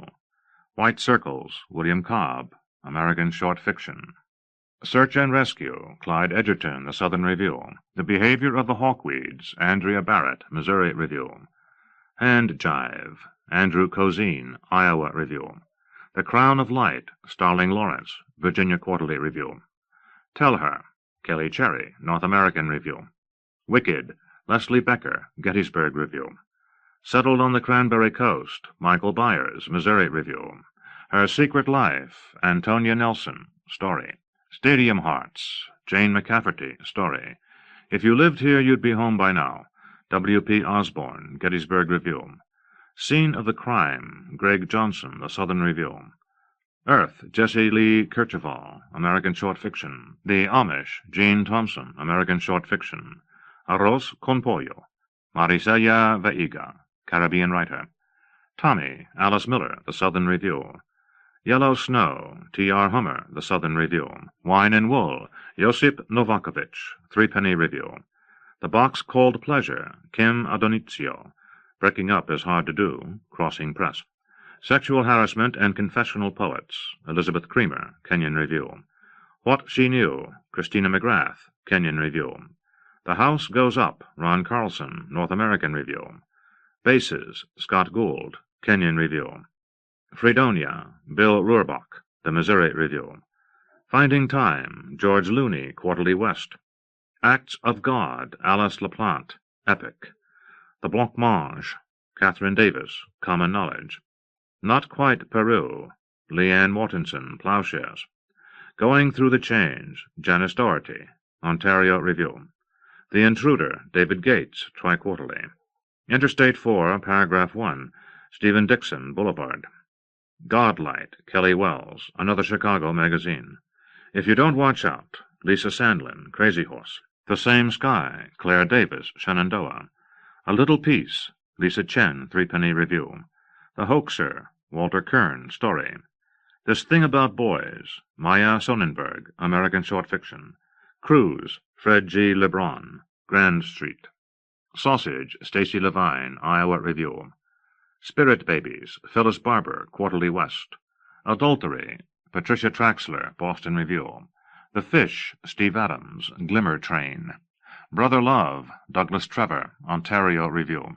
Yellow, Don Lee, American Short Fiction. Lost, Roby Macaulay, Fiction. To These Guys, Mitch Berman, Witness. The Newarker, Maxine Rodberg, Georgia Review. A Night at the Y, Robert Garner McBearty, Missouri Review. After the River, Tim Parrish, Black Warrior Review. Rapid Transit, Don Cheon, Tri-Quarterly. Conjure Woman, Marlon Barton, Shenandoah. Boneyard Stretch, Kira Salak, Witness. Puppyland, Amber Dorko, Alaska Quarterly Review. The People Next Door, Mary Morris, Antioch. Hill Country, Madison Smart Bell, North American Review. Wonderful to Relate, B.G. Fermani, Kenyan Review. The Underlife, Philip F. Deaver, Crazy Horse. Presses featured in the Pushcart Prize editions since 1976. Acts, Agni Review. Asata Press, Atlantis Press, Alaska Quarterly Review. Alteringa Ethnopoetics, Alice James Books.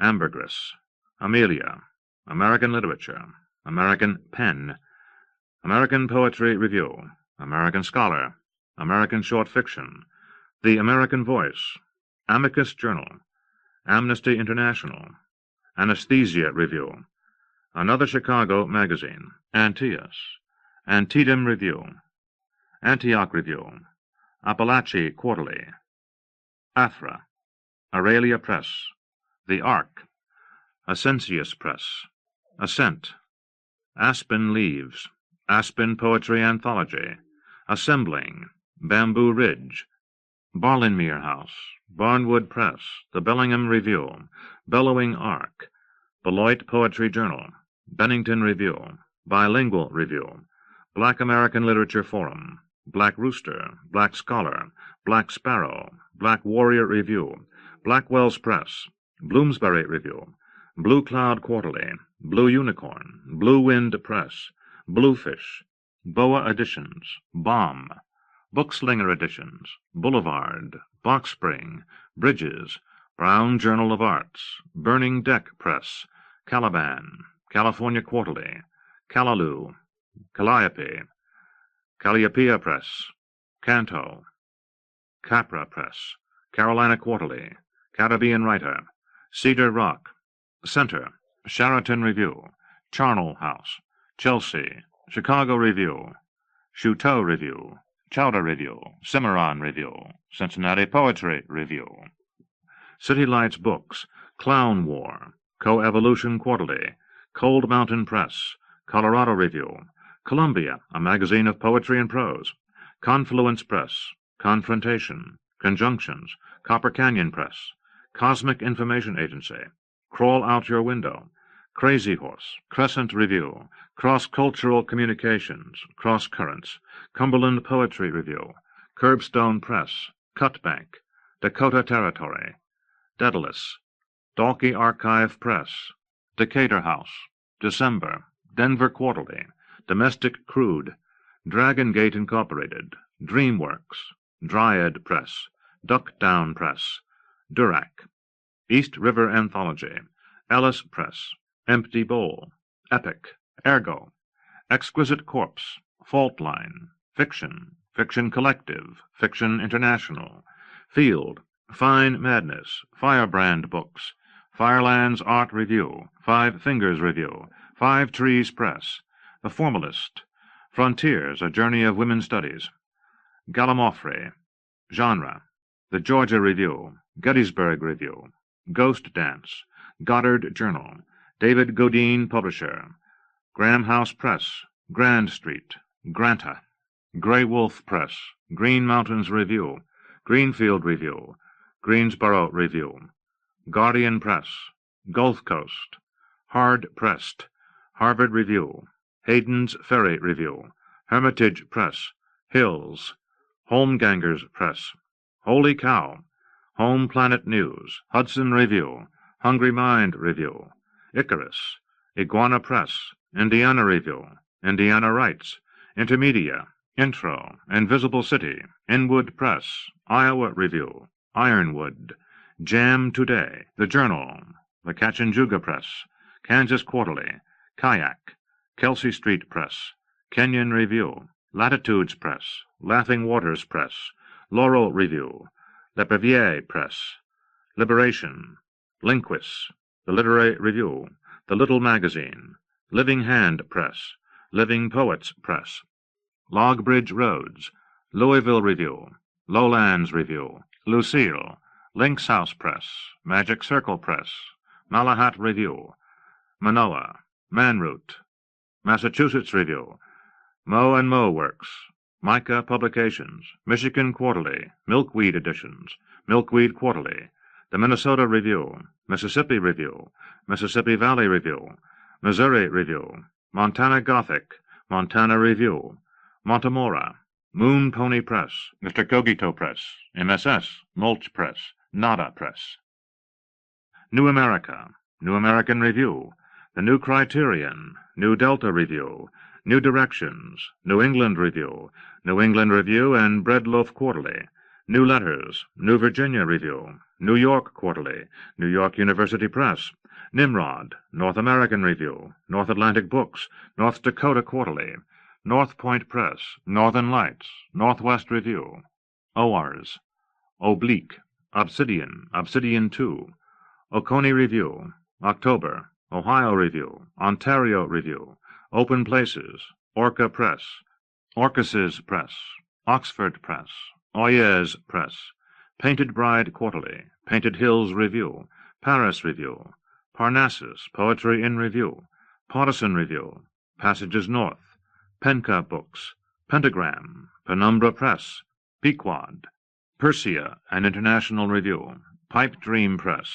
Pitcairn Press, Pitt Magazine, Plowshares, Poet and Critic, Poetry, Poetry East, Poetry Ireland Review, Poetry Northwest, Poetry Now, Prairie Schooner, Prescott Street Press, Promise of Learnings, Provincetown Arts, Puerto del Sol, Quarry West, The Quarterly, Quarterly West, Raccoon, Rainbow Press, Raritan, a Quarterly Review, Red Cedar Review, Red Clay Books, Red Dust Press, Red Earth Press, Release Press, Review of Contemporary Fiction, Revista Chicano Ricana, River Styx, Rowan Tree Press, Russian Samizdat, Salmagundi, San Marcos Press, Sea Pen Press and Paper Mill, Seal Press, Seamark Press, Seattle Review, Second Coming Press, Semiotext, The 70s Press, Sewanee Review, Shank Painter, Shantee, Sheep Meadow Press, Shenandoah, A Shout in the Street, Sybil Child Press, Sideshow, Small Moon, The Smith, Some, The Sonora Review, Southern Poetry Review, Southern Review, Southwest Review, Spectrum, The Spirit That Moves Us, St. Andrew's Press, Story, Story Quarterly, Street Fair Journal, Stewart Wright Publisher, Sulphur, The Sun, Sun and Moon Press, Sun Press, Sunstone, Sycamore Review, Tar River Poetry, Teal Press, Telephone Books, Telescope, Temblor, Tendril, Texas Slough, The MacGuffin, 13th Moon, This, Thorpe Springs Press, Three Rivers Press, Threepenny Review, Thunder City Press, Thunder's Mouth Press, Ticken, Tombuctoo Books, Toothpaste Press, Transatlantic Review, Tri-Quarterly, Truck Press, Undine, Unicorn Press, University of Illinois Press, University of Massachusetts Press, University of Pittsburgh Press, Unmuzzled Ox, Unspeakable Visions of the Individual, Vagabond, Virginia Quarterly, Volt, Wampeter Press, Washington Writers' Workshop, Water Table, Western Humanities Review, Westagan Review, Wickwire Press, Willow Springs, Wilmore City, Witness, Wordbeat Press, Wordsmith, Wormwood Review, Writers' Forum, Xanadu, Yale Review, Yardbird Reader, Yarrow, Wybird, Ziziva. Contributors' Notes. Agha Shalid Ali was a 1993 New York Foundation Poetry Fellowship winner. He is the author of 2 poetry collections and teaches at the University of Massachusetts, Amherst. A.R. Ammons won the Lannan Poetry Award in 1992. His most recent poetry collections are available from W. W. Norton, Garbage, 1993, and The Really Short Poems of A.R. Ammons, 1991. John Barth's most recent novel was published last year. He lives in Baltimore. This is his first appearance in this series. Charles Baxter's most recent books are Shadow Play and A Relative Stranger. He lives in Ann Arbor. Molly Bendall's book, After Estrangement, was published by Peregrine Smith in 1992. She lives in Venice, California. Frank Bidart lives in Cambridge, Massachusetts, and is the author of In the Western Night, The Sacrifice, and other books of poetry. Linda Beards lives in Washington State and is the author most recently of The Ghost Trio, Halt. Sven Birkerts lives in Arlington, Massachusetts, and is the author of the Gutenberg Elegies, The Fate of Reading in an Electronic Age, Faber in Faber, from which this essay was excerpted. Evan Boland lives in Dublin. Her most recent poetry collection is In a Time of Violence, Norton. Frederick Bush's latest book is The Children of the Woods, New and Selected Stories, Ticknor and Fields. He teaches at Colgate University. Cyrus Casals lives in Rome. He is the author of a recent poetry collection from Copper Canyon Press and winner of the William Carlos Williams Award. Marilyn Chin lives in San Diego. Her work has appeared in Kenyon Review, Parnassus, Plowshares, and elsewhere. Michael Collins is the author of The Man Who Dreamt of Lobsters, Random House, and several books published in England. He studies at the University of Illinois. Jennifer C. Cornell's Departures won the 14th Annual Drew Hines Literature Prize. She teaches at Oregon State University in Corvallis. Don DeLillo is the author of 10 novels and is a winner of the National Book Award. Carl Dennis has published 6 collections of poems, most recently Meetings with Time, Viking, 1992. Stephen Dobbins has appeared 3 times in this series with poetry. This is his first prose work. He lives in Syracuse. Stephen Dunn is the author of 9 books of poems, including New and Selected Poems, 1974 to 1994, Norton. Lynn Emanuel is a past poetry editor of this series. Her books include The Dig, University of Illinois Press, a National Poetry Series winner. Gary Fink teaches at Susquehanna University in Pennsylvania. He is the author of 3 books of poetry and won the Bess Hawken Prize in 1991. Mary Beth Fisher lives in Baltimore. Stillborn is taken from her manuscript What a Woman Wears Lightly and is her first published essay. Sabina Grogan lives in San Francisco and has recent fiction in New Letters and Quarry West. Art Homer teaches at the University of Nebraska and co-edits the Nebraska Review. He is the author of several poetry collections, most recently from Owl Creek Press. This essay is from his just-published The Drought Boy, an Ozark Tale, University of Missouri Press. Stephen Huff's poetry has appeared in MSS, Painted Bride Quarterly, and elsewhere. He lives in Rochester, New York. Donald Justice's New and Selected Poems will be published later this year by Knopf. He lives in Iowa City. Nora Cobb Keller lives and writes in Honolulu. She is currently at work on a novel. Brigit Pegeen Kelly teaches at the University of Illinois. Her works have appeared in Southern Review, New England Review, Massachusetts Review, and Best American Poetry, 1993. Galway Cannell's new book is Imperfect Thirst, Houghton Mifflin, which includes this poem. He teaches at New York University. Maxine Cummin lives in Warner, New Hampshire, and is the author most recently of Women, Animals, and Vegetables, Essays and Stories, Norton, which includes The Match. Sandra Tseng Lo lives in Van Nuys, California, and is the author of an essay collection and a novel forthcoming from Riverhead Books. Thomas Lux teaches at Sarah Lawrence College. His Split Horizon is out from Houghton Mifflin. Avner Mandelman was born in Tel Aviv in 1947 and served in the Israeli Air Force during the Six-Day War. After travels through France and Canada, he settled in Los Altos Hills, California, with his wife and 2 children. A novel, The Deba, is forthcoming. Ben Marcus lives in New York City and is the author of a forthcoming book from Knopf, The Age of Wire and String. Reginald McKnight teaches at the University of Maryland. His most recent story collection is The Kind of Light That Shines on Texas, Little Brown.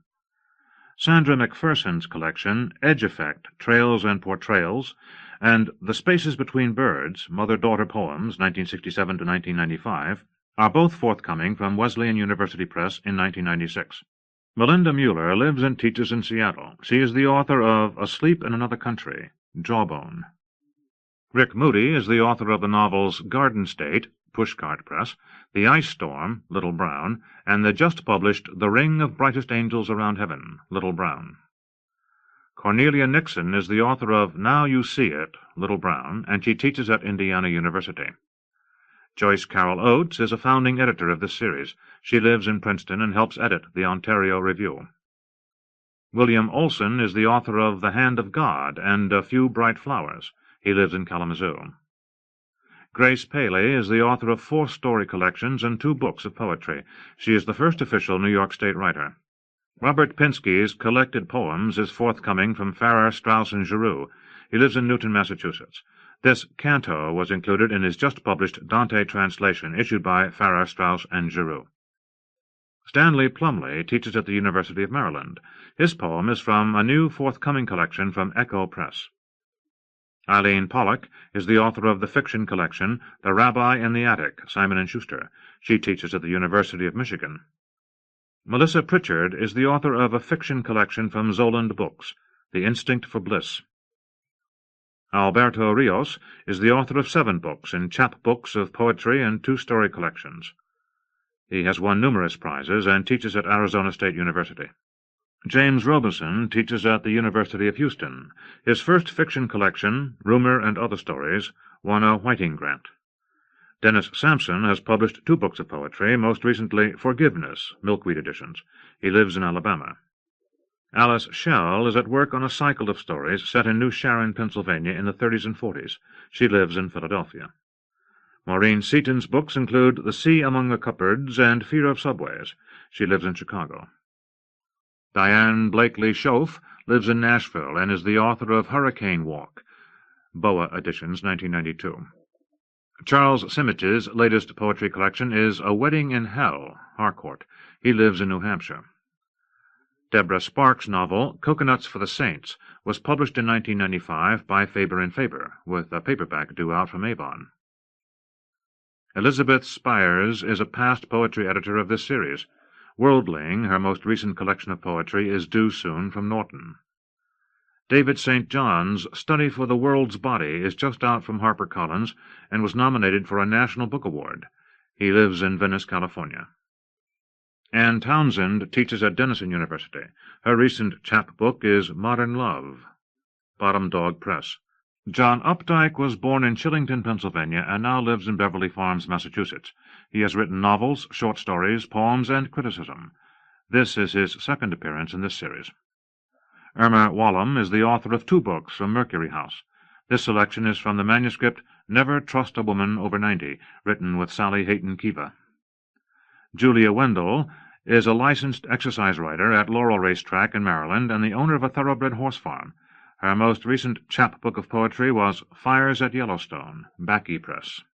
Marie Shepard Williams is the author of a collection forthcoming from Coffee House Press, The Worldwide Church of the Handicapped. Contributing Small Presses for Pushcart Prize 20.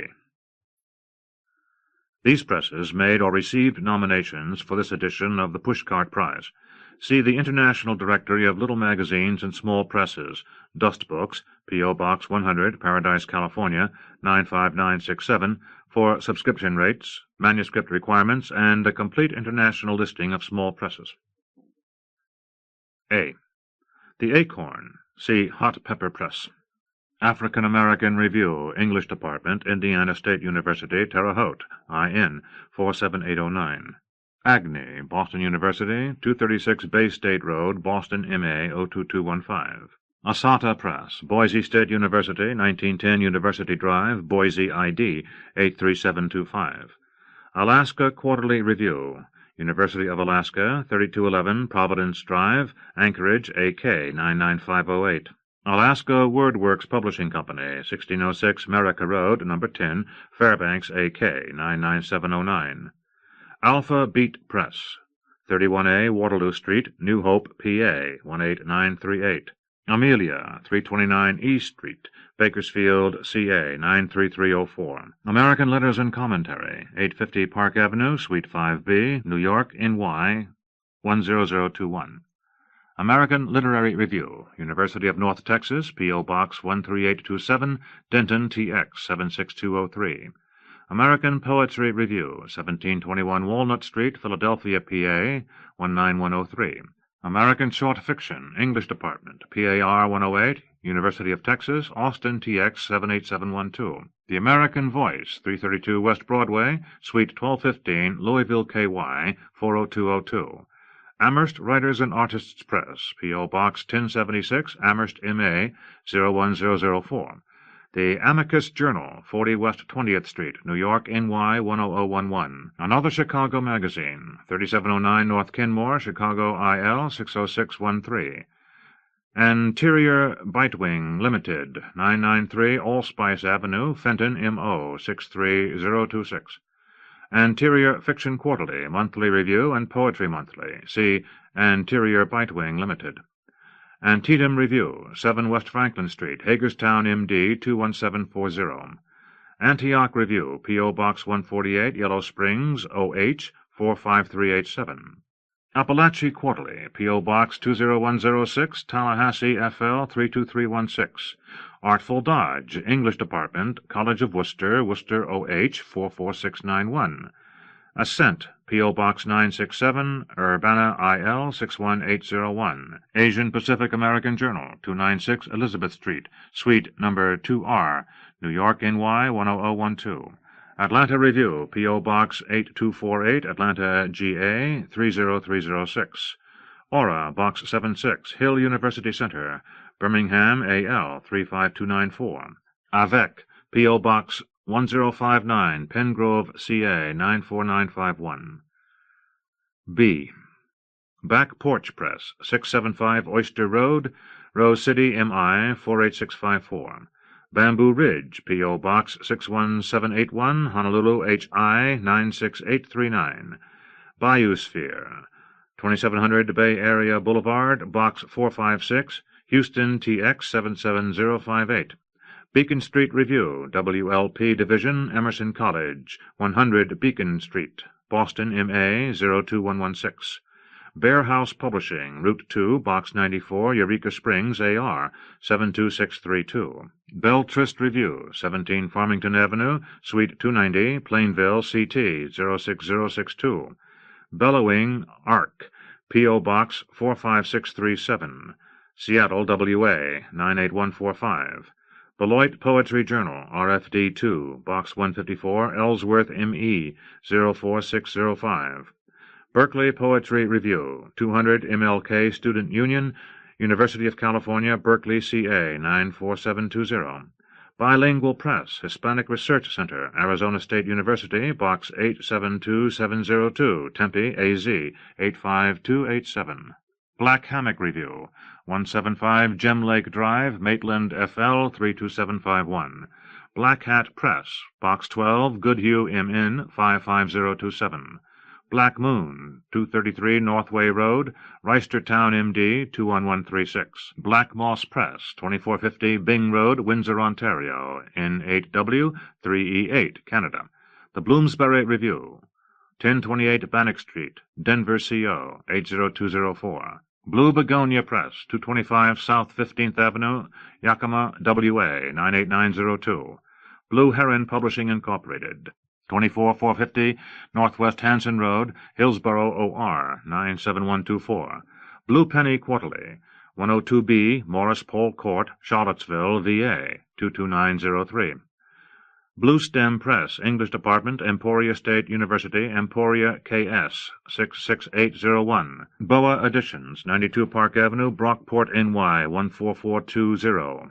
Bomb, 594 Broadway, number 1002A, New York, NY 10012.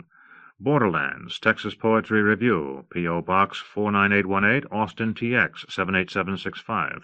Bottom Dog Press, Firelands College, Huron, OH 44839. Bottomfish, De Anza College, 21250 Stevens Creek Boulevard, Cupertino, CA 95014.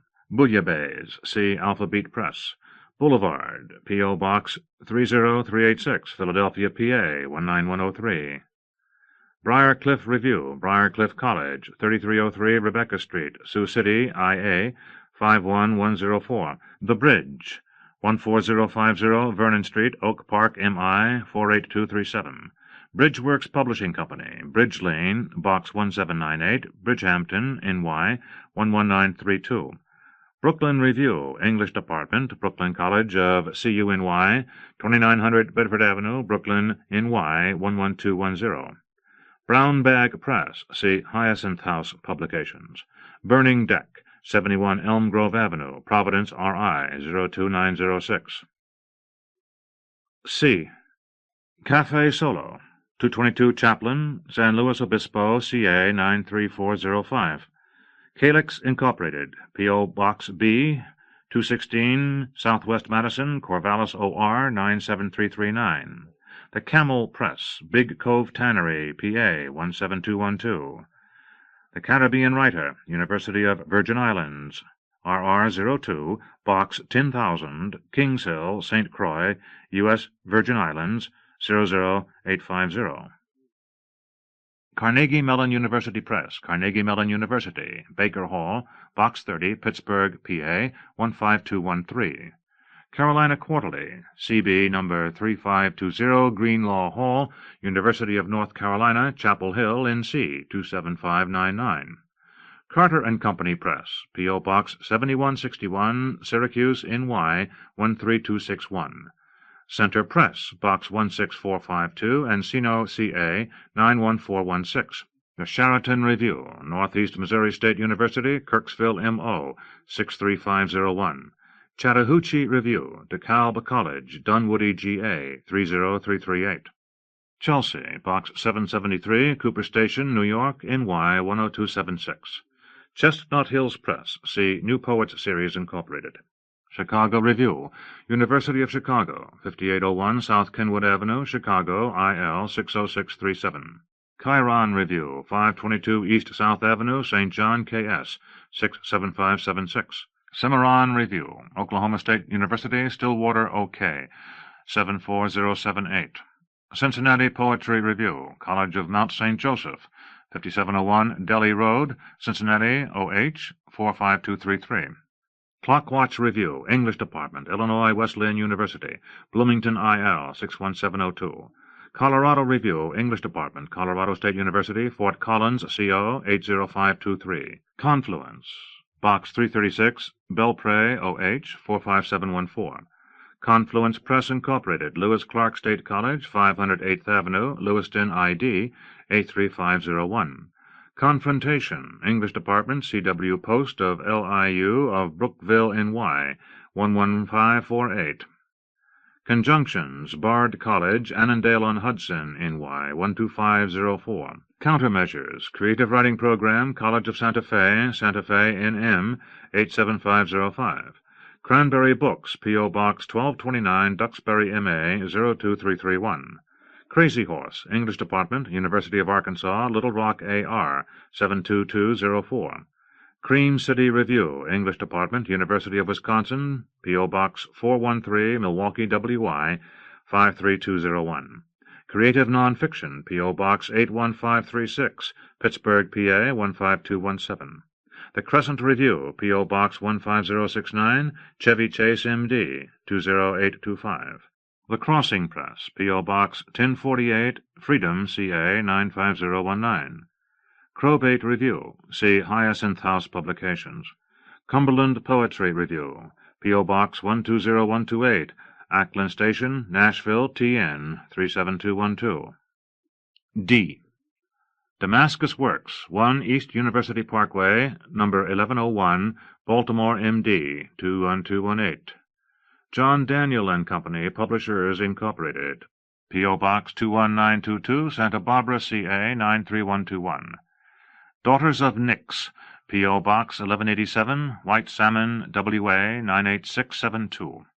Dead Metaphor Press, P.O. Box 2076, Boulder, CO 80306. Denver Quarterly, English Department, University of Denver, Denver, CO 80208. Dog River Review, 5976 Billings Road, Parkdale, OR 97041. The Double Dealer Redux, 624 Pirates Alley, New Orleans, L.A., 70116. Downstate Story, 1825 Maple Ridge, Peoria, IL, 61614. Duluth's Split Rock, 1527 North 36th Street, Sheboygan, WI, 53081. E. The Ear, Irvine Valley College, 5500 Irvine Center Drive, Irvine, CA, 92720. East and West Literary Quarterly, 754 Broadway, No. 23, San Francisco, CA, 94133. Edge City Review, 10912 Harper Square Court, Reston, VA, 22091. 8th Mountain Press, 624 Southeast 29th Avenue, Portland, OR, 97214. Epic, 251 Goldwyn Smith Hall, Cornell University, Ithaca, NY, 14853. Ergo, see One Reel, publisher. Exit 13 Magazine, 22 Oakwood Court, Fanwood, NJ, 07023. Exquisite Corpse, P.O. Box 25051, Baton Rouge, L.A., 70894. F. Fall Creek Press, P.O. Box 1127, Fall Creek, O.R., 97438. Farmers Market, 602 South Washington, No. 4, Bloomington, IL, 61701. Fault Line, P.O. Box 599-4960, Irvine, CA, 92716. The Feminist Press at City University of New York, 311 East 94th Street, New York, NY, 10128.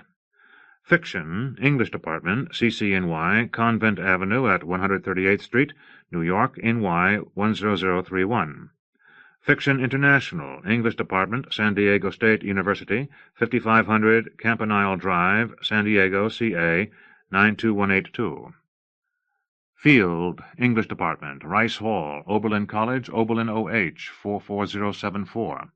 Fine Madness, P.O. Box 31138, Seattle, WA, 98103. The Florida Review, English Department, University of Central Florida, Orlando, FL, 32816. The Flying Island, care of Writers' Center of Indianapolis, P.O. Box 88386, Indianapolis, IN, 46208.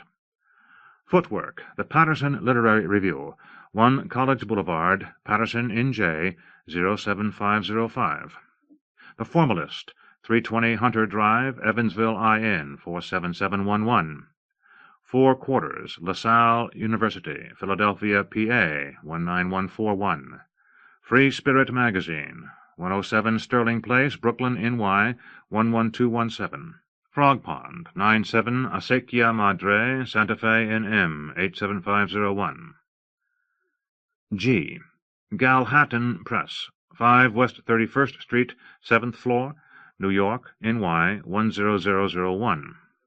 Georgetown Review, 400 East College Street, Box 227, Georgetown, KY, 40324. The Georgia Review, University of Georgia, Athens, GA, 30602. The Gettysburg Review, Gettysburg College, Gettysburg, PA, 17325. Glimmer Train, 812 Southwest Washington Street, Suite 1205, Portland, OR, 97205. Grand Street, 131 Varick Street, Room 906, New York, NY, 10013. Grasslands Review, English Department, University of North Texas, P.O. Box 13827, Denton, TX, 76203. Grey Wolf Press, 2402 University Avenue, Suite 203, St. Paul, MN, 55114. Green Fuse Magazine, 3365 Holland Drive, Santa Rosa, CA, 95404. Green Mountain Trading Post, Box 4100, St. Johnsbury, VT, 05819. Green Mountains Review, Johnson State College, Johnson, VT, 05656. Greensboro Review, English Department, University of North Carolina, Greensboro, NC, 27412. Gulf Coast, English Department, University of Houston, Houston, TX, 77204.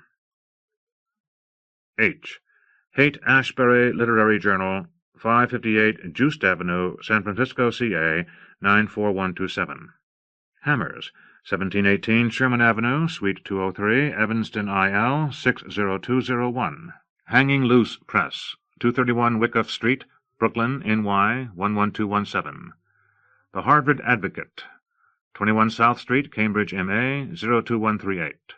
Harvard Review, Harvard College Library, Cambridge, MA, 02138.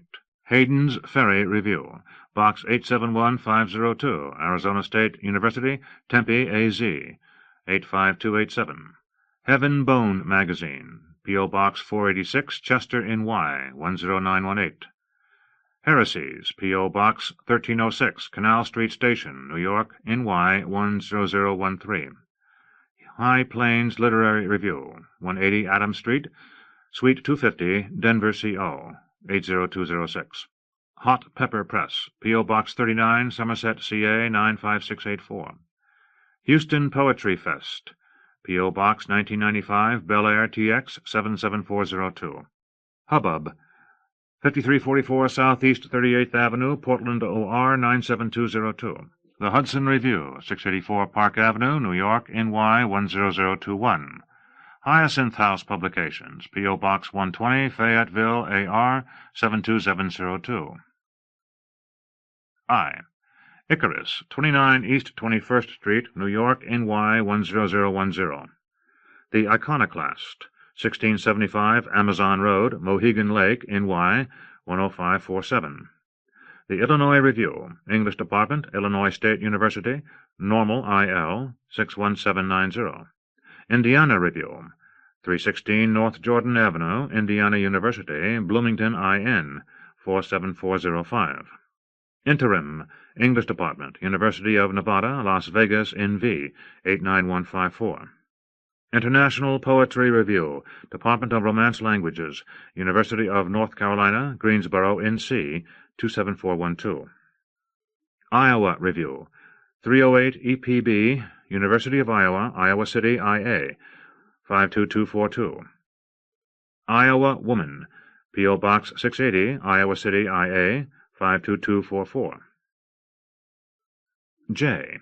The James White Review, P.O. Box 3356, Butler Square Station, Minneapolis, MN, 55403. The Journal, English Department, Ohio State University, Columbus, OH, 43210. Journal of New Jersey Poets, County College of Morris, 214 Center Grove Road, Randolph, NJ, 07869. Just a Moment, P.O. Box 40, Jamesville, NY, 13078. K.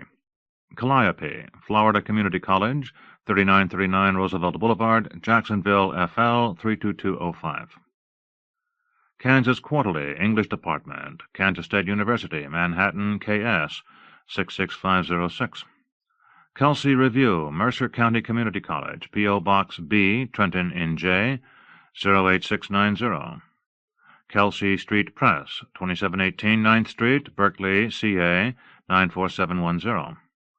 The Kenyon Review, Kenyon College, Gambier, Ohio, 43022. Kestrel, Division of Language and Literature, Fairmont State College, 1201 Locust Avenue, Fairmont, WV, 26554. King's Estate Press, 870 King's Estate Road, St. Augustine, FL, 32086. L. Laurel Moon, Brandeis University, P.O. Box 9110, Waltham, MA, 02254. The Laurel Review, English Department, Northwest Missouri State University, Maryville, MO, 64468. The Ledge, 64-65, Cooper Avenue, Glendale, NY, 11385. Left Bank, see Blue Heron Publishing, Incorporated. Light, Box 7500, Chicago, IL, 60680. Lilt, Kansas City Art Institute, 4415 Warwick Boulevard, Kansas City, MO 64111. Lips, P.O. Box 1345, Montclair, NJ 07042. Literal Latte, 61 East 8th Street, Box 240, New York, NY 10003. The Literary Review, Fairleigh Dickinson University, 285 Madison Avenue, Madison, NJ, 07940. Lone Oak Press, 304 11th Avenue, Southeast, Rochester, MN, 55905. Lone Stars Magazine, 14102 Grey Wing Drive, San Antonio, TX, 78231. The Lowell Review, 22 Winstead Avenue, Methuen, MA, 01844. Lynx House Press, Box 640, Amherst, MA, 01004. M. The MacGuffin, Schoolcraft College, 18600 Haggerty Road, Livonia, MI, 48152.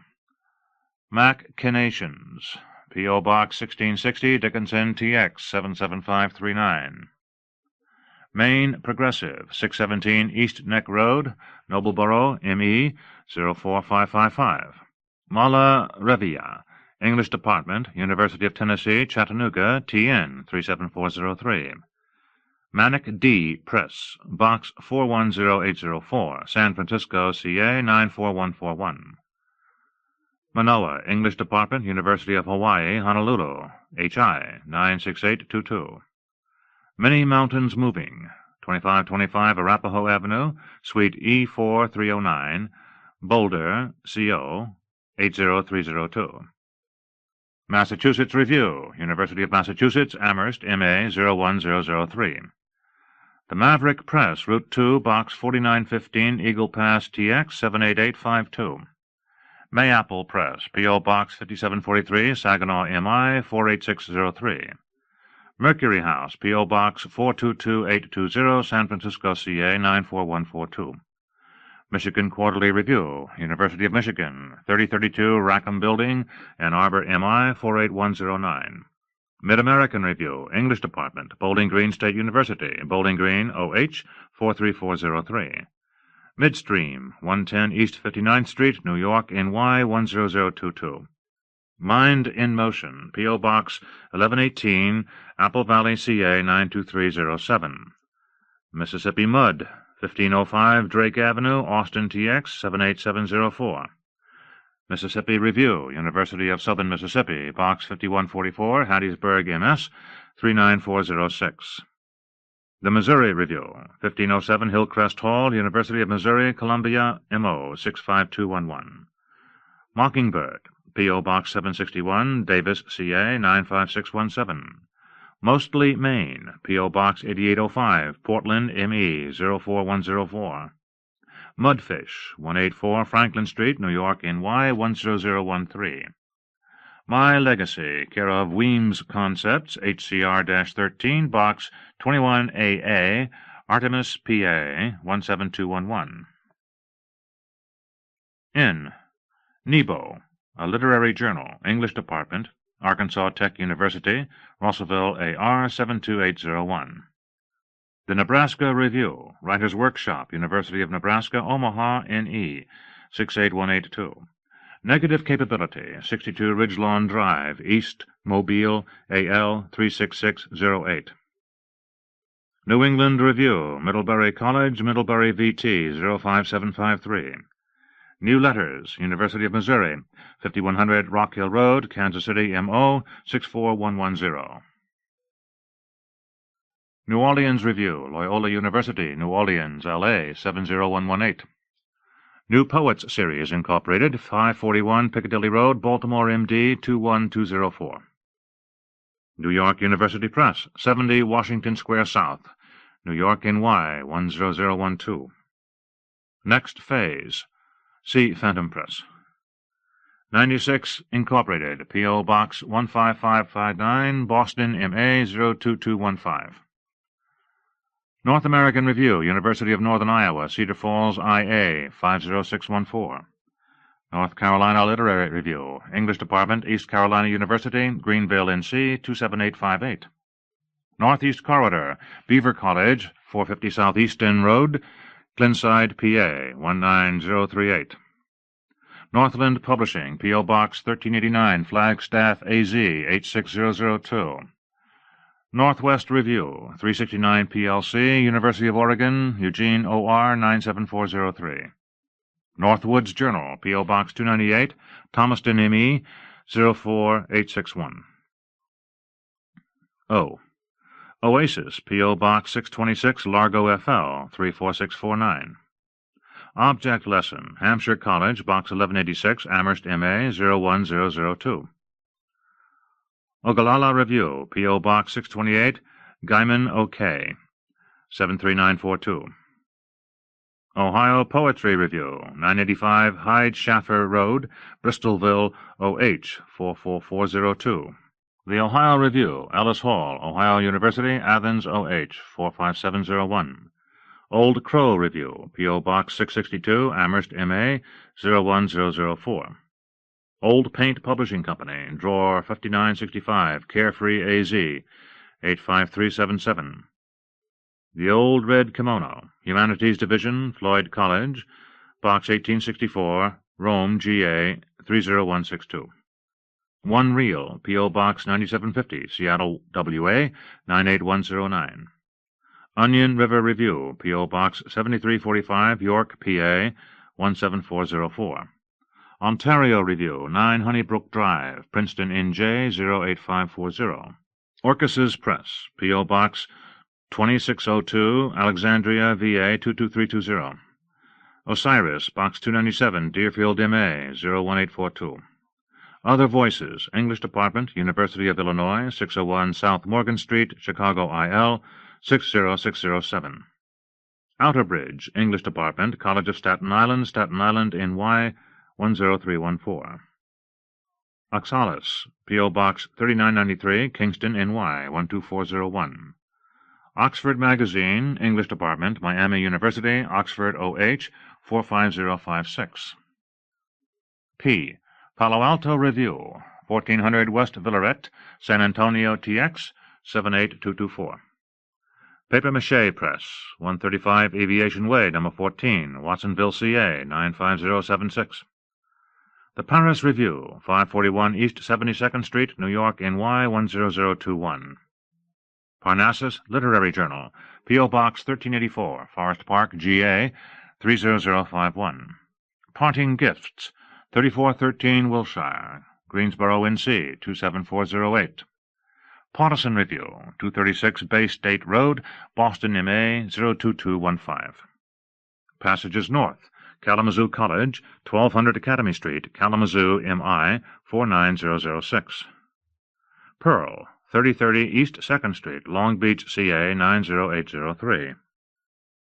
Peregrine, see Amherst Writers and Artists Press. Persephone Press, 22B, Pine Lake Drive, Whispering Pines, NC, 28327. Phantom Press, 5A, Green Meadow Drive, Nantucket Island, MA, 02554. The Pittsburgh Quarterly, 36 Haberman Avenue, Pittsburgh, PA, 15211. Pivot, 250 Riverside Drive, No. 23, New York, NY, 10025.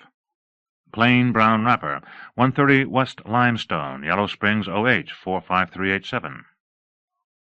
Pleiades, English Department, Central Missouri State University, Warrensburg, MO, 64093. Plowshares, 100 Beacon Street, Boston, MA, 02116. The Plum Review, P.O. Box 1347, Philadelphia, PA, 19105. Plimpton Press International, 955 Massachusetts Avenue, Cambridge, MA, 02139. Poem, English Department, University of Alabama, Huntsville, AL, 35899. Poems and Plays, English Department, P.O. Box 70, Middle Tennessee University, Murfreesboro, TN 37132. Poems That Thump in the Dark, 3234 138th Street, No. 6F, Kew Gardens, NY, 11435. Poet Lore, 4508 Walsh Street, Bethesda, MD, 20815. Poet Magazine, P.O. Box 54947, Oklahoma City, OK, 73154. Poet Talk, P.O. Box 11435, Berkeley, CA, 94712. Poetry, 60 Walton Street, Chicago, IL, 60610.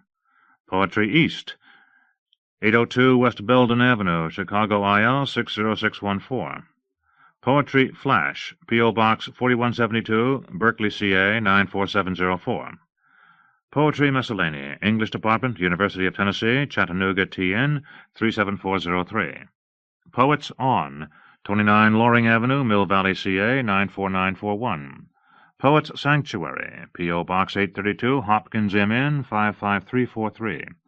The Poet's Voice, 6407 West 32nd Street, Loveland, CO 80538. Portals Press, 4411 Fontainebleau Drive, New Orleans, L.A. 70125. Potato Eyes, P.O. Box 76, Ward Hill, Troy, M.E. 04987. Potpourri, P.O. Box 8278, Prairie Village, K.S. 66208. Prairie Schooner, 201 Andrews Hall, University of Nebraska, Lincoln, N.E. 68588. Primal Publishing, P.O. Box 1179, Alston, M.A. 02134. The Prose Poem, English Department, Providence College, Providence, R.I. 02198. Provincetown Arts Press, 650 Commercial Street, Provincetown, M.A. 02657. Psycho Train, see Hyacinth House Publishing. Puck, 47 No Street, Suite 4, San Francisco, CA 94114. Puerto del Sol, College of Arts and Sciences, Box 3E, New Mexico State University, Las Cruces, NM 88001. Q. Quarterly West, 317 Oplin Union, University of Utah, Salt Lake City, UT 84112. QED Press, 155 Cypress Street, Fort Bragg, CA 94537. A Quiet Cup, see Carter & Company Press. R. Rag Mag, see Black Hat Press. Rain City Review, 7215 Southwest Laview Drive, Portland, OR 97219. Rant, P.O. Box 6872, Yorkville Station, New York, NY 10128. Raritan, Rutgers State University of New Jersey, New Brunswick, NJ 08903. Red Clay, 349 Davis Road, Pelzer, SC 29669. Red Dance Floor Press, P.O. Box 4974, Lancaster, CA 93539. Redwood Coven Press, P.O. Box 9552, Oakland, CA 94613. Reflect, 3306 Argonne Avenue, Norfolk, VA 23509. River Oak Review, P.O. Box 3127, Oak Park, IL 60303. River West Review, P.O. Box 11116, Milwaukee, WI 53211. Road Map Series, Number 13, Lapinday Road, Panorama Homes, 8000, Davao City, Philippines. Rose Shell Press, 5111 North 42nd Avenue, Phoenix, AZ 85019. Rotund World, see Mississippi Mud. Ruby, P.O. Box 5915, Tacoma Park, MD 20913. S. Salt Hill Journal, English Department, Syracuse University, Syracuse, NY 13244. Sandstone Publishing, P.O. Box 36701, Charlotte, NC 28236. Sasquatch Books, see One Reel.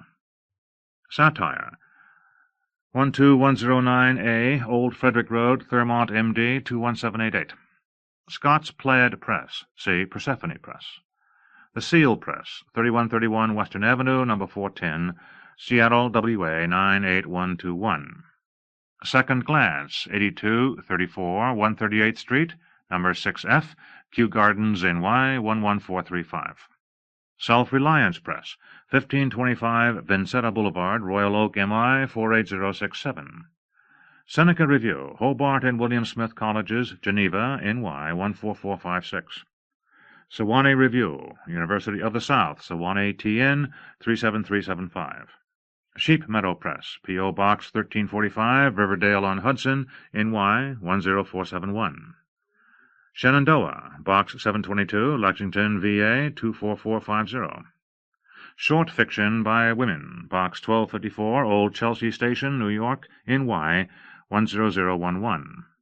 The Silver Web, P.O. Box 38190, Tallahassee, FL 32315.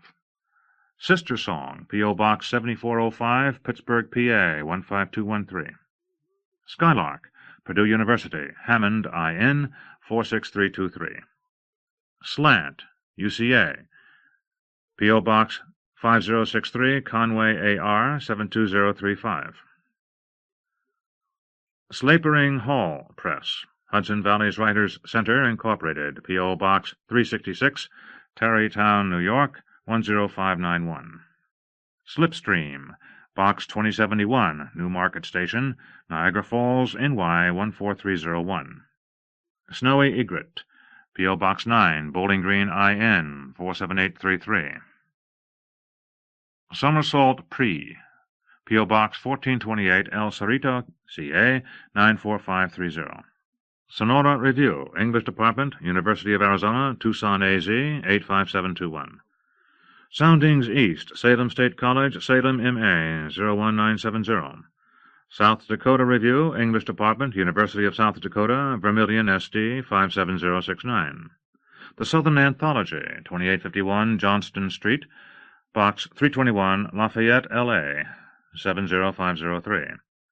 The Southern Review, 43 Allen Hall, Louisiana State University, Baton Rouge, LA 70803. Southwest Review, Box 374, Southern Methodist University, Dallas, TX 75275. Sou'wester, English Department, Southern Illinois University, Edwardsville, IL 62026. Sow's Ear Poetry Review, see Sow's Ear Press. Sow's Ear Press, 19535 Pleasant View Drive, Abington, VA 24211. Spinsters, Inc., P.O. Box 300170, Minneapolis, MN 55403. Spout, 1704 1/2 Fillmore Street, Northeast, Minneapolis, MN 55413. Styx Press, P.O. Box 399, Maplesville, AL 36750. Stonebridge Press, P.O. Box 8208, Berkeley, CA 94707. Stories, Box 1467, Arlington, MA 02174. Story, 1507 Dana Avenue, Cincinnati, OH 45207.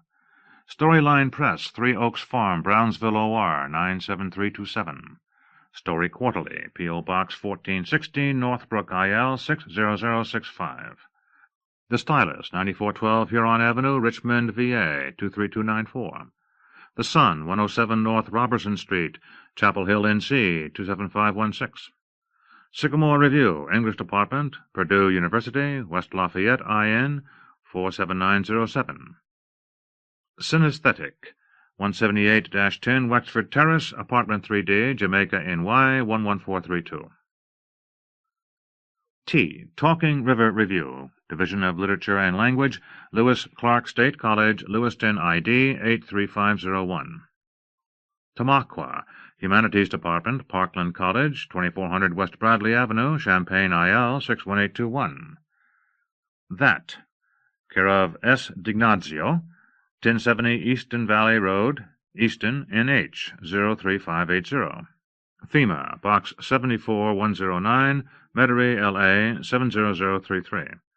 Thin Coyote, 941 Goodrich, Apartment B, St. Paul, MN 55105. 360 Degrees. Art and Literary Review, 980 Bush Street, Suite 200, San Francisco, CA 94109. Threepenny Review, P.O. Box 9131, Berkeley, CA 94709. Tilbury House, Publishers, 132 Water Street, Gardner, M.E. 04345. Tomorrow Magazine, P.O. Box 148486, Chicago, IL 60614. Toten, English Department, Humboldt State University, Arcata, CA 95521.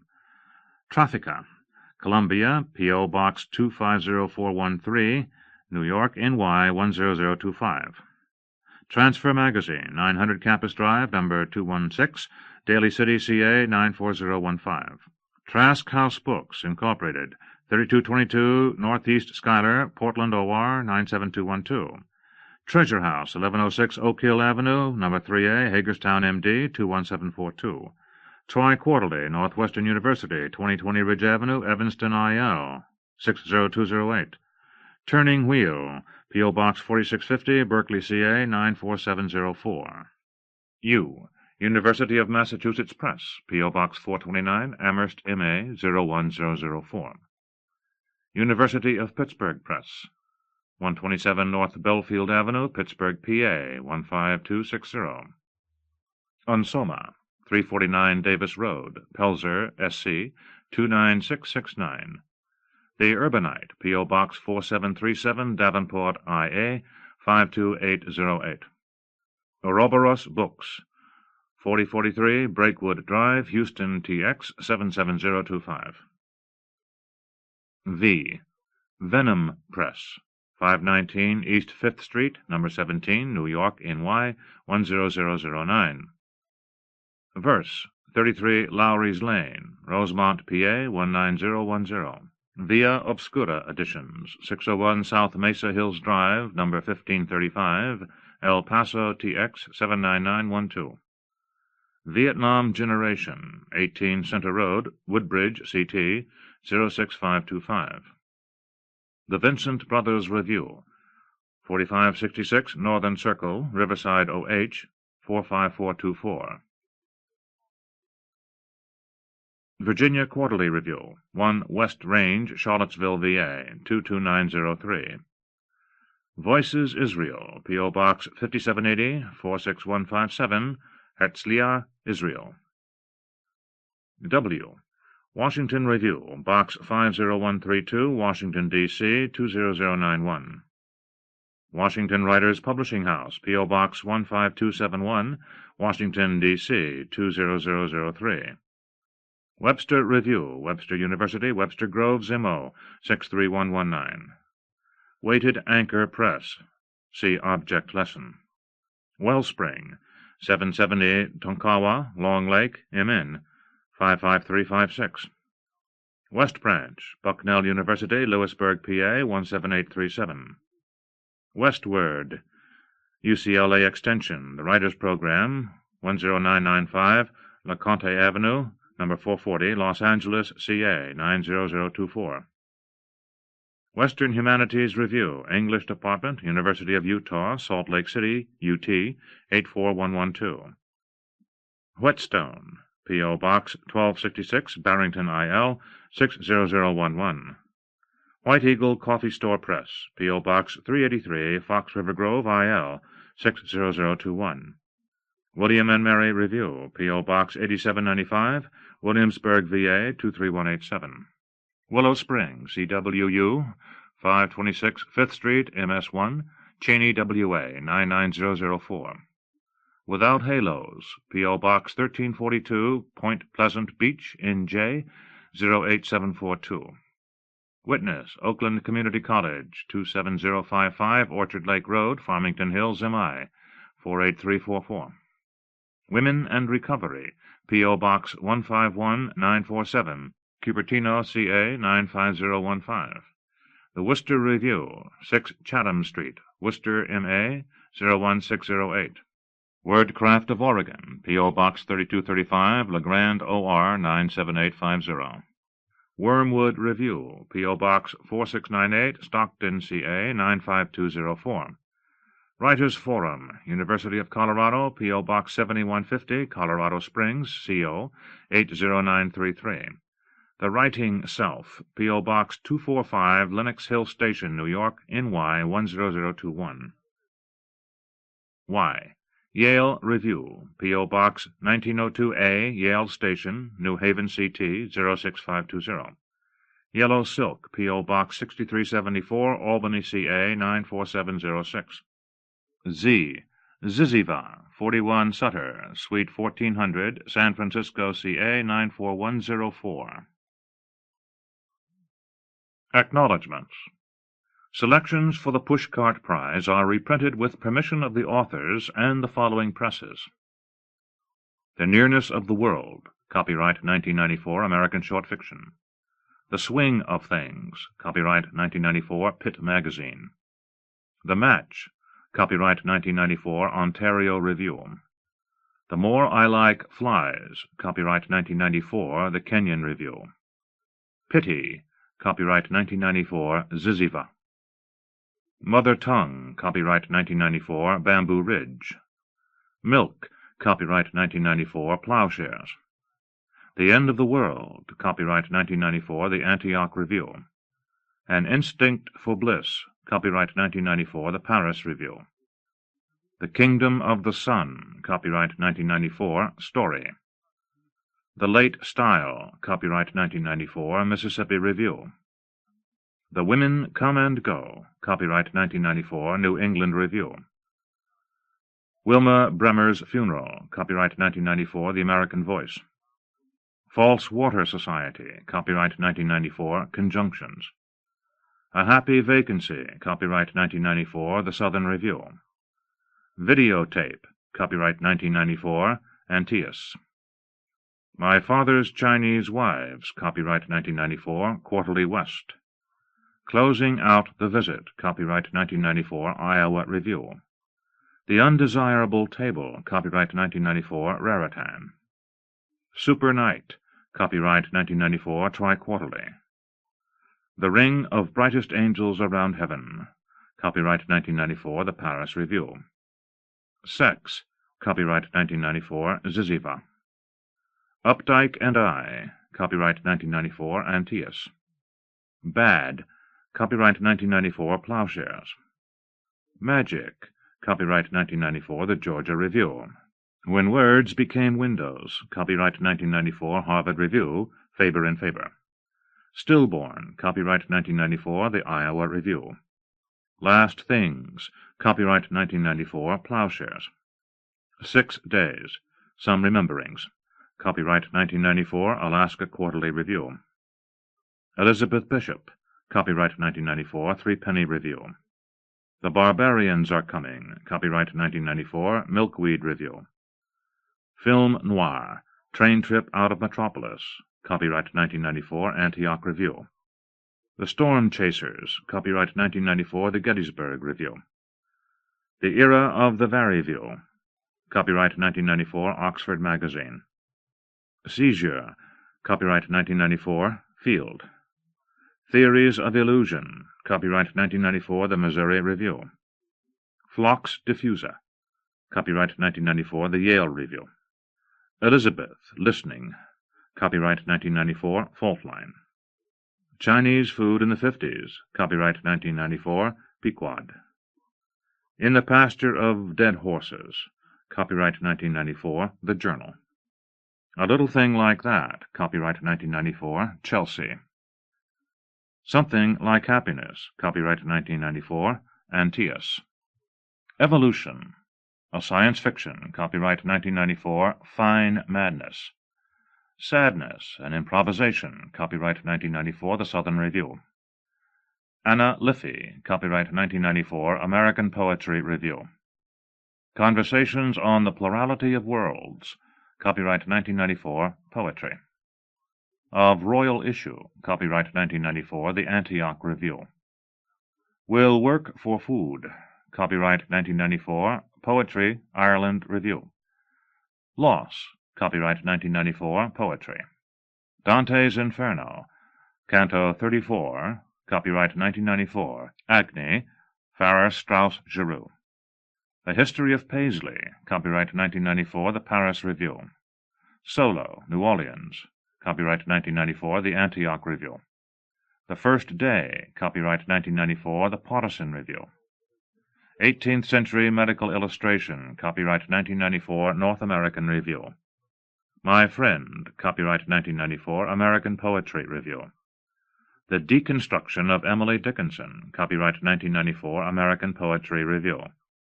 Sung from a Hospice, copyright 1994, Provincetown Arts. The Anaconda, copyright 1994, The American Voice. History Books, copyright 1994, American Poetry Review. Charles the Obscure, copyright 1994, New Letters. End of The Pushcart Prize 20, Best of the Small Presses. Edited by Bill Henderson. Read by Roy Avers and Madelyn Buzzard. In the studios of the American Printing House for the Blind, Louisville, Kentucky, for the Library of Congress, January 1997. for special distribution as authorized by Act of Congress under Public Law 89-522, with the permission of the copyright holder and the publisher. Pushcart Press, P.O. Box 380, Wainscott, New York, 11975. End of book.